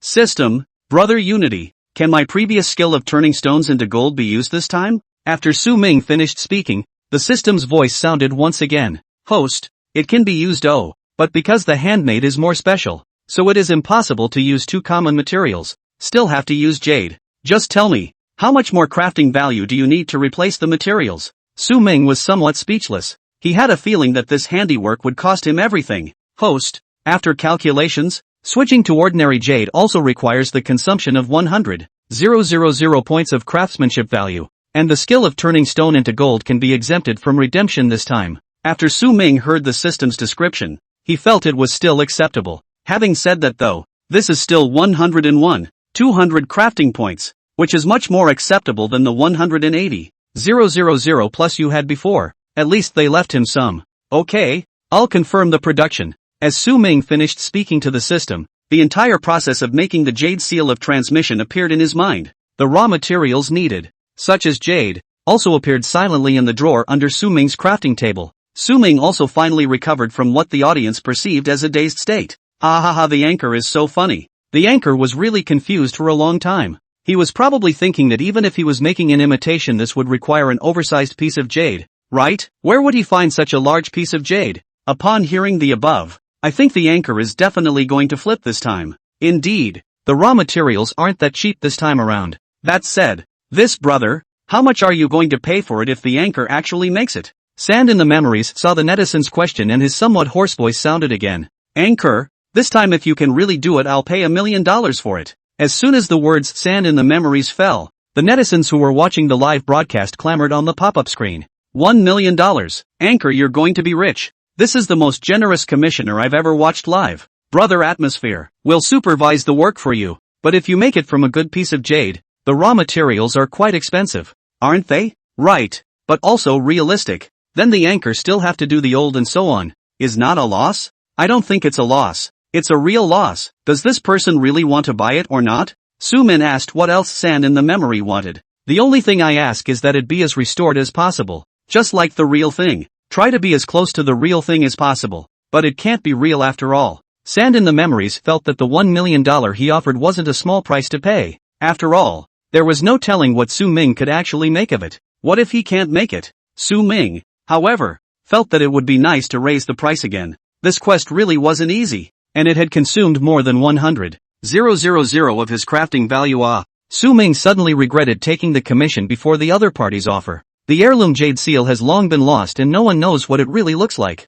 Su-ming didn't know either. The drawings the system gave him were completely different from the jade seals he had seen in movies and television in the past. Su-ming asked the system in his mind suspiciously, "Brother Tong, this transmission jade seal, is it so small? How come it's not the same as the one I saw on TV?" Host, movie and television works cannot be trusted. Oh, that's how small the real heirloom is. Su-ming was a bit puzzled. The system didn't bother to explain it word for word and directly threw out a diagram. Su-ming scanned through it and understood. Rumor has it that the transmitter's jade seal is made of washi, but this is obviously not possible. Now we commonly see the image of the jade seal as four square, and a brick-like, and carved with dragons, braves and other ancient beasts. Very solemn. Most of the images of jade seals in these movies and TV dramas are derived from the 25 seals of the Qing dynasty preserved in the capital's museums. The smallest of the emperor's honored relatives' treasures. 6.8 centimeters square. 6.1 centimeter high. The largest of the Guangyun Shibao.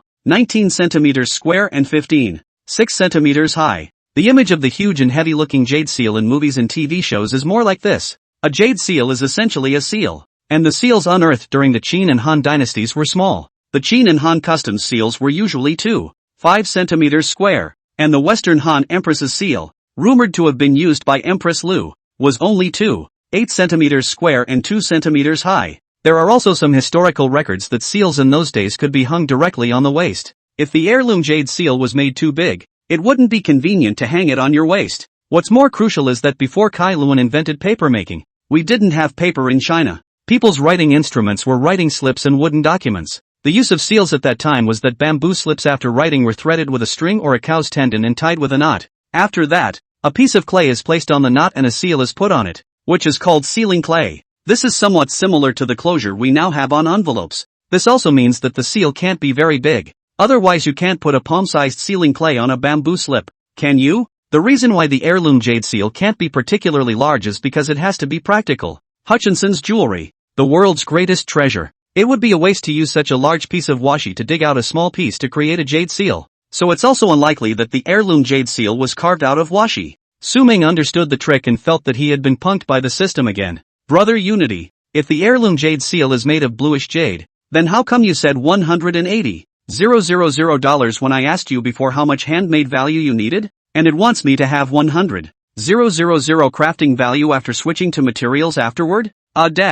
It's not a Husher jade, but the ancient Lantian jade primary jade mine has never been found, and modern Lantian jade is worth a lot of money. The system replied sounding a little stuttered and a little out of breath. Su-ming snorted coldly and stopped talking to the system. This system, it's not generous at all. The netizens in the live broadcast room were a bit confused as they watched Su-ming take out a tiny piece of jade. Aren't you going to make the heirloom jade seal? Why use such a small jade? What is the anchor doing? Is the anchor not willing to use jade? Shouldn't the seal of state be huge? Anchor, don't you think you can't part with it? That's right. Isn't the jade seal on TV like a brick? Anchor, who are you fooling? Though I also think the client gave a little less. The anchor can't just fool around. Su-ming smiled when he saw the discussion among the netizens. They had the same idea as he had before. Seeing Su-ming smile, the netizen was even more puzzled. Anchor, you're still laughing. If you really don't have a big jade today you can leave it alone and buy it. But it wouldn't be cheap to buy a piece of jade that big, would it? Suddenly it seems like $1 million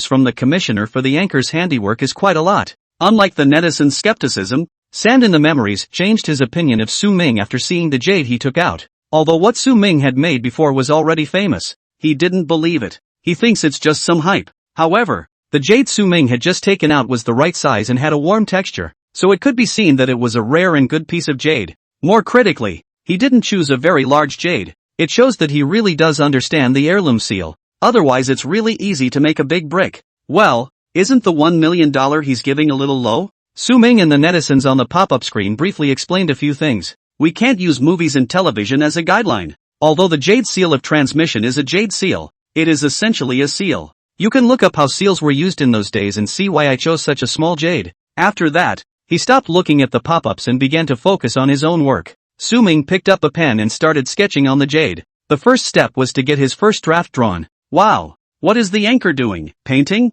The anchor looks so professional. What exactly does the anchor not know how to do? After this step was completed, Su Ming would start hand carving. Each of his carvings is like breathing life into the jade, making it more vibrant. As he moved, the form of the piece of jade gradually changed, taking on the appearance of a jade seal. Anchor's tools are so complete. It's the first time I've seen all these carving tools. I've had someone carve jade before. It was a master teacher. The anchor's operation is very skillful, the same as what I've seen before. Even more awesome. I'll count what the anchors know: making paper guns, bazookas, replicating Dunhuang murals, making bronze statues of chicken heads, and restoring the Mwangdui palindrome. The anchor is a tentacle monster, right? So awesome. The skills that the anchor knows aren't even in the same area. This is too good. I'm starting to wonder. Anchor, are you really a handmade anchor? The pop-ups were hotly discussed, because Su Ming's operation was indeed too showy. An insider would have noticed that he did each step without pausing for a second. How powerful is this? And the netizens who went to check out the heirloom seal at the very beginning have come back. Newspaper. I never thought I'd learn something. What? Tell me. The anchor is right to take this tiny jade and carve the seal of transmission, because the seals of the Qin and Han dynasties were all very small, and there was no paper in those days, and the use of the jade seal was not the same as in later times, somewhat similar to the sealing clay on envelopes nowadays. What? So that's how it is. The anchor turns out to have the real thing. Damn. The anchor really understands. The clamor on the pop-up screen had nothing to do with Su Ming. With the assistance of the system, Su Ming once again entered a metaphysical realm. His world became extremely still. For the moment, it also seemed as if he wasn't in this basement workroom that was no more than 100 square feet. His heaven and earth became extremely wide, with a tree behind him and a river in front of him. In a natural environment, Su Ming felt smooth all around. As the saying goes, if you don't carve jade, you can't make it, and you have to facet the jade seal after the carving is done. This step is also very much a test of maneuver. Su Ming's hands were extremely dexterous, and his fingers danced on the jade as if he were a dancer dancing on the stage.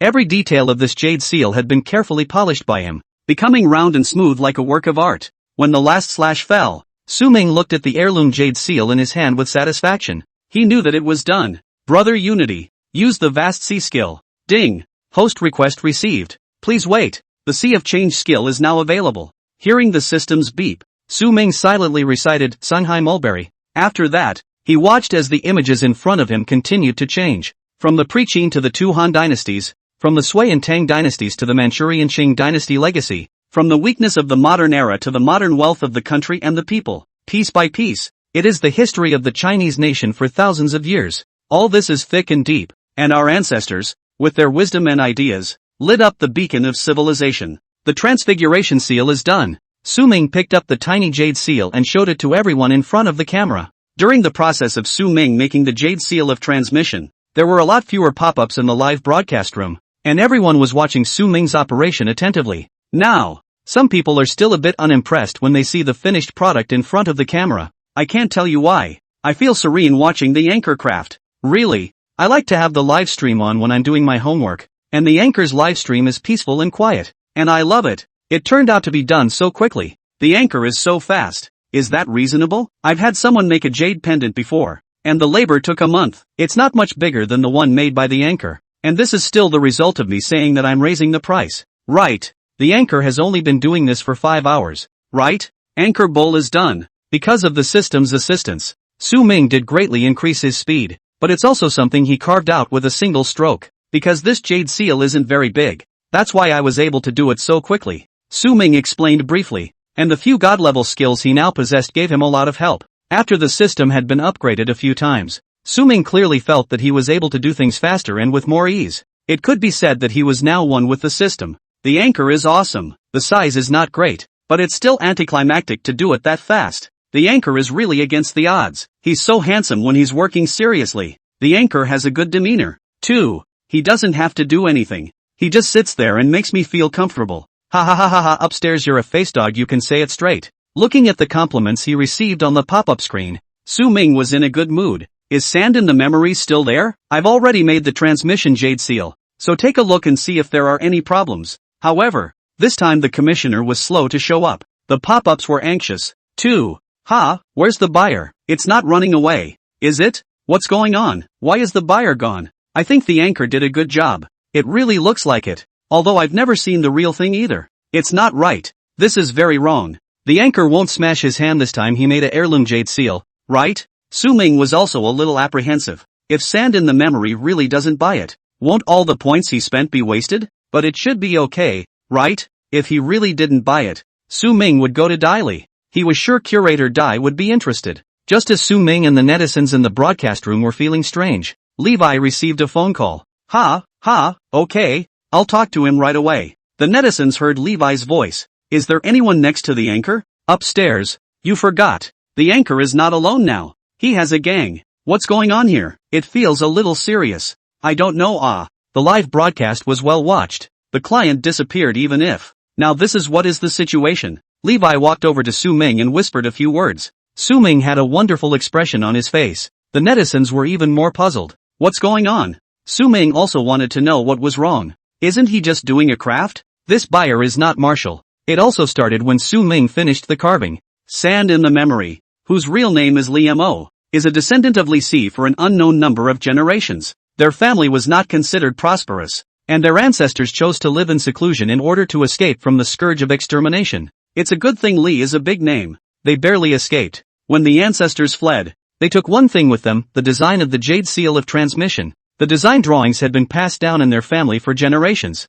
but not long ago, the drawings disappeared. As we all know, the transmission jade seal has long been lost, and no one in modern times has ever seen the real face of the transmission jade seal. The only people who knew what the heirloom jade seal really looked like were those in their family. Su Ming chose a smaller piece of jade at first, and Li Mo thought it was just that he was knowledgeable enough to know what a jade seal should look like in those days. But as Su Ming moved, Li Mo realized that what he had carved was very similar to the jade seal on the design drawing he had firmly imprinted in his mind. At first he just thought it was a coincidence, but the more he looked at it, the more wrong it became. Where's the resemblance? It's obviously exactly the same. He was certain that it must have been the handmade anchor who had stolen their family heirloom. It was only on a whim that he originally talked to the anchor about letting him do the heirloom. And of course he wanted the anchor to do it, and he would indeed pay for it. But now, he thought there was something wrong with the anchor, so he called the police. Coincidentally, the anchor was in the same city as he was, and it just so happened that he was going to meet this anchor. Su Ming went to the Public Security Bureau with Li Wei and Wang Wentao, and didn't even have time to turn off the live broadcast. Su Ming didn't forget to bring along the well-done jade seal of transmission. Li Wei and Wang Wentao were really speechless. What kind of clients are these? Can't you make it look good? You have to arrest people for doing what you look like? It was a good thing that they had long been familiar with Su Ming and knew his character, so they definitely wouldn't go for something like this. But it's still a trip to the police station. What's the matter with this day? Bureau Lu takes this matter very seriously. Su Ming was, after all, their key target of care, and they were more or less aware of his abilities, even though this time it should be a misunderstanding. People have come to the Public Security Bureau and there is no way for them not to deal with it. In the conference room, Su Ming met Bureau Lu and Su Qingqing, who he hadn't seen for a long time. Bureau Lu is still as solemn as ever. Su Qingqing is smiling. It can be seen that she is in a good mood. Su Ming, you're really great. You've been so hot lately. Su Qingqing's somewhat cheerful voice rang out, but Su Ming couldn't laugh. Hello Bureau Lu. Hello Officer Su. So what the hell is going on? Su Ming couldn't help but ask. Su Qingqing somewhat amusedly told Su Ming the general situation. Su Ming and Wang Wentao and Li Wei were all filled with black lines. What's wrong with this man? He loses something in his house and thinks someone else stole it? Levi couldn't help but spit. Su Ming also wanted to vomit. Where was he going to steal it? It's not like he knew this person or had any dealings with him. Let's clear this up between you guys in person. There's just been some misunderstanding. Bureau Lu's words silenced everyone. At this time, a police officer brought Li Mo over. Seeing Su Ming, Li Mo didn't have a big reaction. Only he didn't understand why the police didn't interrogate Su Ming in the interrogation room. Su Ming, see, this client also looks quite normal.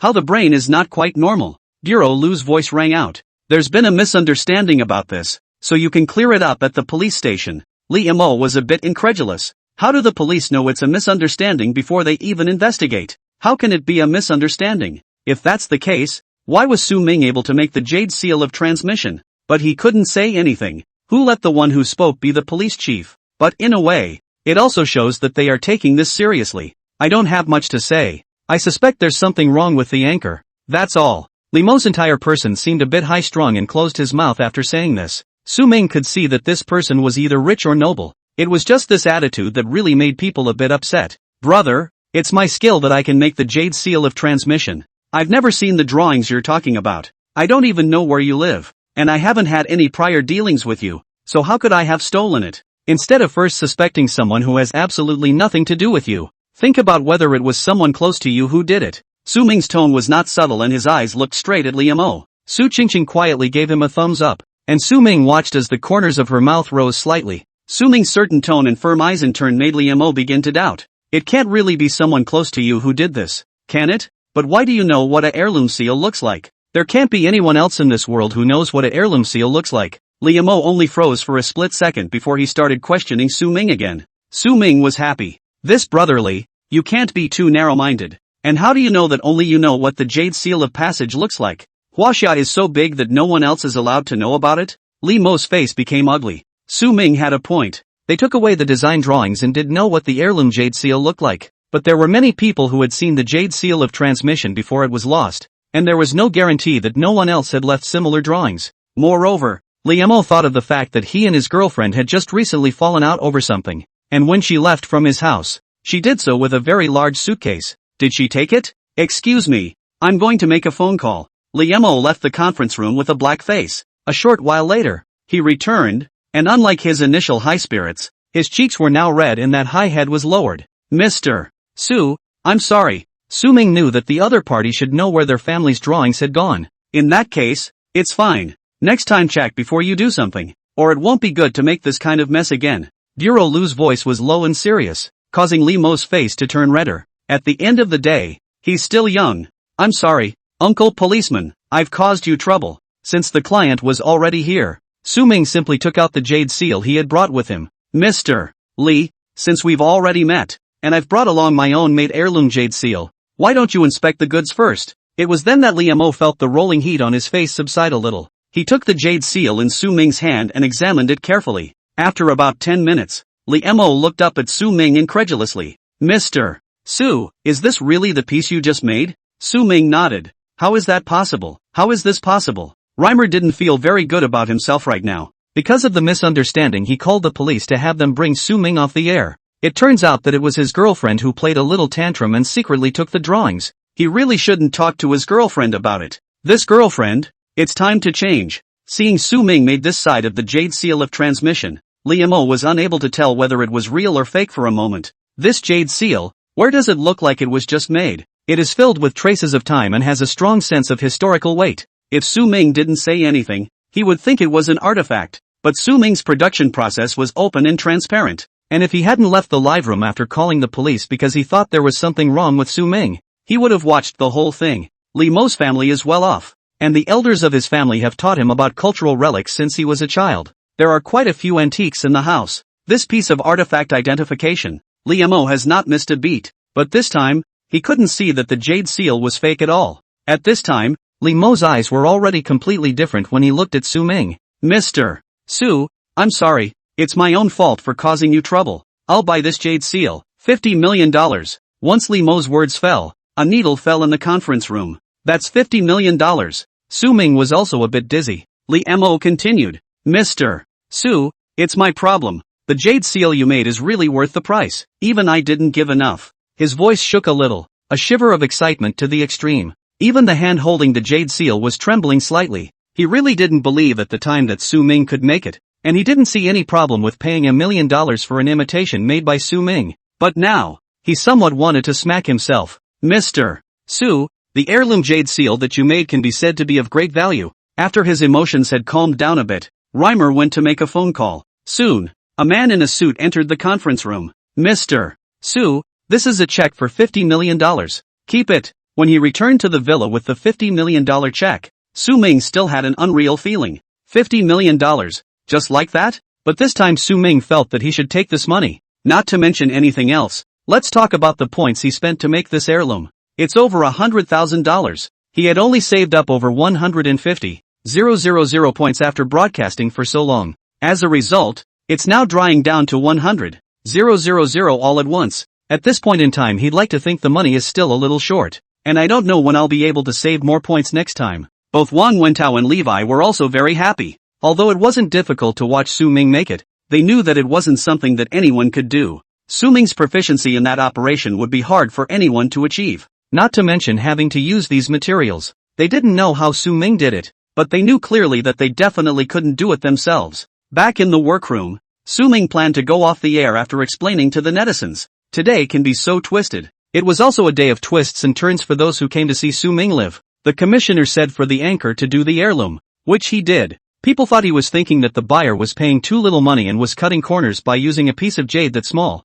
As a result, I was inexplicably taught about the jade seals of the Qin and Han dynasties. Nice guy. Watching a live stream and learning about it. By the time the anchor is finally done with the heirloom, the buyer is gone. That's not all. Then directly even the anchor person is gone. A group of clueless netizens were left alone in the live room at a loss for words. What's going on? How did the anchor leave? I don't know. Just now the assistant next to me answered a phone call and the person left. Something's not going to happen. Is it? No. Will it? So weird. Look again. People waited and waited and waited. And an hour passed. The anchor didn't come back. 2 hours passed. The anchor still hasn't returned. It's almost 3 hours now. Why isn't the anchor back yet? Some people feel bored and plan to leave first, in case the anchor can't come back. Just then, the netizens who stayed on the air saw the door to the workroom room open. Su Ming, come back. Oh my god, the anchor is finally back. Anchor, what's going on? Why does the anchor look like he's traveling in his soul?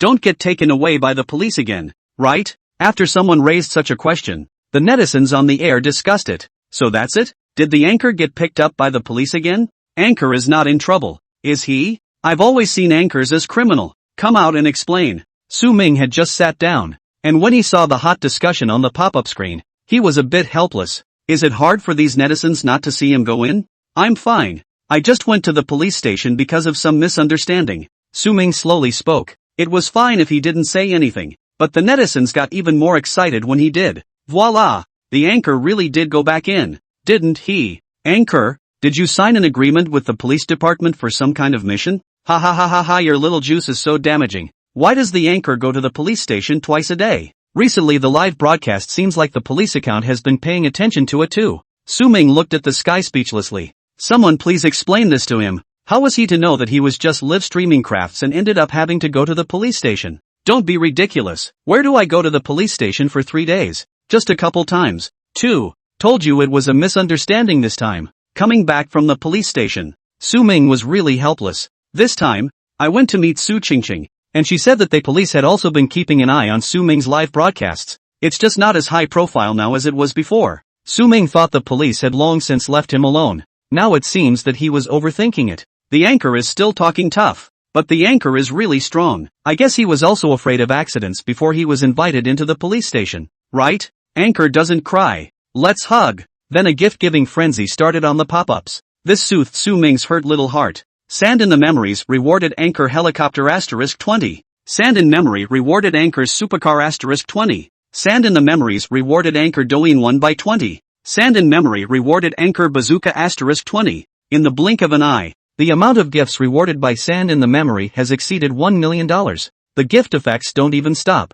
The netizens in the live stream were stunned. The commissioner is back? What's going on here? Planning to just swipe the money from your purchase with a gift? Magnificent. But won't the platform still have to take a cut? It's not cost effective. Why did the tycoon leave the studio before? I always felt that the anchor left for the past 2 hours or so had something to do with the commissioner. You're not alone. I feel the same way. After swiping these gifts, Liemo sent out a few pop-ups, briefly telling what had happened. Sand in the Memories, the time the anchor left was meeting with me. There was a little misunderstanding between us, but it's cleared up now. The anchor made a very realistic heirloom jade seal. I've already bought it face to face with the anchor, bidding $50 million, but the anchor made a heirloom jade seal for much more than that. After reading the Sand in the Memories pop-ups, the netizens in the live broadcast room boiled over. Ha, ha, ha, taking less? You said you bought it for less? 50 million? Dumbstruck. Anchor cow, we've made a lot of money this time. What does the commissioner mean? The anchor sold the maid imitations for $50 million as not less?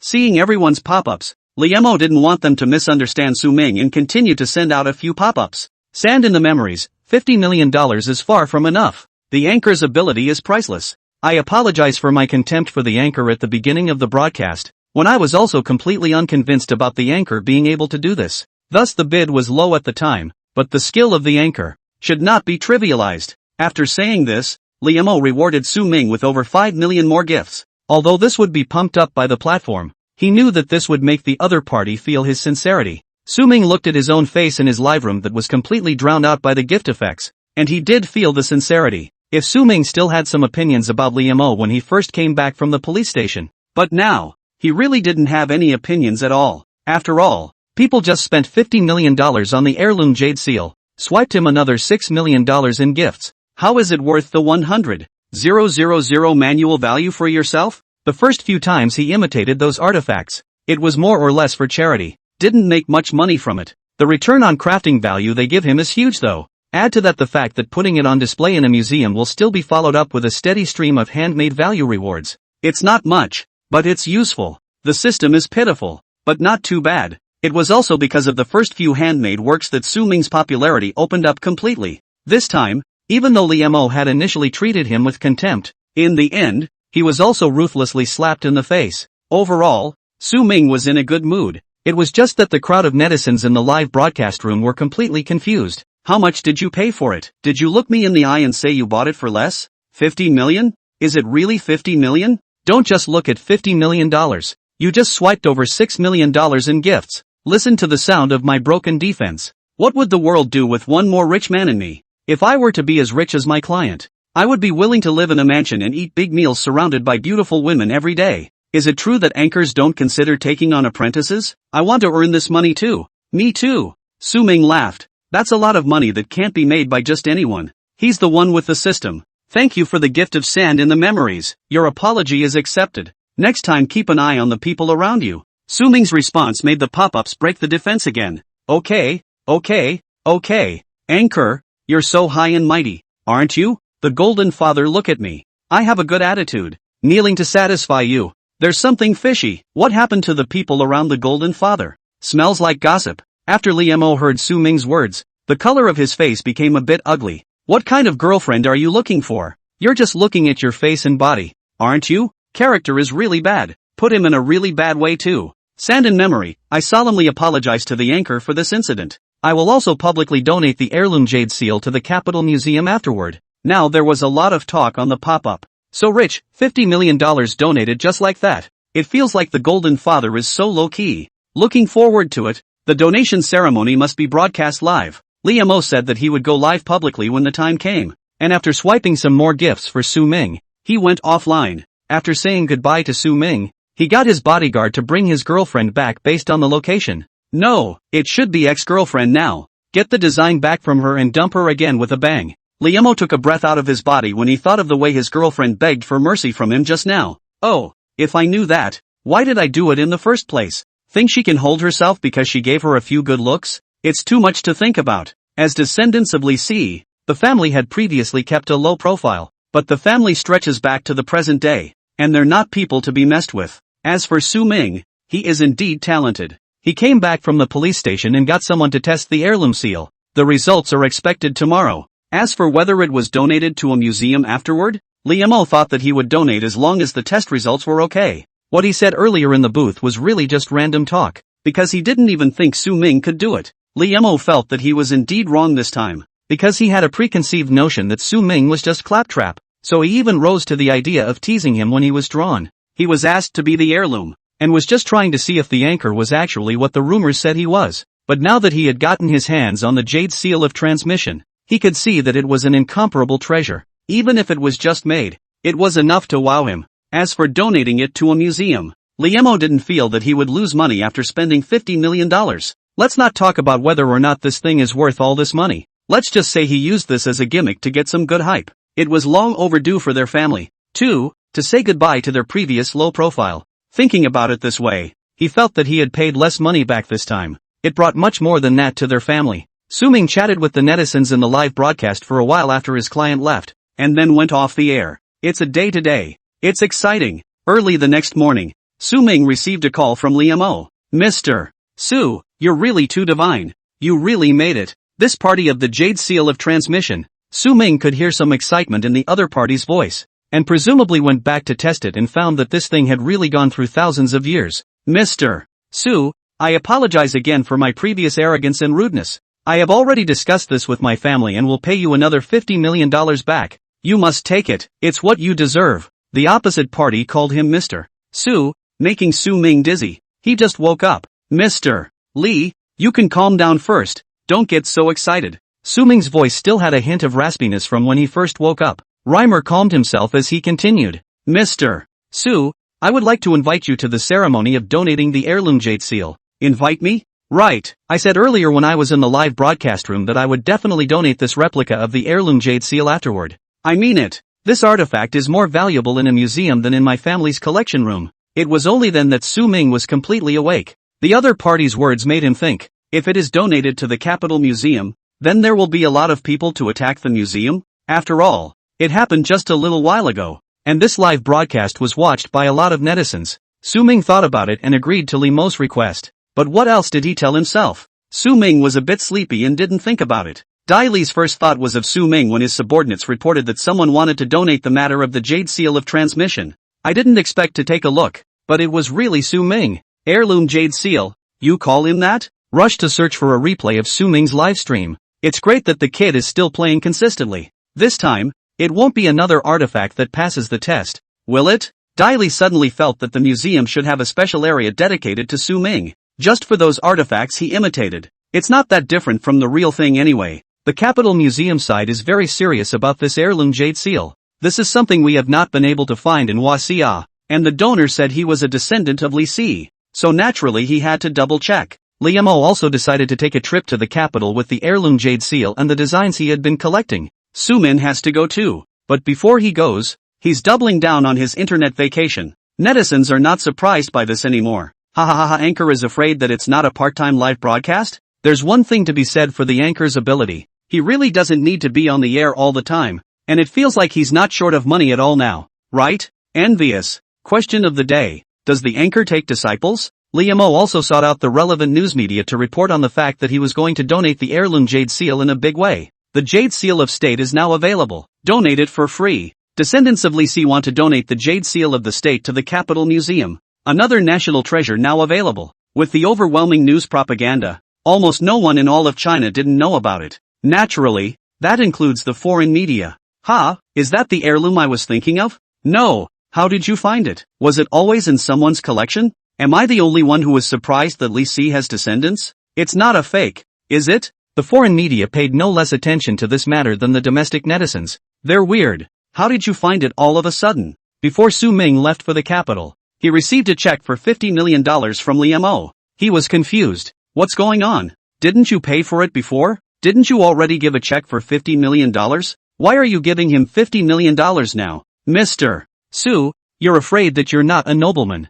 I told you about this when I called you before. Giving you $50 million for the heirloom you made earlier would have been a bit less. It's kind of what I make up for. Li Mo smiled and explained to Su Ming. Where did Su Ming remember these things? Li Mo said. He only remembers the day Li Mo told him that he was going to invite him to the donation ceremony. When did it say another $50 million?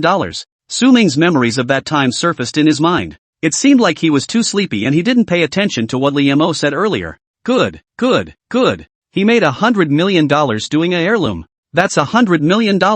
Good. Very good. The 100k handmade value was well spent this time. And after Li Mo saw the test results, Su Ming received a system reward. Because Li Mo's attitude changed a lot this time, his satisfaction level was quite high. Therefore, Su Ming was rewarded with a whole 200,000 crafting value. Host, this 200,000 handmade value is simply from the commissioner, Li Mo. You will also receive some manual value rewards one after another after he donates the Jade Seal of Transmission at a later stage. As for exactly how much it will be, it depends on the contribution. But just this, Su Ming was already happy enough. This commission mission was not a loss for him. Not only did you make $1 billion, but you also made 200,000 back in craft value. It's so worth it. Through these few quests, Su Ming had discovered that it wasn't actually very cost-effective for the system to tell him to exchange those materials in the system mall. Some things that were harder to buy could be redeemed, but some common materials he could buy in reality at all.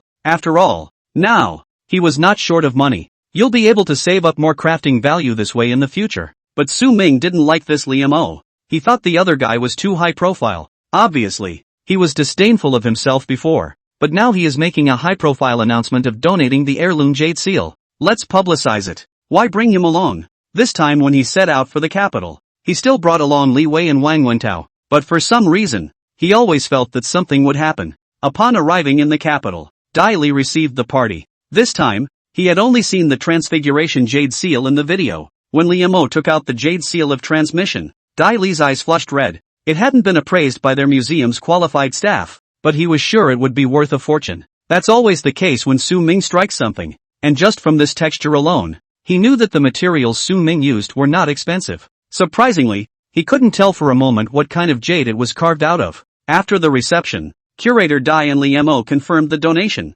The next day, professional inspectors from the Capital Museum came. After a morning of testing, several staff members were a little excited. Is this really just a replica? Isn't this a real artifact? Liam-o was happy to see this result, but he was still curious about Su Ming. What kind of person is this? Being able to make artifact imitations look just like the real thing, so that even professionals can't detect them? Yeah, it was made by an anchor a while back. Liam-o answered the tester's question. Ah, is that the handmade Suno? Reimer nodded. But it's divine. This man is truly talented. The bronze statue of a chicken's head that he made before, and the Mwangwi palimpsest, all of them are hard to tell if they are real or fake. Is there really such a person? A few of the testers murmured as they felt curious about Su Ming. Liam-o was also curious about Su Ming now. This man, he's not ordinary. On the day of the donation ceremony, inside the Capital Museum, the journalists who came to the donation ceremony had already arrived. There were cameras set up all over the place. Su Ming look at this situation. Well, in time to open the conference. What the hell is this Liam-o doing? The donation ceremony was officially opened. Curator Daly gave a speech and then invited Liam-o to speak. Only, during his speech, Liam-o deliberately mentioned Su Ming. This time, I'm very grateful to Mr. Su. It was him who was able to bring back the jade seal of transmission. Su Ming, who was watching all this from the stage, was suddenly queued up, but it was good that he didn't panic. After saying hello in front of the camera, he continued to watch the ceremony. Liam-o did indeed livestream the entire donation process, just as he said he would. It was just that the viewers watching the live stream realized that Su Ming was present again. Handmade Su is the real deal, right? I feel like he's been involved in the last few artifact appearances. Isn't that a sure thing? He did all of this. What? He did this? How is that possible? Upstairs hasn't seen him live, right? You'd know if you went to see it. There were a few people who were attracted by the news that the jade seal of transmission had appeared, but not all of them had watched Su Ming's live broadcast. When I saw that, I searched for handmade Su. It wasn't long before the men who had gone to search returned. My God, this is too good. This anchor knows a little bit too much. Why did I also see that he had made paper guns before? Is this anchor so versatile? For a while, everyone was talking about Su Ming. Soon, the relevant media reporters also posted the news. Ceremony for the donation of the seal of the state was held. Attendance at the ceremony of the handmade Su, the maker of the state seal. Who is handmade Su? One by one, the news has steadily increased everyone's attention on Su Ming. Everyone wanted to see what kind of person could make such imitations that could be comparable to artifacts. Once I went searching, I found that this anchor not only made the state seal, but also the bronze statue of a chicken head that shocked the world before. It even restored a full set of Mwangwi palindromes. At first, he built guns live that could shoot and were powerful. Such a strange man is so interesting to everyone. Su Ming was once again on fire. Once again, his fan base has increased dramatically. Even the foreign media wanted to dig deeper into Su Ming's past. But in the end, it turned out that Su Ming was a really simple person. He's nothing but live. And, of course, still going as an occasional guest now and then. How in the world does a guy like that make so much stuff? Can one person really know so much? Is this still human? Su Ming was just sitting on the stage watching the ceremony, not yet realizing that he was being watched by millions of people again. He also didn't know that someone had set their sights on him. Jack and Edmund hadn't been there since the last time they'd been suspected by the security guards in front of Su Ming's neighborhood. Those security guards, they're just too intimidating. They don't want to get arrested again. But the quests had to go on, and the money they had on them couldn't sustain them for too long. Their boss has said that if they don't finish the mission this time, they won't return to Gaul. They waited and waited and waited, just to see when exactly Su Ming would go out. But the man is so nerdy that he just broadcasts live at home every day. They couldn't squat him from the outside if they tried. Moreover, Jack and Edmund realized that Su Ming seemed to have bodyguards around him. That time they were taken away by neighborhood security and the young man who came behind them looked like no ordinary person. It should be noted that this group of security guards are not ordinary people either. Jack, it looks like we're not going to do well on this mission. Edmund finished with Jack, who was flabbergasted. How can you tell? This stupid look on Jack's face made Edmund look at the sky speechless. Was there really any chance of their mission ever being accomplished? What do you think? Why were we suspected by the security guards last time? Who was that later guy? Doing what? You don't have a head on your shoulders that just looks and doesn't think, okay? Edmund was furious and hit Jack hard on the head. Jack was aggravated. Why wasn't he thinking? Although they felt that the probability of squatting to Su Ming was not high, it was not possible for Su Ming to never go out. As expected, the opportunity waited for them. Li Mo's overwhelming publicity has made Su Ming famous once again, and has let Jack and Edmund know that Su Ming is going out. The Emperor's Day was finally waiting for them. Jack and Edmund quietly followed Su Ming to the capital. This time, they learned their lesson and didn't follow too closely.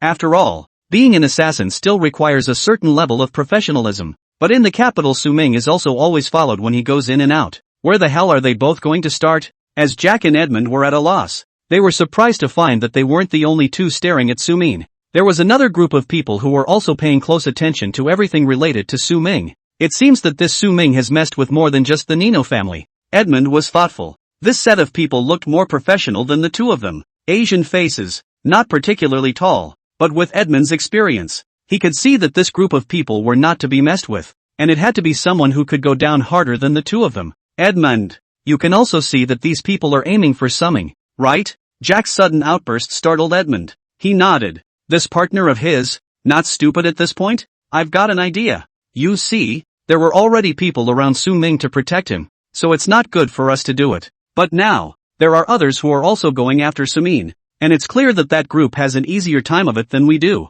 Jack's tone was a little cheerful, as if he had thought of something very happy. Only two fingers were held out as he continued to talk to Edmund about his plan. We have more than solving Su Ming's mission, and the Raphael who betrayed the family. There can't be someone on Raphael's side to protect him too, can there? So, we can go ahead and take care of Raphael. Jack felt so smart how he could come up with such a great idea. Edmund understood what Jack meant, and he was a little surprised. This stupid partner wasn't always this stupid. Good. Kill someone with a borrowed knife. I didn't think you knew the 36 stratagems. Edmund gave Jack a rare compliment, but Jack didn't understand what Edmund was saying. What chicken? Can I eat it? The two left quietly to look for signs of Raphael. Su Ming was unaware of everything that was happening at this point. This time, Li Mo's fanfare gave Su Ming a very bad feeling. Li Mo had a very shrewd businessman's temperament about him, and after Su Ming learned what Li Mo's family actually did, he kind of understood what he wanted to do. While watching Su Ming's live broadcast, Li Mo did just want to tease the anchor,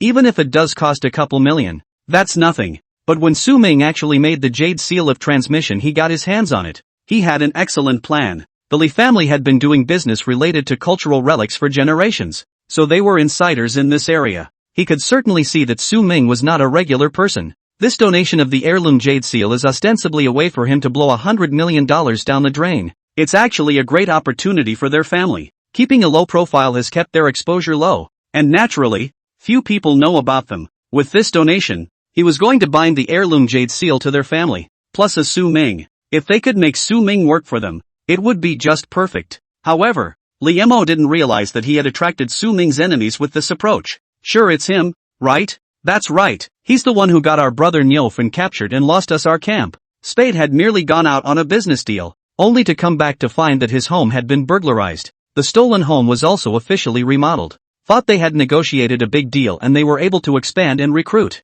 Can someone tell him what's going on now? Luckily, one of the henchmen who was lucky enough to dodge a bullet because he ran out to play with a woman found their boss. Boss, that's the guy. I found out the other day when the shots went off over here, and I didn't dare come back. You don't blame me, do you? Spade watched as the henchman showed himself a screenshot from his cell phone. It was a very handsome-looking man. Is this on, live? Spade hadn't seen anything like this, but he knew more or less about it. Is this the man who lost his base camp? What the hell is going on? You tell me. Spade felt like he had some sense now, but not much. A little white boy like that is the culprit? He can't believe this. The men told it all. It turned out that at that time, after Nyofun discovered Su Ming's ability, he had once revealed a little to him, and said if he could really do a good job he was going to take him with him to get the guy back. This way they will have a constant supply of arms. But now, not to mention the arms are gone, even the people are gone. Spade knew what was going on and began preparing for a comeback. It's not like he's only a little bit human.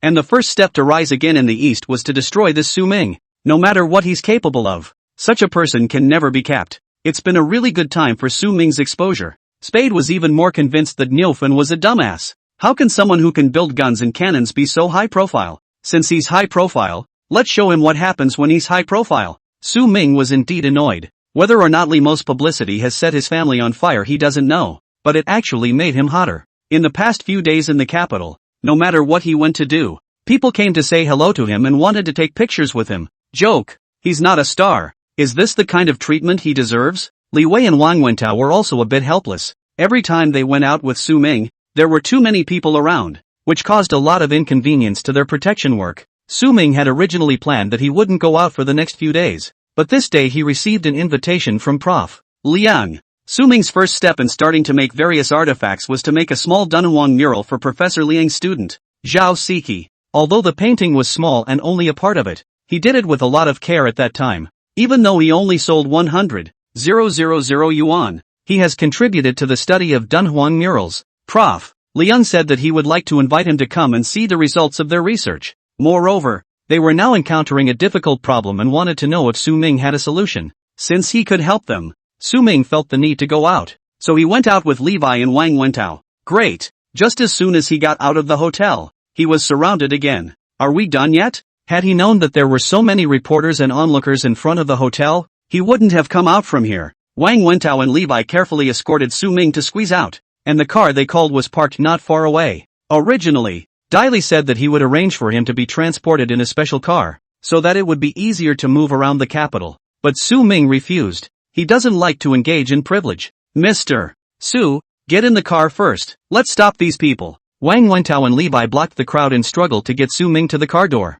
At that moment, the car door opened by itself. Su Ming was just about to go in when he heard the system's anxious voice ring out abruptly. Host, get out of this car. It's dangerous. Before Su Ming could react, he was pulled into the car by a pair of hands. The car left the hotel with a kick of the gas, and the two of them, Wang Wentao and Li Wei, were confused for a split second when they heard the noise, then reacted. Crap. They memorized the license plate number, stepped out of the crowd, and immediately called the leader. Su Ming had a moment of panic when he was pulled into the car, but it didn't take him long to calm down. It's in the capital. Can anything happen to him? But he didn't take it lightly. What if the other side just wanted to put him to death? The people in the car didn't do anything to him though, just tied his hands with rope, taped his mouth, and blindfolded him with a piece of black cloth. Come on, he's really becoming a bully, isn't he? Even the kidnapping scene was set up for him. Brother Unity, what's going on? I'm an anchor. Could I have offended anyone else? Su Ming complained with the system in his heart.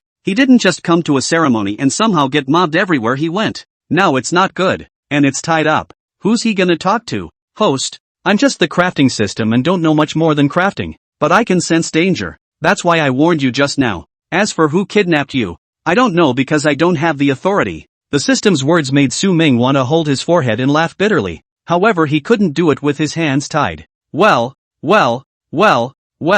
he's bound to a manual system, and who knew it could be dangerous? So, Tuan, do you have any thoughts? Undeterred, Su Ming continued to ask in his heart. Host, I think that it might be someone who has a grudge against you. Okay, I won't ask. Okay. Su Ming was truly speechless. What does this system want with him? But Su Ming pondered. Who has a grudge against him? The original owner herself is a kind person and should have no enemies. He himself has been nothing more than a dedicated craftsman since he arrived. It's not like we should be feuding. Can't it be that someone is out to get him for being too good at his craft work? The more Su Ming thought about it, the more he felt that this was very likely. Since this was already the case now, Su Ming had no choice but to figure it out on his own. Levi and Wang Wentao and the two of them should have realized they were missing as well and would have gone to the police. Su Ming takes stock in his head of what he's done since he crossed over. And what is there to possibly feud over? Suddenly, Su Ming thought of the paper guns and bazookas he had made at the very beginning. What was the name of that commissioner?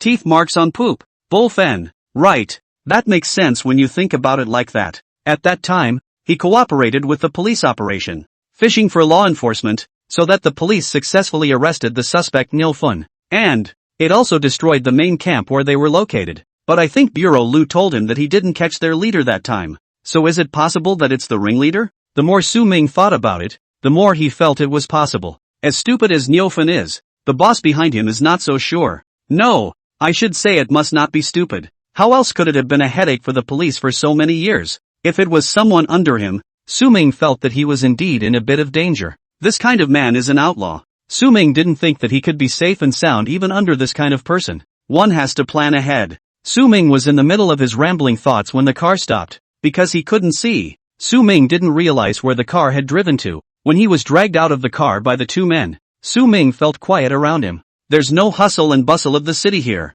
Not even birdsong. It's also a little too quiet. So, these guys are taking him to the suburbs? Several men dragged him forward as if into a building. One man removed the cloth that blindfolded him. Seeing the bright light abruptly, Su Ming's eyes were a bit uncomfortable and he squinted his eyes. This should be an abandoned warehouse. And looking at the architecture, it also looks like it has a certain age. Directly in front of him was a black couch with a middle-aged man who looked to be in his 40s. The man was dressed in a black suit, his hair slicked back and immaculately groomed. As for looks, Su Ming felt as if there weren't any special features. If it wasn't for the way he was dressed, and the cold look on his face, odds were that he was the type of person who would be ignored if thrown into a crowd. But Su Ming felt that this person was not ordinary. This very popular look is what makes it more conducive to hiding your identity. The man spoke slowly. You're Su Ming? Su Ming just wanted to speak, but found that his mouth couldn't move. He moved his head, signaling that he couldn't speak now. The man across from him laughed and told his men to untie his hands and rip the tape off his mouth. Some of the men were not comfortable with this and wanted to ask again if this was really necessary. Men, however, are confident. You think he can still run? The men didn't dare say anything else. Su Ming could finally move around normally. His mouth was a little sore from the tape and his wrists were a little sore. What's the matter with grabbing me here? Hearing Su Ming's tone was still like this, with an appearance of being completely unafraid. The corners of the man's mouth rose slightly. Good guts. Young man, any interest in following us? Su Ming froze. What? What do you want him for? Trying to recruit him? The look of dismay on Su Ming's face made the man laugh a little. What? Do you think we brought you here to kill you? The man speaks in a soft tone, as if he is talking to you. If you ignore what he said, Su Ming is law-abiding. And the biggest ordeal he has encountered is just being invited to the police station. Now this was a scene he had only seen on TV, but Su Ming had always been mentally strong, and he responded to the man's words. Now that I'm here, what do you guys want? Just say it. Good for you, quite courageous. The man lit a cigarette and smoked it. He slowly exhaled the smoke ring and looked at Su Ming in a good way. Before meeting Su Ming, he did intend to have his men just finish him off. But now, his mind had changed. Doesn't this guy make guns? Wasn't Nilfun looking for him with that in mind in the first place? He's here now. Why don't we let him try? As for tools, they are readily available here. The factory they are looking for was a steel mill back in the day, but it was abandoned due to reforms. Some tools were kept inside. Su Ming, you're not able to build guns, so make one now and show me. It's also a way to show my stupid brother that being able to make a paper gun is not the same thing as a real one. As soon as the man finished speaking, Su Ming knew who he was. It was just as he had guessed. In spades, the police caught Nilfun at first, but Spade escaped because he was out on business. Now he's here. Host, you are so smart. Now that you know his identity, grab a way to escape. The system's voice rang out abruptly. Su Min then said, he must have known who his captors were. Brother Unity,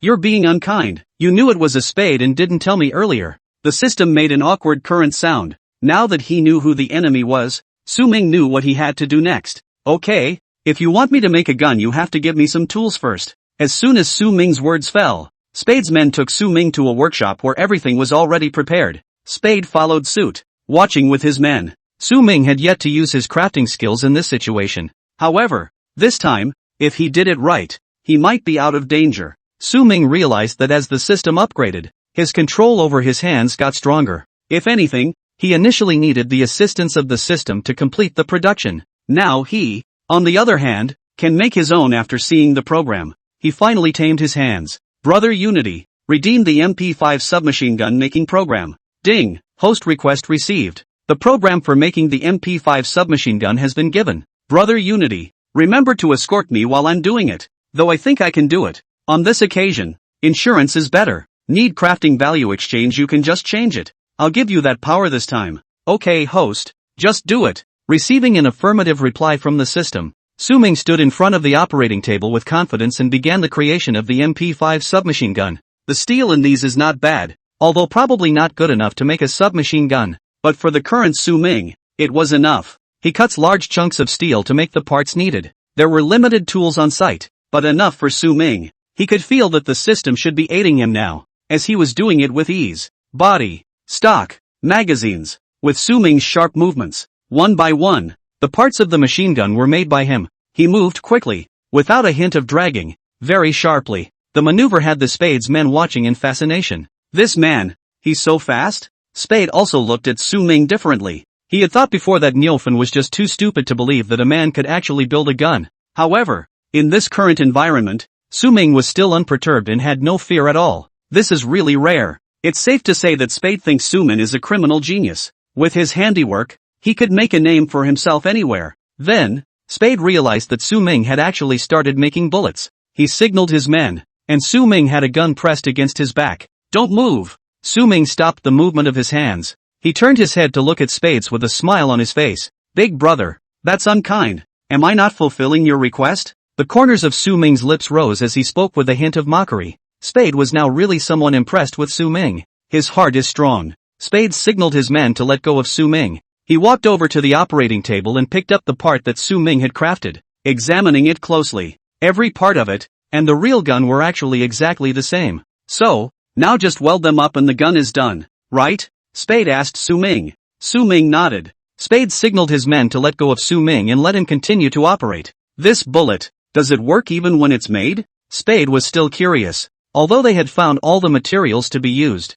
gunpowder, that was still not there. What's the use of a gun made this way? Even if Su-ming made bullets out of steel, will it have the same power as a real gun? He doesn't believe it. Su-ming didn't say anything and continued his operation. After soldering the various parts, the gun is almost complete. He wasn't affected by the outside world in the slightest and was only immersed in his own world. Brother Unity, remember to help me fill the bullets with gunpowder using the system's ability. Okay, then I'll redeem the points myself. Oh, could be. Having made a good deal with the system in his heart, Su-ming also put down his heart. Once you get the gun right, the rest is easy. Su-ming was incredibly glad at this point that he used to enjoy going to play real-life CF. With training in one game after another, he was still a good shot. Now he had no choice but to put up a fight. In Spades they felt that without gunpowder he could not achieve normal shooting. But they didn't realize that even with a gun made of paper, he could make the same effect. Because of his system, he's just invincible. Though that said, it will definitely cost more crafting value,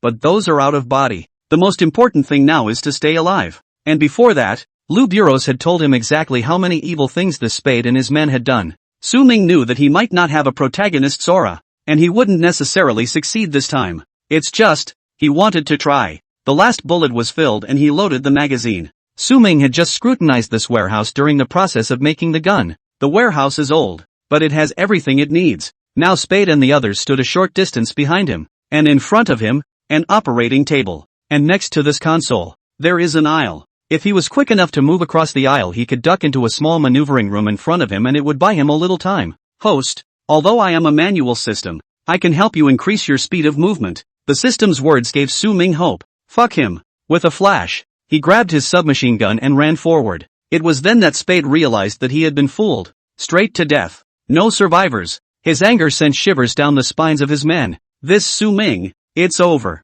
Spade also didn't expect that someone would dare to play tricks under his nose. Really don't want to die. Previously, he felt that Su-ming was a talent and could stay. But since his mind is too alive, don't blame him for being merciless. Spade's men instantly surrounded the tiny operating room. With a strained and dense muffled sound, the door to the operating room had been beaten into a sieve. In the territory of China, they had silencers on their guns, so the commotion wasn't that great. Just as one of the henchmen was about to step forward and kick in the door, it opened on its own, and a barrage of bullets shot out of it. Spade, how is that possible? How can you shoot a gun made by Su-ming? The bullets he made were nothing more than lumps of iron. Where did the power of gunpowder come from? But what just happened has reshaped Spade's values, because those bullets, they're no different than their bullets. But at this point the Spades were still in the air. No matter how powerful Su-ming was, he was still just one person. If you're alone, You can't beat so many of them? But what happened next alarmed Spade. He only saw Su Ming holding a submachine gun and firing a sweeping shot, and although he wasn't much of an accurate shot, he had plenty of ammunition. This way they couldn't immediately and accurately find Su Ming's position to kill him with a single blow. Boss, let's withdraw first. This will definitely attract the police. One of the henchmen shouted at Spade. Spades also knew that the commotion had gotten pretty loud because of Su Ming's operation. Although this abandoned warehouse he was looking for was located in the suburbs, it was after all still within the boundaries of the capital. The police will definitely come looking for Su Ming when they realize he's been kidnapped. They're not safe anymore. There is no fear of being left without wood. Spade nodded at his subordinate and ordered a hasty retreat. Just then, the sound of police sirens and shouts rang out outside. Listen up, people inside. You are surrounded. Drop your weapons and stop resisting. They're finally here. Su Ming's mood relaxed a little. He thought he was going to be accounted for here. Su Ming cautiously stared at everything outside. Spade and his men began to move. It seemed, in preparation for their escape. Can't let them just go. But Su Ming also knew that his ability was limited.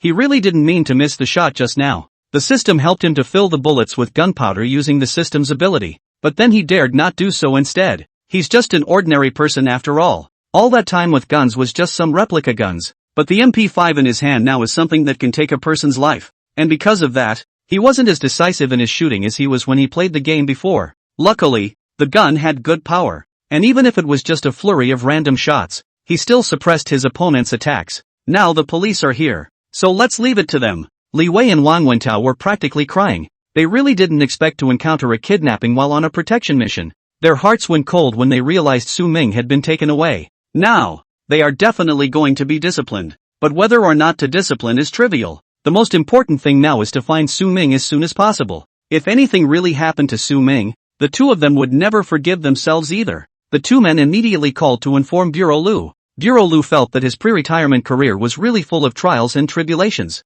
If Su Ming had a shortcoming, he really shouldn't do it. It's true that Li Wei and Wang Wentao did not do their jobs properly, but this is not the time for accountability. Bureau Lu reported to the higher-ups and got in touch with the Capitol Police side as well, and both sides began to cooperate. Now, the top priority is to find Su Ming as soon as possible. The police had previously installed a locator device on Su Ming's cell phone, but the phone's last location was in a greenbelt not too far from the hotel. It looks like the person who kidnapped Su Ming threw it away, but it was good that the two of them, Li Wei and Wang Wentao, remembered their license plate number, although they didn't know if it was a set of license plates, but there are always signs. Finally, thanks to the efforts of the police, the trajectory of the vehicle was analyzed from the surveillance. Although the car eventually disappeared into the surveillance of an intersection, the target was much narrower. While Su Ming was confronting Spades and the others, the capital city police had already found an intersection not far from this warehouse. Because they heard the gunshots, they dared to be sure that Su Ming must be in this warehouse.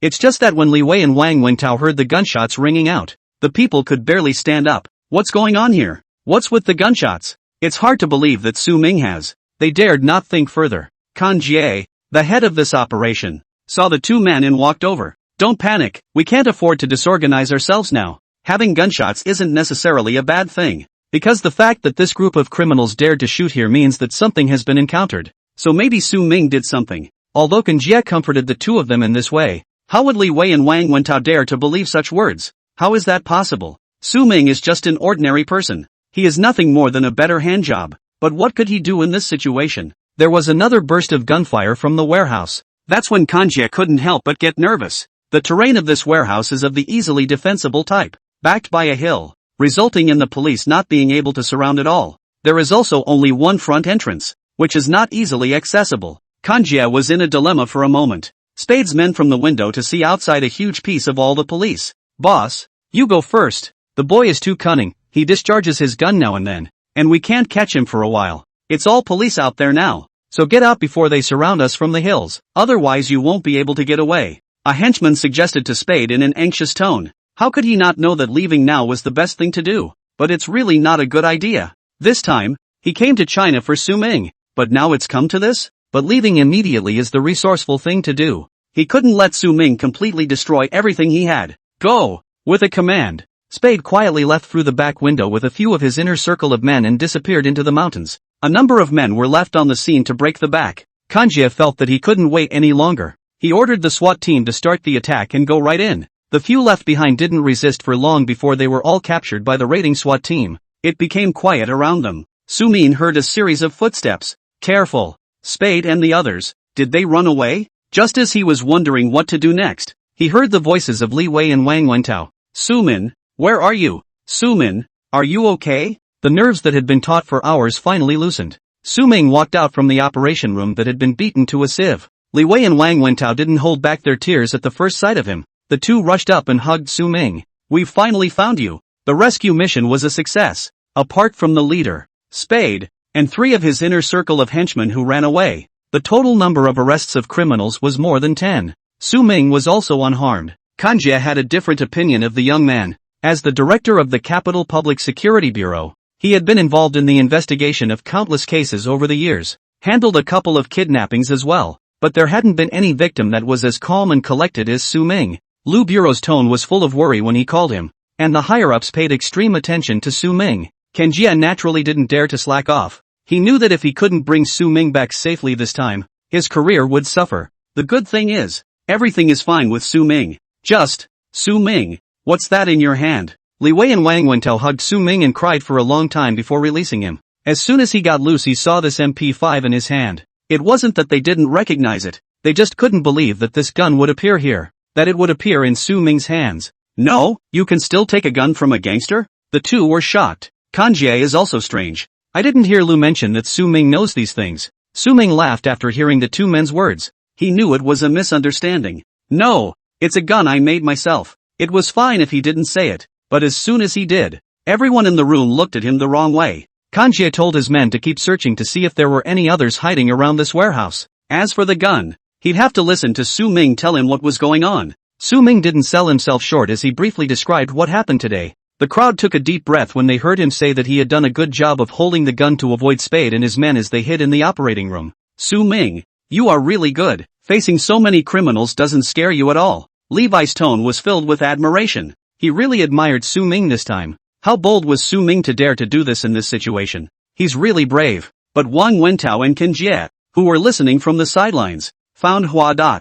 So Ming, you say you made this gun yourself? Wang Wentao was incredulous. He picked up the gun that Su Ming had put aside and scrutinized it. Other than the rougher welds and rougher cuts, this gun is no different than a normal gun. Kanjie was more than a little wary. Can someone like that, who can make a gun with his bare hands in this environment, really live in society? He did hear Bureau Lu mention that this young man could fold paper guns, but that's not the same as a real gun. Although at that time, Lu Bureau's also told him that this kid was not ordinary, and the paper gun shooting was also very powerful. He did not believe it. But now it seems that this man does have some ability, but that's classified as dangerous, isn't it? So the gunshot was from this gun? Kanjie asked Su Ming. Su Ming nodded. Su Ming knew that this time he had made real guns out of steel, and it would definitely attract official attention. Or maybe he's been on the radar of the police for a long time. Otherwise they wouldn't have assigned him a personal bodyguard. I just didn't realize that the bodyguard didn't protect him this time. Kanjie was thoughtful. Now was not the time to pursue this.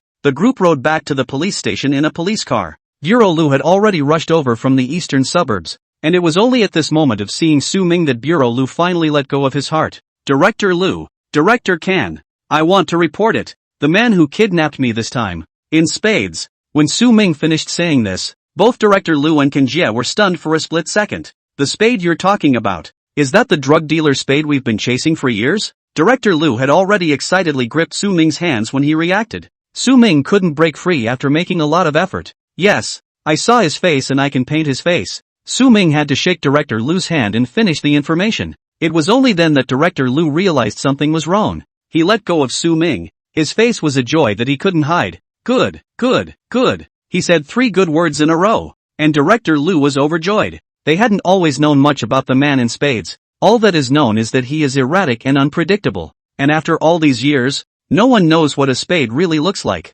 It also created a great deal of resistance to their pursuit of the spades. But now, Soman said he saw Spade's face. That also meant that after that they were no longer blind men crossing the river in general. They have direction. The last arrest operation on Nyofren caused Spade's base camp to suffer a serious blow and was wiped out by the police. The police also knew that it was impossible to completely eliminate Spades in this one operation. As long as he hadn't been caught, they still had a lot to do. Kanjie was happy too. He knew that Spade was the fugitive that Chief Lu and the others had been chasing for years. Over the years, our anti-drug efforts in China have become more and more intense, and people like Spade will be caught sooner or later, but as long as we don't catch them, we can't let up for a moment. Su Ming, you are truly a genius, Director Liu exclaimed from the bottom of his heart. Too many things had happened since meeting Su Ming. Su Ming gave them a lot of help. Such a talent was the treasure that heaven had bestowed upon their Chinese nation. The MP5s that Su Ming made at the warehouse have also been turned in. Zheng Political Commissar, the weapons expert who was very optimistic about Su Ming in the beginning,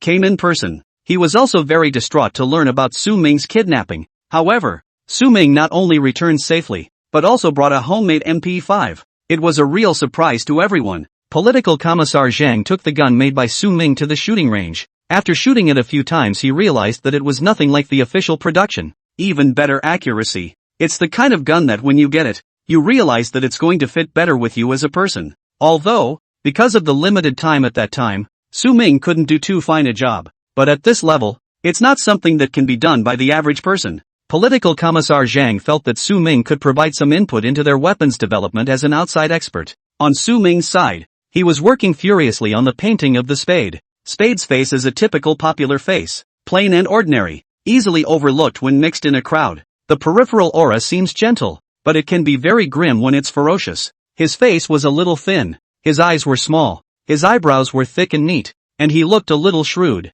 The nose is not high, but it harmonizes well with the whole. The lips are not too thick or too thin, and the corners of the mouth are always slightly upturned. The skin is a healthy wheat color, and you can tell it's someone who's exposed to the sun a lot. The hair is dark and short and clean, medium build, not too fat, not too thin, about 175 centimeters tall. As he drew, Suman told the group about his memories of spades. Thanks to his unforgettable skills, he remembered even a small mole on the left earlobe of a spade. Kanjia also synchronized with a profiler to synchronize the drawing of spades based on Su Ming's narration. Drawing a portrait of a person was not a difficult task for Su Ming, and he finished it quickly. There was even time to color the portrait. Under Su Ming's operation, a clear personal portrait appeared in front of everyone's eyes. It looks no different than the photo, and while that was going on, the profiler on the side drew it. The spade image he drew was roughly the same as Su Ming's painting, but didn't have as much detail as Su Ming. Looking at Su Ming's drawing, the profiler clasped his fists. It's because I'm not as skilled as I should be. After so many years of studying painting, he saw horror in this young man. Is this a painting? What's the difference between that and a photographic print? Mr. Su, you're a genius. After saying this, the profiler that Kanjia had hired left with his drawing hanging down his head. The people in the office hadn't reacted to what was happening. Kanjia was speechless. He didn't realize that he was just afraid that Su Ming wasn't as professional as the profiler, so he found a professional to draw. As it turns out, he's made a professional profiler out of himself? It's not a good look at people. Don't be skeptical. Yuro Lu laughed out loud. Kanjie, look at you.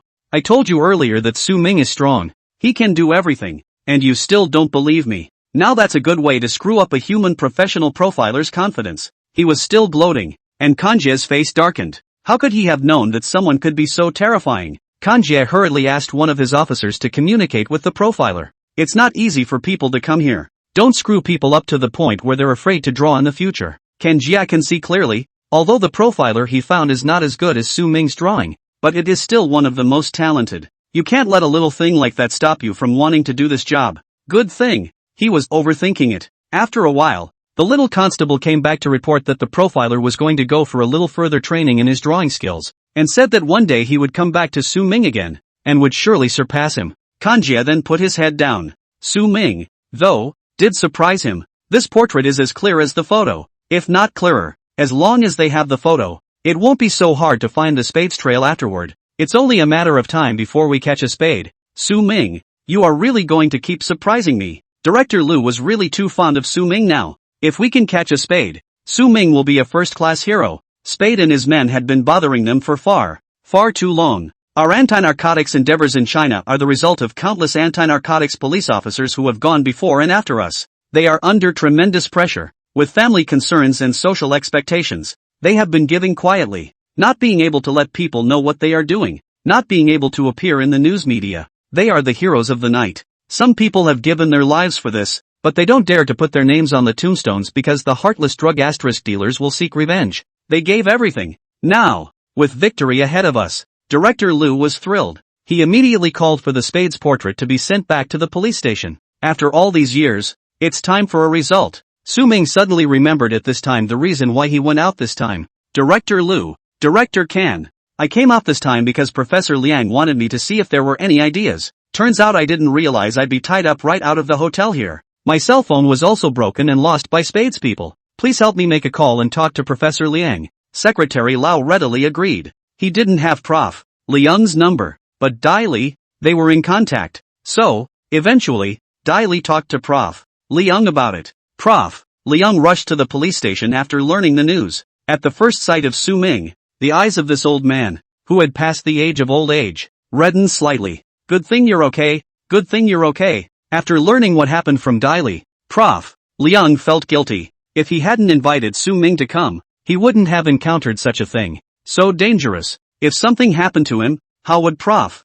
Liang be able to forgive himself? Su Ming heard that the professor's voice was a little shaky, and he was a little embarrassed. Actually, this has nothing to do with the professor. If he hadn't invited himself out, they would have found another opportunity to block him in spades. In short, a spade is a big hidden danger. Don't worry, Professor. I'm fine. Besides, this group has been on to me for a long time, and it has nothing to do with you. It's just that I'm afraid I won't be able to go and give you a hand today. Su Ming smiled and comforted Professor Liang. You kid, you're still thinking about this? It doesn't matter. Your safety is most important. At this time, Li Mo also rushed to the police station. The small police station conference room was packed with people for a while. Li Mo's face was piled with apologies. The first thing I did when I saw Su Ming was to apologize to him. I'm really sorry. This time it's my problem. I wanted to use your heat to promote my own family, but I didn't realize it had caused such a consequence. Li Mo was very chagrined after learning that Su Ming had suffered a kidnapping, because he knew that those people could accurately know Su Ming's location,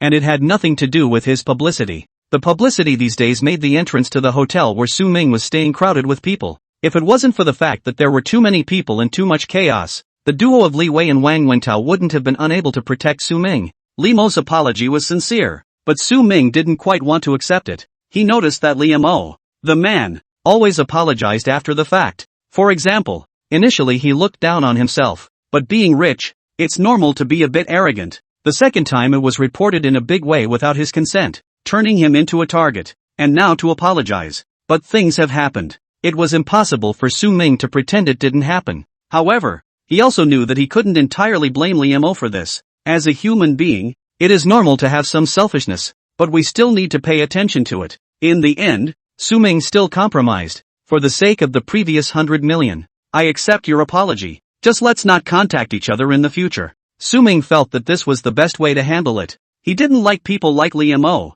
who put profit before everything and was too scheming. It's certainly not a bad thing to be scheming, but he's so calculating that it's exhausting to be around people like that. Li Wei and Wang Wentao hadn't given Li Mo a good look since he came in. If it wasn't for him, how could the two of them have lost Su Ming? How can they not be angry when they almost buried their careers over this? Li Mo knew he wasn't welcome and didn't stay long. He gave everyone condolence gifts and left. Early the next morning, Su Ming took the special car arranged by Kanjie to go to the capital university and came to Professor Liang's subject group. Zhao Siki didn't expect that she would be happy to see Su Ming in school. Handmaid Su, I can't believe I'm meeting a real person. Zhao Siki's jubilant look made Su Ming react. You're a running elephant? That's right, it's me. The little girl was excited to see her mentor bring her favorite anchor. Professor Liang glanced at her, and Zhao Siki was immediately silenced. Little Su. This time I'm looking for you. I want you to help me look at it. Some questions about the technique. That part has always been where we've been more lacking. Take, for example, this manifestation, which is so unique that we don't have a clear idea of its origin and evolution for the time being. With that, Professor Liang projected a diagram on the big screen. Su Ming could see clearly that this was the complete version of that Tang Dynasty mural he had once painted. This world's research on these was behind his original world. Although Su Ming was not a professional, he really knew about this knowledge. Good. Everyone sit down and I'll talk slowly. Su Ming straightened his clothes and stood below the projection. It was the first time he had ever spoken in front of so many people in a straight face. It's not much different than live. Though, clearing his throat, he began his explanation. The unique style and technique of Dunhuang murals in the Tang Dynasty is quite distinctive and fully reflects the superb level of painting art at that time.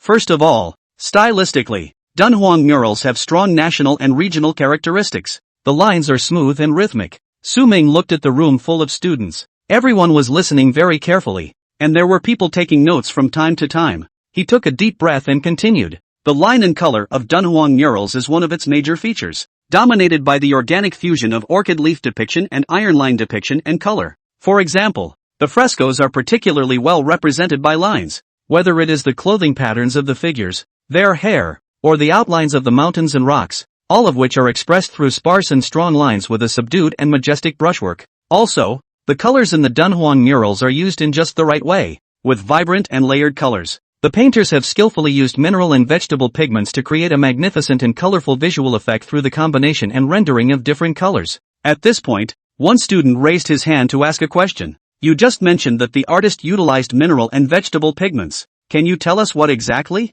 The one who raised his hand was a male student, looking svelte. Sure. Su Ming smiled slightly. When it comes to the mineral pigments used in Dunhuang murals, there is a wide variety, such as the earthy reds, vermilion, and leaden pencils that we know best. As for vegetable pigments, they are used less in Dunhuang murals, but they are there, like indigo and garcinia. These mineral pigments are bright and colorful, with good color development, making the murals bright and vivid, and therefore able to maintain their original appearance over thousands of years. Secondly, mineral pigments are also durable and resistant to color change. Everyone who studies Dunhuang murals should have gone on a field trip. The students at the bottom nodded and began to talk about the sights they had seen when they had been to Dunhuang. Dunhuang is nice to look at, but the wind and sand are really strong. Who says it isn't? And the sun is big. Indeed, I was getting a lot of tan, but beauty is also real beauty. Su Ming coughed lightly, signaling everyone to be quiet. The environment in Dunhuang is dry and windy. In this case,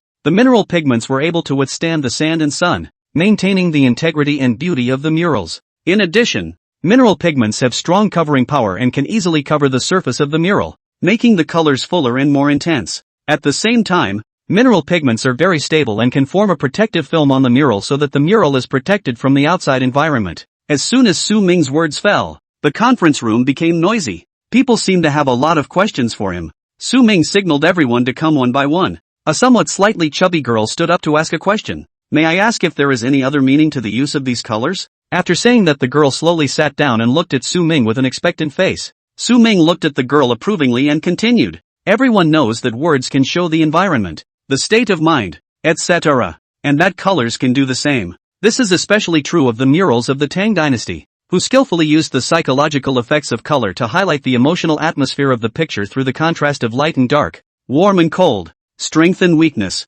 Immediately afterward, another boy stood up to ask a question. May I ask what are the characteristics in terms of technique? Su Ming pondered for a while and looked at Professor Liang, who was on the side. Professor Liang, you had your students by the mural that was made during the live broadcast from me earlier. Can you take it out now? Professor Liang nodded his head and told Zhao Siki to go get it. Su Ming took the mural and explained it to everyone. I think everyone should have seen this live broadcast of mine. I was painting on a stone wall in this broadcast, and the whole process of creation followed the techniques of the time. This method is called brushing the ground mural and is a method of making a dry mural. And this technique, which was widely used in Tang dynasty murals, was also an innovation of the craftsman. This method makes the colors of the murals more vibrant and long-lasting, and is also more conducive to the preservation and inheritance of the murals. The students in the room took note of what Su Ming said. I didn't realize that Su Ming would do more than just do this on the air, but that he would know so much more. The students were already looking at Su Ming with a different expression. They realized for the first time that the man was so tall.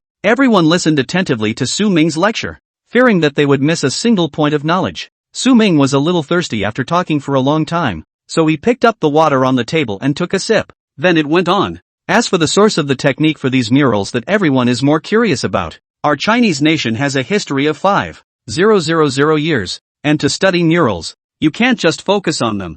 You can look beyond them. For example, the tomb painting methods of the Han and Jin dynasties. These traditional techniques have accumulated a wealth of experience in the representation of figures, landscapes, flowers and birds. As a result of the opening of the Silk Road, art techniques from the West were also imported into China, especially the Tianzhu method of intaglio, which also had a profound impact on Dunhuang murals. You should also have noticed that in the middle of the Tang dynasty, Dunhuang murals gradually developed their own unique style. That's all I know about Dunhuang murals. Thank you all. The conference room instantly erupted in applause. Su Ming returned to his seat and sat down, taking a long breath. The conservation and research of artifacts in this world was a far cry from the world he was originally from. What he said was something that was already well known in his original world, but it hasn't been fully researched in this world. It was also because of this information gap that Su Ming was able to speak so eloquently in front of everyone. However, this was just quite a shocking image for Professor Liang. He initially asked Su Ming to come over just to let people meet this person who can restore Dunhuang murals with his bare hands in the live broadcast.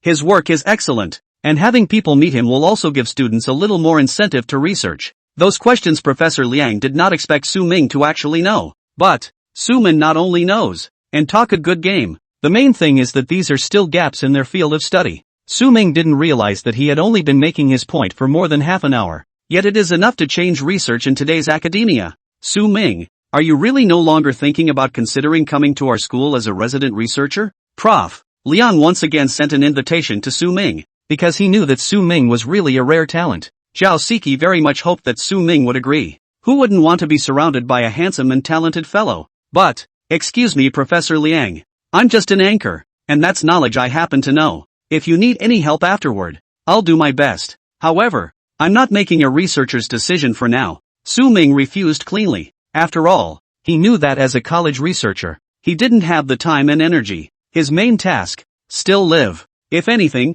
he could do with the occasional favor he was asked for, but it's a little difficult for him to do that all the time. After receiving Su Ming's reply of refusal, Professor Liang was a bit disappointed. Su Ming, after all, was still a talent they couldn't get. After bidding farewell to Professor Liang, Su Ming returned to the hotel. That's when he thought to check his crafting value points. After being kidnapped by Spade's men earlier, he had talked to the system and asked it to help him decide to use the points to exchange for some props. He hadn't asked the system now how many points it had cost. Brother Unity, host, I'm here. The system's somewhat cheerful voice rang out, making Su Ming uncomfortable. Brother Unity, what's wrong with you? So perky today? I'm not even used to it. The system had put away the playful attitude it had just adopted, but one could sense that its tone was still cheerful. Host, what is it that you want from me? Brother Unity, help me count how much crafting value was consumed in total the last time I was kidnapped by Spades. Ding, host request received. Manual value consumption is being verified. Consumption of manual values is as follows. Enhancement of manual operation skills and redemption of crafting programs consume 3,000 points of manual value. Purchasing gunpowder in the system mall and filling it across the room consumes 16,000 crafting points. Strengthening the host's physical abilities, dodging skills, etc. consumes a total of 30,000 crafting points. Information analysis consumes a total of 1,000 points of manual value. Current balance of manual value left in the host, 200,000 points. After the system beep ended, Su Ming was confused for a while, and he said, why is the system bitchy today? Why does the system sound so cheerful? Hoping to get that much crafting value out of him. Brother Unity, explain it to me. Su Ming was angry. Messing with him is a kick in the teeth. Host, don't be angry. The system came out a little bitchy. Think about it. This time it's a matter of life and death. We can't afford to be sloppy. And I'm just a crafting system. Helping you exchange materials and exchange crafting solutions are my part. The crafting value consumed will naturally not be too much. But dodge skills, physical enhancement and all that, I can't do that. Of course I'm going to have to find another system to coordinate with. You know what I mean? It's a cross-departmental collaboration now. So it's natural to consume more crafting value, and spaced loading ammunition, which is also beyond the purview of our system. So it also requires more manual values to be consumed. Information analytics isn't really my main business, and this is a bargain. Host, you have to find your own way to earn more crafting value. Oh, the system's explanation makes sense. My ass. Especially this one. This price is already cheap. You'll have to figure out how to earn more crafting value on your own. This is the same as a certain anchors whereas the price sometimes also look for their own reasons. So many years of wages rose or not. Whether or not serious work is not the same. Su Ming felt like he was being mocked. And the evidence is overwhelming. The system sensed Su Ming's unhappiness and jumped out again. Host, don't be upset. The heirloom jade seal made this time. But it's a very popular one. Oh, and there will be handmade values arriving in the following. Su Ming also didn't want to break up with the system anymore. One thing the system got right. This time, after all, it was a matter of life and limb. So even if all these accumulated crafting values were gone, it wasn't a loss. However, Su Ming heard a problem from the system's words, cooperating with other systems. That is to say, there was more than just this manual system he was bound to in this world. There are also some systems that do what? Su Ming didn't want to dwell on this for the time being. He should go back. Haven't been on the air for a few days. Before he left, however, Kanjie came to see him. Su Ming, you're so good at painting. Come and be a criminal portraitist for us. Because professional profilers also need specialized knowledge of criminal investigation. They need to analyze the mindset of criminals based on modus operandi, criminal characteristics, etc., thus going on to predict his gender, age, occupation, etc. I don't think you necessarily understand all of this, but you can do a pretty good job of being asked to draw a portrait based on the characteristics of the criminal described. I should say, no one can do that better than you. Kanjie's tone was sincere. Su Ming knew that he really wanted to invite himself. But, Director Kan, I'm not from the capital after all, and I don't spend a lot of time in the capital, so if I do plan on being a criminal portraitist, it'll be with our local police. Besides, Director Lu treats me well. Su Ming was a little hesitant. If he could be a criminal portraitist, Su Ming felt that this was a good thing. With his magic brush skill, he can draw everything with perfect accuracy. It was an honor to contribute to the cause of fighting criminals. Not to mention, system, can I get crafting value if I'm a criminal portraitist? Su Ming silently asked the system in his heart, because in his opinion, his drawing skills were also provided by the system, and there should be a reward for actually doing it. Host, it's possible, but again, it will consume crafting value. As for the craft value reward you get, it depends on how much your portrait helps the police solve the case. The greater the contribution, the greater the reward. Only after receiving the system's answer did Su Ming let go of his heart. Kanjie was prepared for this. I knew you'd say that. In that case, you don't have to be a criminal portraitist for our capital city police, but don't be a portraitist for your eastern suburbs police either. Su Ming? Looking at Su Ming's puzzled look, Kanjie smiled. He slowly opened his mouth to explain to Su Ming. It's like this. I've already reported it to the higher-ups. You can just hang out with public safety. Become the criminal portraitist for the public security department of the entire country of China. Of course, this doesn't mean you need to move to the capital and sit in the public security department. You just need to be on the line to assist. And we'll put you on staff with a $10,000 monthly stipend. Of course, I know it's not a lot of money, but we won't come to you for every case, only difficult ones. After Kanjie finished speaking, he waited for Su Ming's reply. At this time, Li Wei and Wang Wentao, who were standing on the side, couldn't wait to agree for Su Ming. This is the establishment of the Ministry of Public Security. Ministry of Public Security. They graduated from the police academy. Who didn't aspire to go to the next level? Who doesn't long for this place? But now Su Ming can directly have the establishment attached to the Ministry of Public Security. The two of them were really envious. Su Ming felt himself being stared at by two burning gazes as he asked Kanjie, Director Kan, I would like to ask if I am allowed to have an official establishment? Kanjie looked a little embarrassed. Although Su Ming was indeed a talented person, it would be unfair to the others to give him a formal establishment directly. Su Ming read Director Kan's face, which instead put him at ease. Director Kan, I do. If you had just said that you would give me official staffing, then I probably wouldn't have agreed. If I can have a formal establishment without doing anything, what about ordinary police officers like Li Wei and Wang Wentao? That's so unfair to them. Su Ming meant those words sincerely. All along, he has been reluctant to be privileged. Though that said, he understands that in a way, he already has the privilege, but those privileges don't affect the rights of others. But there are only so many establishment quotas. He took it. Where's everyone else? We don't have a lot of capable people in China. Kanjie laughed out loud after hearing Su Ming's words. This Su Ming? What a strange man. Good, here's the contract. Read it. If there's no problem, you'll be the exclusive criminal portraitist of our Chinese Ministry of Public Security. Returning to the home he had been away from for a long time, Su Ming was in an extraordinarily comfortable mood. Wang Ma, I'm hungry. Wang Ma was all smiles as she brought up the meal. Hurry up and eat. Look at the three of you. You're starving and thin from being out there for so many days. Su Ming was overjoyed. Finally, I can eat Wang Ma's cooking again. Wang Ma's handiwork is really great. Not to be outdone by the all-powerful king's mom and the overlord's text. After eating and simply washing up,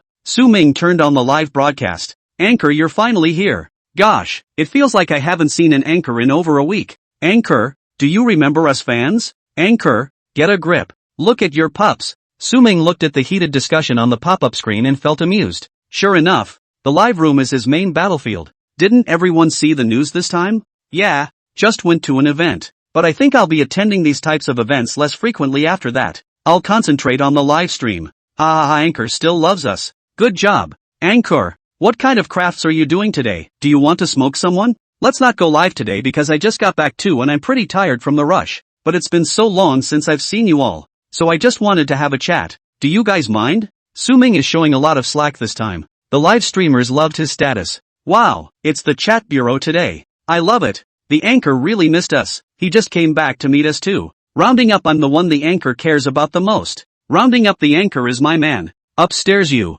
Everyone gags and has a good time. And just then, some sharp-eyed netizens saw the newly added items in the locker behind Su-ming. A certificate. Certificate of engagement of criminal profiler. What did I see? I'm not blind. Am I? I saw it too. Anchor, you tell me what this is. We agreed to be big and strong. Why did you go the right way behind our backs? Is the anchor turning into a cop? Su-ming saw the pop-ups talking about this, and he glanced back. It turned out to be a certificate of employment from Director Kanjia. After bringing it over from the capital, Li Wei and Wang Wentao said that it must be placed in the most conspicuous place, and he went with them. The contract that Kanjia had given him, Su-ming had roughly scanned through it, and the terms were all favorable to him. Although it is a temporary establishment, 10,000 a month is not a small allowance. Together with the previous special talent allowance, he can now get 20,000 yuan a month in state-issued salary. Of course, the $10,000 wasn't taken lightly. It was written in the contract that within a month,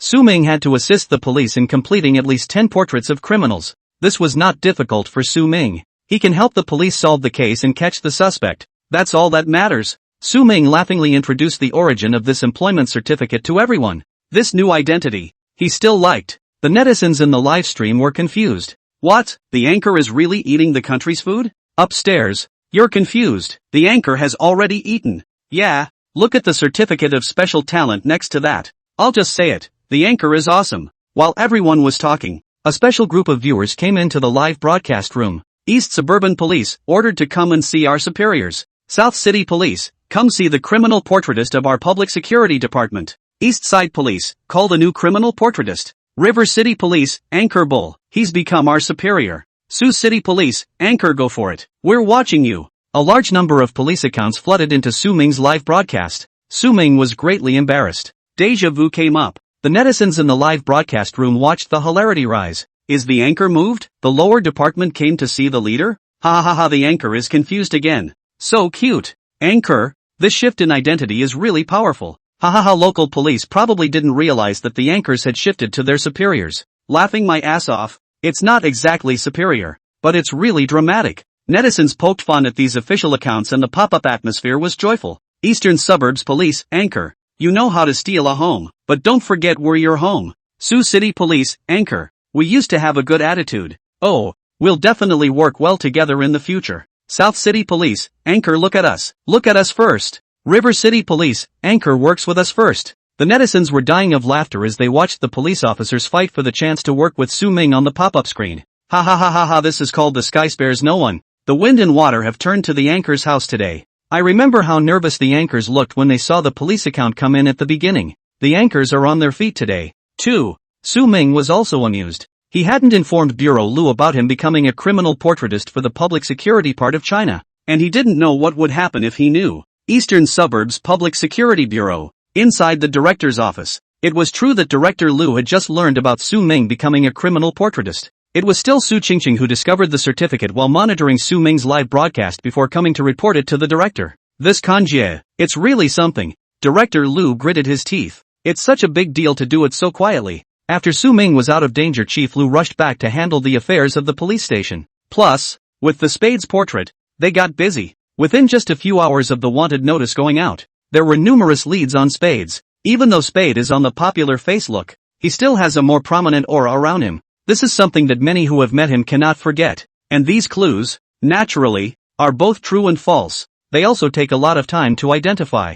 As for Su-ming, Bureau Lu did think about letting him hang out at the Eastern Suburbs Police Department as a professional portraitist. Even if it's just a drawing of a couple of suspects, it can be a huge help to them. But who would have thought that this Kanjie kid would jump ahead? It also got Su-ming to the Ministry of Public Security in one go. This was great. Su-ming had become half their superior. Will it be so smooth to approach him for business in the future? Su-ming's live broadcast room also remained lively. Many netizens watched this police and anchor tug-of-war and felt it was more interesting than watching a TV show anymore. Ha ha ha ha, I'm really going to die laughing. These cops should be depressed by now, right? Quack quack quack quack quack quack quack quack quack quack quack quack quack quack quack quack, laughs out the goose. I can already imagine how these police are feeling. That's a duck call upstairs. In the live stream, the netizens were happy to see the current scene. Su Ming was also happy. After chatting with the netizens for a while longer, Su Ming saw that it was almost time, so he said goodbye to everyone. After getting off the air, he looked at the certificate of employment that had been prominently displayed by the Levi duo.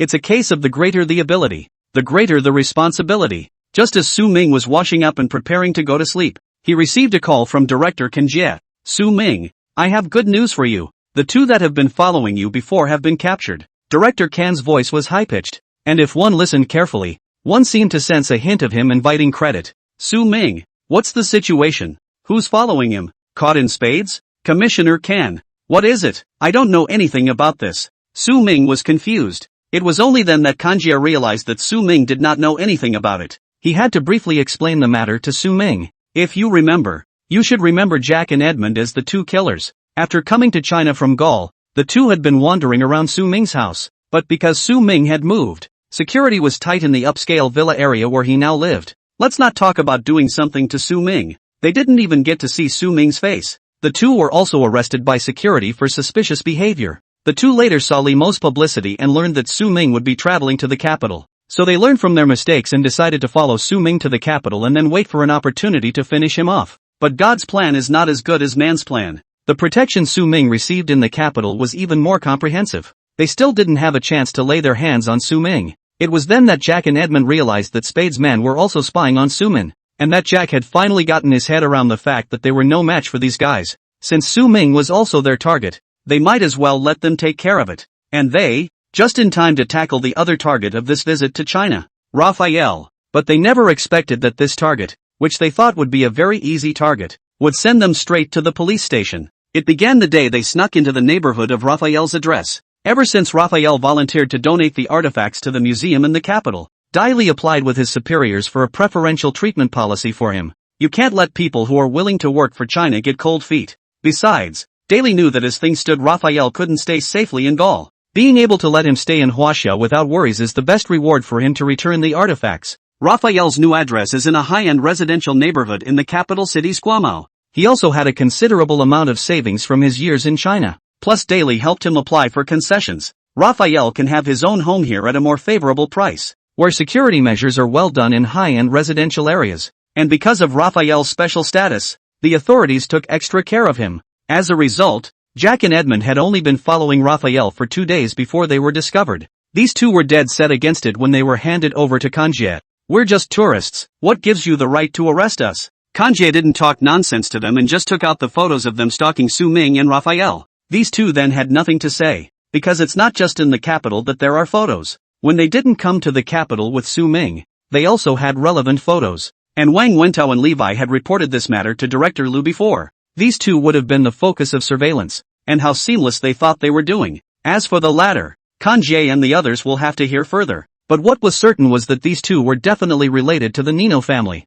Su Ming found himself in a cold sweat after hearing Kan Jie's words. How much was going on while he didn't know? And one is still kept in the dark about everything. Before, he felt that Director Liu as well as the Special Talent Department were too tense. They had the two men, Wang Wentao and Levi, protect themselves 24 hours a day. But he's also just an average anchor. Well, maybe not so common. He was indeed too lax about these dangers. Luckily, there were Wang Wentao and Li Wei who were following them around. After hanging up the phone, Su Ming felt that he needed to talk to these two people. Wang Wentao and Li Wei were fast asleep when Su Ming knocked on the door. The two of them came out of their respective rooms with a confused look on their faces, and they saw Su Ming with a serious look on his face. What's wrong? The two men spoke almost in unison. Su Ming smiled slightly. Come here you two. I want to talk to you. The two of them obediently followed Su Ming's lead and arrived at the tea room on the second floor. A faint scent of tea filled the tea room, intertwining with the aroma of the sandalwood surrounding it, making it seem serene in the night. Su Ming sat on the bamboo chair and gently leaned against the back of the chair, looking relaxed. However, Li Wei and Wang Wentao both felt that something would happen next. Wang Wentao, Levi, is there an expiration date on your mission to protect me? Su Ming's tone was light. Wang Wentao and Levi were a bit overwhelmed. Why did Su Ming suddenly ask about this? Did something happen? The duration is currently indeterminate, and as long as our superiors don't say we should leave, we'll stay. The two men, whose voices weren't too loud, looked at Su Ming with some confusion. Su Ming nodded, picked up a blue and white porcelain tea light on the table, poured a cup of white water, and drank it down. Li Wei and Wang Wentao couldn't see Su Ming's purpose, and they felt that there was something strange about him today. It's too serious. Su Ming put down his tea, put away the serious expression he had just worn, and greeted the two men as they sat down. You guys take it easy. I'm just asking. Besides, aren't we friends? Just now Director Kanjie called me and said that the two assassins who followed me over here to the capital in the first place have been captured. But I didn't even know about it. But according to Commissioner Kan, you all knew that. Speaking of this, Su Ming seemed to have a displeased look. This startled the two men, who scrambled to explain. It was because at the time we didn't say anything about it for fear that it would affect your mood. Besides, we can fix it. We'll be sure to inform all of you if we come across this kind of thing again. The two of them spoke solemnly, with a willing to sacrifice their lives for you look. Su Ming laughed out loud. Haha, it's fun to tease you guys. But in the future, you can't hide it from me anymore. Even though Director Liu said he asked you guys to protect me, I consider you guys as friends. As a friend, as a brother. Of course you have to be honest. More importantly, this kind of thing isn't exactly small. So wouldn't I be passive if I didn't know anything? You don't have to worry that I won't be able to handle it, but don't forget who I am. Li Wei and Wang Wentao then put their hearts down. They really didn't think enough about what happened before, only thinking to hide it from Su Ming and not let him worry. But if they had informed Su Ming before that someone was trying to do him harm, wouldn't he have been more prepared before the last kidnapping happened? Instead of going back to his room, Levi went to Wang Wentao's room. After spending so much time with Su Ming, I think he's very nice. Let's, from now on, treat him like a brother. When Levi finished speaking, Wang Wentao nodded heavily. In fact, after seeing Su Ming's ability, Wang Wentao had already taken Su Ming as a friend. Su Ming felt simply awesome as he ran away after pretending in front of Li Wei and Wang Wentao. Actually talking to them isn't meant to knock the duo. Su Ming felt that as roommates who would be fighting side by side in the future, they were in need of information sharing. They are required to trust each other. It's the need to get along naturally. The two still had a sense of treating him like a protected person now. There's nothing wrong with that. It's just that he doesn't like it. And it's definitely not right for them to not talk to themselves about things like this one happened. The two of them only report this information to Bureau Liu, treating him as a protected person, but they are living together all the time. Su Ming was not a timid person. Even if there was danger, he could face it. Early the next morning, a few people were eating breakfast downstairs, and Wang Wentao and Levi were still a little uncomfortable. I want to stay with me where you don't just face me with the mindset of getting things done. It's been so long together. It's time to deserve the word friend. After Su Ming finished his sentence, the two nodded solemnly. Now, he could finally rest assured. After eating, Su Ming also planned to start the broadcast, because his live mission today was not quite the same. After Kanjie informed him about the two killers, Jack and Edmund, there was one more thing he told him. Painting portraits of criminals. Yes, work just came to Su Ming so quickly. After the last drawing of the spade, the police began a full-scale deployment. While not yet caught in spades, a lot of information has been gained. Sooner or later, they believed, the spades would eventually fall. Because of this, Su Ming's reputation was completely made in the public security department. Police from all over the world have turned to their superiors for help, wanting Su Ming to go and help them draw portraits of criminals.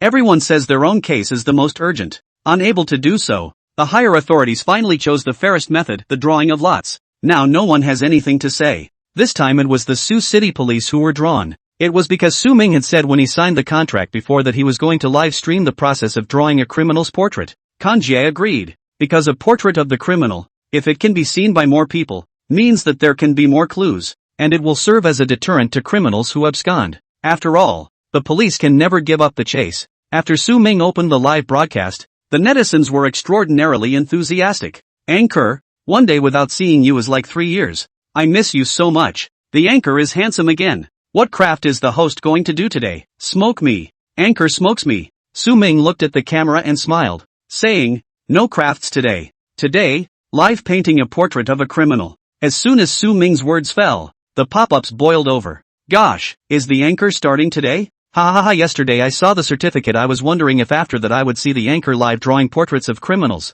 I did not expect to squat today. The anchors won't all draw live from now on, will they? No, that's right. Anchor, don't forget you're a craft anchor. I still want to see the anchor do artifacts. I want to see it too. Su Ming smiled and responded to the questions on the pop-up screen. Don't be afraid, people. I'm not going to be drawing live every day from now on. One of my friends was right. I'm a craft anchor, so it's definitely still mostly crafting. As for drawing a portrait of the criminal, that doesn't take much time. I'll draw the lucky viewer after I'm done painting to determine the craft I'll be doing for the next broadcast. Only after Su Ming said this did everyone put their hearts down. Good lord, I thought the anchor would stop doing crafts when the state took him over. It's good that it's still craft-oriented, and I'd like to see the anchors make foreign artifacts. So lucky, I'm just in time for the anchor to draw a portrait of a criminal today. Expectation +1. Su Ming also no longer nagged. He asked Wang Wentao to the today's commissioned police. Sioux City Police hugged McSquizzy. Tell us, characterize the criminals you are going to draw this time.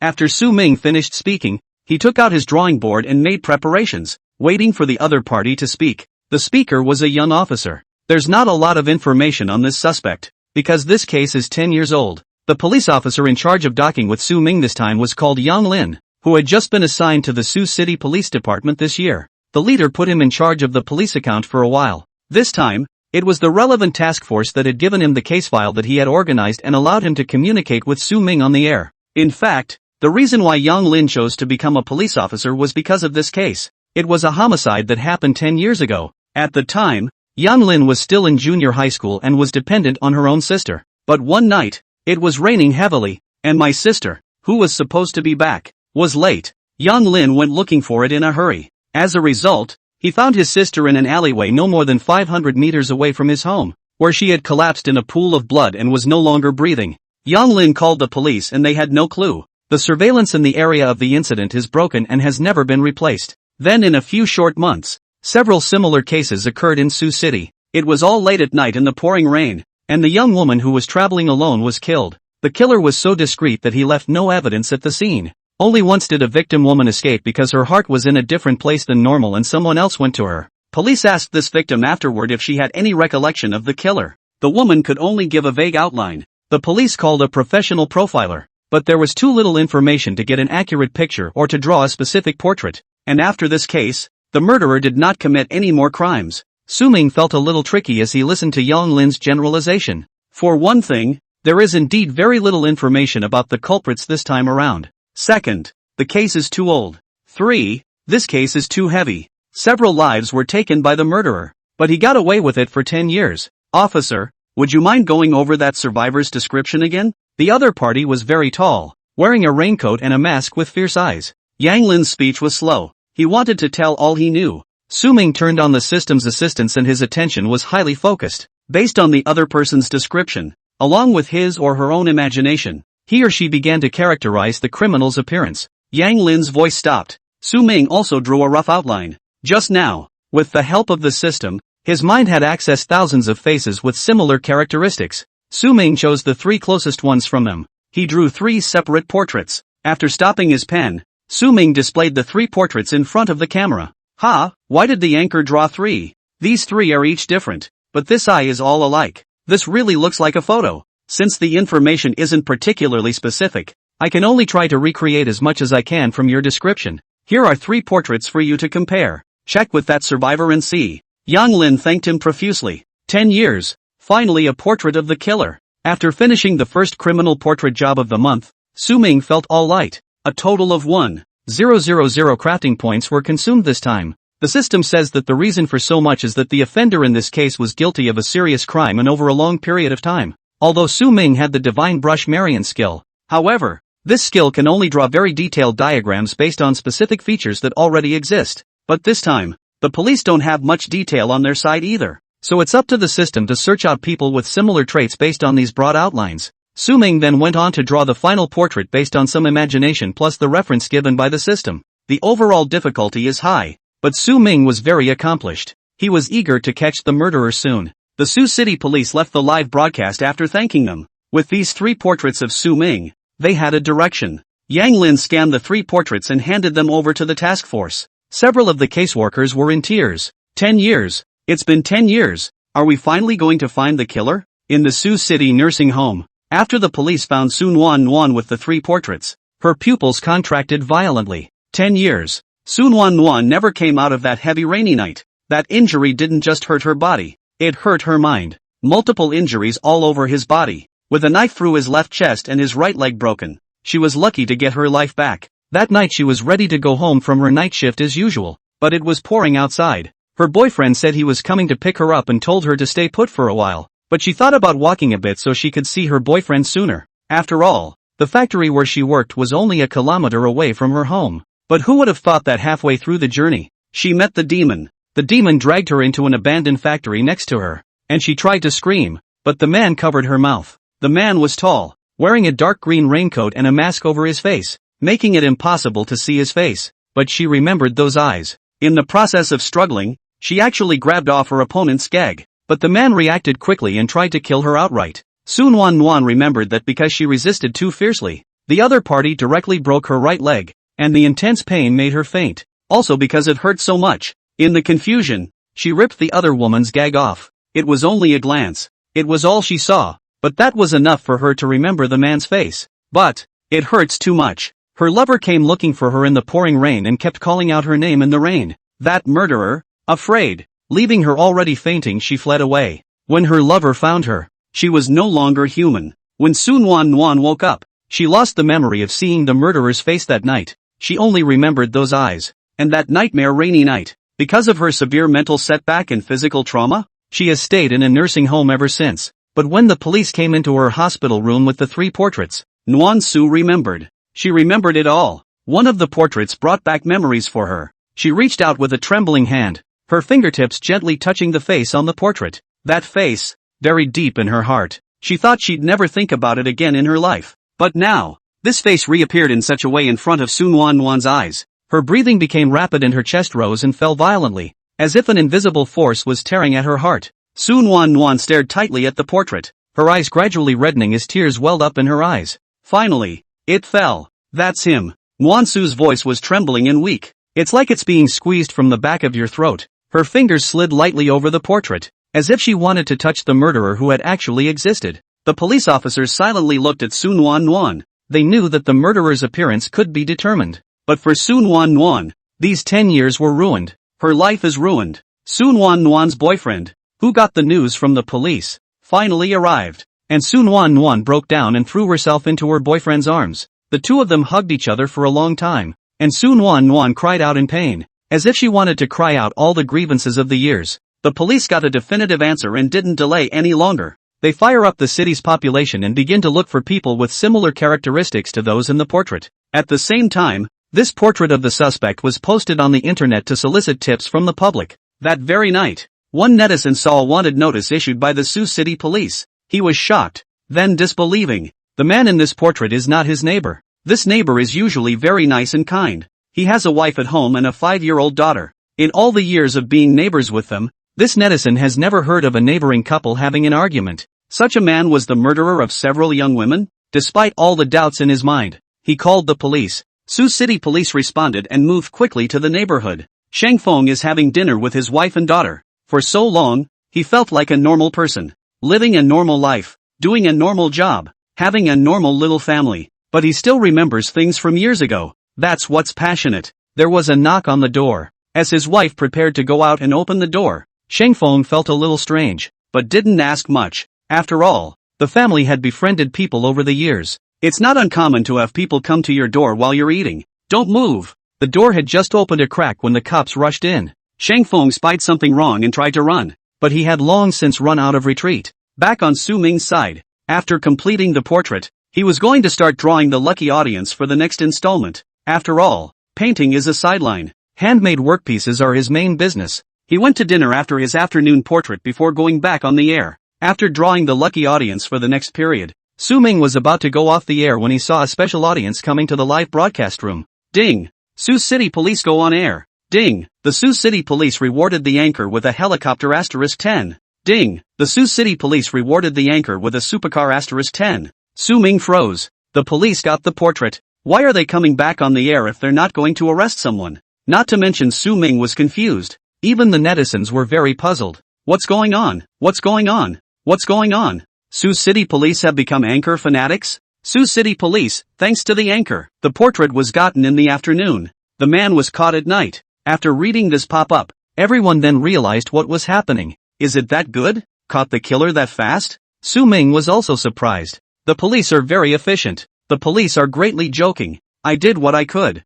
Although Su Ming was saying this, the Sioux City police really admired him a lot. This case, it's an old one in their police department, but the task force hasn't given up after all these years. If there was a portrait, they would have caught the killer much earlier. Su Ming comes off the air feeling happy about helping the police bring the murderer to justice today. But he was also fuming. What should he do with the craft he's making tomorrow? Dear readers, can you move your little rich hands to give this humble author a free 5-star review? Asterisk. Oh, greater than over equal to less than over equal to, oh. Kissing face, love you guys oh. The reason why Su Ming found it a bit tricky lay in the commissioner's request. Anchor, I want you to make a golden oval cup, but I don't want a valuable item like a relic in my home because I don't have that kind of money to maintain it either. I don't intend to make a collection of artifacts, so it doesn't need to be that expensive. I want a craft that looks good and isn't that expensive. You can put it in your home and look respectable and nice. Counterfeiting can't be too expensive because the most I can afford is $500,000. The lucky audience member is called Rich Woman Seeking Adoption.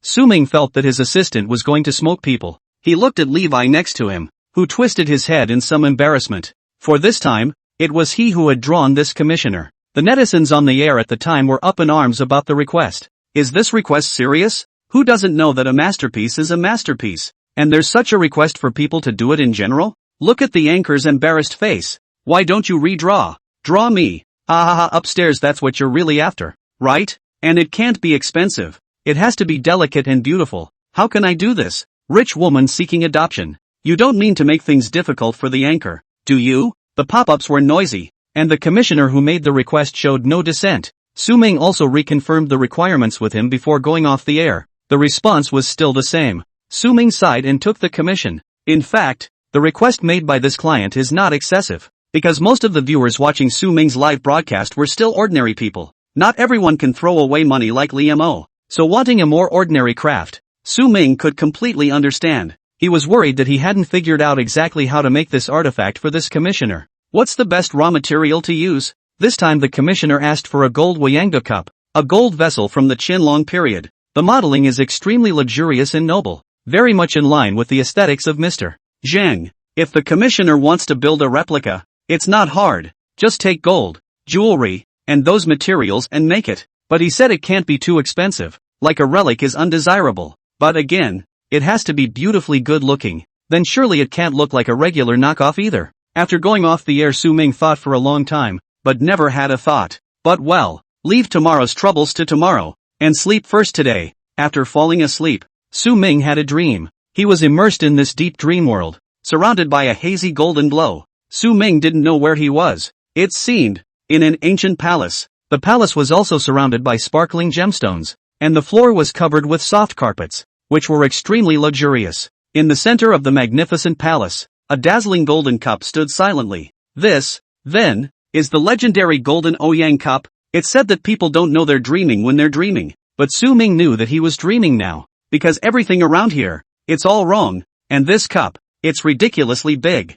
The Jinu Yanggu cup shimmers with eye-catching light and has an overall tripod-like shape. The cup has a round body with a straight mouth and a burin with a one-week pattern around the rim of the mouth, giving it an antique and dignified look. On one side of the cup, the central part is engraved, Zan, 4th tone, with 4 characters in seal script, Jinu eternally solid, and on the other side with 4 characters, Qianlong Nianji, made during the Qianlong period. The font is neat and atmospheric, and the handwriting is clear. The outside of the cup is covered with engraved poinsettias, with pearls and rubies and sapphires inlaid between the petals. The stamen part is more delicate and pretty, with pearls and stones. It looks radiant and sparkling. The cup has a deformed dragon's ear on each side, and the dragon's head is inlaid with pearls, and the dragon's eyes are gleaming. Su Ming felt that the dragon seemed like it would come to life at any moment. The bottom 3 feet of the cup are all elephant head style. The elephant ear is slightly smaller, long tusks and curled nose, very image. The top of the elephant's forehead and between its eyes are also set with jewels, mirroring the body of the cup. Su Ming was deeply attracted by the splendor and delicacy of the golden Ouyanggu cup, and he couldn't help but reach out to touch the golden cup. However, the moment his fingertips touched the cup, the golden oval cup opened its mouth. It conversed with Su Ming in a cute and meta-lowly voice. Who are you? Are you here to take me home? I also have 3 sisters who told me to always protect Wasia, to be as solid as the golden Muten forever. I thought I could do it. But that year in the Forbidden City, a group of bandits came. I got scattered with my sisters. I've been wanting to go home, but I can't find my way home. Can you take me home? Su Ming was speechless for a moment. He didn't know how to answer her or what he could say. From the body of this cup, he felt the weight of history. With the cultural heritage, it was a call through time and space. But now he could not answer the call. Jinu Yonggu Cup saw that Su Ming did not reply and did not show any unhappiness. She opened her mouth again. In the future, I'll still have a chance to go home, right? She seemed to want an answer from Su Ming. Su Ming looked at him fixedly and nodded deeply. Then he heard the golden mug laugh. Thank you. I hope we'll meet in China soon. I know you're confused. The crack is all around you. Oh. As soon as her words fell, Su Ming woke up from his dream. At this moment, he was still immersed in that shock, unable to return to his senses. However, the desire to make this golden Ouyang cup stronger in his heart. Only, Su Ming was a bit puzzled. What do you mean by the solution is by your side? He scanned his bedroom. After moving to this villa, just this master bedroom that he slept in was quite a bit bigger than the previous house that the original owner had rented. But he adapted well. Who doesn't like comfort? When he first came to this parallel world, he couldn't even put a nightstand next to his bed, and he had to get up and go to the living room to pour water. The glass was now next to his bed and the water was always warm, being able to ensure that whenever he is thirsty, he has water that is fit to enter his mouth. Thinking of this, Su Ming turned his gaze to the glass on the tabletop.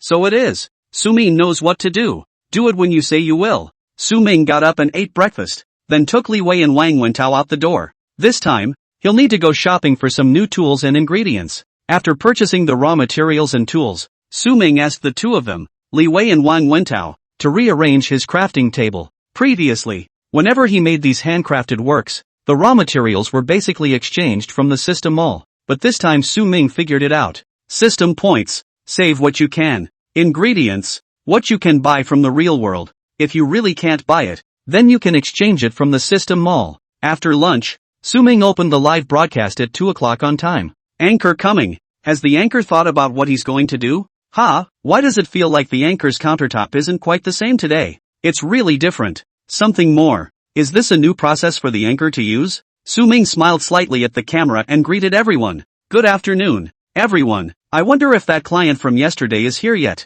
I'm going to make a golden oval cup and glass today. Rich woman seeking adoption, anchor me. Rich woman seeking adoption, it doesn't matter what material the anchor is made of, as long as it meets my requirements. Rich woman seeking adoption, go anchor. The rest of the live feed was puzzled, because a lot of people have never even heard of lampworking glass. What kind of novelty is this? Once again, I've learned a lot. What's this? I've never seen or heard of it. I know, I did lampworking glass for my graduation project. I'm getting tired. Keep failing and keep failing. And in the end I'm going to suspect that my life as a human being is a failure with a capital F. Is it hard? It's not easy anyway. The anchor is really a warrior. Su Ming was happy to see everyone's interest. In fact, lampworking glass is a kind of national non-heritage project, and this craft is also known as material ware in our China. Heated at high temperatures with a gas-burning flame, the glass will become soft and will slowly begin to melt, as it is now. Saying that, Su Ming picked up the glass rod prepared on the crafting table with his left hand, and with his right hand, he held the blowtorch and aimed the flame at the glass rod. The netizens in the live broadcast room noticed that the bottom of the glass rod became like a liquid as Su Ming moved. Amazing. Oh, my god, this is too good. I learned something new today. Whoever says he can't learn by swiping on his cell phone, I'm going to show him the handmade Su video. But does this really make a golden Ouija cup? I'm a bit unconvinced. I don't believe it either. How can I do this? Don't forget, it's handmade Su. Does he have anything he hasn't made? For a moment, there was no movement on the pop-up. Su Ming also stopped dangling everyone's appetite, and he began the production of the golden Ouyang cup. Seeing Su Ming enter the state, the netizens in the live broadcast room also stopped chatting, and watched Su Ming's operation seriously, because this time, Su Ming's operation was something they hadn't really seen before. They're too curious. How on earth do you make a gold oval cup out of glass tubing? The crowd stared intently at their cell phone screens. Some people want to see how Su Ming operates. Others, too, wanted to see him make a fool of himself. But, ultimately, it's going to be a disappointment for some. Brother Unity, redeem the tutorial for lampworking glass to make the golden Ouyang cup, using the system's auxiliary ability. Su Ming read silently in his mind. Ding, host request received. Please wait. A total of 200 points of manual value will be consumed this time. Thank you for your support. Host. Hearing the system beep, the corner of Su Ming's mouth slightly hooked. He thought really well. Lampworked glass is a little tricky to make though. But this is, after all, a national non-heritage program. a craft that exists in the real world. This ability wouldn't consume much crafting value here in the system. A mere 200 points was nothing to Su Ming. With a blowtorch in his right hand, Su Ming hotworks the glass rod. He had to make the body of the golden Ouyang cup first. This step is easier said than done, but it takes patience to maneuver. Su Ming started with a thicker glass rod as a base support and took a thinner, gold-colored one in his right hand. Then he adjusted the angle and melted the thinner glass rods against the flame of the blowtorch. As the temperature rose, the glass rod, which had been incredibly hard, softened. Su Ming's right hand moved skillfully, pulling the softened glass rod into the desired shape. Circle by circle, he made a skeleton effect. Is this going to be a cup in the shape of a hollowed-out tripod? I thought I was going to take glass and blow it out in the shape of a cup, but the anchor looks good doing that too. It does look good. The anchor is so focused. I wonder what it will look like when it's molded. I'm looking forward to it now. I'm looking forward to it too. Su Ming didn't interact with the pop-ups. He was currently betting his whole heart on the tiny glass rod in his hand, stretching and twisting, round and round. Finally, it's time to get to the cupping part. Cup body finish. Su Ming breathed a sigh of relief. It's very easy to get distracted by those dense little holes in this step, because this step can't go wrong at all. But if you don't get one right, you have to start over. Su Ming cooled the finished cups slightly and brought them to the camera to show them off. The live streamers were stunned by the beauty. I now understand why my tutor gave me that look when he saw my graduation work. I thought lampworker glass was all like mine. Anchor's hand is so steady. The anchor doesn't shake at all when she does those skeletons. So awesome. 999, because 6 flipped. The netizens in the live stream opened their eyes. They realized that glass could be burned like this. Turns out glass can be so beautiful when fired. It's amazing how an otherwise ordinary glass rod can become so unique. Now, let's make some parts of the body of the golden oval cup. After Su Ming finished speaking, he placed the freshly finished cup to the side. This time, he wants to make the 4 words Jinu Yonggu on the cup. This time, he was determined to present the words Jinu Yonggu on the cup perfectly. Su Ming held the base of the glass rod tightly in his left hand and gently held the thin golden glass rod in his right hand. With the help of a blowtorch's hot flame, he slowly melts the glass rods, then skillfully stretches and twists them to carefully carve out the shape of each word. Due to the extreme delicacy of these 4 words, Su Ming's every movement seemed especially cautious. However, in the eyes of the netizens on the air, instead, he operates as smoothly as a flowing river, with a breathtaking 1-2 punch. Immediately afterward, Su Ming followed the same steps and began to make the 3 feet at the bottom of the cup. Although this part was slightly more complicated, he still managed to get around and finish the production in no time.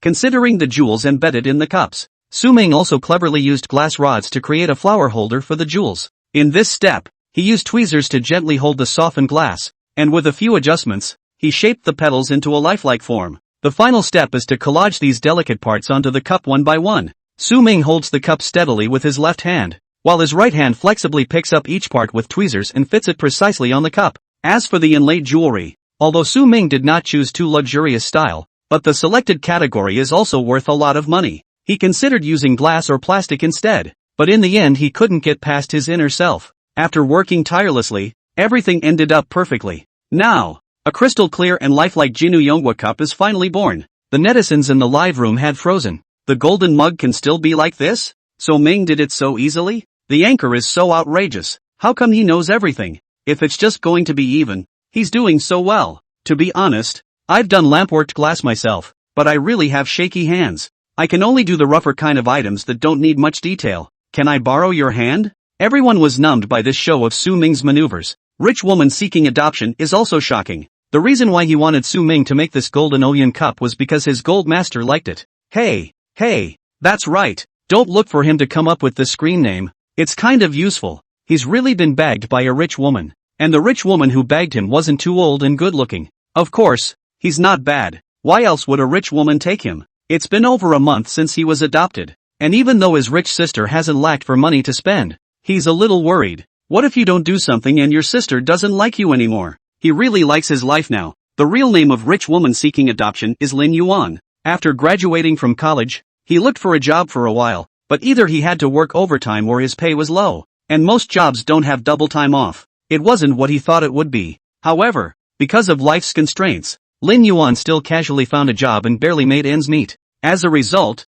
this company is so inappropriate that not only do they have to work overtime every day, but they also don't give them the treatment they deserve. The main thing is that the paycheck is so small. A few months into the job, I'm 38. $000 in arrears. Lin Yuan hadn't had a good rest in a long time. He hadn't been out on a sunny day in a while either. Even if it's just a casual walk. Lin Yuan was considered a school bully in school, but after working for a few months, he had lost the sparkle in his eyes. Once I worked late into the night and couldn't even get a ride back. Lin Yuan's spirit had tightened to the extreme. And this time he had to go home. So he took the road home. Yes, you heard me right. Walking. His house is more than 10 kilometers away from the office. And it's a couple of hours walk. But in his heart he just wanted to go home. Even if it wasn't his home either. Just a rental house. A place where he could land. Lin Yuan didn't remember how long he had been walking. Probably because he had been working too much overtime lately and his body couldn't take it anymore. Eventually, he passed out on the side of the road.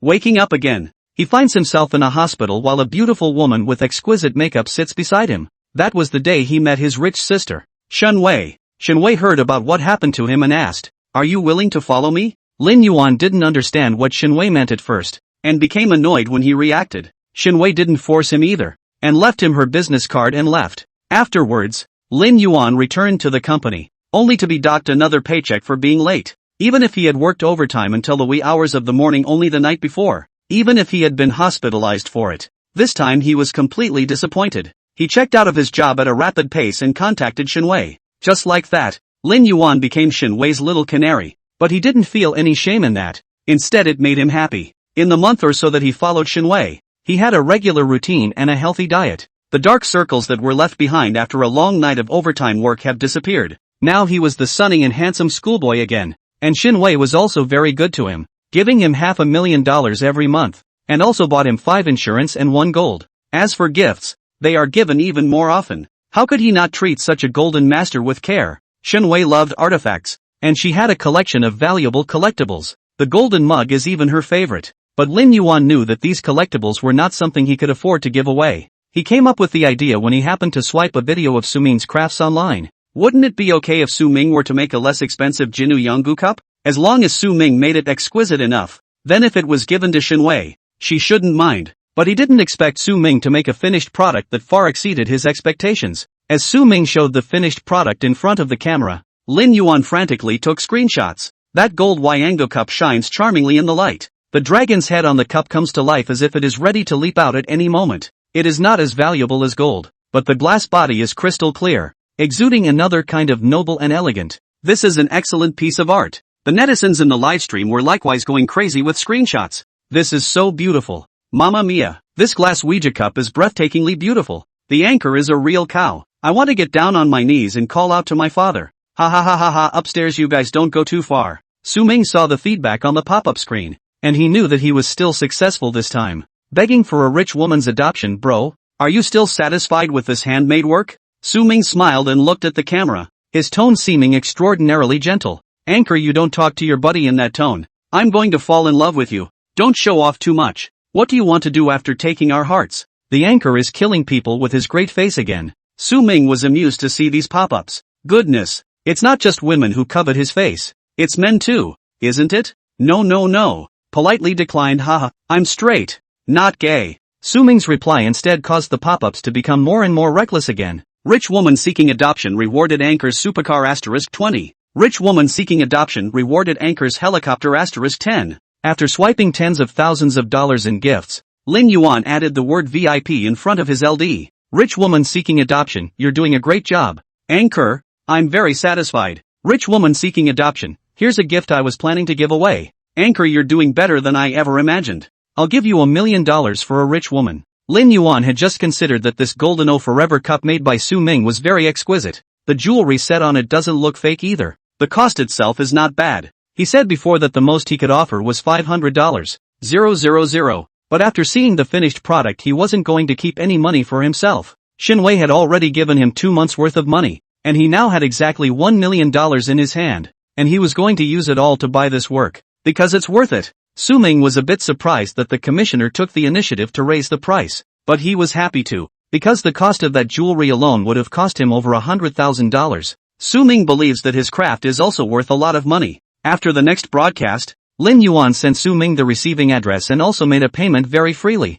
Later that night, Su Ming #lampworkglass #golden Oyen cup then hit the hot search. He's double booted again. Su Ming's fan base rose dramatically again. And among these added concerns is one in particular, the Wahoo non-fiction. Some of the netizens who love non-legacy found that Chinese non-legacy, which has not been posting much video, forwarded a video. The video is from an anchor called Handmaid Sue. In front of the live camera, the busy figure of the anchor comes into view, and his every action is full of concentration and craftsmanship. The glass rod in his hand grew soft in the light of the blowtorch flame, and the anchor's eyes stayed locked on this glass rod. Whenever the blowtorch flame melted the glass rod, the anchor was able to pull the exact shape he wanted with his skill and touch. His technique was skillful, as if he had an ineffable understanding with the glass rod, especially when the anchor works with tweezers to create the shape of the petals. This step shows off the anchor's great skill to the fullest. Those tiny petals, under the skillful hands of the anchor, seem to be given life, and each piece is full of vitality and vigor. The fine textures and smooth lines are nothing to write home about. In the end, a lifelike real flower quietly bloomed under the hands of the anchor. I'm staring into my 600-degree nearsighted eyes. Is this the same lampworker glass I know? No. Why is this glass so obedient in the hands of the anchor? I'm crying. How come my hands shake like Parkinson's when I do it? When I was a child, my family was especially poor, and the only thing of value in the house was the big lock on the iron door. Every time it rained, I would run out and hug the lock, crying, "Old iron, don't embroider. Ha ha ha, the copy upstairs is 6. Steal it." This video was forwarded by Huaxia Non-Legacy, quickly sparked widespread concern on the internet, because Su Ming's operation was just too showy. His command of the glass is simply full on. In the video, Su Ming's technique is skillful and precise. The melted glass rods seemed to have life in his hands and became extraordinarily obedient. As long as Su Ming had something in mind, the glass in his hand could change into various shapes. Both the delicate texture of the petals and the smooth lines of the whole show Su Ming's superior skills and deep artistic expertise. Both the delicate texture of the petals and the smooth lines of the whole show Su Ming's superior skills and deep artistic expertise. Netizens who follow the Chinese non-heritage have been impressed by Su Ming's craftsmanship. Many of them already have a deep affection for non-heritage culture, and some of them are even connoisseurs in this field. However, after watching Su Ming's operation, they had to admit that Su Ming was indeed very strong. It's simply an anticlimactic existence. In the process of making the Jinu Yonggu cup, Su Ming's mastery of the overall shape of the utensil is a masterpiece. He is able to accurately grasp every detail and give the work a perfect form. At the same time, his mastery of the craft of lampworking glass has reached the point of perfection, and all the timing is just right. More and more people are following Su Ming because of this video. This caused Su Ming, who had just woken up and heard the system beep, to be very confused. Ding! Congratulations to the host. Popularity has reached 10 million. Congratulations to the host, receiving the popularity reward of 10,000 points for handmade value. Congratulations to the host. Unlock the ability to perceive materials. Host, please keep up the good work and get a higher popularity value. Oh, and you've broken 10 million followers? To be honest, he hadn't really paid much attention to his follower count lately. Every time I opened Dujang he went straight to the air. It's true, though, that the crowd seems to be getting bigger every time we go live these days. Just, brother unity. What is this material perception ability? Su Ming was uncertain. Host, the material perception ability is saying that your perception of all materials will become sharper afterward. Whether it's the grain of the wood, the texture of the fabric, the sheen of the metal, etc. You can gain insight into their properties the moment you see them, and you can choose the most appropriate processing methods and techniques based on their characteristics. This kind of skill does not need to be exchanged for crafting values, though it doesn't sound like much. The system paused before continuing again. Improved material perception will allow you to better control the details of your crafts without the aid of a system. It also makes the overall effect of the crafts you make even better.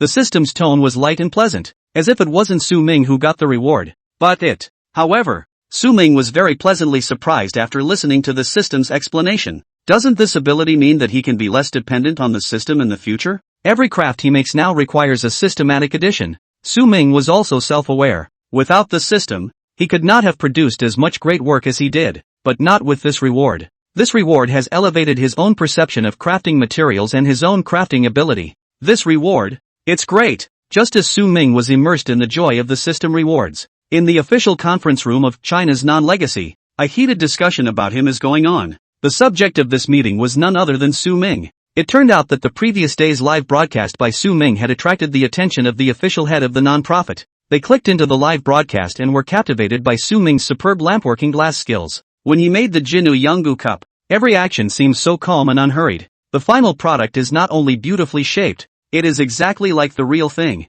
Even the handwriting on it is unmistakable. This skill and precision amazed the staff who watched Su Ming's live broadcast. To them, Su Ming was a rare talent. More to the point, Soman has a huge fan base on social media. His influence cannot be underestimated. The staff has learned that every live broadcast of Su Ming's attracts a large number of viewers, and he's even created artifact imitations before that are good enough to pass off as real. The impact is even further expanded. If he can be found to speak out for non-heritage, it will be a rare opportunity for the heritage and promotion of non-heritage. Therefore, the staff at the meeting expressed that they should actively get in touch with Su Ming to explore the possibility of cooperation. Through the power of Su Ming, more people can understand and pay attention to the non-heritage culture. In the end, the head of the Chinese heritage Gao Qi on this matter short version, asked Su Ming to be the ambassador of Chinese non-legacy. Su Ming received a call from a staff member, and Su Ming was a bit puzzled. Why is he being approached by an official again? Mr. Su, it's like this. Our leader saw the video of you doing the Golden Oyangbu Cup live in Douyin and wants to cooperate with you.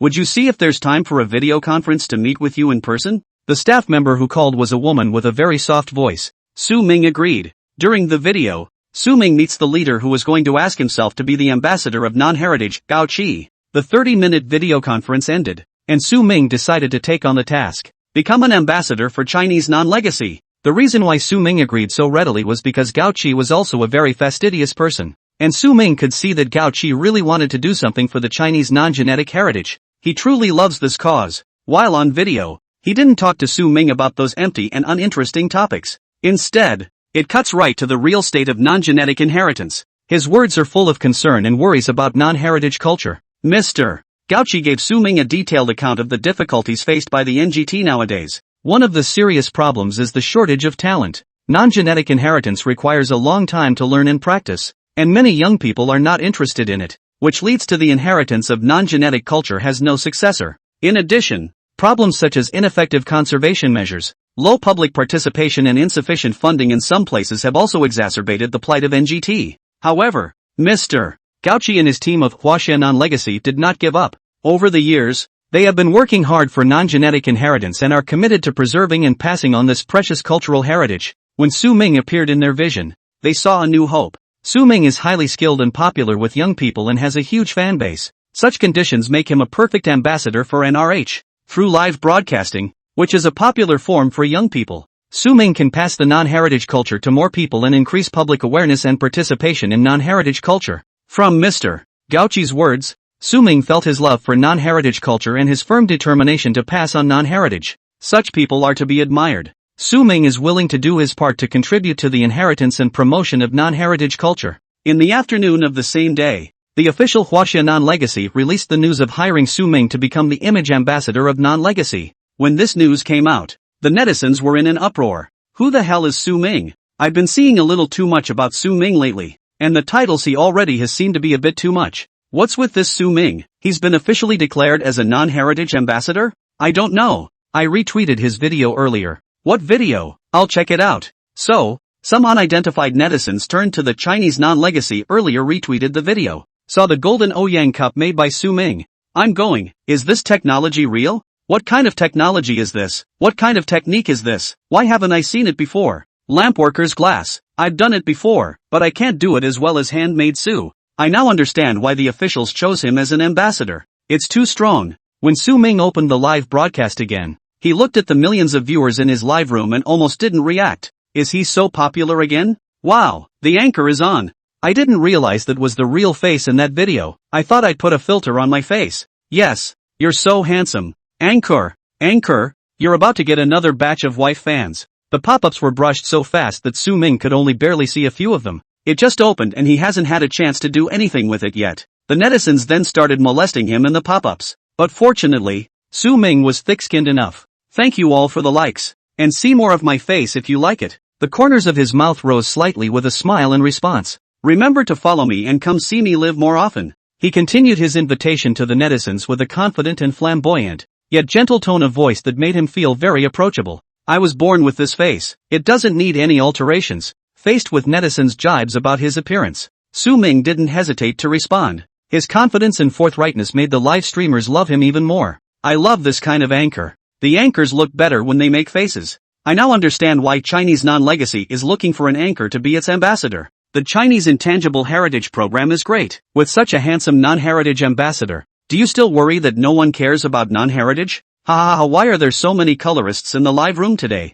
This is a very good move by the Chinese non-heritage. Gauchi is also watching this live stream in sync. Looking at the pop-ups from the netizens in the live stream, he knew he hadn't made the wrong decision this time. Genetic inheritance is a serious matter, but at times it requires special means. Su-min is a craft anchor and he's highly skilled at it. Together with his superior external conditions, it is even easier to attract attention. People are naturally beautiful. Who doesn't like to look at beautiful things? And what made Gauchi even happier was that Su-ming was highly capable in his own right. Where can we find such a talent? Su-ming saw that everyone was on the verge of running off on a tangent into outer space, and busily opened his mouth to pull everyone's thoughts back. Alright, let's all stop looking at my face for a minute and come see the craft I'm going to make. Su-ming smiled slightly and continued. I believe everyone should already know that I'm now the ambassador for Huaxia nonfiction. Since I'm an ambassador, it's only natural for me to do something for non-genetic heritage. I wonder how many people watched my live stream yesterday? Su-ming stopped and started to look at the pop-ups people were posting.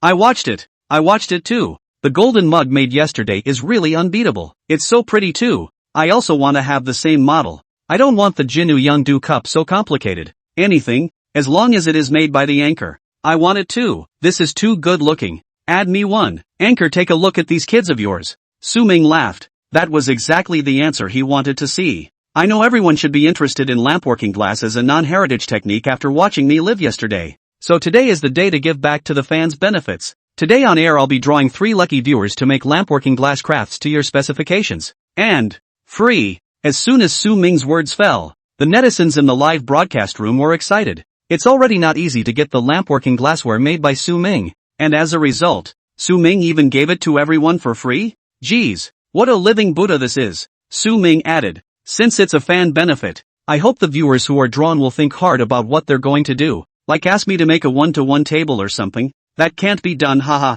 Okay, let's let my assistant draw the lucky audience now. Li Wei and Wang Wentao each drew 2 lucky audience members, and the last one was drawn by Su-ming himself. The first lucky audience member was carried up to the mic sequence before they realized what was happening, until Su-ming called him. It's a handsome guy, right? This LD I remember. It seems like you've been watching me live since a long time ago. Su-ming's voice made a handsome man react from his daze. Anchor, I've liked you for a long time. This time I wasn't expecting to be drawn. I'm so happy. I hope you'll make a green bellflower for me, okay? He finished a long paragraph in one breath, without a single pause in between. It was even as if Su-ming had heard the other party gasping for air after saying this. This, brother, don't be nervous. You want a green bellflower, right? It's okay. Su-ming replied softly to him, which eased the tension of it's a handsome guy. It had been a long time since he had watched Su-ming live, and he hadn't thought that he would be drawn. I'm just so lucky to have been drawn this time. And he didn't speak up about the items he wanted to make on the spur of the moment. In fact, before Su-ming made that golden Oyangu cup,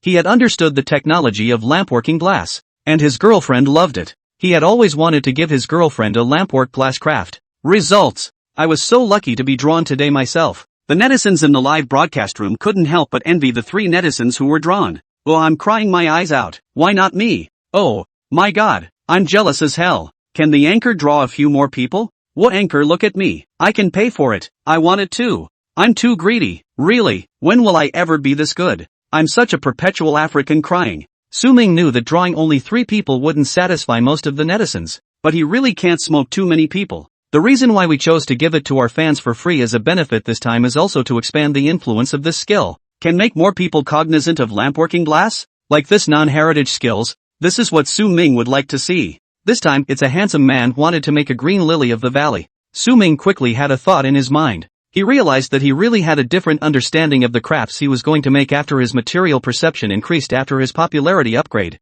If anything, he was following the program given by the system before. Then now he can already generate the scenarios in his head by himself. It's still just for something less complicated is effective though. For example, Su-ming recognized suzerain flower, so he could quickly design a suitably crafted image based on the original impression he had in his mind. So, Su-ming moved. The netizens in the live stream were watching intently, and the pop-up screen was peaceful with occasional chatter. Soft light sprinkled on the various glass tools and materials. Su-ming's expression was extraordinarily focused and persistent. He carefully removed a green glass rod and placed it over the blowtorch. Su-ming skillfully adjusted the intensity and direction of the flame, and the glass rod gradually became soft and resilient under the lick of the flame. He twisted and stretched the glass rod as if he were playing a silent piece of music, each movement seeming so smooth and natural. With Su Ming's movements, the branches of the bell orchid were ready. Next, he started making petals. The delicate and layered petals of the lily of the valley seemed to hold the power of life in each piece. Su Ming carefully sculpted the edges of the petals, giving them a natural wave-like appearance, just like real lily of the valley flowers gently swaying in the breeze. In the center of the lily of the valley, he has cleverly embedded a tiny glass bead that serves as the stamen. This glass bead shimmers with a crystalline glow in the light, adding a bit of spirituality to the whole lily of the valley. After completing the suzerain flower, Su Ming wasn't in a hurry to finish. He gently picked up the tool at hand and carved a delicate pattern into the leaves of the lily of the valley. These lines are like natural veins, making the leaves of the lily of the valley more vivid and realistic. Eventually, when Su Ming gently placed the green bell orchid on the workbench, it was as if it was no longer a mere glass object. It becomes a real lily of the valley flower, with a fresh fragrance and vitality. The netizens in the live stream were dumbfounded. This was Su Ming's strength. It's a handsome man was so happy that he danced around the room, making his girlfriend think he was hysterical. He's sure, this is a gift for your girlfriend that he will really like. It's a handsome guy rewarded anchors supercar asterisk 2. It's a handsome man rewarded anchors helicopter asterisk 2. It's a handsome man rewarded anchor fantasy garden asterisk 5. Even though the anchor said that this is a fan benefit and free to the lucky fan who drew it, but he knew that the anchor's skill was worth it. Since he's also just an ordinary office worker, he can't afford to give tens of thousands of dollars in gifts all at once, but he can still do it with a gift of a few $1,000s. Su Ming brings the finished green bellflower to the camera to show it off. Those netizens who weren't drawn were even harder. This is too good looking. So beautiful. They're just so nonchalant. After a handsome man sent a gift, other netizens in the live broadcast room also swiped gifts, simply because Su Ming is worth it. After the green bell orchid, Su Ming made a fan and a whale for 2 other lucky fans. After the live broadcast ended, Su Ming was once again on the hot search, and this time it's different from the past. The subject of the hot search was not Su Ming the person, but the lampworker's glass. Lampworking glass, as a national non-heritage technology, compared to the arts of sewing, embroidery and other skills appear to be relatively cold. Little known. However, through Su Ming's live broadcast in the past 2 days, this skill was like a bright light had been lit, attracting the attention of countless people. Su Ming's mastery of his craft and the beautiful crafts he produces on air are breathtakingly beautiful. People have a whole new appreciation for lampworking glass. More and more people are deeply impressed by the beauty of this technique and have expressed their love and desire for it. As attention continues to grow, people are beginning to realize the unique appeal and value of lampworking glass. They are no longer satisfied with just admiring it on air, but want to have their own version of the same craft. As a result, more and more people are searching for lampworking glasswares in hopes of customizing their own works of art. This was exactly what Su Ming wanted to see. He hopes that through his live broadcast, more people will understand and pay attention to lampworking glass, thus promoting the inheritance and development of this skill. His efforts were not in vain, and just 2 live broadcasts brought new life to lampworker's glass. What is even more gratifying is that Su Ming's influence is not only limited to the domestic. Even the extranet has begun to pay attention to lampworking glass. The beauty of this skill is crossing borders and going global. It can be said that Su Ming, with his own strength, has made lampworking glass from a cold skill to a hot topic. He has contributed greatly to the passing on and development of this skill. Su Ming was in a good mood these 2 days, because he lived up to Mr. Gauchi's hope and really made the technology of lampworking glass known to everyone. Although the 3 crafts he made in the latter broadcast were given to fans for free, but that live broadcast everyone was very enthusiastic, and after he got off the air, he found that he had received up to $8 million in gifts. While he was happy about this, Su Ming received a private message from a rich woman seeking adoption. Hello Anchor, the Golden Ouyang Cup has been delivered. Sister is very satisfied, but now there's something else I'd like to ask you for. My sister asked me to ask you if I could restore an item for her. Money is not an issue. Su Ming was a bit puzzled after reading the message sent by the other party. A gift for your sister? Suddenly, it dawned on him. Turns out it's the rich girl's sister. Some people do have a good life. Soon, Su Ming replied to the other party. Handmaid Su. Yes, you can. Send me the exact requirements and I'll do it on the air. Lin Yuan was in a good mood after receiving an affirmative answer. The last time he asked the anchor to make the Golden Ouyang Cup, though, it made him spend all the 1 million that Xinwei had given him in the past month or so, but he felt it was worth it, because Xinwei liked the gift very much. He could see that Xinwei was very happy this time, from the bottom of her heart. Actually, Xinwei didn't expect to receive a gift from Lin Yuan. She was in a bad mood that time when she went out to talk business, and met his nemesis at the party. It was hard to end it all, and it was already after 2 a.m. Could have stayed a night in a large downtown bungalow close by, but Shinwei suddenly wanted to go home for a visit especially. She misses her mom and dad, her grandparents. She had returned to her home, but she met a man lying on the side of the road.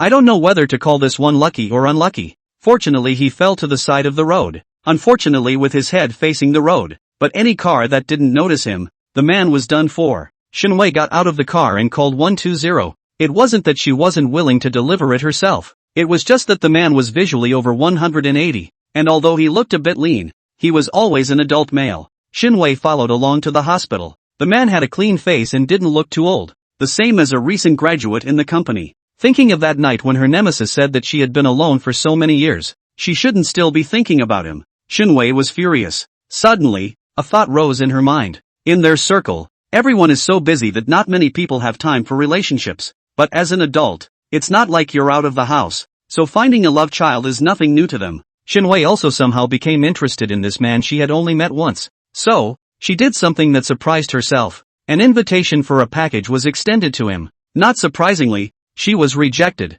But that's okay. She'd gotten used to it a long time ago. Shinwei, who had left the hospital, had already put this matter behind her. Although she left her business card for the young boy, she felt that the other party would not contact her. But to her surprise, the other party called her not 2 days later. Shinwei wasn't going to pursue why Lin Yuan suddenly changed his mind. Adults, who doesn't have their own struggles? The result was exactly what she had hoped for. The addition of Lin Yuan added a lot of fun to Shinwei's life. Today, she no longer feels alone whenever she comes home from a busy day at the office. Home became warm to her. 2. At home, a bright light illuminates her way home. In the month or so that she had spent with Lin Yuan, Shinwei felt as if she had returned to her youthful days in her early 20s. She has a passion and desire for life. Lin Yuan always has an endless stream of interesting ideas, and he is like a little sun that always radiates a warm glow. The golden O Forever cup that Lin Yuan had given to Shinwei 2 days ago had caught her eye. This kind of lampworking glasswork Shinwei is somewhat familiar with.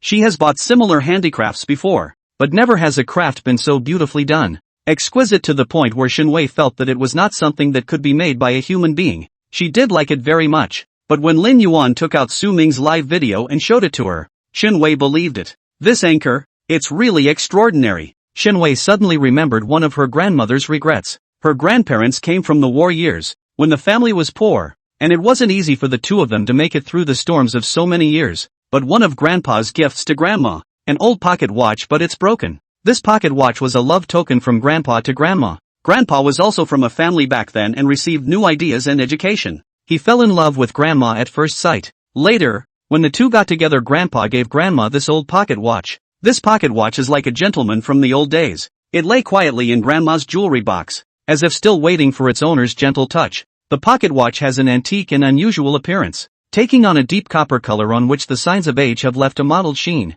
The dial is surrounded by a circle of tiny pearls, each of which radiates a soft luster as if telling an ancient secret. In the center of the dial, the Roman numerals are elegantly arranged, and the hands seem to be turning slowly. It's just that ticking sound has been drowned out in history. The bracelet is made up of a delicate silver chain with a blue jewel set in the clasp, like the brightest star in the night sky. On his deathbed, Grandpa placed the pocket watch in Grandma's hand. He took his grandmother's hand and looked at her fondly, as if trying to imprint her in his heart. This pocket watch can't go anymore, but it bears witness to our love. I want you to carry it with you all the time, like I've always been there for you. Grandma nodded tearfully and held Grandpa's hand tightly. But the pocket watch, it's still broken. Shinwei had looked for countless watchmakers to fix it, but all of them only got negative answers. This pocket watch, it's too old to be restored. Shinwei saw the Jinu Yanggu cup made by Su Ming, and she flipped to a video of him restoring artifacts in the past. She thought that if anyone could fix the pocket watch, it would be Su Ming. Su Ming's heart was somewhat touched after listening to the story Lin Yuan told.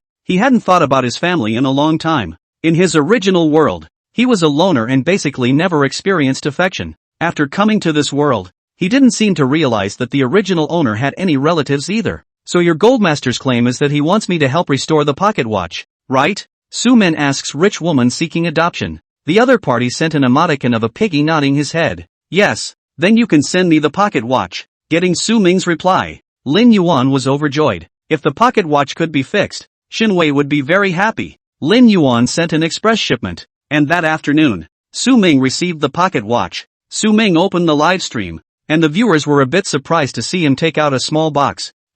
What is the anchor planning to do today? What's in the box? Does the host have any more perks today? Upstairs, why do you think of good things every day? Su Ming smiled and greeted everyone, stating the topic of today's live broadcast: restoration of old pocket watches. What? Repairing a pocket watch? Did I hear right? I also suspect something is wrong with my ears. Anchor went from craft anchor to maintenance anchor? We're going to watch the anchors do their crafts. There was a lot of talk on the pop-ups. Most netizens find live streaming the repair of old pocket watches uninteresting. Just then, ding, Mr. Shin enters the broadcast room. One look at the screen name and the netizens couldn't sit still. Good lord, who isn't a total now? You're the only one who can come up with a screen name, aren't you? Mr. Shun means you're really Mr. Shun. Will the really big guys have time to watch the broadcast? That's really far-fetched. If I also add always to the end of my screen name, isn't it I'm the Pineapple Chief? Lin Yuan was also in the live broadcast room and was furious to see these pop-ups. These netizens really have no mercy at all with their mouths. Shinwei didn't get angry when she looked at him. She looked at Lin Yuan beside her and thought that he looked quite cute when he was angry for himself. Don't be angry. They can say what they like. Shinwei comforted. She then decisively charged $1 million into her Douyin account. Mr. Shin has rewarded the host with a supercar *20. Mr. Shin has rewarded the host with a helicopter *20. Mr. Shin has rewarded Anchor Bazooka *20. Mr. Shin rewarded Anchor Fantasy Garden *20. Mr. Shin rewarded Carnival *20. Instantly, the live broadcast room was covered by various gift effects, and the netizens could barely see Su Ming's face. In just a few minutes of work, Shinwei had spent the $1 million. Su Ming knew that this should be the sister of the gold master that the rich woman begging for adoption was talking about. Thank you for the gift from Mr. Shun. Make sure you get this pocket watch fixed today. Su Ming smiled beautifully, making it a pleasure to look at, and even his voice was extraordinarily cheerful. Mr. Shun, I'm looking out for you. Anchor. After swiping 1 million gifts, Shinwei's pop-up screen also became dazzlingly colorful and eye-catching, making it particularly conspicuous in the live broadcast room. Now, the netizens are not talking smack, because this Mr. Shin is really a big man. After all, rewarding $1 million in a minute is not something that ordinary people can do. Money is really a number in the eyes of these bigots. After thanking the gold master, Su Ming also started his work. He picked up the pocket watch and gently opened the cover, only to see a delicate movement shimmering in the light. Su Ming realized that he seemed to have empathy with this pocket watch. He could feel the rhythm of each part beating. Good job, brother Unity. Su Ming thanked the system too much. He loved the rewards given last time too much.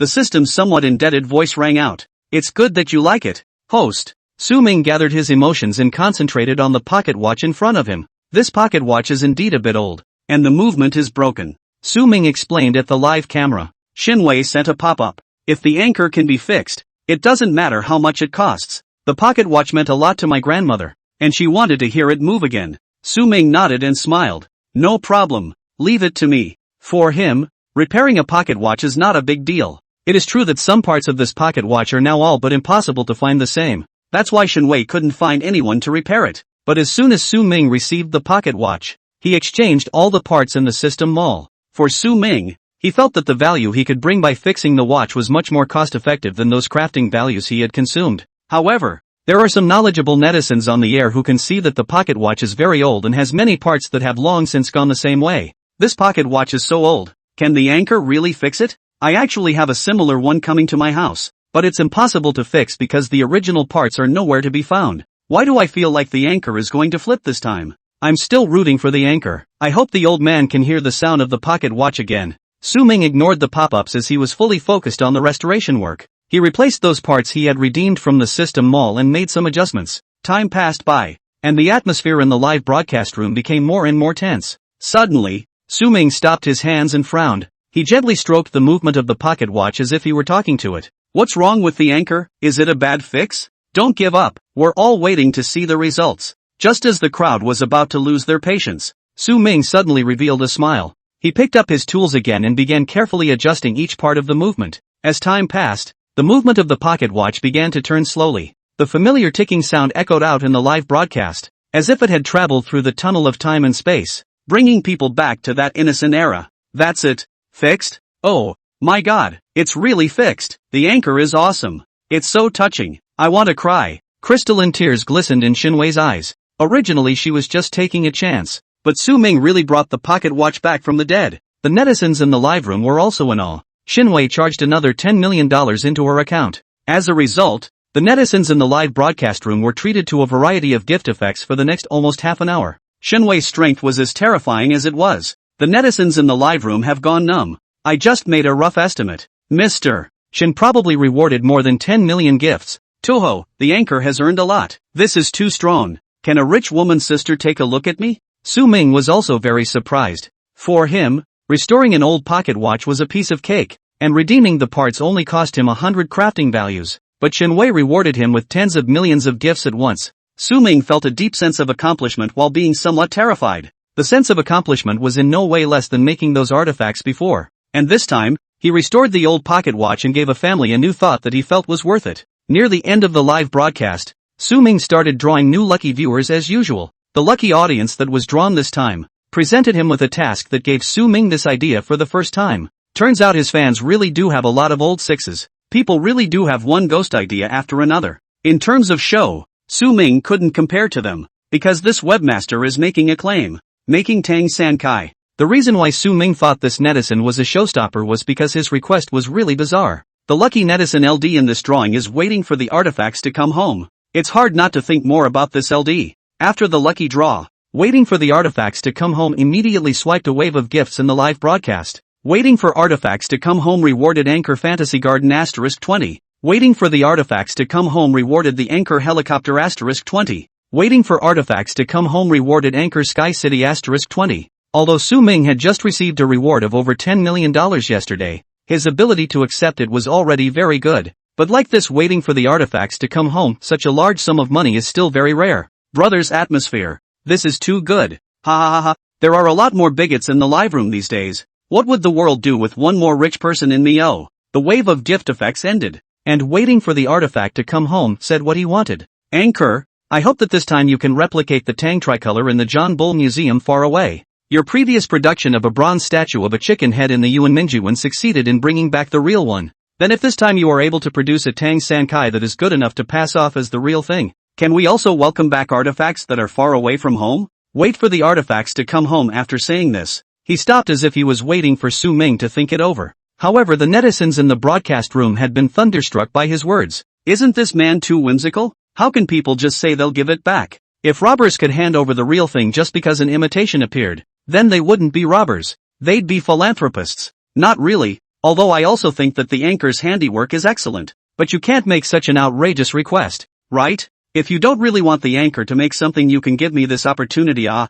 want it. Me too. Apparently, numerous netizens felt very outrageous about the commissioner's request and simply didn't think it was something achievable. The collection of Chinese Tang San Kai in the John Bull Museum represents the pinnacle of ancient Chinese ceramic art. Tang San Kai, as its name suggests, is a tricolored glazed pottery made during the Tang dynasty. Known for its colorful and vivid shapes, the glazed colors of Tang San Kai are mainly yellow, green and white, but these three colors are not isolated. They intermingle with each other on the pottery to form colorful patterns and decorations. These patterns and motifs often signify good fortune, wealth and longevity, reflecting the aesthetic interests and cultural connotations of Tang society. Each of the Tang San Kai in the John Bull Museum is a unique work of art. They are either figurines of people or animals, in different forms and lifelike. These Tang three-color not only demonstrates the high skill of Tang dynasty ceramic craftsmen, but also reflects the prosperity and flourishing of Tang dynasty society. The reason why netizens feel that Su Ming can't do it is simple. There were so many of these Tang San Kai. How was Su Ming going to finish them all by himself? Yeah, even if the anchor can really do Tang San Kai, can he really finish so many? Why do I get the feeling that this commissioner is being deliberately difficult today? But, has everyone forgotten the previous Manhwa palindrome? The netizens instantly shut up when this pop-up came out. When the Manhwa palindrome was first published, everyone also thought that Su Ming could not possibly complete it. But not only did he finish, and, very good, it also ended up sparking a touring frenzy, making the museum a mecca for everyone. In this case, you're obviously talking with your eyes open when you say he doesn't have the strength. Su Ming didn't answer the commissioner first. He's thinking. For him, making so many tangs would take some effort though, but it's not impossible to accomplish. Not to mention the fact that he had the system's ability, but just himself. and now his manual ability had become stronger. There's a lot of stuff that he can actually do without the ability to use the system, just to make it look real. The sea change skill is indispensable. Su Ming was well aware of the significance of these lost overseas artifacts to the Chinese people. Brother Unity, pull up all the pictures of the Tang San Kai that are floating around the John Bull Museum. Ding, host request received. All photos have been generated. Please check with the host. But in a moment, a picture appeared in Su Ming's mind. He looked at the Tang San Kai on the photo and a hint of surprise flashed in his eyes. The system brings back all the beauty and shock of these artifacts. Su Ming saw more than just the surface beauty of the Tang San Kai. There's also the value of artifacts, and the prosperity embodied behind the Tang San Kai. But Su Ming also understood that he would be taking on a huge responsibility once he agreed. However, he was also attracted by the charm of Tang San Kai and decided to take up the challenge. But, this client, before I accept your commission, I would like to ask, if I can actually do it, then what will you give me in return? Su Ming asked the question to the camera. Although he also had a certain obsession with the return of artifacts, he didn't want to do a losing deal. He's not a philanthropist. Although he hadn't confirmed it with the system yet, Su Ming knew that the manual value required for this task was less. The netizens didn't have much to say about Su Ming's words. With the last Mwangwi palindrome, Su Ming was the equivalent of charity. But anchors can't be charitable every day, can they? That would be too much of a bargain. Netizens come to watch the broadcast and don't want to always see this kind of drama. Waiting for the artifacts to come home. If the anchor can really do it, I'll give the anchor $1 billion in my personal name. Waiting for the artifact to come home after posting this pop-up. The broadcast room was quiet for a long time. So is Su Ming. Immediately after that, the other party sent out a few pop-ups one after another with dazzling gold master special effects. Waiting for the artifacts to come home. It's more about the stuff than the imitations. Waiting for the artifacts to come home. I don't need the anchor to make all of the Tang San Kai. Just the Tang Dynasty Lu Ting Sun Tum Tang San Kai. 6 in all. Waiting for the artifacts to come home. I know that $1 billion is nowhere near enough value for these artifacts. But imitations, even if they are more realistic, are still imitations in my opinion. This pop-up is a bit of a pisser. What does this client mean? Does it mean that the anchor is not worthy? No way. You don't think it's worth it yourself. Then you still want the anchor to do it? Even if it's an imitation. What's wrong with it? You'll never be able to make it. For a while, the pop-ups were all fighting for Su Ming. However, Su Ming felt that the commissioner's idea was reasonable. $1 billion to make imitations. Any more would be enough. Okay, I'll do it. Su Ming agreed. And the netizens in the live broadcast room were confused. What? Did you really agree? Although I think $1 billion for a knockoff anchor is still a good deal. But isn't there something wrong with this commissioner's attitude? Why do you care about attitude? As long as there's money to be made. But if the anchor really does it, can't do it today, right? Yeah, it feels like so much to prepare for. Although he had agreed to the client's request, Su Ming knew that it was impossible for him to start doing it straight away today. The pop-up's concerns are justified. This handmade workshop of his also needs to be remodeled. The current conditions are not suitable for firing pottery. Fellow fans, for this live broadcast of the making of the Tang Trio, I'm doing some remodeling in my workshop. It's going to be a vacation from everyone for a few days. Su Ming smiled and explained to the netizens in the live broadcast room, and everyone expressed their understanding. Although Su Ming couldn't broadcast live for the next few days, the heat about him didn't decrease at all, because the Sioux City Police issued a police bulletin.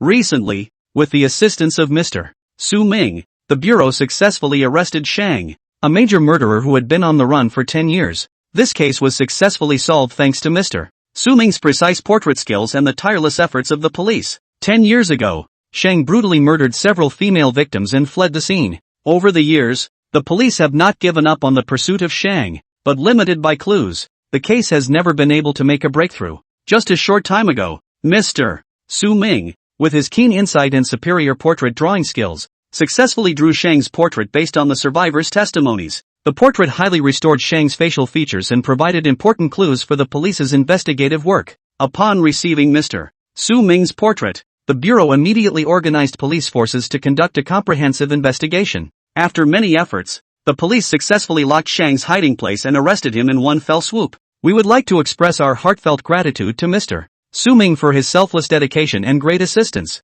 Mr. Su Ming's exquisite skills and high sense of responsibility provided strong support for the detection of the case and contributed positively to social justice. At the same time, we also call on the general public, actively provide clues to the police of illegal and criminal, and work together to maintain social harmony and stability. The police will, as always, fulfill their duties to protect the lives and property of the people and make unremitting efforts to build a harmonious society. Suzhou City Public Security Bureau. XXXXXXXXXXXXX. This police report has sparked a wide-ranging discussion in the community. The previous incident of Su Ming drawing portraits of criminals live on air has been heard of by many netizens though, but they don't know exactly who the criminals are that Sioux City police arrested as a result. However, the 10-year-old murderer mentioned in the briefing is a household name in Sioux City. This case was once one of the top 10 unsolved cases in China. Back then, due to the high incidence of serial killings, many young women were terrified that they would be the next victim. So the portrait of the criminal drawn by Su Ming turned out to be of this devil?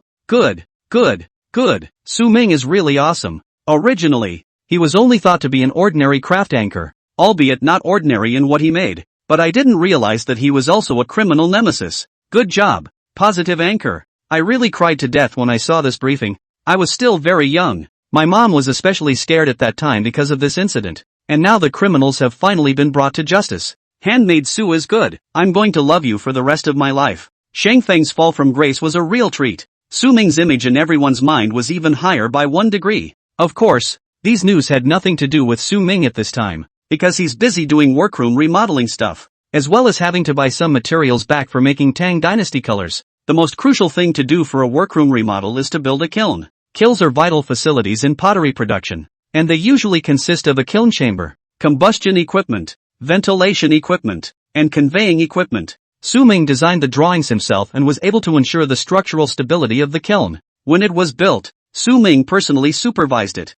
This workroom of his has its own exhaust and is much easier to remodel. Su Ming chose granite for the wall material because of the excellent characteristics of high strength and heat resistance after firing. Air vents are also left in the brick walls, and terracotta or fiberglass insulation is added. The exhaust pipe is plugged and fixed to the top of the kiln in order to ventilate the exhaust gases out. After a few busy days, Su Ming's new workroom was finally remodeled. On air. I've been looking forward to the start of the show. Can we finally see the anchors doing Tang San Kai live? Wow, pottery lovers in ecstasy. Quite looking forward to it. Go anchor. Su Ming was in a good mood when he saw how enthusiastic everyone was. Hello everyone, I haven't seen you for a few days. In order to meet you better today, as you can see, I've also had a major makeover in my live room. Saying that, Su Ming picked up his cell phone and swept through the workroom one by one. Here are some raw materials. Here is the remodeled kiln. Here, after a general introduction, Su Ming was about to kick off the day as well. There was a look of concentration and anticipation in his eyes.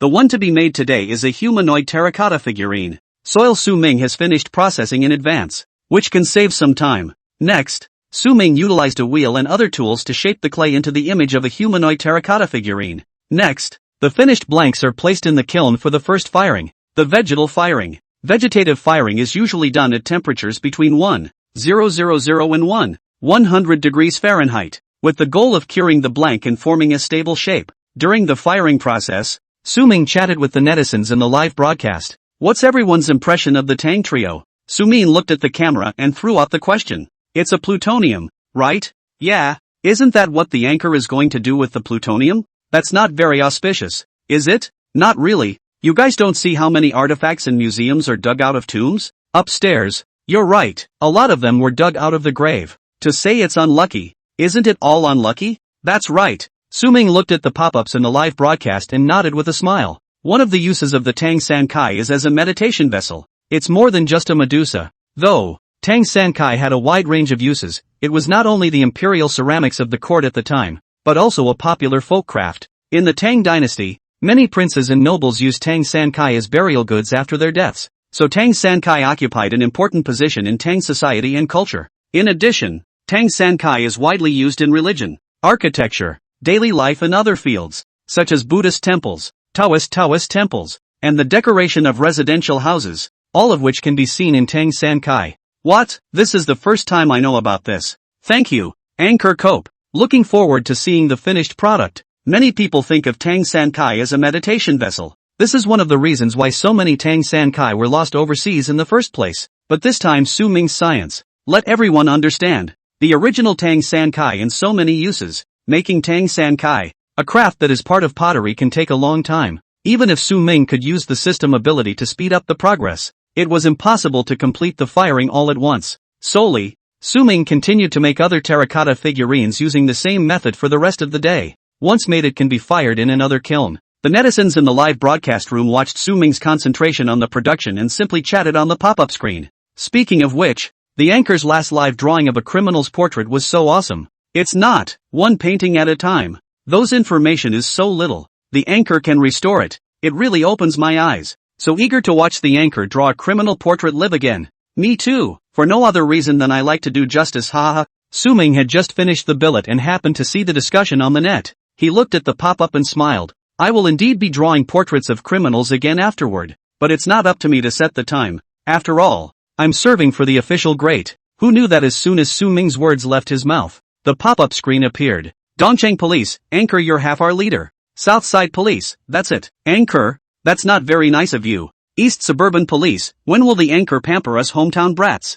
For a while, various local police on the pop-up screen began to accuse Su Ming. Ha ha ha ha, laughing my ass off. Anchor flips out, ha ha ha, 1 second he's done talking and the next he's getting swished in the face. You've forgotten that you're a criminal portraitist hired by the Ministry of Public Security. Su Ming, just outrageous, okay. Who would have thought how these police accounts are so idle? Why are you still squatting in his live room every day? After this interlude, Su Ming also finished all the preparations before the veggie burn. The vegetal firing step takes about 8 hours or so I'll continue to keep an eye on the kiln after today's broadcast. I'll turn on the live stream early tomorrow when the kiln opens, so I hope you'll then watch tomorrow. After saying goodbye to the audience, Su Ming ended today's live broadcast. Looking at the time, it was also 12 o'clock at night. Just in time, the kiln opens live at 6 o'clock tomorrow. Early the next morning, Su Ming opened the live broadcast on time. Some of the netizens yawned and came to watch the live stream. Who understands that I would set my alarm clock to get up at 6 a.m. on my day off to watch a live broadcast? Who isn't? I'm yawning now. I'm definitely in love with you. Looking at the pop-ups in the live broadcast, Su Ming was also a little moved. Although the live broadcast was opened in the morning, there were tens of thousands of netizens online in the live room. In fact, not to mention that everyone was sleepy. Even Su Ming himself was a bit tired. After the live broadcast last night, Su Ming watched the kiln in the workroom for a while longer. After confirming that there was no mistake, he went to rest with a brief wash. In the morning it was more like getting up at 5 a.m. The first furnace is to open the kiln at 6 o'clock. Su Ming has a serious lack of sleep. Good thing he had a glaze firing to do today after the glaze application, so he could take another break. After opening the kiln and the first furnace, Su Ming removes the blanks and glazes them. The main component of the glaze of Tang San Kai is aluminum silicate, and during the firing process the glaze spreads and flows in all directions, forming natural and modeled brilliant colors. Although Tang San Kai is usually glazed several times so that the glaze will be more even and full. However, this is time consuming as each glaze needs to be followed by a firing.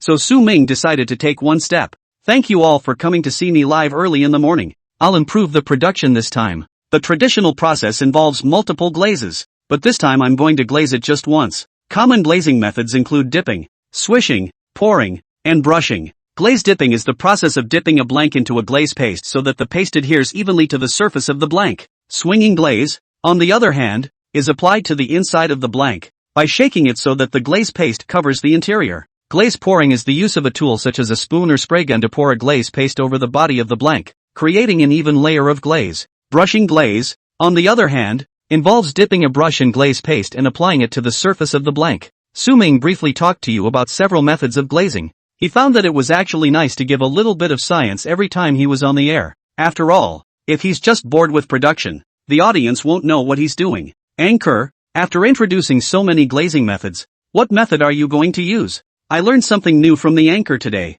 Ha ha ha, I'm also curious as to what method the anchor plans to use. Handmade Suestuan class is now in session. Su Ming smiled faintly and spoke indifferently. Today, we'll use the brush and glaze method. The first step, though, requires mixing the glaze paste first. The main raw materials for the glaze paste of Tang San Kai include lead, iron, copper and other metal oxides. These oxides are the key to the richness and splendor of the Tang San Kai colors. Su Ming explained to the group. Next, he heated these metal oxides to oxidize them. Once the heating was complete, Su Ming removed the finished product and proceeded to grind it until it becomes a fine powdery substance. During the process, Su Ming was extraordinarily focused. Because the temperature and time need a little special attention, this ensures that the metal oxides can be fully oxidized and refined. The next step is the screening process. Su Ming took out a specialized sieve to screen the treated metal oxides. This screen is very fine and can filter out those larger particles of impurities and substandard raw materials. Screening out the metal oxides. Su Ming mixed them together according to a certain proportion and added an appropriate amount of quartz powder. Quartz powder improves the transparency and luster of the glaze paste, making the Tang San Kai glaze smoother and brighter. Finally, add the appropriate amount of water and stir the mixture into a homogeneous glaze paste. Su Ming constantly adjusts the ratio of water to the mixture to ensure that the viscosity and fluidity of the glaze paste meets the requirements. Finally, after careful selection and mixing of Tang San Kai glaze paste, production is completed. At this time, the second furnace is also ready to open the kiln. Su Ming took out the clay blank that he had put in for the second time to be fired. Well, as you can see, the clay is all plain fired and the glaze paste has been made. Next I'm going to start painting the glaze. After saying that, Su Ming also stopped looking at the pop-ups and interacting with the netizens, because this step requires him to be extremely careful. Before brushing the glaze, Su Ming first cleaned the surface of all the cured blanks to make sure there were no impurities. Then he picked up a soft brush, dipped it in the blended glaze and brushed it evenly over the surface of the ceramic piece. During the glaze brushing process, Su Ming maintains the uniformity of the brush strokes and the consistent thickness of the glaze to avoid overly thick or thin glazes. Anchor's hand is so steady. Can I borrow the anchor's hand? Are my hands shaking only when I'm doing such delicate work? At this time Su Ming even had the leisure to chat with the netizens. The process of brushing the glaze is basically complete, so if it's really easy for your hands to shake, maybe see a doctor. Su Ming said and gave a very small smile. Am I reading this right? Are we being laughed at? Ha ha ha, you're right upstairs. It did get laughed at. You've taken all the bamboo shoots on the mountain. After brushing the glaze, Su Ming puts the blanks into the dryer and dries them. Finally, it's time for firing. Su Ming looks to the camera and says goodbye to everyone. It's been hard for everyone to stay with me for so long. These brushed and glazed Tang San Kai blanks are placed in the kiln and need to be fired for another 24 to 27 hours. We'll see you tomorrow at 3 in the afternoon. After finishing the live broadcast, Su Ming finally had a good night's sleep. A little too tired the last couple days, Su Ming couldn't help but think that those craftsmen in ancient times were not working so hard. Or maybe it should be harder. Fortunately, he had the help of the system and was able to not work as hard as those ancient craftsmen. The break was over and it was about time. Su Ming opened the live stream on time. Am I going to witness a miracle today? So excited to see the finished product. Is there another step after opening the kiln? I guess so. Let's see what the anchor is going to do. This live broadcast, the audience in Su Ming's live room reached a new high. It started a day earlier. Su Ming went to take a break after finishing his live broadcast. But some good netizens in the live broadcast room edited the video and gave it a lurid caption. Heirloom reproduction. Handmade Su # Tang San Kai. Skill beyond the ancients. The incredible, handmade Su, with just her hands, reinvents the brilliance of Tang San Kai. Amazing the world. Handmade Su made Tang San Kai. The skill is amazing. The shocker. Handmade Su recreates the John Bull Museum's collection of Tang triplets. One headline is more sensationalized than the other.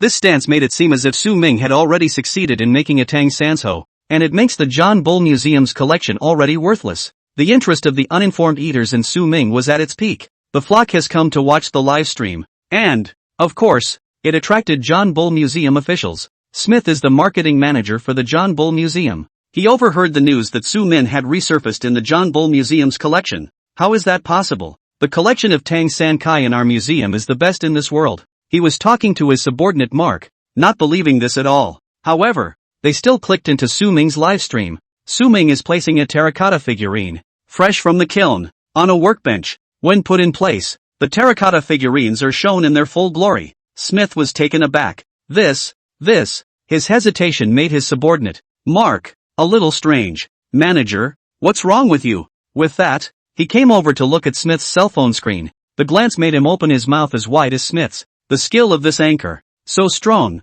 would have thought it was those news stories that were overblown. But Mark saw that the terracotta figurines were identical to those in their museum collection. Manager, Mark wanted to say something. Quiet. Look closely. Smith's words caused Mark to shut his mouth and not dare speak again. After Su Ming took these blanks out, he felt successful. It's not worth the 2 days of hard work. When firing is complete, the glaze melts and binds tightly to the body, creating a smooth, shiny ceramic surface. Su Ming is ready for subsequent decoration and finishing, also known as open face. Face opening is the process of working on the details of a character's head, including steps such as drawing eyebrows, dotting lips, and painting hair. Su Ming moved while introducing it to the audience in the live broadcast. Mouthing off didn't affect his hand speed at all either. Anchor can do such detailed work with 2 minds. Anchor, you're going too far. Can I borrow both the anchor's hands and brain? Don't you really need to see anything? I'm really convinced now, the anchor is truly a man of God. Smith really thought something was going to go terribly wrong this time.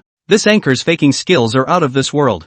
Mark saw this too, and his voice trembled a little. Is this really what this man did to himself? Smith gave this subordinate of his a sidelong glance. Won't you look at it yourself? This delicate glaze color. These smooth lines. It's almost as if it came from the hands of an ancient craftsman. I don't see any difference from our collection. Until this point, Smith had felt threatened. This Su Ming is definitely not ordinary. When he went to look up news related to Su Ming, he realized that he was the one who had once reproduced the bronze statue of a chicken head. Smith immediately reported it to the curator. Back to Su Ming's side. After displaying these Tang San Kai in front of the camera, the live broadcast also boiled over. Tang San Kai is actually this good looking? The anchor is also too good. Even though it's a medieval weapon. I really think it's beautiful. No kidding. I've been to the John Bull Museum, and I think the anchor did exactly the same thing as in the museum. Now there are still people who know how to make Tang San Kai. It's really good. The anchor is an all-rounder, right? Looking at the pop-ups complimenting him, Su Ming nodded slightly in appreciation. This time it was also a new venture for him personally, but he felt it was worth it. Is waiting for the artifacts to come home there, please? Su Ming asked out loud. From the beginning of this one commissioner, who would not be stingy with money in the slightest, Su Ming knew that he must be a master who did not lack money, and would definitely be a rather busy person. After all, the commissioner didn't make a sound when he did it himself 2 days ago. Waiting for the artifacts to come home was originally named Qin Jun, a collector of cultural relics. He is also the chairman of a multinational corporation. For so many years, he would not only collect some antique collections, but more often, he would go abroad to look for those artifacts that have been strayed. His biggest dream is for all the artifacts to come home. When he accidentally saw Su Ming's work earlier, he thought it was an opportunity, so he offered this commission when he was drawn. These past few days, although he couldn't be in the live broadcast room all the time, he had followed Su Ming's progress. Today, Su Ming finished the production, and he even watched the whole thing. These Tang San Kai were exactly the same as the ones he had first seen in the museum, although it was said to be watched in the live room. Su Ming's camera was very clear and could see every detail. Qin Jun knew that this $1 billion, it was worth it. Waiting for the artifacts to come home, the anchor did a great job with the Tang San Kai, and later I'll put $1 billion into the anchor's bank account. Once the pop-up with dazzling colorful special effects came out, the netizens in the live broadcast room were shocked. $1 billion? This brother's atmosphere. I thought it was just talk. I broke the defense, and you really do have $1 billion. Defense +1. Is it really worth it to buy a bunch of imitations? No matter how much the pop-ups questioned it, Qin Jun had already made up his mind. Thanks to waiting for the artifacts to come home. Your wish will come true one day. Smith's side saw waiting for artifacts to come home, this LD. Face a little ugly. What's that implying? No matter how reluctant Smith was, Su Ming's Tang San Kai finished making it. He thought that something might be going on. After finishing the live broadcast, Su Ming was very happy. Anyway, this time, it was the highest selling price for the crafts he had made since he had traveled to this world. It was also the most exhausting, though. Su Ming checked with the system before doing so. This time, the crafting plan consumes 1,000 points of crafting value. The related drawing information consumes 500 points of crafting value, and the Sea of Change skill consumes 3,000 points of crafting value. It's also understandable why Sunhai Mulberry costs so much in crafting value. These Tang 3 colors are, after all, from the Tang dynasty, more than 1,000 years ago. The longer you use the Sunhai Mulberry skill, the more crafting value you will consume. Su Ming decided that he wanted to give the commissioner value for money. When he received a message from the commissioner waiting for the artifacts to come home, Su Ming replied, Mr. Qin, you can get it tested after you receive it. There is no difference between these Tang San Kai replicas and the real thing. Qin Jun was a bit surprised. Although the previous time Su Ming produced artifacts that caused a big reaction, he still couldn't quite believe that a fake could even be the same as the real thing. But Qin Jun was someone who had seen the world. He knows that even imitations, as long as the craftsmanship is exquisite and the material is superior, also has a very high collection value. Qin Jun believes that if it is true as Su Ming said, this imitation is nothing like the real one. So, is it possible to use this to trade back our precious Tang San Kai from China? However, Qin Jun had no confidence in this. Do robbers voluntarily give back what they've taken?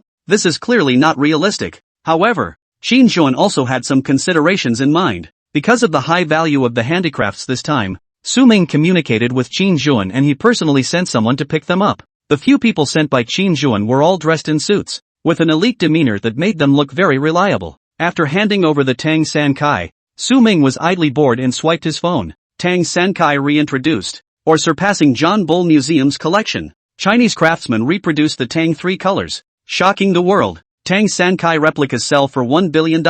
What's the value of the John Bull Museum's collection? When will the HWA artifacts return home? 10 questions for the John Bull Museum. It's been publicized so quickly? Su Ming then realized that the Tang San Kai he made this time had set off another uproar. Most nervous of all was Smith of the John Bull Museum. Since Su Ming's success in making Tang San Kai, there has been a lot of news about Tang San Kai. The reputation of the John Bull Museum has suffered as a result, although its popularity has been poor. In the past 2 days, some news media have even published what they call 10 questions about the John Bull Museum. That's outrageous. What's the point of asking them? Hasn't it been like that for years? Isn't it also a little late to be asking? They always do. But the higher-ups are now taking this matter very seriously. The curator told him to take care of it as soon as possible. Smith, does that mean let him handle it? Where did he get that much power? At first Smith didn't pay much attention when he saw the news, but when he went to check about Su Ming, he realized that this lord was really not something he could afford to mess with. Smith breaks down Su Ming's remarkable list of accomplishments. He live-streamed the making of a paper gun, which assisted the police in successfully capturing the criminal gang. He drew Dunhuang murals live and promoted the in-depth development of the study of Dunhuang murals in China. He live replica of the bronze statue of the head of a chicken, so that the Gallic family treasured more than 100 years of cultural relics can return to China. He live-streamed the production of the manhwa palindrome, which inspired the whole nation to visit the museum. He live-streamed demonstrations of lampworking glass techniques, which drove the popularity of niche non-heritage projects. One by one, they are all great things that ordinary people can hardly accomplish in a lifetime. Such talents will naturally be protected by the state. In addition, Su Ming has multiple identities. He is not only a handmade anchor, but also a special talent of Huaxia, and an ambassador of Huaxia's non-legacy. These are the identities we all know, but how many more are there that we don't know about? The curator asked him to fix it. Fix what? Addressing who? How do I fix it? Smith was amused. Su Ming had indeed been protected on all fronts now. Ever since the last Spade incident, Director Liu has been extraordinarily nervous. Although Su Ming already had Wang Wentao and Levi by his side, the neighborhood he lived in also had a professional security team, but Director Liu felt it wasn't enough. He really couldn't afford any more possibilities of something happening to Su Ming right now. So, Director Liu sent 4 more bodyguards to protect Su Ming's safety along with Wang Wentao and Li Wei. Su Ming saw the 4 extra people in the villa and had a nice expression on his face. What's going on here? Li Wei and Wang Wentao laughed. The 4 people who came this time, Wang Chang, Chen Bin, Sun Wenba, and Heming Jie were all acquaintances of theirs. They were the ones that Director Liu had approached earlier when he said that he wanted to find 6 people to protect Su Ming together, but then only Wang Wentao and Levi were left behind. I didn't expect to see it now. Mr. Su, we're here to protect you by order of Director Liu. Your safety is what we are obligated to do. The 4 men neatly performed a standard military salute. This will not make Su Ming whole. What's the situation? Director Liu is really a bit PTSD, isn't he? However, after thinking about what happened before, Su Ming accepted Director Liu's arrangement. Good thing the cottage was big enough to still accommodate them. Only, Wang Ma is probably going to be too busy by herself. Su Ming had just finished speaking about his concerns when Sun Wenba opened his mouth to explain. Mr. Su, this problem has already been considered by Director Liu. There will be another aunt coming over later today to take care of the daily cleaning of the villa. Plus we'll be helping out with some of the day-to-day tasks in addition to our bodyguard work. Su Ming dropped his heart after hearing his words. There are now going to be a total of 9 people living in this villa. And luckily the house is big enough. After placing several new bodyguards, Su Ming received a call from Qin Jun. Mr. Su, you told me before that all the Tang San Kai you made can pass the heritage test and are no different from the real thing. Once I got the pieces of art, I had them tested by a professional, and it was exactly as you said. Qin Jun's voice was a little excited. He only now realized how powerful Su Ming was. Mr. Su, I hope I can work with you. Su Ming was a bit puzzled. Cooperation? Mr. Qin, which aspect of cooperation are you referring to? Qin Jun seemed to have known that Su Ming would ask this as he spoke in a firm tone. I hope to join you in urging the John Bull Museum to return our Chinese artifacts. Su Ming. Qin Jun knew that Su Ming didn't understand his words as he continued to explain. You have the power. I have the money, and I won't let you do it for nothing. This batch of Tang San Kai is a treasure of our Chinese culture. Although there are many collections in our country's museums, but the really good artifacts are all in the John Bull Museum. I wish, you and I together, to make a bureau. What Smith feared happened anyway. The domestic news media in Huaxia made a big deal about the Tang San Kai made by Su Ming. These imitations were boasted by them as if they were as good as the real thing. Even foreign media have followed suit, such as the mastery of Chinese craftsmen in recreating the Tang San Kai, which is comparable to the real thing. New challenges for the John Bull Museum's collections.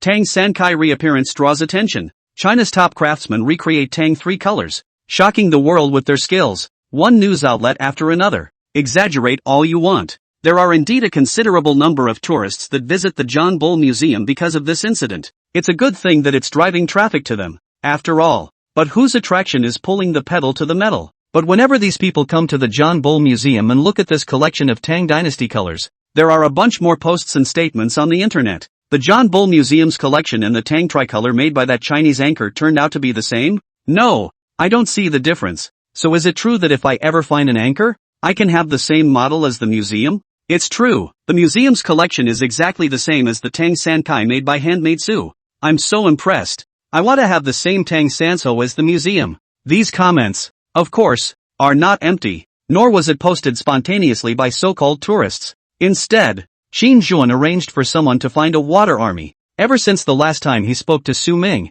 Qin Zhuan had begun to arrange all this. The real one is still in the John Bull Museum. But how would they react if they could make them realize that we have a replica of the same value? Qin Zhuan prepared for the battle of public opinion while discussing the later program with Su Ming. Su Ming was very speechless when he initially heard Qin Zhuan's invitation, because he just didn't think the whole thing was very realistic. How can it be done so easily? Yet, he was heartened by the offer. Whether it was the China of this parallel world or Su Ming's original world, there were many artifacts that had been dispersed overseas. These cultural relics that have been displaced overseas are the pain in the heart of every one of us in China. Although in Su Ming's original world, the standard of artifact protection was higher than the parallel world he was in now. But equally, some cultural relics have been lost overseas and have never been retrieved. For example, the Tang tricolor. It can be said that the best Tang San Kai in the world is not in China. Instead, it's at the John Bull Museum. The best artifacts in the world are not in the national museums they were originally affiliated with. They are in the John Bull Museum.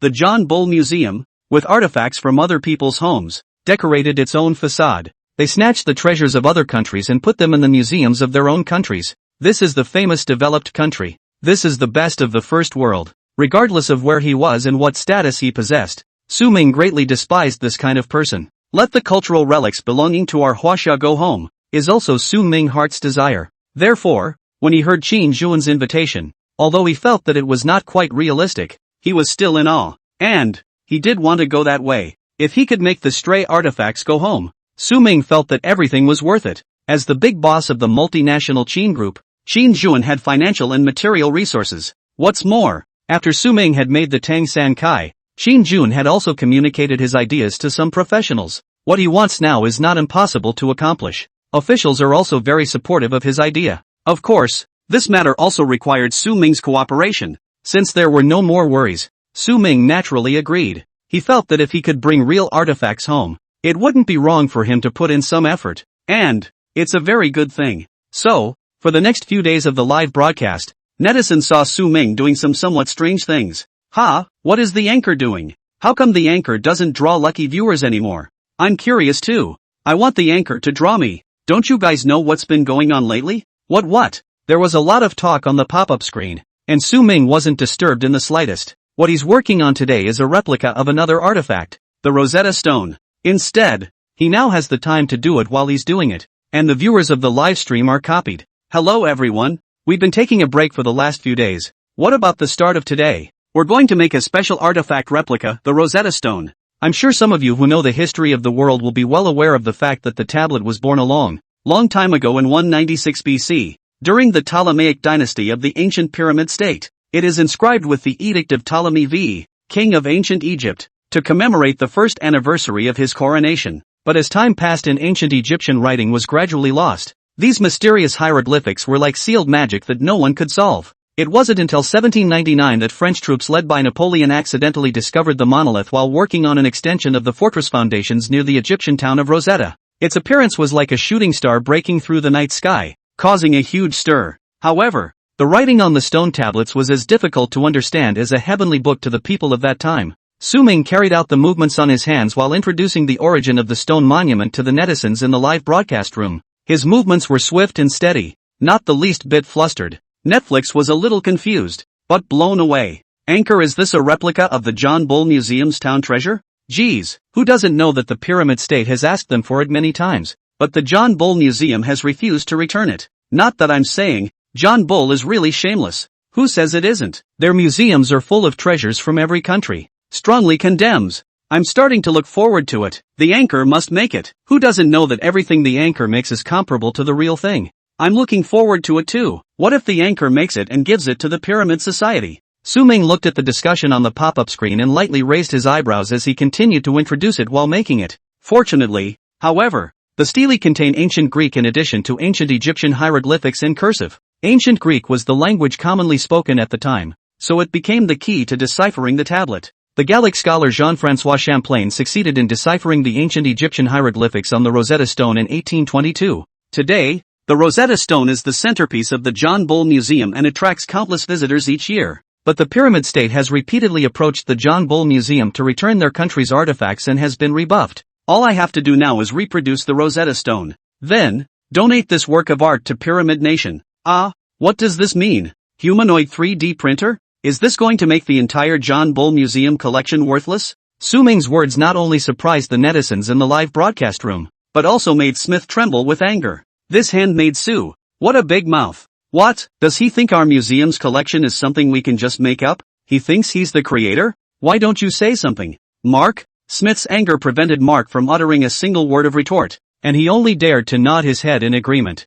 Manager, don't get too angry. This Anchor is just talking. How can it really be made? And even if he made it, so what? A fake is a fake. It can't always be made real. Mark went along with Smith's words of comfort, though Smith didn't think it was true, but for now he had no choice but to believe it, so that he could make himself feel better, and watch to see what handmade sous vide can really be made to look like. On Su-ming's side, he continued to replicate the Rosetta Stone in front of the live camera. This time, Su-ming chose a material similar to the original monument, granite amphibolite, so that the texture of the Rosetta Stone could be better restored. Then, it was time to carve. This step Su-ming needed to follow the words and patterns on the stone tablet and carefully carve it. Not a single bit of it should be sloppy. In order to let the netizens see more visually, Su-ming took out the A4 paper. What's the Anchor doing? Why did you take out the A4 paper? Is it to draw? Don't quite understand. Look again. Taking a wild guess. The Anchor wouldn't want to draw out the words and patterns on paper first, would he? The pop-up stunned the netizens in the broadcast room. For a while, the pop-ups became extraordinarily quiet. This is because the Rosetta Stone is quite intricate in its writing and patterns. If Su-ming had utilized some modern technology, such as computer graphics, to create the carving template, people wouldn't have been so surprised. It's also pretty awesome though is all. But what was unexpected was that Su-ming was planning to draw out both the words and patterns on the paper with his bare hands. It is important to realize that the Rosetta Stone is written in ancient Pyramid State hieroglyphics, Pyramid cursive, and ancient Greek. All of this text had to be accurately engraved to reflect the value of the monument, but made with bare hands. This is outrageous, isn't it? Su-ming didn't have the distraction to explain to everyone. Now he was once again in that extreme concentration. After confirming with the system to exchange the drawings of the Rosetta Stone monument, the complete text and pattern appeared in Su-ming's mind. It's exactly the same as the real thing held in the John Bull Museum. Su-ming's magic brush Malian's skill allows him to draw these patterns with ease. The netizens in the live broadcast room only saw Su-ming lowering his head and carefully drawing, not even raising his head during that time. 1 minute, 10 minutes, half an hour. Su-ming finished the drawing. How is this possible? The Anchor is too rebellious, isn't it? Does this Anchor also know ancient Pyramid Kingdom hieroglyphics, Pyramid cursive, and ancient Greek? It's time for archaeology to find an Anchor. For this, I have one word, 6. I'm really speechless. The Anchor is really all-around talented. Smith and Mark stared their eyes and mouths open in disbelief. How is that possible? Isn't this a craft blogger? How can you be so all-around talented? Manager, he can't really make it, can he? Smith got a headache from Mark's noise. You shut up. He was confused now too. Smith wasn't too convinced before. He didn't think Su-ming could make the Rosetta Stone by himself. This monument is inscribed with the Edict of Ptolemy V, king of ancient Egypt, on his accession to the throne, and amazingly, it was simultaneously inscribed with the same content in Greek script. ancient pyramid state script, and the commonplace script of the time. How can the average person master all these words at the same time? Is this still human? Smith looked at Su Ming, who was acting with ease in the cell phone screen, with a complex expression. After the drawings are made, Su Ming shows them in front of the camera. Next I'm going to print the drawings on sulfuric acid paper, so I can use them as a reference for engraving later. He moved the camera down, closer to the drawings for a better view of the details. This detail, too, is so on point. The shape, font and spacing of the text are all taken into account. The details of the thickness of the pattern lines, texture and shading are so spot on. I'm kneeling for the anchor. What else can you teach me? Can you teach me? Question of the day. Can I take on an apprentice? I'd like to learn from you. Su Ming looked at everyone's discussion on the pop-up screen, and the corners of his mouth rose slightly, revealing a row of neat, white teeth. Thank you all for your enthusiasm. I don't take on disciples, haha. How did the anchor say such cold words in such a gentle tone?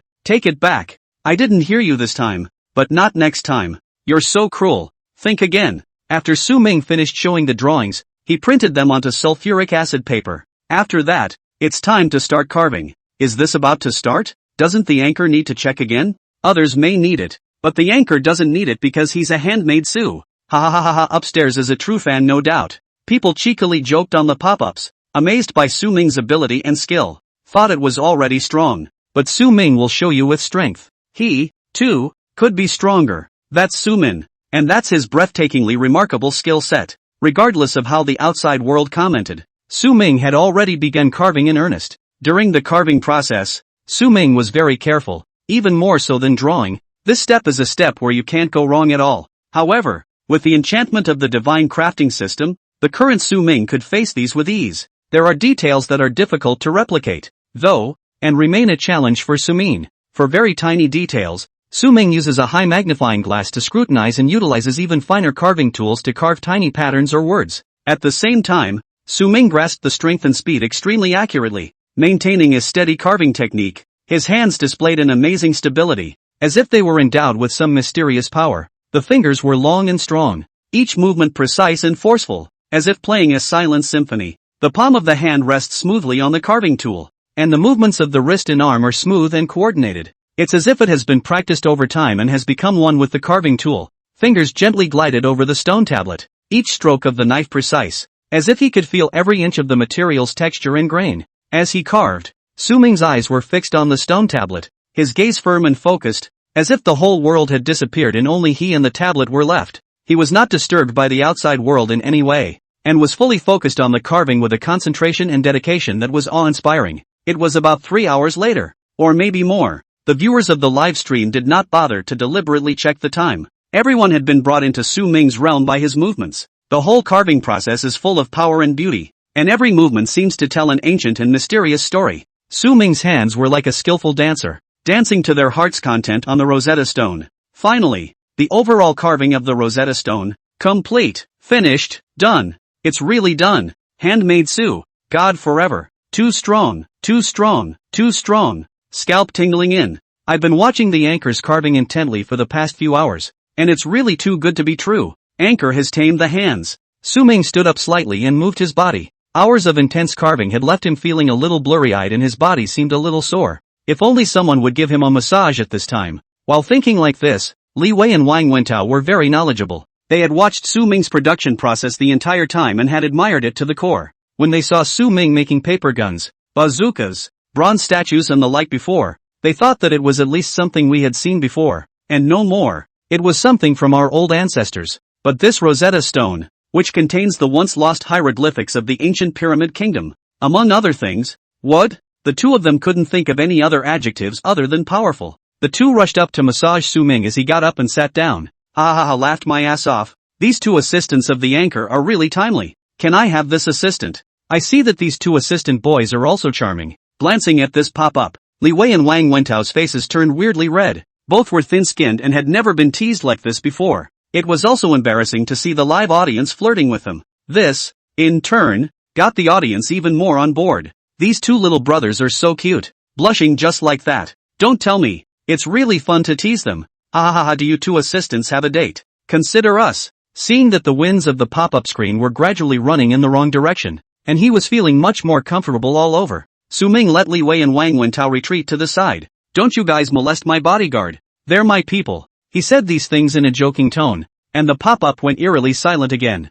And beside him, the tips of Wang Wentao's and Li Wei's ears reddened again. "Anchor, you still say we molested them both? Look, it's clearly you who molested them the most." "Aha, why do I feel a little bit better stoned?" "Upstairs, getting high on everything will only hurt you." "Don't tell me, I want to get high too." After playing around for a while, Su Ming felt that the atmosphere was about as relaxed as it could be. The final step is sanding and coloring. Gotta make the imitation look as smooth and delicate as the real thing. And the colors have to be bright and full. Only then can it be considered a successful Rosetta Stone replica. After introducing what he was going to do, Su Ming began the final step. The sanding and coloring step didn't take Su Ming a lot of time and was done skillfully. But in an hour or so, Su Ming finished all the work. "Well, it's finally done. Everyone can read the details." Saying that, Su Ming pushed the camera closer so that everyone could see the overall appearance of the Rosetta Stone up close. By this time, Smith was sitting on his hands. Of course, he wasn't the only one who couldn't sit still.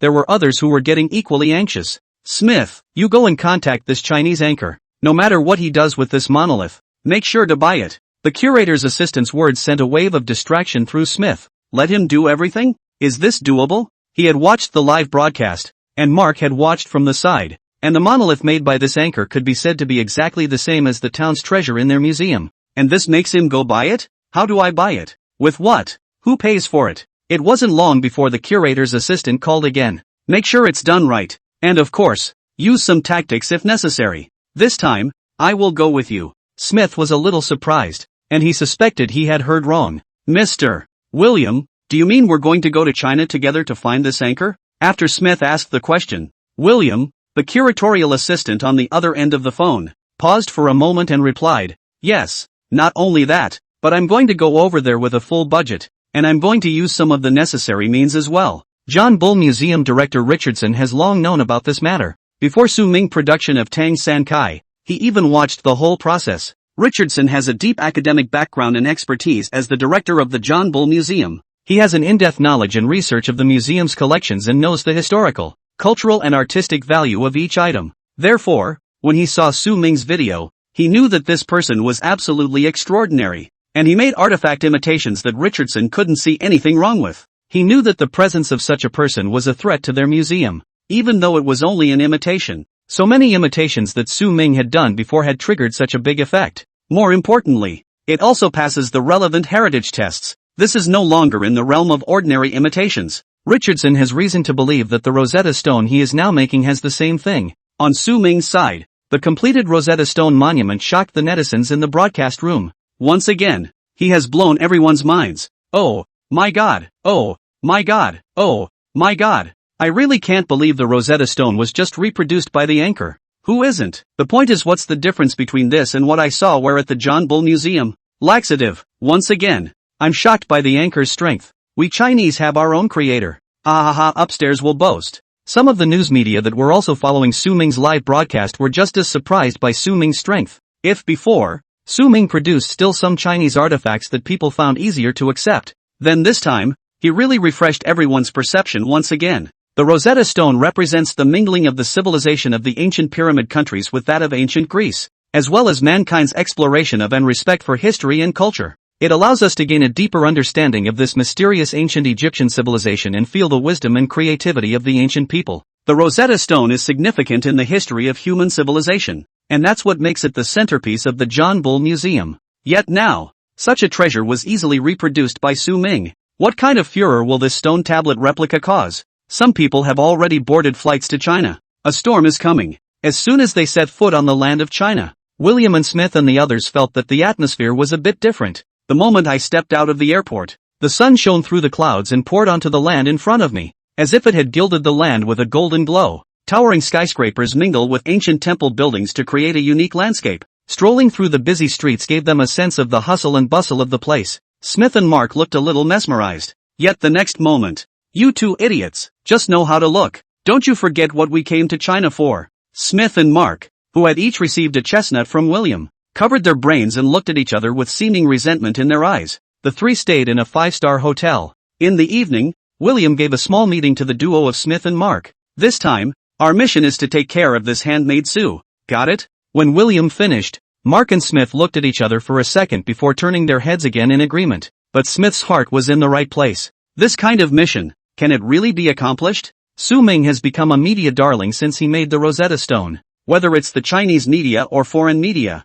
they are all eager to capture first-hand news. The Rosetta Stone is really too mysterious. The mystery of the writing on it has been solved by scholars over the years, but there weren't many like Su Ming who were able to master so many words on their own. Whether he actually knew these ancient scripts or just memorized them, it was shocking. This ability, which is powerful, is something that all people aspire to, but as we all know, it's not something that the average person can learn. As a result, the media focused their attention on the Rosetta Stone made by Su Ming, and this, too, was exactly what Su Ming and Qin Juan wanted. The reason they made a big deal out of it this time was to get the public's attention. From there, the information will be seen by those who want them to see it. And that's exactly what happened. Someone has taken the bait. After ending this live broadcast, Su Ming did receive a private message. Official account of the John Bull Museum. Hello Mr. Su, I'm William, the assistant director of the John Bull Museum. I heard that you have reproduced our town treasure Rosetta Stone. This time we have come to China and would like to meet you.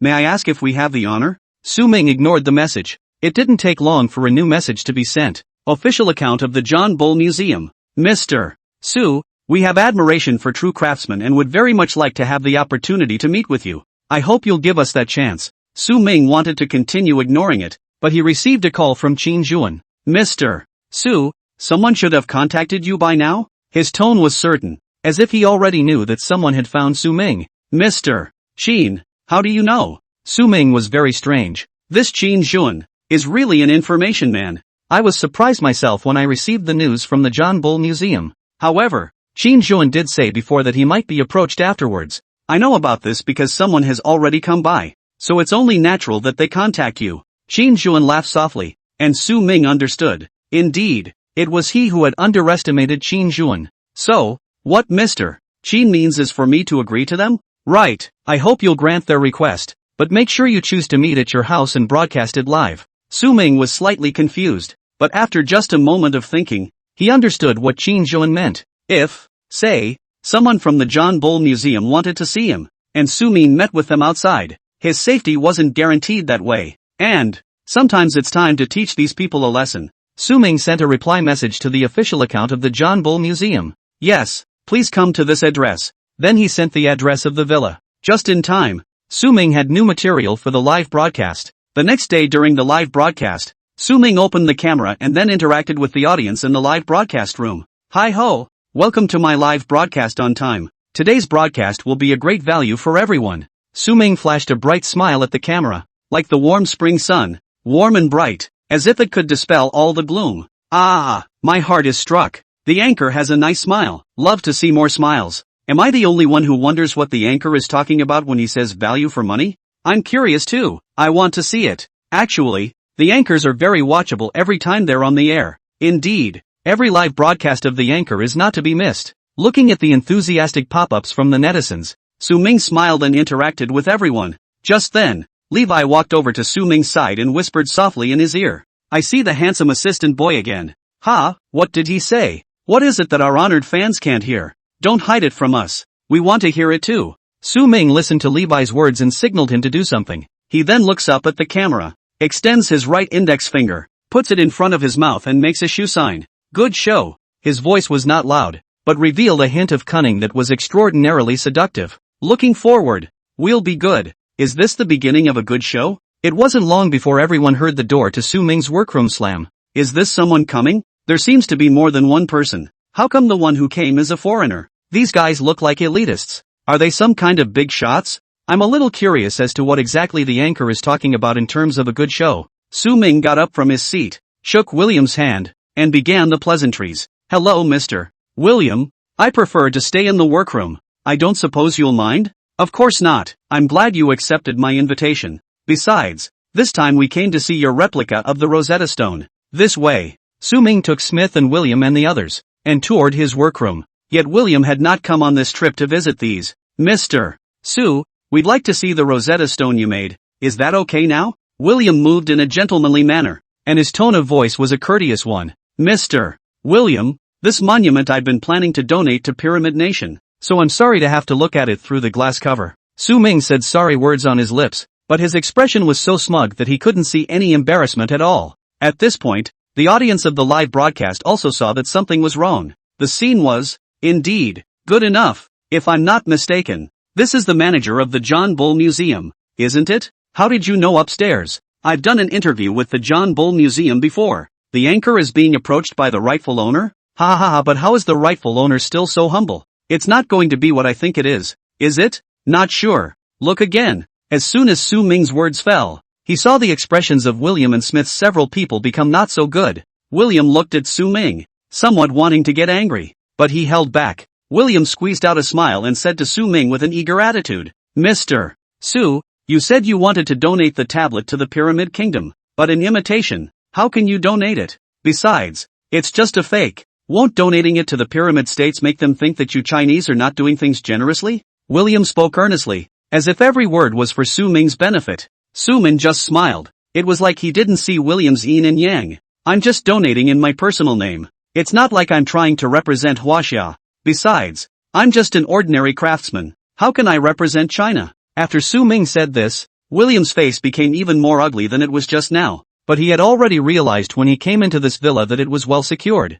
and there were at least 4 bodyguards protecting Su Ming. Here, it's Su Ming's home turf. They have to look at where they are even when they want to do something. William suppressed the anger in his heart as he continued to put on a smiling face. Then please, Mr. Su, show us where the Rosetta Stone is now. Li Wei and Wang Wentao both wanted to laugh a little. This so-called assistant to the curator is literally a different person in what he says and what he does. The two of them felt relieved to see him groveling even though he was clearly already pissed off. These Westerners have been arrogant for too long. Do they think that by snatching other people's artifacts and placing them in their own museums, they are taking away other people's cultural heritage? Having pretended to be civilized for so long, it's as if they've made themselves civilized. Yet they are still robbers in general at heart. This is extraordinarily offensive. Li Wei and Wang Wentao were especially excited when they learned what Su Ming was going to do. They would love to see these so-called civilized people unable to speak. And at this time, some of the netizens in the broadcast room felt something was wrong. Why do I see a hint of conspiracy?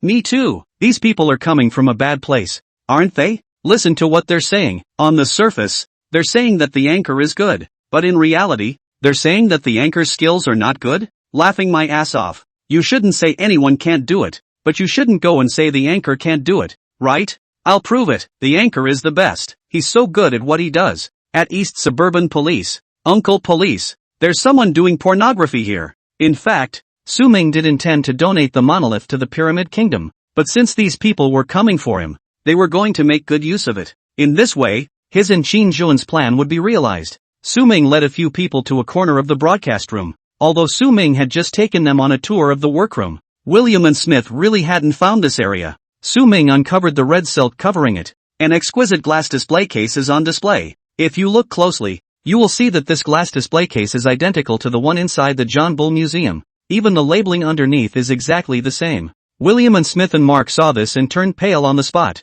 with their brows furrowed and the corners of their mouths pulled down. It was clear at a glance that they were not in a good mood at the moment. Ha ha ha ha, I'm really going to die laughing. The expressions on these guys' faces are so funny. This is mastering the traditional face-changing technique of our Chinese culture. Are they so surprised to see a monolith made by an anchor? Of course it's more than that. You guys, look at that display case. Does it look familiar? Oh, come on, the anchor can play. I think I know why they're angry, haha. The anchor is really brave. Face to face, they don't think the anchor stole the collection from their museum, do they? After all, the anchor did it just like the real thing. Su Ming introduced himself in a tepid manner. Mr. William, Mr. Smith, Mr. Mark, this is the gift I intend to give to the Pyramid State. Even though I can't afford to return the real one to them right now, I can return a Rosetta Stone just like the real one. After all, what belongs to them, always belongs to them. If the expressions of William's few people were just not very good just now, they could be described as horrible now.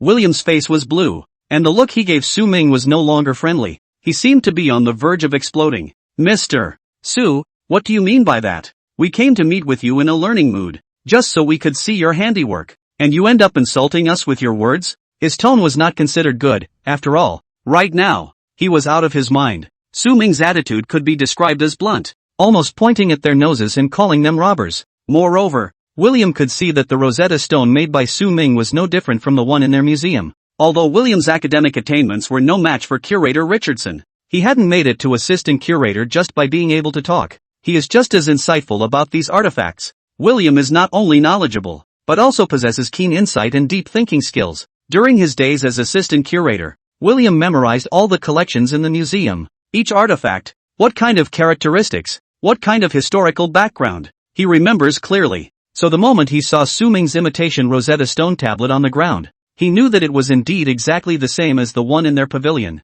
Ordinary people can't tell the difference with the naked eye. If that's the case, then how do they keep the collections in their museums as town treasures? What would happen if the Pyramid Kingdom really got this stone tablet sent by Su Ming? At this moment, William understood the curator's concern. It's not that the curator is overly nervous, but Su Ming and his handicrafts do deserve attention. Mr. Su, you better take responsibility for what you said today. After saying that, a few of William's men angrily took off. Su Ming didn't care about their attitude and returned to the chair and sat down. Well, now that the annoying people are gone, let's get back on the air. After Su Ming finished speaking, he looked at the pop-up screen, and he realized that it was also in a mess right now. Anchor, is this your value for money? Is this it? So, that's it? The attitudes of the netizens in the live broadcast room suddenly took a big turn, which made Su Ming a little puzzled. Taking another look at these LDs, Su Ming seemed to understand a bit. It's all new fans who haven't seen it before. It should be the first time he's been on the air.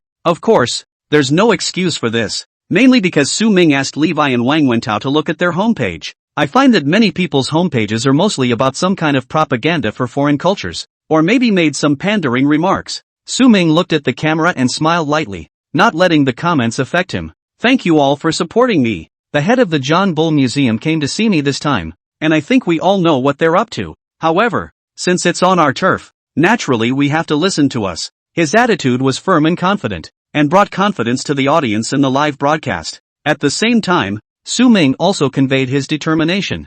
I'm with the anchor. That is, those people who spoke just now are all sailors, right? Good job. Anchor, don't tell me. I had a good time. Look at the way those guys got their asses handed to them. Really, some people just give their faces away, pretending to be civilized people for so long that they really think they are? But has the anchor thought about what to do afterward? Seeing this pop up, Su Ming thought for a moment and replied calmly, we just need to be good. Some people, after all, are going to sit on their hands before we do. Su Ming was right. After William and Smith and the others left Su Ming's place, they regretted it. William felt that he wasn't steady enough. How could he be provoked by a few words from Su Ming? What's with the sulking? He seems to have forgotten what he came for. This time, after seeing the Rosetta Stone monument made by Su Ming on the spot, William more bluntly realized that Su Ming was indeed a person who needed to be taken seriously. The artifacts he made before had nothing to do with their country. It has nothing to do with their museum either. But now, whether it is the golden Ouija cup made before,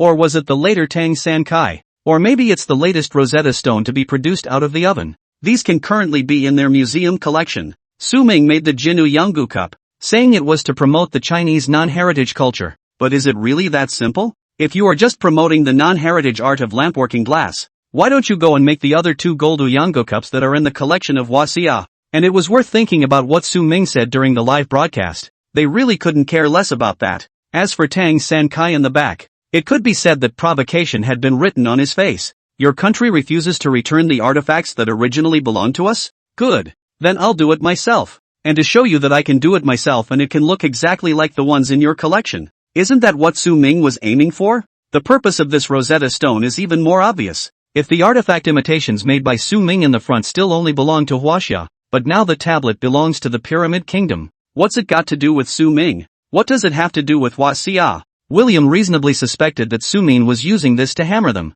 Of course, Curator Richardson had instructed him to do so when he sent him out in the first place. Su Ming, indeed, should not be underestimated. Su Ming would probably be laughed at if he knew that William thought of him that way. Granted, he did have that in mind when he made the Rosetta Stone later on, and it was something he and Qin Juan agreed on together. But in front of it, the Jinu Yanggu Cup and Tang San Kai, which were all requested by the lucky audience who drew them. Tang San Kai was requested by Qin Juan, who should have had the idea from the beginning. The golden mug, too, is just that lucky viewer's favorite. Su Ming felt as if he was being pushed forward by an invisible force. It's been a long time coming and doing all these things that we're doing now, but Su Ming thought it was good. If anything, after he came to this world. Having the system made him stronger, but he didn't start out with much cognizance of his abilities. But then, as he made more and more things, Sumin realized he had something he wanted to do. For example, more artifacts can be brought back to life. For example, it can bring home more artifacts that have been lost overseas.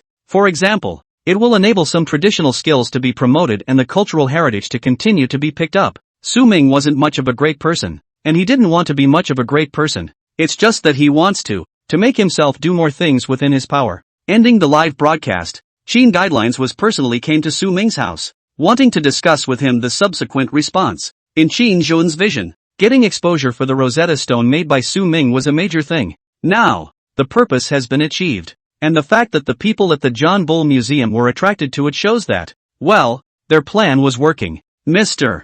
Su, next, we should donate the stuff. Qin Zhuan's eyes were full of chesty certainty when he said this. Su Ming gave him a look, figured something out, and laughed out loud. Yes, the next day, the overwhelming media campaign surprised everyone. The chairman of the Wasia Qin Group donates the Rosetta Stone in his personal name. The Rosetta Stone. When will the John Bull Museum return the Rosetta Stone of the Pyramid State? HWA craftsmen reproduce Rosetta Stone. The viewers who had seen Su Ming's live broadcast before were also surprised. Su Ming was really planning to donate the monument he made? And Dai Li, who had learned the news, was the first to contact Su Ming. Curator Dai Li felt that Su Ming's approach seemed a bit reckless this time, but after Su Ming had explained it to him, Dai Li felt that he had been too forward-looking. The reason why Dai Li was worried was also because he knew that everything Su Ming offered was not extraordinary. Don't look at this monument as just a replica. But which time did Su Ming not do enough to fake it before? Aside from the fact that the person who made it was different, the Rosetta Stone made by Su Ming had the same value as the real Rosetta Stone.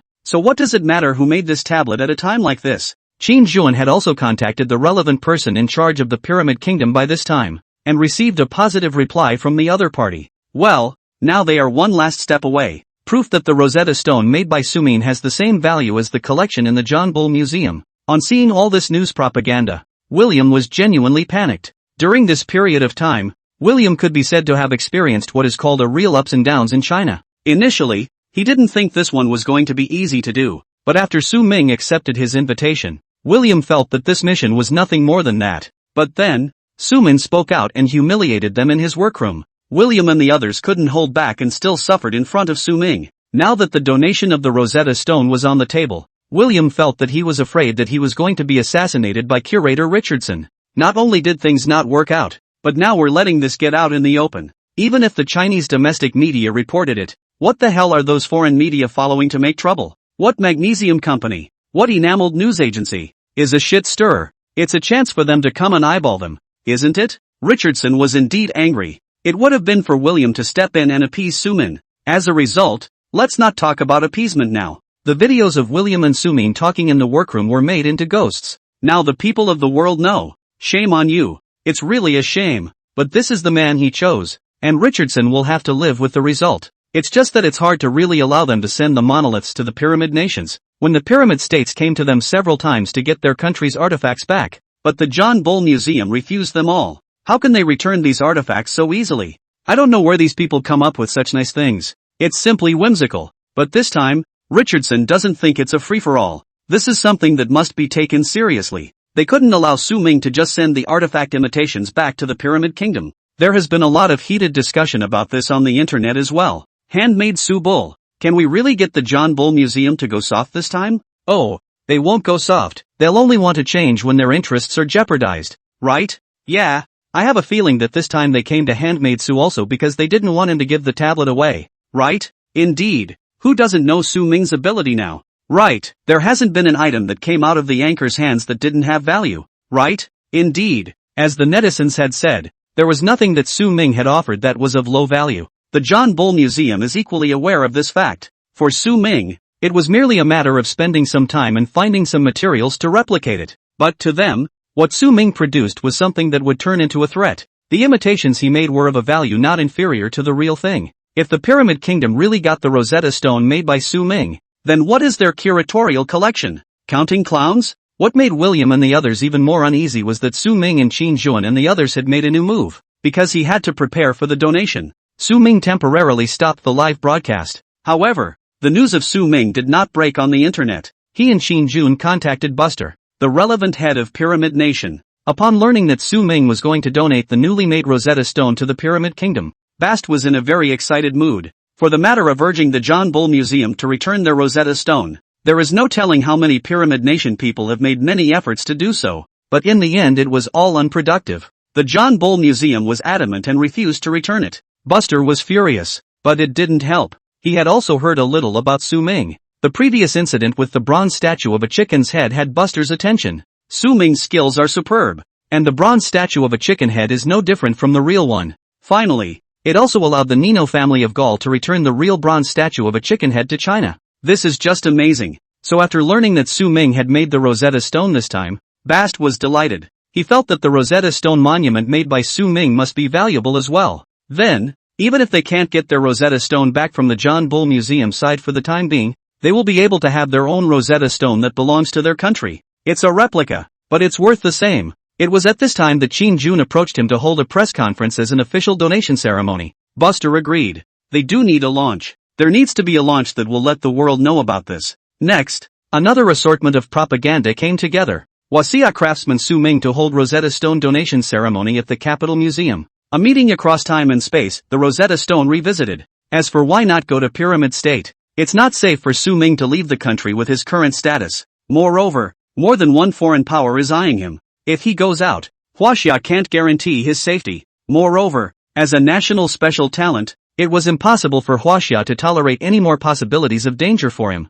However, things were not destined to go so well. William and a couple of Smiths received instructions from Curator Richardson. There must be a way to stop this donation. As for the means, Richardson didn't say so explicitly, but William also knew that they had to do whatever it took. If they couldn't stop this donation, a few of them wouldn't have to go back. William, Smith and Mark, for once, are finally smart. Having decided to stop this donation ceremony at all costs, there was nothing to take into account. William, along with Smith and Mark, devised a well-thought-out plan to steal the tablet before the launch. This time, when they came to Huaxia, even though it was stated that there were only 3 of them on the surface, but close behind them were a dozen or so highly trained, high-level agents. During the time he had been in China, William had ordered these agents to wait for an opportunity. As well, the buyout should be internalized. Because of the need to conduct the donation ceremony in the museum at that time, the monument needed to be transported across the province from Su Ming's residence to the capital in advance.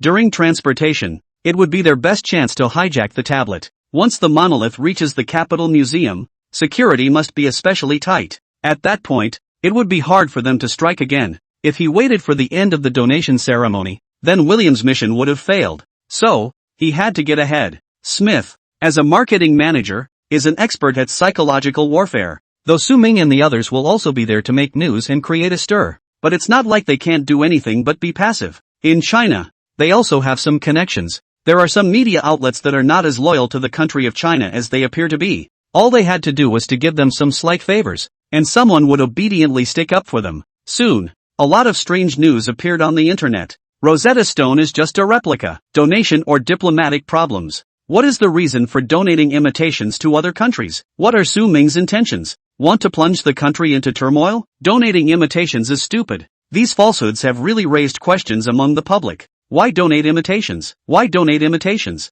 Is this really okay? It's not like the Pyramid Kingdom wants a replica tablet. I don't think it's necessary. Is Su Ming just trying to make a name for himself? Out of the limelight like this? You're crazy. For a while, Su Ming was once again thrust into the limelight. The public opinion on the internet intensified, and Su Ming's heat increased. The donation of the Rosetta Stone became public knowledge after all. This, on the contrary, was exactly the effect that Su Ming and Qin Jun wanted. The more heat, the bigger things get. What happens afterward has a greater impact. William first came to meet with Su Ming just because he wanted to know how deep Su Ming was. If he's easy to talk to, then naturally he's easy to deal with. But it turns out that Su Ming is very principled. And, it's tough, too. Granted, William felt that he did get so carried away at the time that he lost his head. But this meeting was also very necessary indeed. Of course, it's also true that there was no deal. Now that the donation was going to be made public, William knew deep down that he had screwed up. But what can be done? They must now stop the donation at all costs. Creating public pressure on Su Ming on the internet was a part of his plan. As long as Su Ming didn't break away from Huaxia, he would definitely be held hostage by public opinion. After all, The pressure of public opinion in the country of Huaxia is not something that ordinary people can stand. A lot of Suman's fans care about him. People have been leaving comments in the background. Anchor, are you really okay? Although we believe in your ability, shouldn't we be a little more cautious about donating such an important artifact imitation to a foreign country? Anchor, don't be afraid, we'll always be behind you. Actually, I think there's a lot of bandwagoning going on right now, so people should just be sensible. Yeah, the stuff that the Anchor did was good in the first place. Have you guys forgotten the previous bronze statue of a chicken head and the Mwangwi palindrome? Yeah, did people forget about that? Some emotional netizens reacted at this point. Why are we being led by the nose by some public opinions? It was clear that every time Su Ming had produced something before, the quality had been over the top. Clearly he has proven himself with facts. So many times. Why is it still so easily influenced? Su Ming was not affected by these public opinions, because that's what he wants. After communicating with Qin Jun again, they decided that they wanted to hold the donation ceremony as soon as possible. This is a matter that will inevitably be delayed for a long time. William and the others were in a hurry too. If it is true that Su Ming donated the Rosetta Stone to the Pyramid Kingdom, then they are faced with a very awkward situation. After all, it is well known that the Rosetta Stone was originally an artifact of the Pyramid State. They can naturally hijack the artifacts and not return them. That's what they used to do. But are they going to keep carrying such a reputation? And with Su Ming's strength, the Rosetta Stone monument made it just like the real thing. What are they going to do? The dedication ceremony is only 5 days away. Today was also the day that Su Ming and the others were going to ship the Rosetta Stone replica to the capital city museum. William and the dozen or so agents he brought with him were ready, because the Rosetta Stone was more important. This delivery, too, was taken seriously by the officials. After all, this is considered a major event that can affect the diplomacy of two countries. The Rosetta Stone was to be secured even though it was done in Su Ming's personal name. William and Mark and Smith drove cautiously, following closely behind the transport, purposely keeping a short distance to avoid arousing any unwanted suspicion. Inside the transportation truck was loaded the Rosetta Stone monument made by Su Ming, which was about to be transported to the Capital Museum for a donation ceremony. All hands, prepare to move. William lowered his voice and gave orders to his crew over the radio. The group of agents were well trained and were currently spread out in the path of the van, waiting for his signal. The transport truck moved slowly. The driver focused on the vehicle, oblivious to the impending crisis. It was at this point that William saw the opportunity to drive his vehicle and prepare to don't stop the transport truck. Meanwhile, several other agents in vehicles surrounded the transport truck. The Rosetta Stone lay quietly in the carriage, as if it too sensed the impending crisis. Quick, take the tablet away. William barked orders to the team. His crew moved quickly, some to carry the monoliths, others to guard the perimeter and make sure no one could interfere with their actions. The Rosetta Stone was eventually taken away without incident. It went so well that William found it unbelievable. Doesn't China boast of being the safest country in the world? That's it? It doesn't look like much, but William wasn't happy for long before he realized they had been duped. As William gleefully goes to check out the Rosetta Stone, he realizes that it's not at all the same one he saw earlier at Su Ming's. It's just a stone like the Rosetta Stone. Not even the writing on it is engraved. It's just written up. What's even more outrageous is that it's in English. It was an emergency, and William didn't even have time to check the condition of the monolith. Those agents under his command didn't really know about artifacts either. They're just a bunch of movers and shakers. But now someone tell William for a moment what they actually brought back? When William read the textual content above, he felt that they had once again been humiliated. Dear Mr. William, has your country been robbers so long that you have forgotten how to behave even as human beings? It's just a replica stone tablet. Do you guys care that much too? The real Rosetta Stone is still at your John Bull Museum, so it's really not that bad. Isn't it true that being a robber and a thief and being used to it kind of makes you forget how to be a truly civilized person? William was furious. What pissed him off even more was yet to come. They underestimated the level of security in China. Or rather, they would have been entering into a setup that was set up in advance. Being in the game and not knowing it. The warehouse where William and the others had landed was surrounded by an armed force. Standing in front of everyone was none other than Su Ming. William listened to the shouts coming in and realized that this time it was really over. Mr.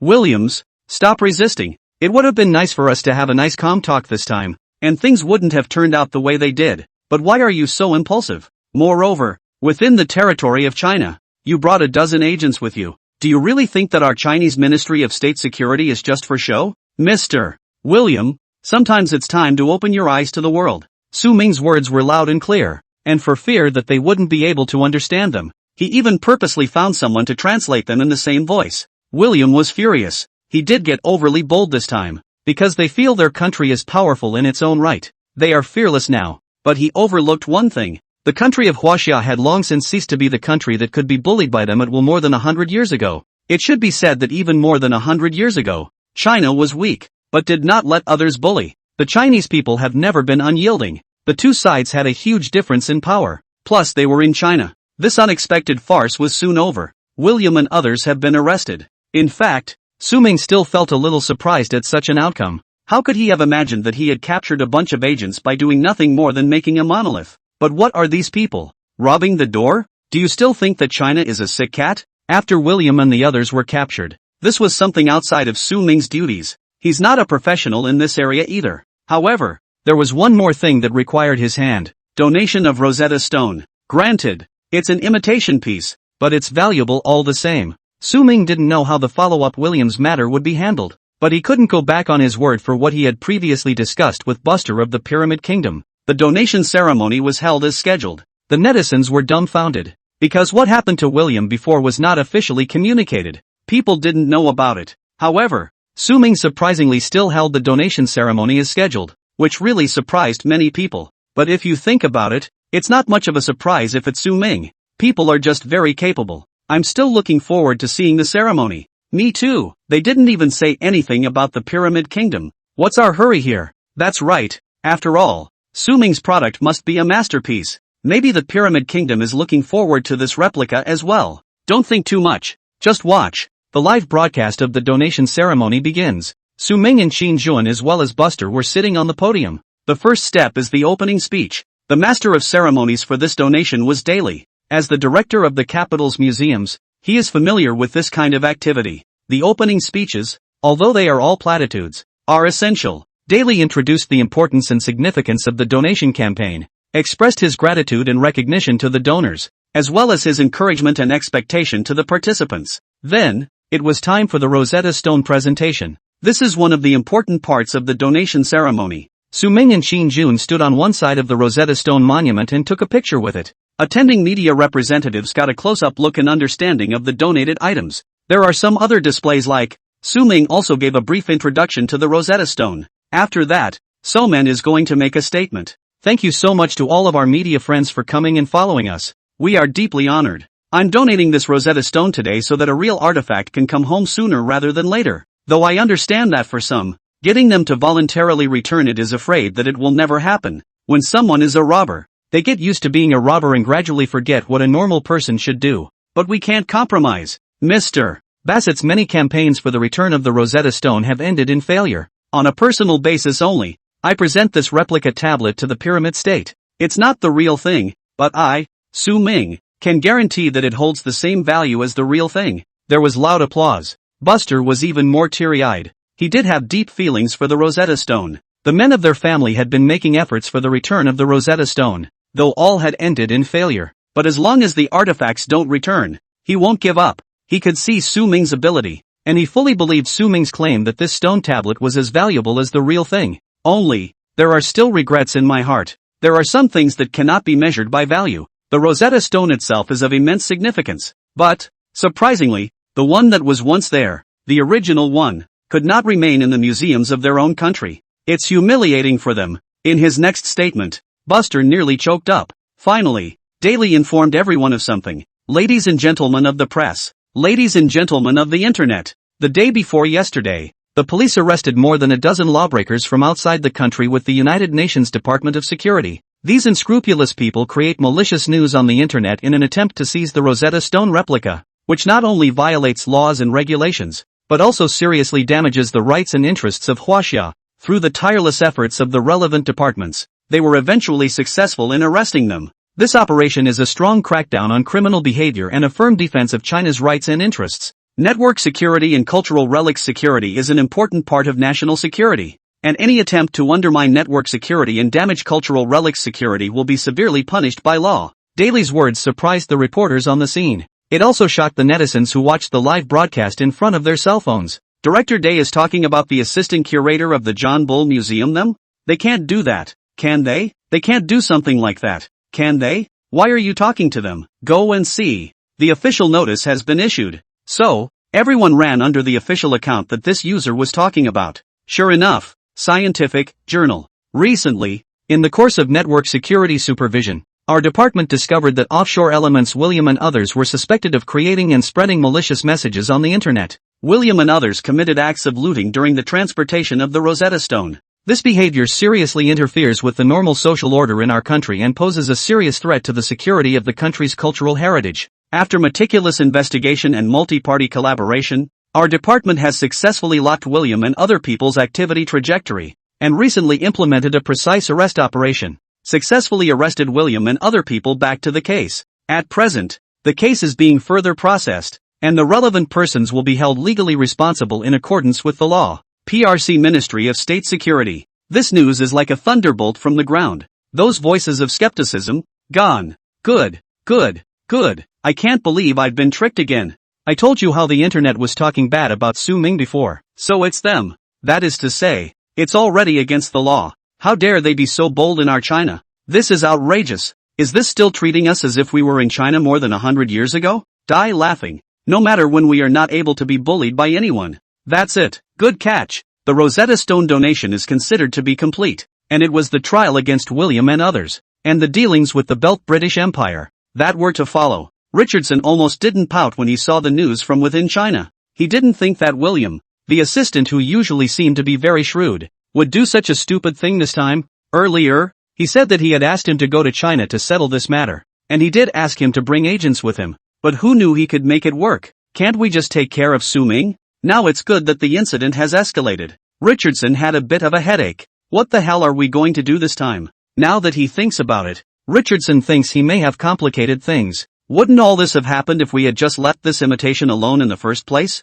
But now that it's happened, it's too late to repent. Richardson was taken away from Congress to talk. Charlie was responsible for communicating with Richardson, a member of the upper house of Congress. If Su Ming had produced a replica of the Rosetta Stone before, it would merely put the John Bull Museum in the middle of public opinion. Well now, this has risen to the diplomatic level. The meaning is completely different. No matter what Richardson says, some things can't be undone. In fact, Charlie couldn't understand why Richardson should care so much about the tablet. The Rosetta Stone is the town treasure of the John Bull Museum, though. But what does it matter if there is just one imitation? Even if that imitation can really be the same as the real one. So what? When has public opinion ever been good for the John Bull Museum? Not in Charlie's opinion. After all, what they did was truly dishonorable. Getting yelled at has long been a common occurrence. Richardson was a little too nervous, he thought. But now that it's happened, there has to be a solution. Give back the Rosetta Stone, including the ones that have been copied out of the Tang dynasty. Charlie's remark made Richardson incompetent to accept it. How is that possible? Do you know what kind of significance the Rosetta Stone has? How can we just give it back? Why do you think I care so much about a knockoff made by an anchor? You go see. Every artifact replica he ever made was worth a fortune, and all as good as the real thing. What are we? The John Bull Museum? If I just allow him to make it, how can we give it back? Do you know the significance and importance of the Rosetta Stone or not? Richardson was also exasperated, and he spoke to Charlie with none of the caution he had begun with. But Charlie wasn't a vegetarian either. Richardson, why don't you think about what to say to Wasia about that? You think I don't know anything? So you think you're the only one who knows about these artifacts? You, the director of the John Bull Museum? Our family has been nobility for centuries. Do you think I've never seen anything good? I think it was my ancestors who brought back this Rosetta Stone. Charlie was also angry, and he was getting a headache from Richardson's stupidity and self-righteousness. If he hadn't been so self-righteous, this wouldn't have gotten so complicated. Richardson, this is not the time to point fingers at each other. What we need to do now is minimize the impact of this. The Chinese side has approached us several times, and this is no longer a simple matter. It's not just about artifacts. It's more about two countries. The current Huaxia is not the same as before. They have long been powerful. We can't be as arrogant as we used to be. Charlie calmed down and sounded much better. Richardson was finally deflated. He doesn't understand how things got to this point. But why even return those Tang tripods? This is something that Richardson really didn't get. This whole thing has gotten to this point, and it was only supposed to be about the Rosetta Stone. But now why is it also related to Tang San Kai? Charlie sighed. Slowly, he opened his mouth. Before maybe it was only related to the Rosetta Stone. But now, when someone from our country commits a crime on Chinese territory, do you think it will be the same as before? Wasia is not a soft rabbit now. They are a dragon. Charlie stopped talking to Richardson, leaving enough time for him to think for himself.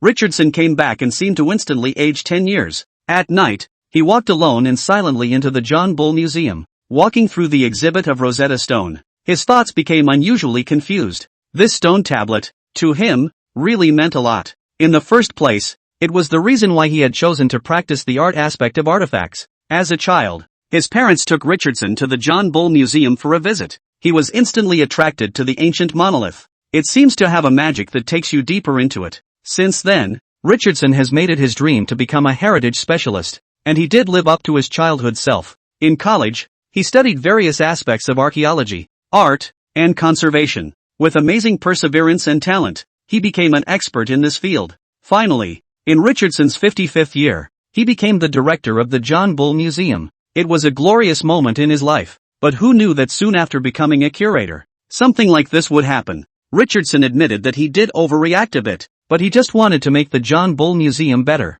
He does not want to see anything happen to any of the collections in the museum during his tenure. But now, it is surprising that the Rosetta Stone and the Tang San Kai are to be returned all at once. The town hall is gone, and so is the Tang San Kai. The John Bull Museum's collection of Tang San Kai, again, is one of the few treasures in their collection. Richardson felt his life was bleak, and yet, it happened. Richardson was powerless to stop it, because the impact that William and the others caused in China this time was extremely bad, so China naturally would not condone it. To be able to take this opportunity to get back the cultural relics belonging to their own country, China is naturally happy to see it. Both Su Ming and Qin Zhuan were happy to learn that there was a new development in the matter. Qin Zhuan personally came inside Su Ming's villa and gave him a big gift, Luo Shenfu figure. Su Ming was shocked, because the Luo Shenfu picture survives in 4 facsimiles, all of which are hidden in the museum. It is impossible for Qin Zhuan to steal famous paintings from the museum. And this painting? Yes, this is the original. Qin Zhuan's cloudy words stunned Su Ming into speechlessness. Looking at Su Ming's surprised look, Qin Zhuan lost his smile. But soon, his complexion returned to normal. The painting is indeed authentic, but I've kept it to myself because it's badly damaged in parts. As for how it came to be, you don't care. Mr. Su, I thought maybe you could fix it. I give you this painting with only one request. Fix it. Thanks for catching up. This recent part of my own writing is a bit problematic, both logically and in the conceptualization of events, and it's not rigorous enough. It's been a while since something happened at home, and it's really had an effect on my creative state. Now that things are sort of settled, when I got back I was going to overhaul this part of what I'd been writing all this time, but I realized that my thoughts were all over the place. If I change it, I might as well change it to a 4-way tie, so I'll just have to tough it out and finish that part. This book is my first novel, and it has a lot of shortcomings, and I'm very grateful to all of you readers for your willingness to tolerate me and support me. I didn't realize how hard it was to write a novel until I actually started writing,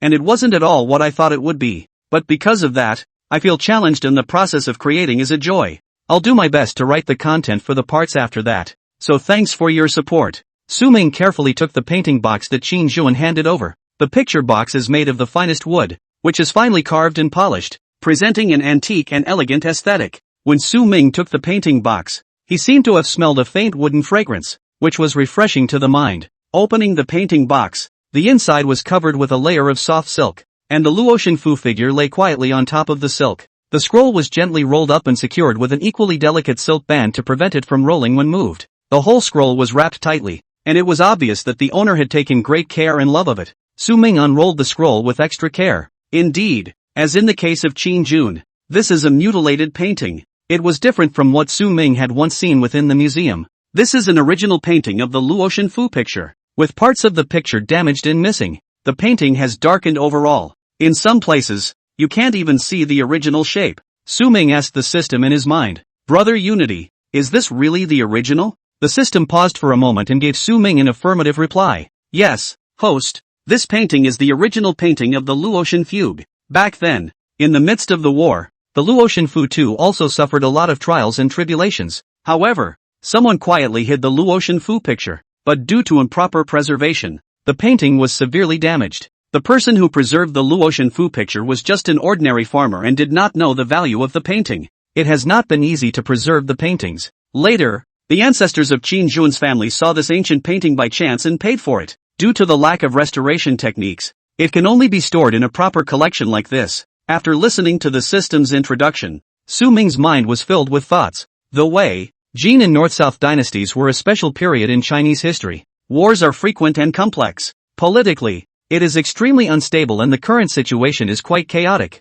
However, the cultural and artistic aspects of this period began to flourish. This period was characterized by unprecedented prosperity in all fields, including literature, art, and religion. But ordinary people do not live well in such times. Wars are frequent, the nobles are singing and dancing, and the people are in dire straits. When the people were suffering from hunger and cold, starving, unclothed and starving, the aristocrats were in the midst of the jeweled buildings, enjoying delicacies, wearing embroidered costumes, singing and dancing. One side of the water is deep and the other side is carefree. That was the reality of that time. People living in modern times sometimes yearn for those times. Think how freewheeling the Wei, Jin, and North and South dynasties were, and how boring modern life is. But I don't know if it is really possible to travel back to ancient times. Maybe most won't survive. Was there really a way for the common man to live in those days of easy child? Su Ming was glad that he had traveled only to a modern world that was similar to his original world. Not ancient. In ancient times it was always just the powerful who could live well.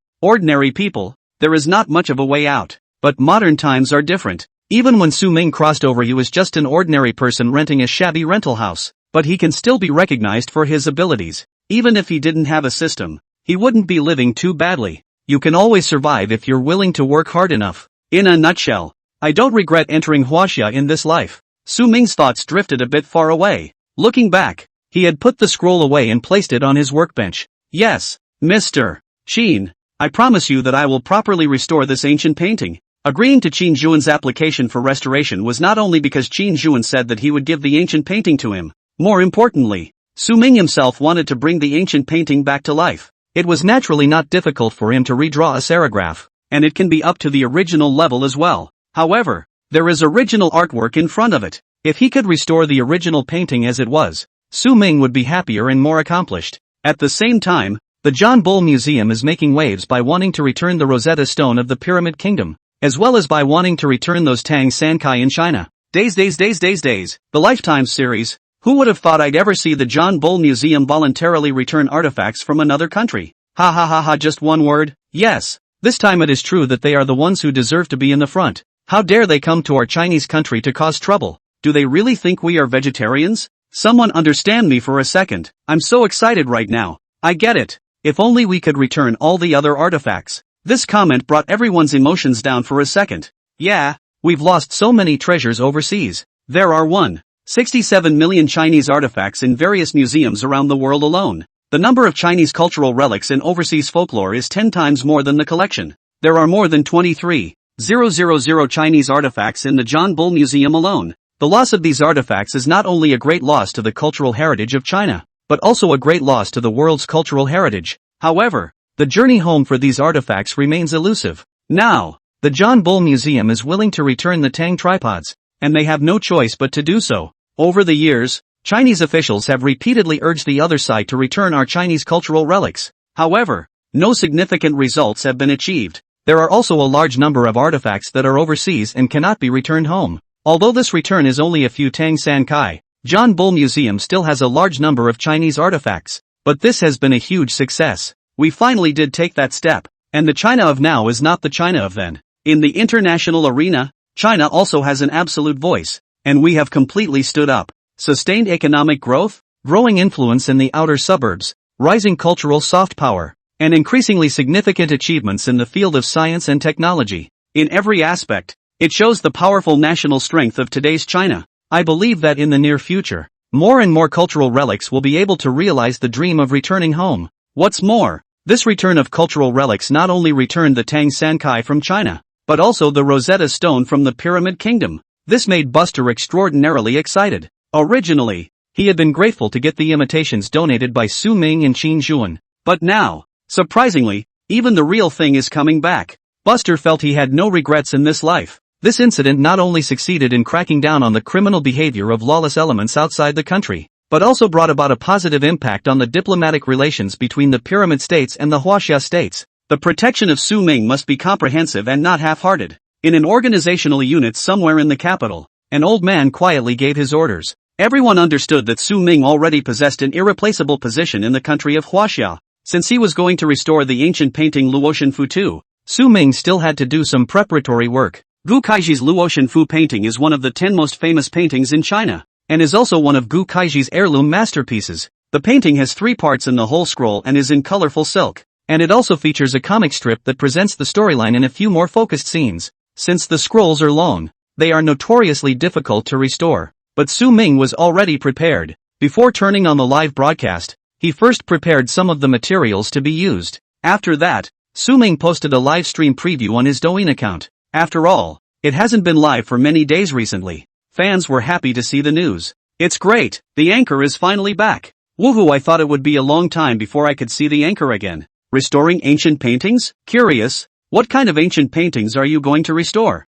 All of the previous matters have finally been resolved. I didn't expect that it would lead to the return of our country's cultural relics. The anchor is really great. I'm going to be a fan for the rest of my life. I'm going to be your fan for the rest of my life. At 2 o'clock in the afternoon the next day, Su Ming opened the live broadcast on time. As soon as the broadcast started, a large number of viewers flooded into the live room. Those handmade works produced by Su Ming before attracted a large number of fans for him. And this time, for facilitating the return of the Tang San Kai, as well as the return of the Rosetta Stone. Currently, whether it's on domestic social media or on the extranet, Su Ming's heat is all over the place. Watching Su Ming live is no longer a niche thing. Originally, Su Ming had a fan base of tens of millions, and this time his fans were even more worldwide. So, as we all found out, Su Ming was stuck back after just 5 minutes of being on the air. No, I just came in. Why is the broadcast over? Laughed my ass off. This is a first for the anchor. There's too many people, right? I've never seen anything like this before. U1S1. The anchor or the ability to cope with the risk is insufficient. All did not think they have so many fans of? Who would have thought that millions and millions of people would be online at the same time as soon as the show started? Indeed, Su Ming had not expected it at all. He did have a lot of people when he was live before. That's why the villa Su Ming is living in now is top of the line in terms of broadband and everything. The servers may not have been configured particularly well, but never before has there been an interruption in a live broadcast due to the sheer number of viewers. Su Ming really didn't have much experience with this kind of situation yet. Just after he looked at the blacked out screen with a confused face, Director Liu called him. Receiving the call from Director Liu, Su Ming was really a bit surprised. After learning of Director Liu's intentions, Su Ming was even more surprised. Not the police station? How do you still have the package live issue handled? It didn't take long for the professional team sent by Director Liu to arrive at Su Ming's villa. In about half an hour or so, the interrupted broadcast could be resumed. Gung Qi and Su Ming, who came to solve the live streaming problem this time, explained, Mr. Su, this live broadcast interruption accident was caused by too many viewers. Although there is no problem with the broadband internet in the villa, the servers are not enough due to the amount of fans you have right now and the heat is too much. Every time you go live after that, my buddies and I will be there for you to make sure that there are no problems with the broadcast. It's also Director Liu's order. After listening to Gung Qi's introduction, Su Ming understood. Director Liu was the head of the Public Security Bureau in Su Ming's place, and the job of protecting Su Ming fell to him. Naturally, he has to do his best wherever else he can offer support. This professional and technical team is actually sent down by the higher authorities, only to be deployed by Director Liu. I didn't realize that the technical team had just arrived in the eastern suburbs, and Su Ming's live broadcast really had problems. After solving the live broadcast glitch, Su Ming's face appeared in front of the camera again. Finally back. I just thought, what happened? I just watched the live stream for a while and then it cut out. Anchor, this is too much traffic. It seems like you need a professional team afterward. Yeah, or else the live broadcast will be interrupted when there are too many people. Su Ming smiled and apologized to the netizens. People don't have to worry. After that, my live broadcasts will be escorted by a professional team and there won't be any more incidents like this. Holding everyone up. The netizens did not expect that. They had just wondered if there was going to be a professional team after the anchor. And now it was already arranged. That's efficiency, bar none. Having solved the problem of live streaming foot traffic, Su Ming was about to start the main topic of the day. Restoration of ancient paintings. Because Luo Shenfu is an ancient painting on silk with colors, the restoration process requires rigorous and meticulous operations. Or rather, the restoration of any ancient painting is not easy. Today, the ancient painting I'm going to restore is the original Luo Shenfu painting. Su Ming's words were like a thunderbolt from the ground, causing all the netizens watching Su Ming's live broadcast to be shocked. Wasn't the original painting of Luo Shenfu lost a long time ago? So that's why you're saying you found it now? Is what the anchor said true or false? If it's really the Luo Shenfu picture,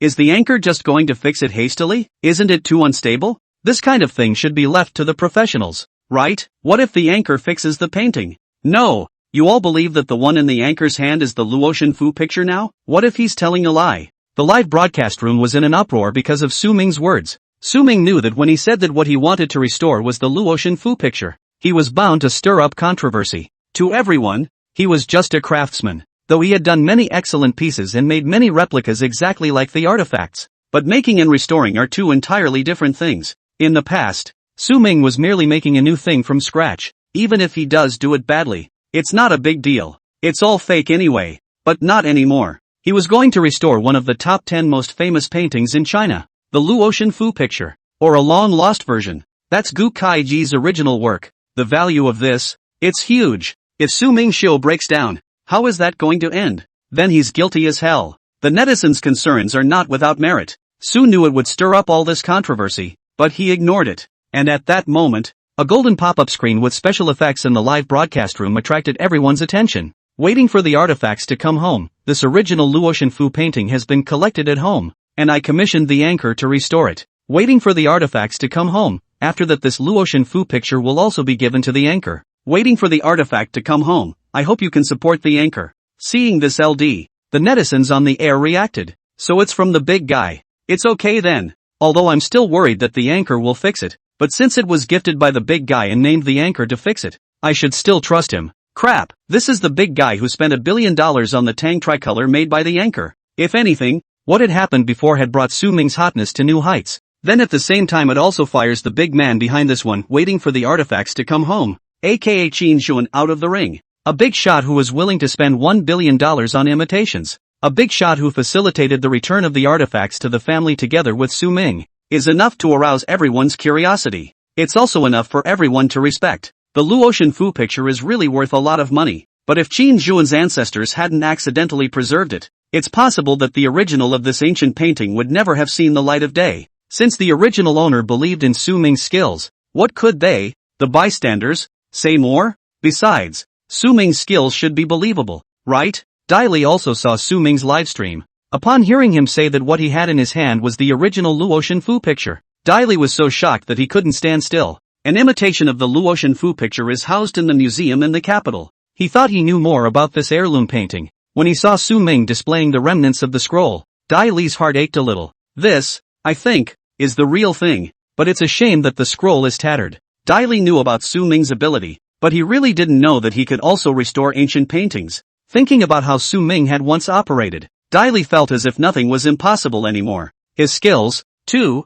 are just a few more billion dots. Su Ming showed the full view of the current Luo Shenfu 2 before he started the restoration. Seeing the crippled look of the Luo Shenfu 2, netizens have some hard feelings. Oh my god, how did it get this bad? Seeing the painting in its entirety, one can imagine exactly what it has been through. But it's still good that it's preserved. After all, yeah, it's broken now, but it's always preserved. After the display, Su Ming carefully returned the painting to its place. Then he took detailed notes. Netizens saw Su Ming take out a somewhat classical book and write down on it today's date, the dimensions, warp and woof density, and mutilation of the Luo Shenfu picture. What about making these records for follow-up? These records serve as raw data that can be referenced if another restoration is needed afterward. Su Ming explained to the netizens as he wrote. Next, do some preliminary work on the painting? In front of the camera, Su Ming carefully cuts away the remnants of the material at the edges of the center of the painting, scraping away some of the impurities on the surface. Since the Qin family had carefully preserved the remnants of the painting once they had purchased it, the overall painting was relatively clean, except for the initial damage. So Su Ming didn't spend too much effort on the step of sweeping away the surface dust. Until everyone saw Su Ming move the painting heart to the side by the sink. What? What's this for? You're not going to put the silk painting directly into the sink to clean it, are you? No way. Won't this ruin the painting? Don't do it. Don't do something you can't think about. It's okay if you can't fix it. Let's stop. I'm scared. Facing the questioning on the pop-up screen, Su Ming didn't care. However, considering the large number of people watching his live broadcast this time, Su Ming still explained a few things. This step is designed to wash away stains from the silk painting and is an integral part of the restoration of antique paintings on silk with color settings. Don't worry everyone. I'll be doubly careful in my operations afterward. After explaining, Su Ming turned on the faucet above the sink and adjusted the temperature, controlling it at about 60 degrees. Plug the spout and fill the sink with an appropriate amount of pure water. Then, it was time to clean the painted heart. Since the Luotian Fu diagram was a bit severely damaged, Suming had to clean it together with the paper tray. Suming laid the heart of the painting flat on the worktop next to the sink, image side up. He picked up the row of brushes and dipped them into the hot water in the sink, gently and evenly wetting the center of the painting. This step Suming made 10,000 times more careful, and with the addition of the system, he didn't make a single mistake. The heart of the painting was wetted just right, not distorting the painting or allowing any loss of color. After moistening the heart of the painting, Sumana covered it, making sure to smother it. This step, to further dissolve and soften the stain. While operating, Suming still didn't forget to explain to the netizens. After waiting a moment for the hot towel to cool slightly, he took another dry towel and gently absorbed the moisture from the image. The step of absorbing the moisture was repeated several times by Suming until the moisture on the screen was completely absorbed. The step of cleaning the heart of the painting was also repeated 3 times by Suming. Netizens saw that the picture, which was particularly old and dirty at the beginning, was restored to its original state after Suming's cleaning. If we could turn back time, the Luotian Fu picture should have been like this at first, right? The anchor is too good. When I looked at it just now, I thought it was a bit unreliable, thinking that it could be washed directly with water, but when I searched for ancient paintings on silk, they were really restored this way. I didn't realize the anchor could actually fix it. Haha, anchor always manages to hit you in the face with his strength when you question his strength. I'm convinced. I'm really convinced. I'll never question the anchor again. After the heart of the painting was cleaned, only a small part of the restoration of the Luotian Fu picture was completed. After cleaning the heart of the painting, Suming took out a piece of rice paper and gently covered the front of the picture. Secure it with a special glue. This step is to protect the screen, and it also helps with subsequent operations. Suming's mouth said, and his hands kept moving. He carefully turned the entire center of the painting over so that the back was facing up and the front was facing down and placed it on the workbench. Suming brought over a few more pieces of paperweight so that the back of the painting center was pressed tightly against his workbench. This will keep the painting stable for the following steps. With that, Suming began the next step. Reveal the back. Backing and core papers are materials that cover the back of a painting or calligraphy to provide support and protection. The backing paper and centerpiece of the Luotian Fu painting are tightly adhered to the center of the painting. This also led to Suming having to be careful and cautious in the next step so as not to damage the heart of the painting. And the process of uncovering the back is to remove these papers from the heart of the painting, layer by layer. This step requires the use of special tools and techniques. So, the netizens in the live broadcast saw Suming pick up something like a scalpel.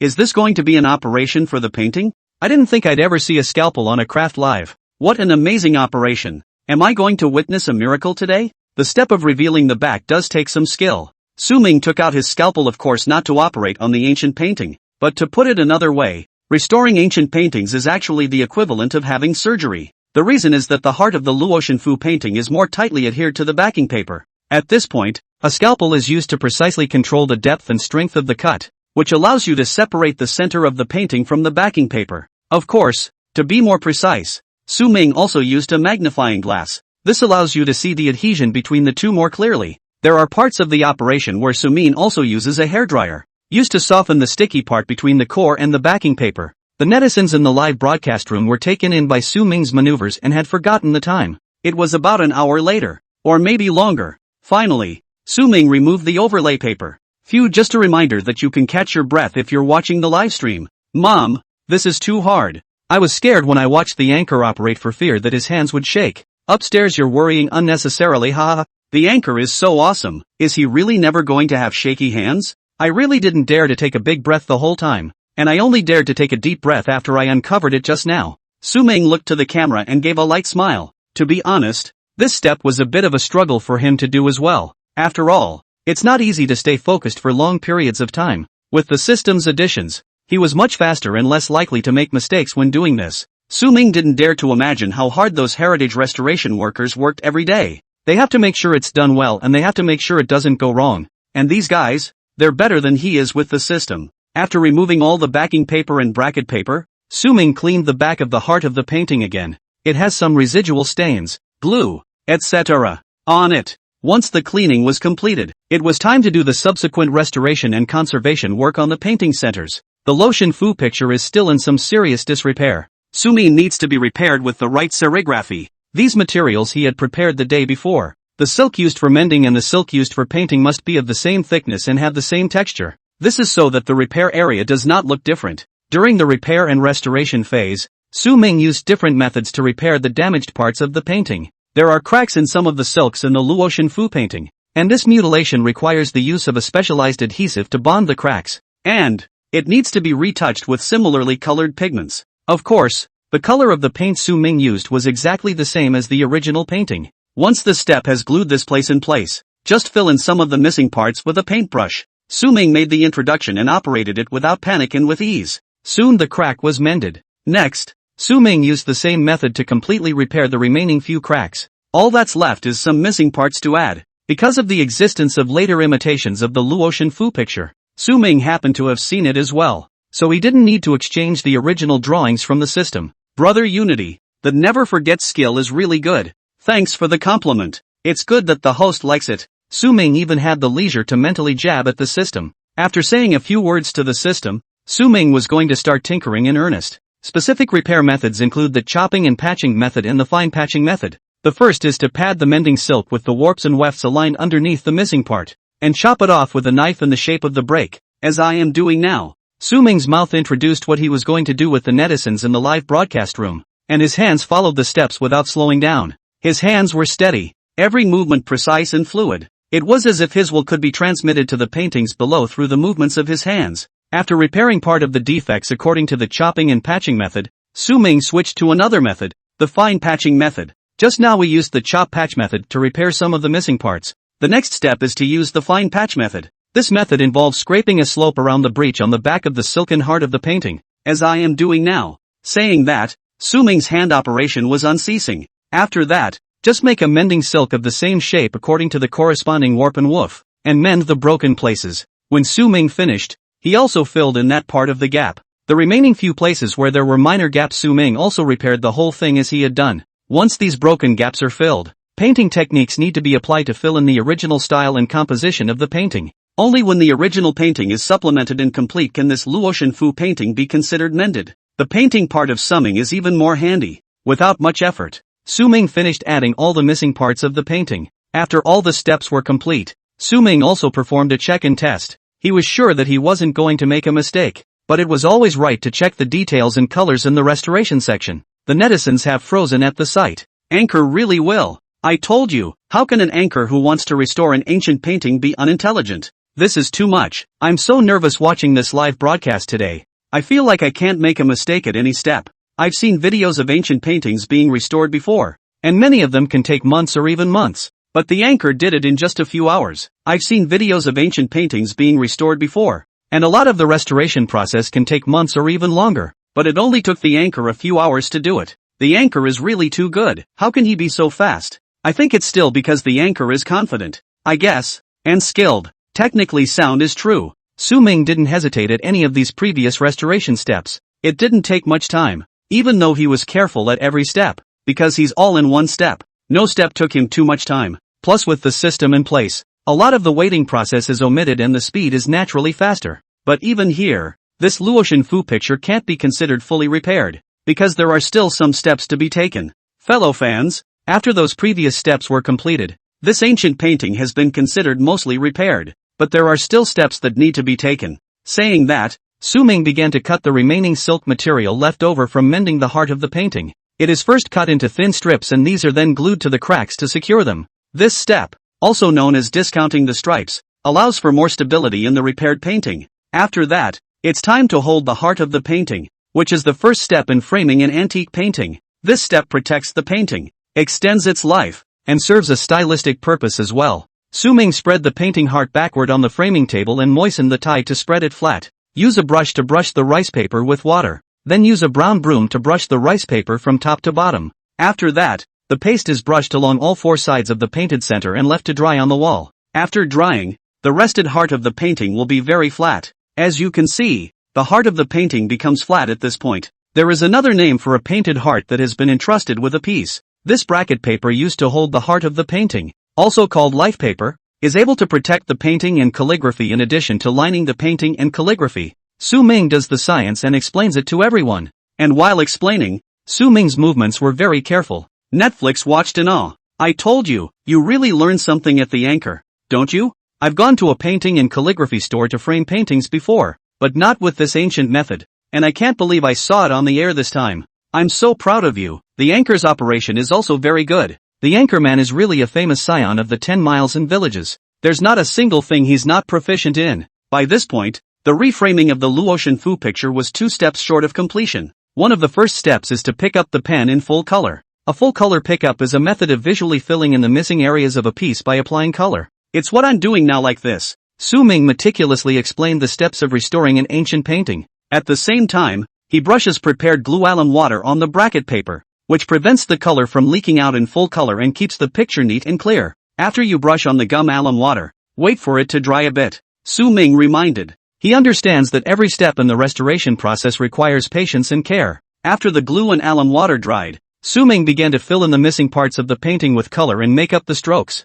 This process requires a great deal of artistry and drawing skill. Su Ming not only has to accurately determine the colors and textures of the missing parts, but also has to fill them in with delicate strokes to blend in with the original. He moves with great sophistication, and his strokes are steady and accurate, edging from one direction to the other. Move the tip of the pen back and forth against the edge junction. In sequence, the articulation of the previous and next strokes is spot on. When it comes to the use of color, Su Ming's every stroke is gradual, from light to dark. Under Su Ming's skillful hands, the Luo Shenfu picture has regained its luster. I'm really on my knees. I'm really on my knees. Anchor is too good. I'm crying. Is this the original? The anchor has restored it well. I've learned this step from my teacher, who called it waking up, but I didn't learn it. Upstairs is so accurate when it comes to waking up the painting. After this step, I felt the painting really came to life. Final step. Framing. After completing this step, the entire restoration process is over. When he said this, Su Ming was also a little excited.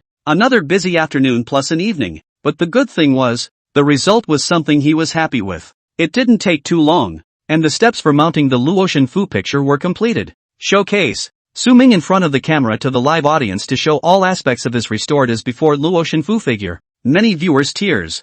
I didn't think I'd get to see the complete restoration process of an ancient painting on the air. Watching the whole thing, the anchor is too much. Anchor's skills are so strong. I'm so impressed. I feel like this is really exactly the same as the Luo Shenfu picture I saw in the museum. So awesome. After the restoration was completed, Su Ming still used the sea change technique. In this way, the parts he restored and the original paintings went through the same history. Now, anyone who looks at it, and by any means of detection, this Luo Shenfu picture has traveled 1,700 years in time. Su Ming felt an unprecedented sense of accomplishment. This is a completely different feeling from what he felt when he directly painted a picture of the Luo Shenfu. After ending the live broadcast, Su Ming moved his somewhat stiff body. This can't go on like this. With so many hours of live broadcasting in a day, Su Ming had to work out more before he could do so. He spoke to a few of his bodyguards about it, and it was unanimously approved. And several of them said that they would help Su Ming with his training. Su Ming happily agreed.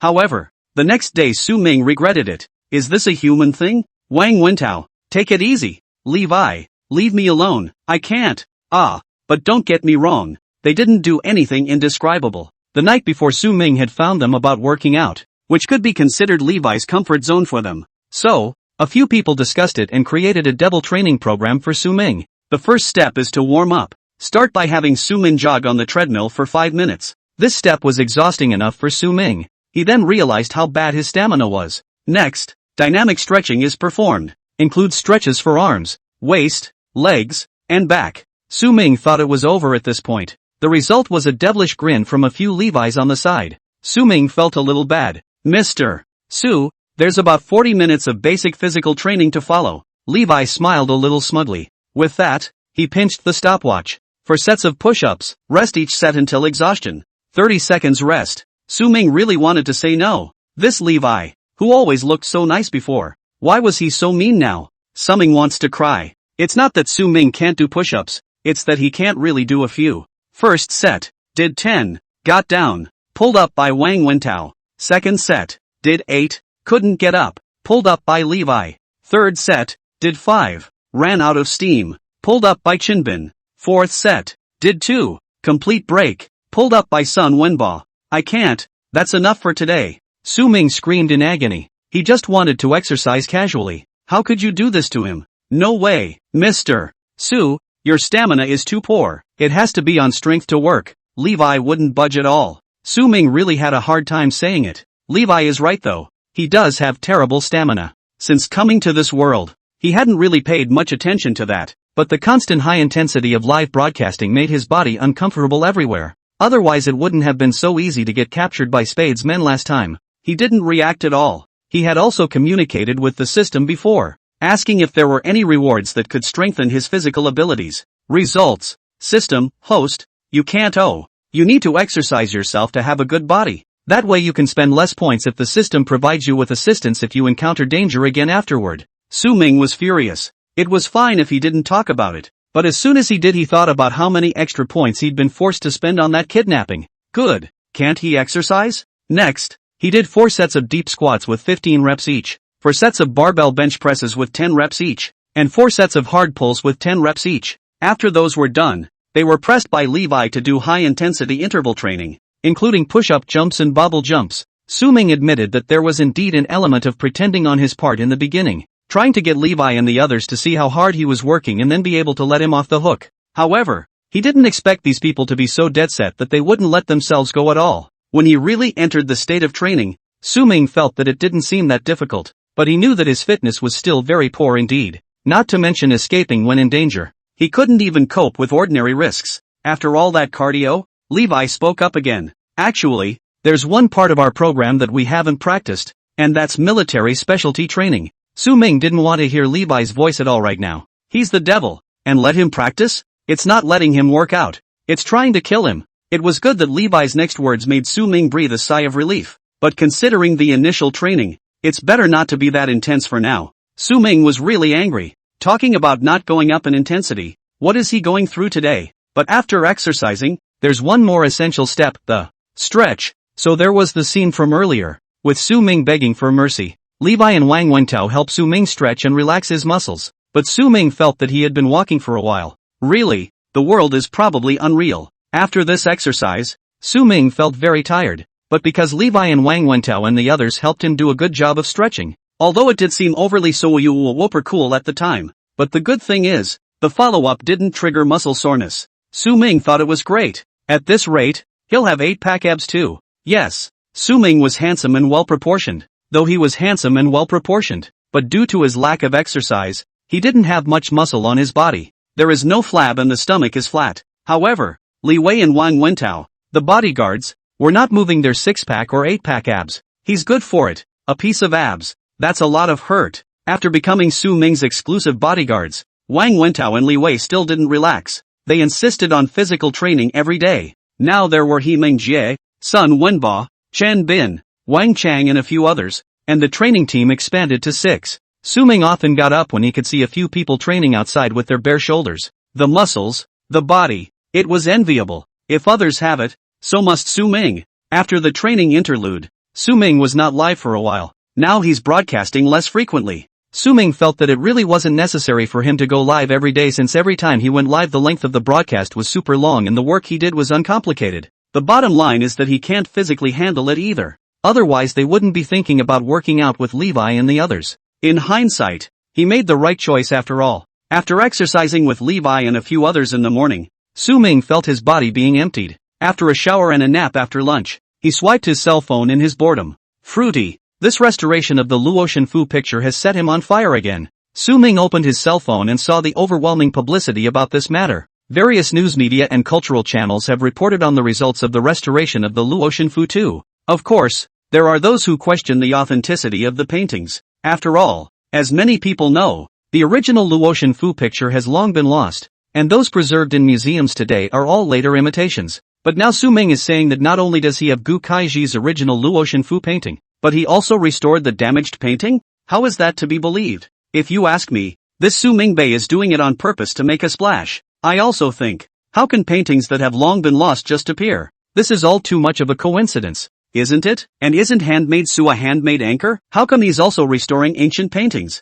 I'll be damned if it's faked for the sake of heat. Su Ming has always generated buzz on the internet since he started live streaming. He often occupies the top of the hot search list and is hotter than some celebrities. With the heat comes the natural risk. His heat has moved some people's cakes and there are a few who hate him. Therefore, whenever there was a bit of negative news related to him, It was natural for a large group of people to rise up and attack him. Regarding these messages, Su Ming actually didn't care. Isn't it normal to be scolded? It's not like he's a yuan or a dollar. And make everyone love him? So in the face of some questionable news, Su Ming always laughed it off. He doesn't care. But this time, Su Ming couldn't help but care. Because some people say he's a foreigner. I don't think the Su Ming is a spy. Do you? I don't believe any of the things he's done. I don't believe it either. What kind of method can make his artifacts look like the real thing? He's not a monster, is he? What's even more outrageous is that last time he made a replica and made the John Bull Museum return the artifact. So outrageous. Su Ming. It's okay to call me names, but what's wrong with questioning my position? Patriotism is his bottom line. Also, compared to him, he felt like these few netizens who spoke were more like walking $500,000. So, Su Ming called the police. Secretary Lau is also concerned about these matters, because Su Ming's heat was too high, and his superiors had given him a deadly order to keep Su Ming safe. And it's not just physical protection. These unfavorable comments on Su Ming, Director Liu has also been letting the internet police monitor them. Some people, indeed, have had too good a time. Of course, such comments are only a small part of the story. Most of the internet is still very excited about this. I was right about this anchor. He's an all-around talent. Who says it isn't? I used to think that anchors only make their own, but I didn't realize that restoring ancient paintings was so strong. I really think anchors are good for museum work. Capitol Museum, don't mention it. Invited. Rejected. Ha ha ha ha, laughing his ass off at the injured official bubbling up. How many other big official hearts have you broken? Anchor? Su Ming was also amused. Daly did make an offer to him before as well, but Su Ming knew that he was not that material. There are many people in this world who love artifacts more than he does. It didn't take long for Su Ming to receive a call from Daly. Oh little Su, can I see with my own eyes the Luotian Fugu picture you restored? Hearing this request from Curator Dai, Su Ming froze for a moment. It is possible, but it is not convenient for me to go to the capital again right now. Without waiting for Su Ming to finish his sentence, Daly said excitedly on the other side of the phone, "It's okay, I'm coming." Saying that, Su Ming heard Wang Ma's voice ring out. "Mr. Su, someone is looking for you. Worthy of being the director of the capital's museum?" Daly was just as efficient. After watching Su Ming's live broadcast last night, Daly bought a ticket to come to the eastern suburbs early the next morning. He must see this original Luotian Fu painting restored by Su Ming with his own eyes. After introducing Curator Dai into the workroom and showing him the perfectly restored Luotian Fu picture, Dai Li shed tears. This provoked Su Ming to redden his eyes a bit as well. He understands that Daly, as a worker in the heritage industry, possesses a deep love for these artifacts. People like them really intend to dedicate their lives to heritage. Director Daly is great. That's why he was so excited when he saw the original painting. Su Ming knew that he couldn't be this sublime, which was why he had extra respect for such a person. After exchanging pleasantries with Su Ming for a few moments, Daly stated his true reason for coming. "Su Ming, would you be willing to put this Luotian Fu painting on exhibition within our museum?" With little hesitation, Su Ming nodded in agreement. Daly was pleasantly surprised. It wasn't that he didn't know that his proposal was a bit presumptuous, but this was the original painting of the Luotian Fu too. This is one of the top 10 famous paintings in China. Paintings that were long lost are now back in the world. Daly thought how great it would be if more people could see it. He had thought that he would have to do some lip-syncing, but he had only stated his intention to come, and Su Ming had agreed without hesitation. Daly's respect for Su Ming increased a few more points. Actually, Su Ming hadn't really thought about it that much. For him, such a heirloom painting sitting at home could not be considered a good thing, although it was gifted to him by Qin Jun. But it wasn't like he had a big family like the Qin family and was able to preserve such artifacts well. The villa he was living in now was still arranged by Director Liu. Of course, he was rich now, but it was still completely incomparable to the kind of luxury family like Qin Jun. He has bodyguards in and out now, but what about these artifacts? He couldn't be sure he'd be able to save it. He's not a professional either. Granted, with the system in place, even if the original art was gone he could redraw an identical one. But that wasn't the original after all. He had originally intended to donate it to the Capitol Museum as well. As the largest museum in all of China, the Capitol Museum has the power. Curator Dai, you're joking. I had planned to donate it to the Capitol Museum after restoration. For me, the process of restoring this artifact is joyful, and that's enough. I'm not a collector. Su Ming's words moved Daly even more,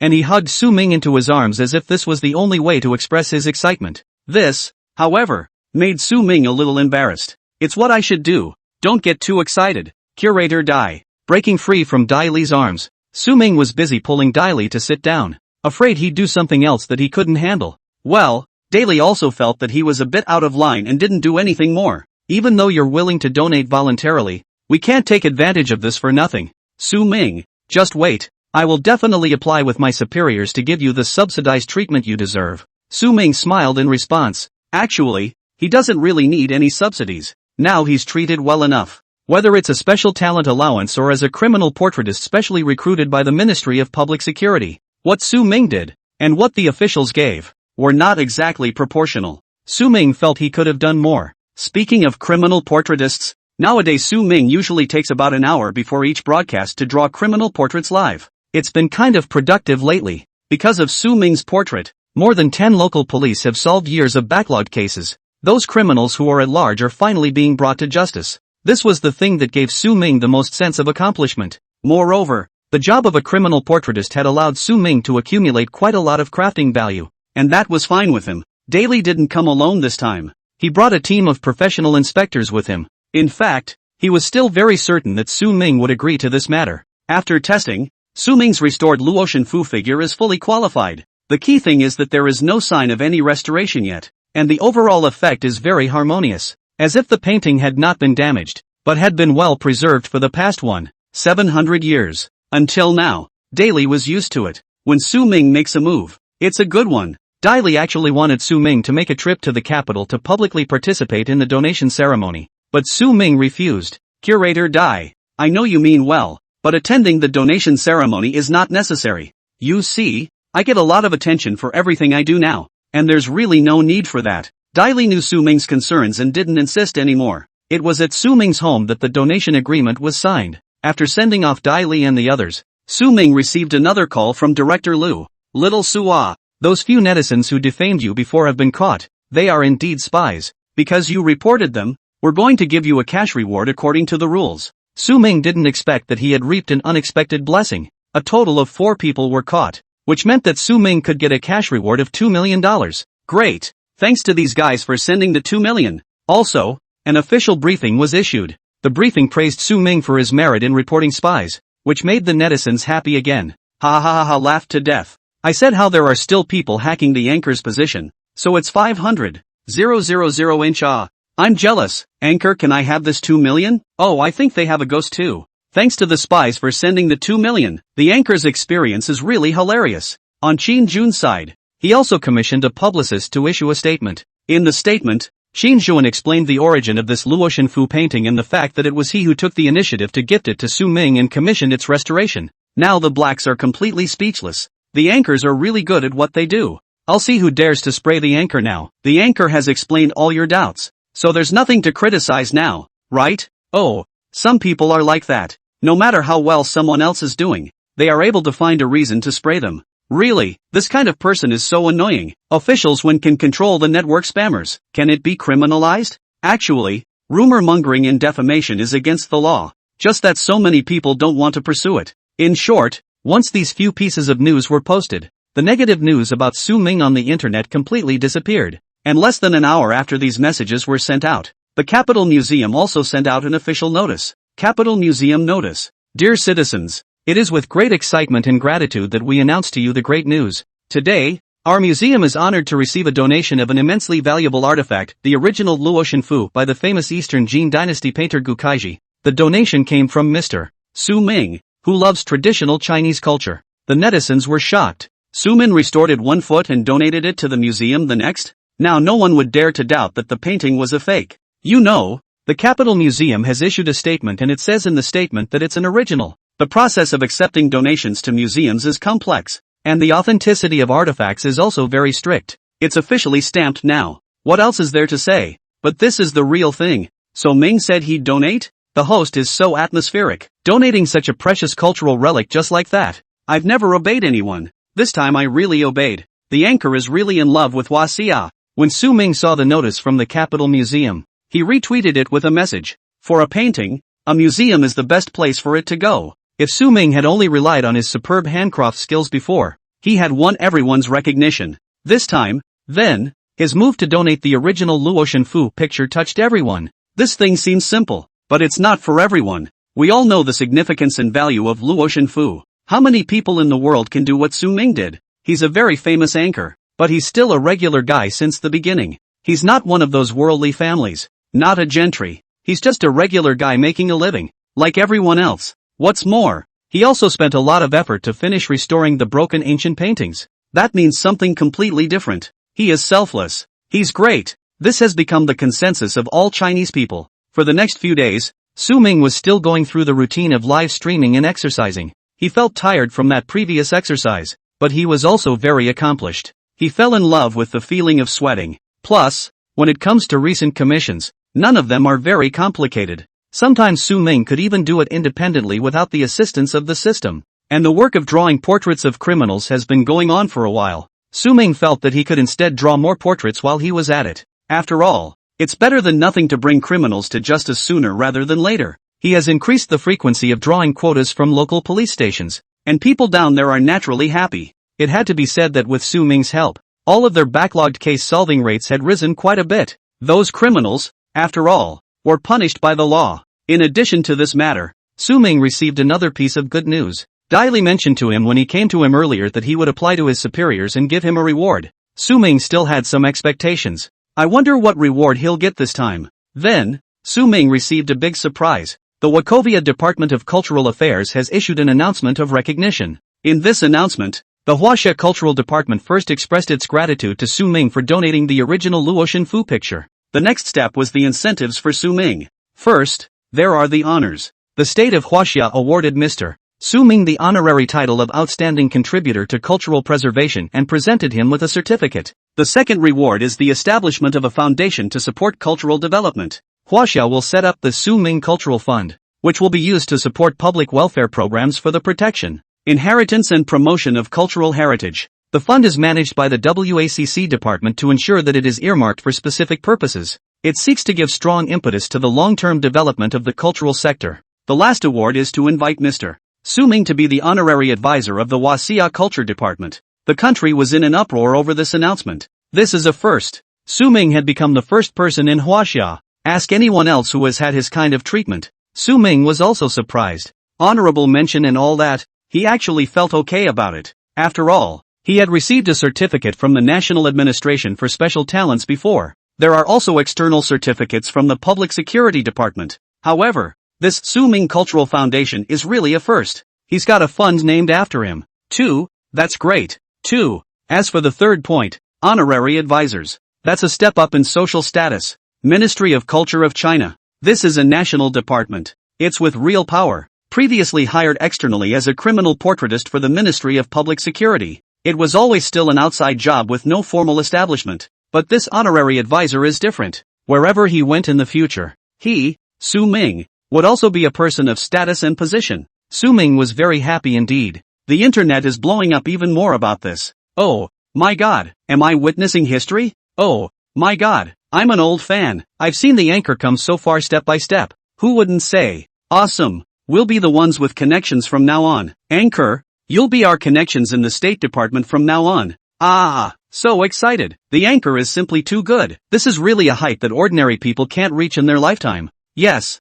how many ordinary people can do these things like Su Ming? In reality, what person with that kind of status would even give them a live stream? But Su Ming never interrupted the live broadcast, except for earlier when something had to go out. Where do you find an anchor like that? And the relevant official media in the country of Huaxia are reporting on this. Su Ming's heat is high. Not only that, but some foreign media are also reporting on it. After all, the Luo Shenfu picture is almost unknown to everyone. Su Ming is an extremely rare talent. He not only restored the original Luo Shenfu picture, but also donated it to a museum in Huaxia. What kind of righteousness is this? By the time Su Ming started broadcasting again, the number of people in the live room reached a new high. He looked and realized that 50 million people were online at the same time. Su Ming was also surprised for a moment when he saw this number, but he's seen it all before. Moreover, there is a professional operation and maintenance team sent by Director Liu to fully support the live broadcast. Zhengzhi and his team have been doing well lately. Su Ming's live broadcast didn't go any further.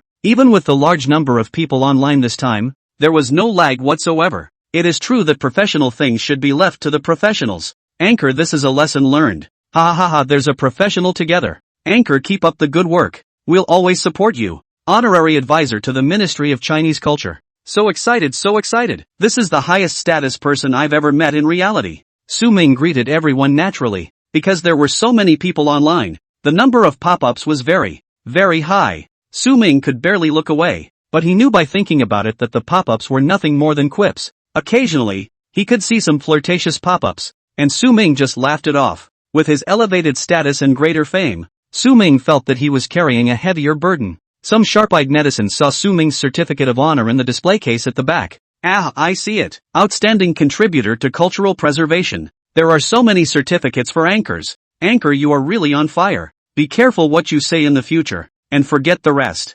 Coming to see the live broadcast of the honorary advisor of the Ministry of Culture of Wasia. This time around, Su Ming is actually on the air to answer questions as well as give interviews. Yes, since donating the Luotian fugue figure, Su Ming's hotness had risen a lot. The major news outlets want to interview him. Where does Su Ming have so much time for people to interview him? In fact, more to the point, he was not at all comfortable with the occasion, so he didn't really want to do any interviews. But Curator Daly contacted him and mentioned it to him. Su, you'd better give an interview. Of course, I'm not saying you need to be there for the interview. Hearing Daly on the other end of the phone say this, Su Ming was a bit puzzled. Daly paused and continued to explain. High heat isn't necessarily a bad thing right now. Look before. Thanks to you, we managed to get back the artifacts that belong to our huaxia. This is a huge success. Now those who want to interview you are actually not only our Chinese media, but also many foreign media. At this point in time, if you give an interview, it could turn up the heat on this and help us recover the artifacts later. Su Ming still agreed after hearing Dai Li's words. The best way for him to do this is, of course, to be interviewed live. And if he could really help China welcome back more cultural relics, Su Ming felt that he had done something worthwhile. So, netizens were surprised to find that the broadcast was watched by a large number of people in addition. There are also tons of media accounts. News media accounts are mostly blue V and very recognizable.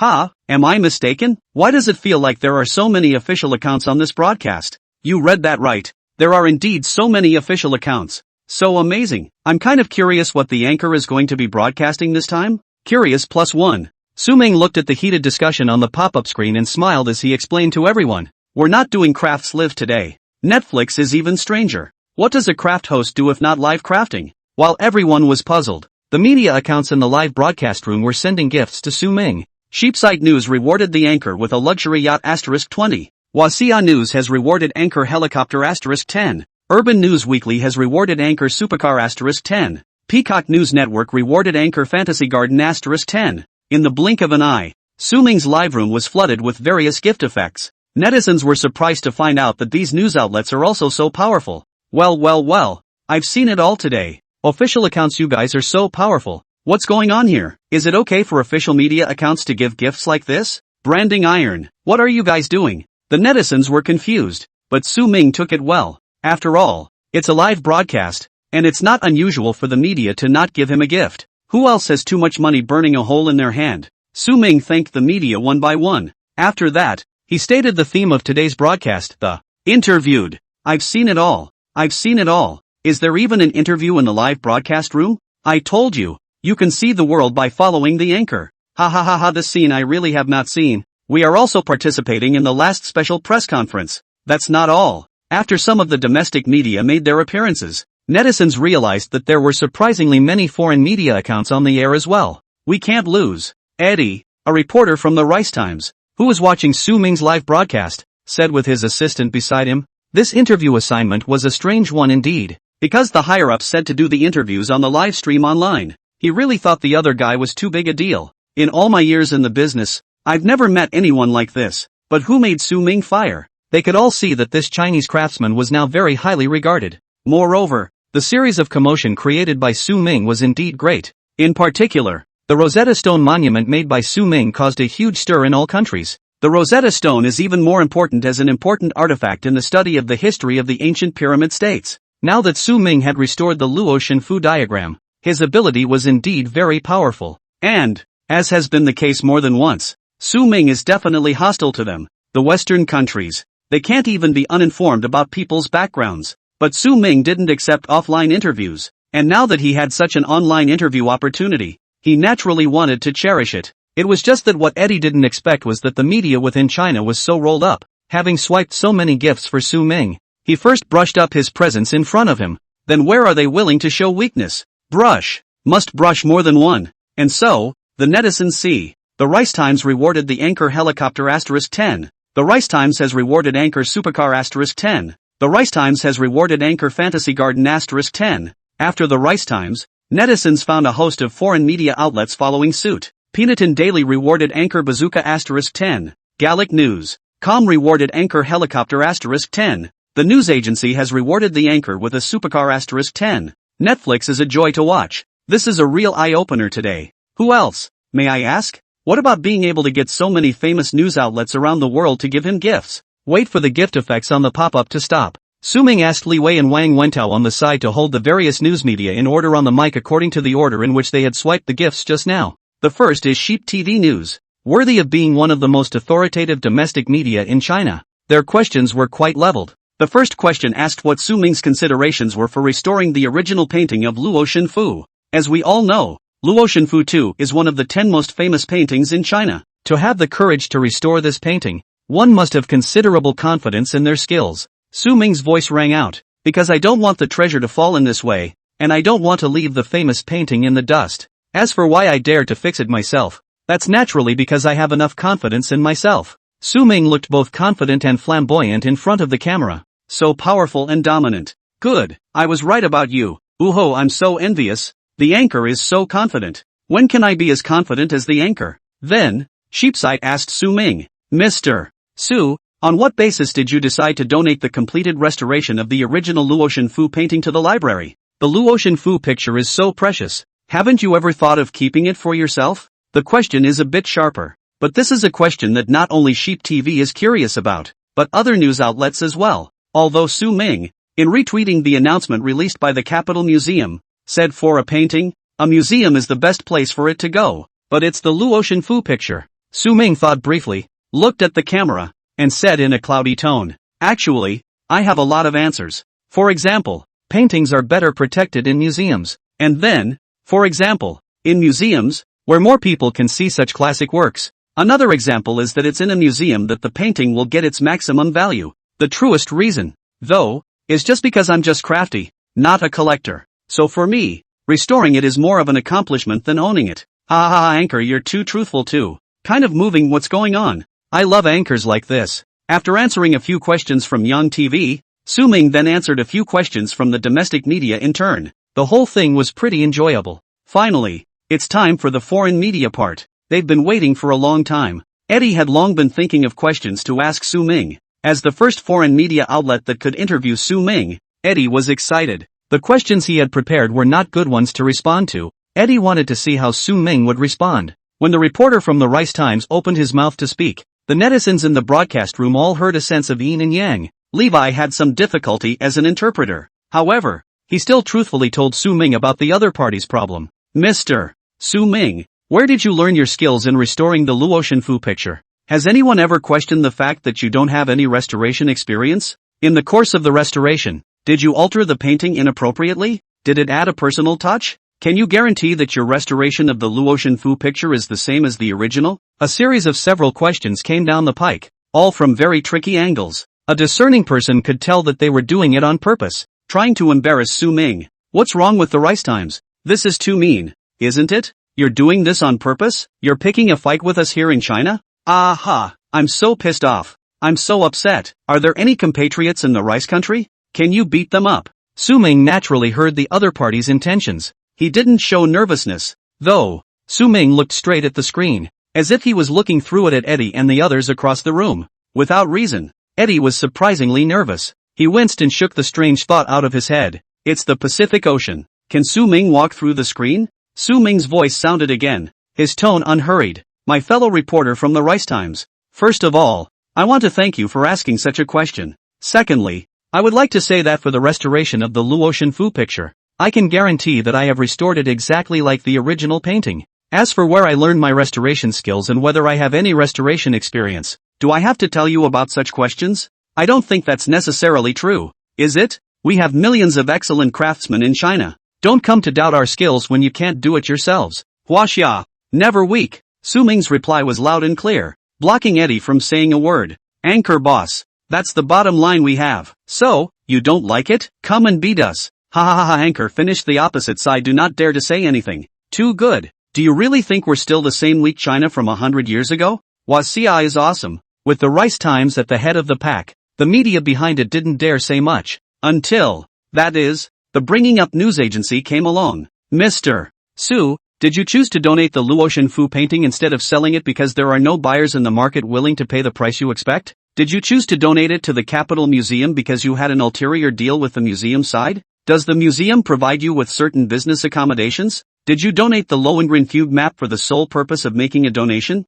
Is this being used to generate hype? If the value of the painting rises afterward, will you regret the decision to donate it? Su Ming now sort of understood. All these foreign media outlets are waiting to see what he's going to do. The front of Rice may have just hit the mark. The media with Britain is really going after him. But Su Ming knew that when he thought about it. Previously he produced a replica of the Rosetta Stone, prompting the John Bull Museum to return the town's treasure. And then there's their Chinese Tang San Kai. This is a huge loss for the John Bull Museum. How could they not be angry? So that's why it's here waiting for him now. They were deliberately making things difficult for Su Ming, wanting him to make a fool of himself on such an occasion. After all, the heat of Su Ming's live broadcast was quite high this time. The world's media have paid attention. Unlike the Chinese domestic media's quackery, these foreign media are all fully committed to making a fool out of Su Ming. The fact that Rice is out in front has given the media in the back some scruples. But the banned English news agency can't be afraid. They have not forgotten their mission. These were the same questions that they had prepared when they learned that Su Ming was going to be interviewed live online.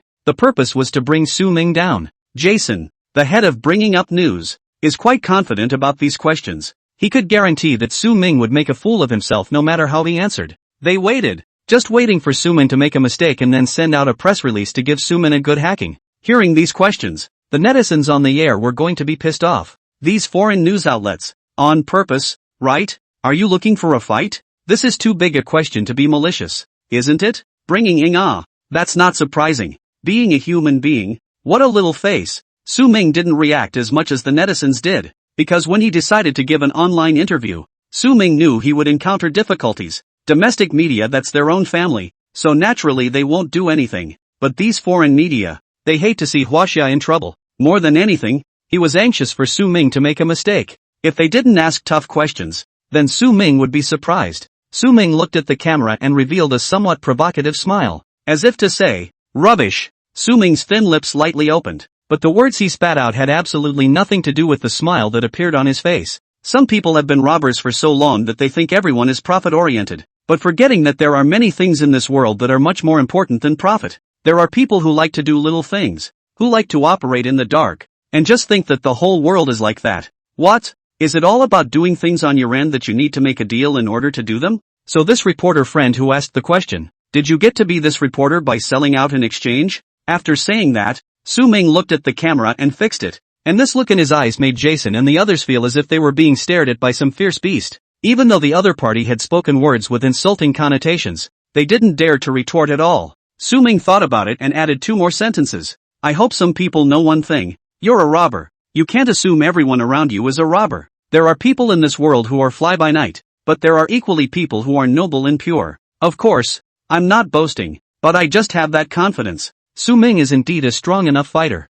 Jason's cheeks were red with anger, but for a moment he couldn't think of how to retort. Levi truthfully conveyed Su Ming's words, and he also felt good. These Westerners, they are so arrogant and used to it. Think you can run wild anywhere? 666. Anchor dislikes well. When will I be able to speak like this? Anchor is awesome. Ha ha ha, I can just picture the other person shaking with anger. Cool is the word. Anchor, start a class. You can learn this dislike skill. Really? These foreign media outlets are afraid they're not brain dead, causing trouble on our home turf? The anchor did a great job. Su Ming did take a breath this time. It's not that he can't take questions from the outside world, as long as they're reasonable. But these geezers, it's obvious that they're deliberately trying to pick a fight. Then in that case, don't blame him, Su Ming, for not being polite. Come as a guest. Naturally welcome. If you want to provoke me, I'll go with you to the end. When have these foreign media ever been so angry? They were made to sound like they were worthless by Su Ming, though it was said that this time their superiors had also asked them to pick a fight.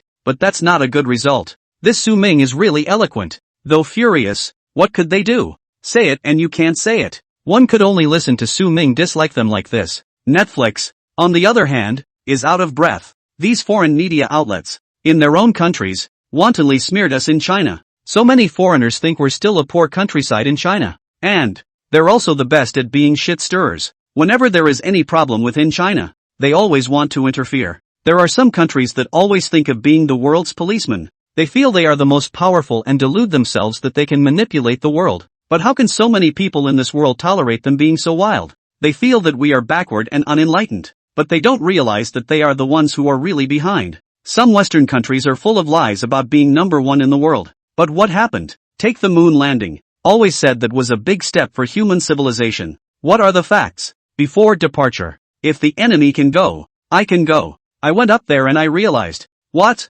Co didn't come? A man landing on the moon. Is that even true? Or is it nothing more than a lie? True or false? The jury is still out. But Su Ming felt that for an ordinary people, only when the country is really strong, ordinary people will have a bottom line. Su Ming just has such a bottom line, because that's the bottom line the country gave him. Our country, today, has shown unprecedented magnificence. We have the ability to go up to the 9 heavens to collect the moon. And we also have the strength to go down to the 5 seas to catch turtles. Now you want to spread your wildness on the territory of the Chinese. Isn't it a bit too much to take us seriously? And a little too much of yourself, too. Eddie felt his face burning vaguely. This time, the higher-ups had made a deal that they would make sure to bring Su Ming down. But now what? The people who really can't get off the ground become them. That's a good thing. The world is going to start looking at their rice jokes. After this, no more news media dared to ask Su Ming some strange questions, because they knew that Su Ming was not one to be messed with. If you don't get it right, the shame will be on you.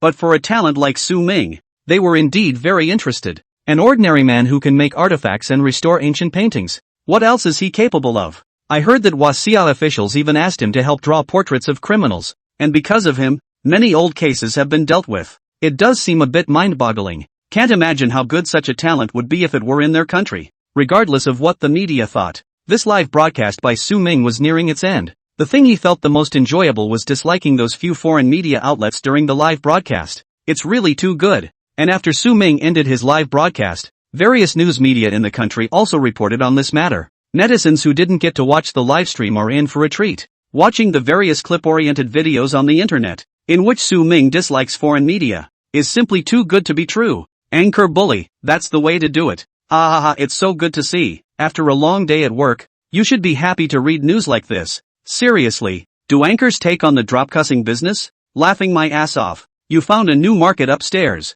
I wish I had the same type of mouth. I become clumsy every time something like this happens to me. Su Ming was also quite happy with the current result. This time it's kind of a hard slap in the face of those people. Only that the online interview had also been accepted, and this face had been shown. Su Ming felt that it was time to go and do what he needed to do. Before he could get to anything though, someone found him. This time it was still his old friend, Daily. Su Ming was a little confused when he got up and saw Curator Dai Li appear at his house. Who wouldn't be surprised? Curator Dai. This is. Su Ming received Curator Dai Li with a confused look on his face. Dai Li looked at Su Ming with a smile on his face. What kind of a big baby is this? Oh. After Su Ming's restored Luo Shenfu picture was sent to the museum in the capital, Dai Li found an expert in restoring ancient paintings, Yang Wenxuan. Yang Wenxuan, the leading contemporary restorer of ancient paintings in China. He has traveled between thousand-year-old paintings and revitalized countless precious ancient paintings with his skillful hands. Yang Wenxuan has shown a keen interest in the art of painting and calligraphy since childhood. And his family, too, has a deep cultural heritage. The family has a rich collection of books and numerous antique paintings. Growing up in this environment, Yang Wenxuan's interest in ancient calligraphy and painting grew with each passing day. But when he grew up, he realized that so many ancient paintings and calligraphies were damaged and worn out due to improper preservation, or perhaps time. His heart was very sad. Yang Wenxuan was inspired when he happened to see a craftsman restoring ancient paintings in his own way. Since then, he has been practicing his restoration skills, from learning the basics of painting and calligraphy appreciation, to mastering the use of various restoration tools, to delving into the materials and processes of various ancient paintings. Yang Wenxuan put in a great effort. Kung Fu. Finally, Yang Wenxuan has made a name for himself in the field of ancient painting restoration. After so many years of hard work, Yang Wenxuan has finally become a highly respected expert in the restoration of ancient paintings. There is no damaged painting or calligraphy that cannot be restored in his hands. Over the years,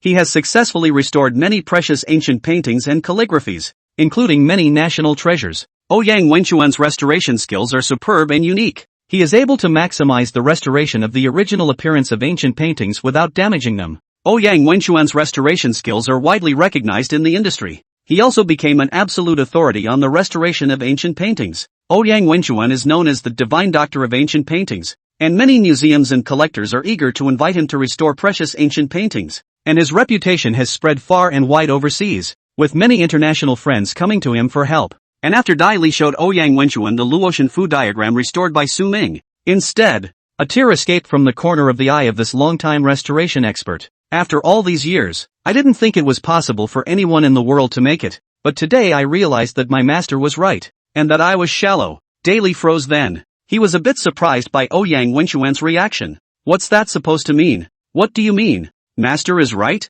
How come I never knew Prof. Ouyang had a teacher? Though he also knew Ouyang Wenquan's life fairly well. But as far as he knows, Ouyang Wenquan's skills in restoring ancient paintings were learned in college with a teacher. But the master he was talking about now was obviously not his college mentor. Professor Ouyang, what do you mean by that? Ouyang Wenquan slowed down for a while before letting himself come out of the emotions he had just felt. After all these years, he has been studying antique painting restoration for so many years. Now he has become an expert in the restoration of ancient paintings in China and a university professor. But he wouldn't forget who he had learned his skills in restoring ancient paintings from, nor will he forget who taught him how to really restore an ancient painting. That was still 40 years ago. Ouyang Wenquan is still a fledgling young man. He was hesitant about everything. He felt that there was nothing he couldn't do if he wanted to. His family was well schooled and he had a natural affinity for calligraphy and painting. When he walked onto the college campus, Ouyang Wenquan felt he could learn a lot. But it's just restoration of ancient paintings. It's trivial.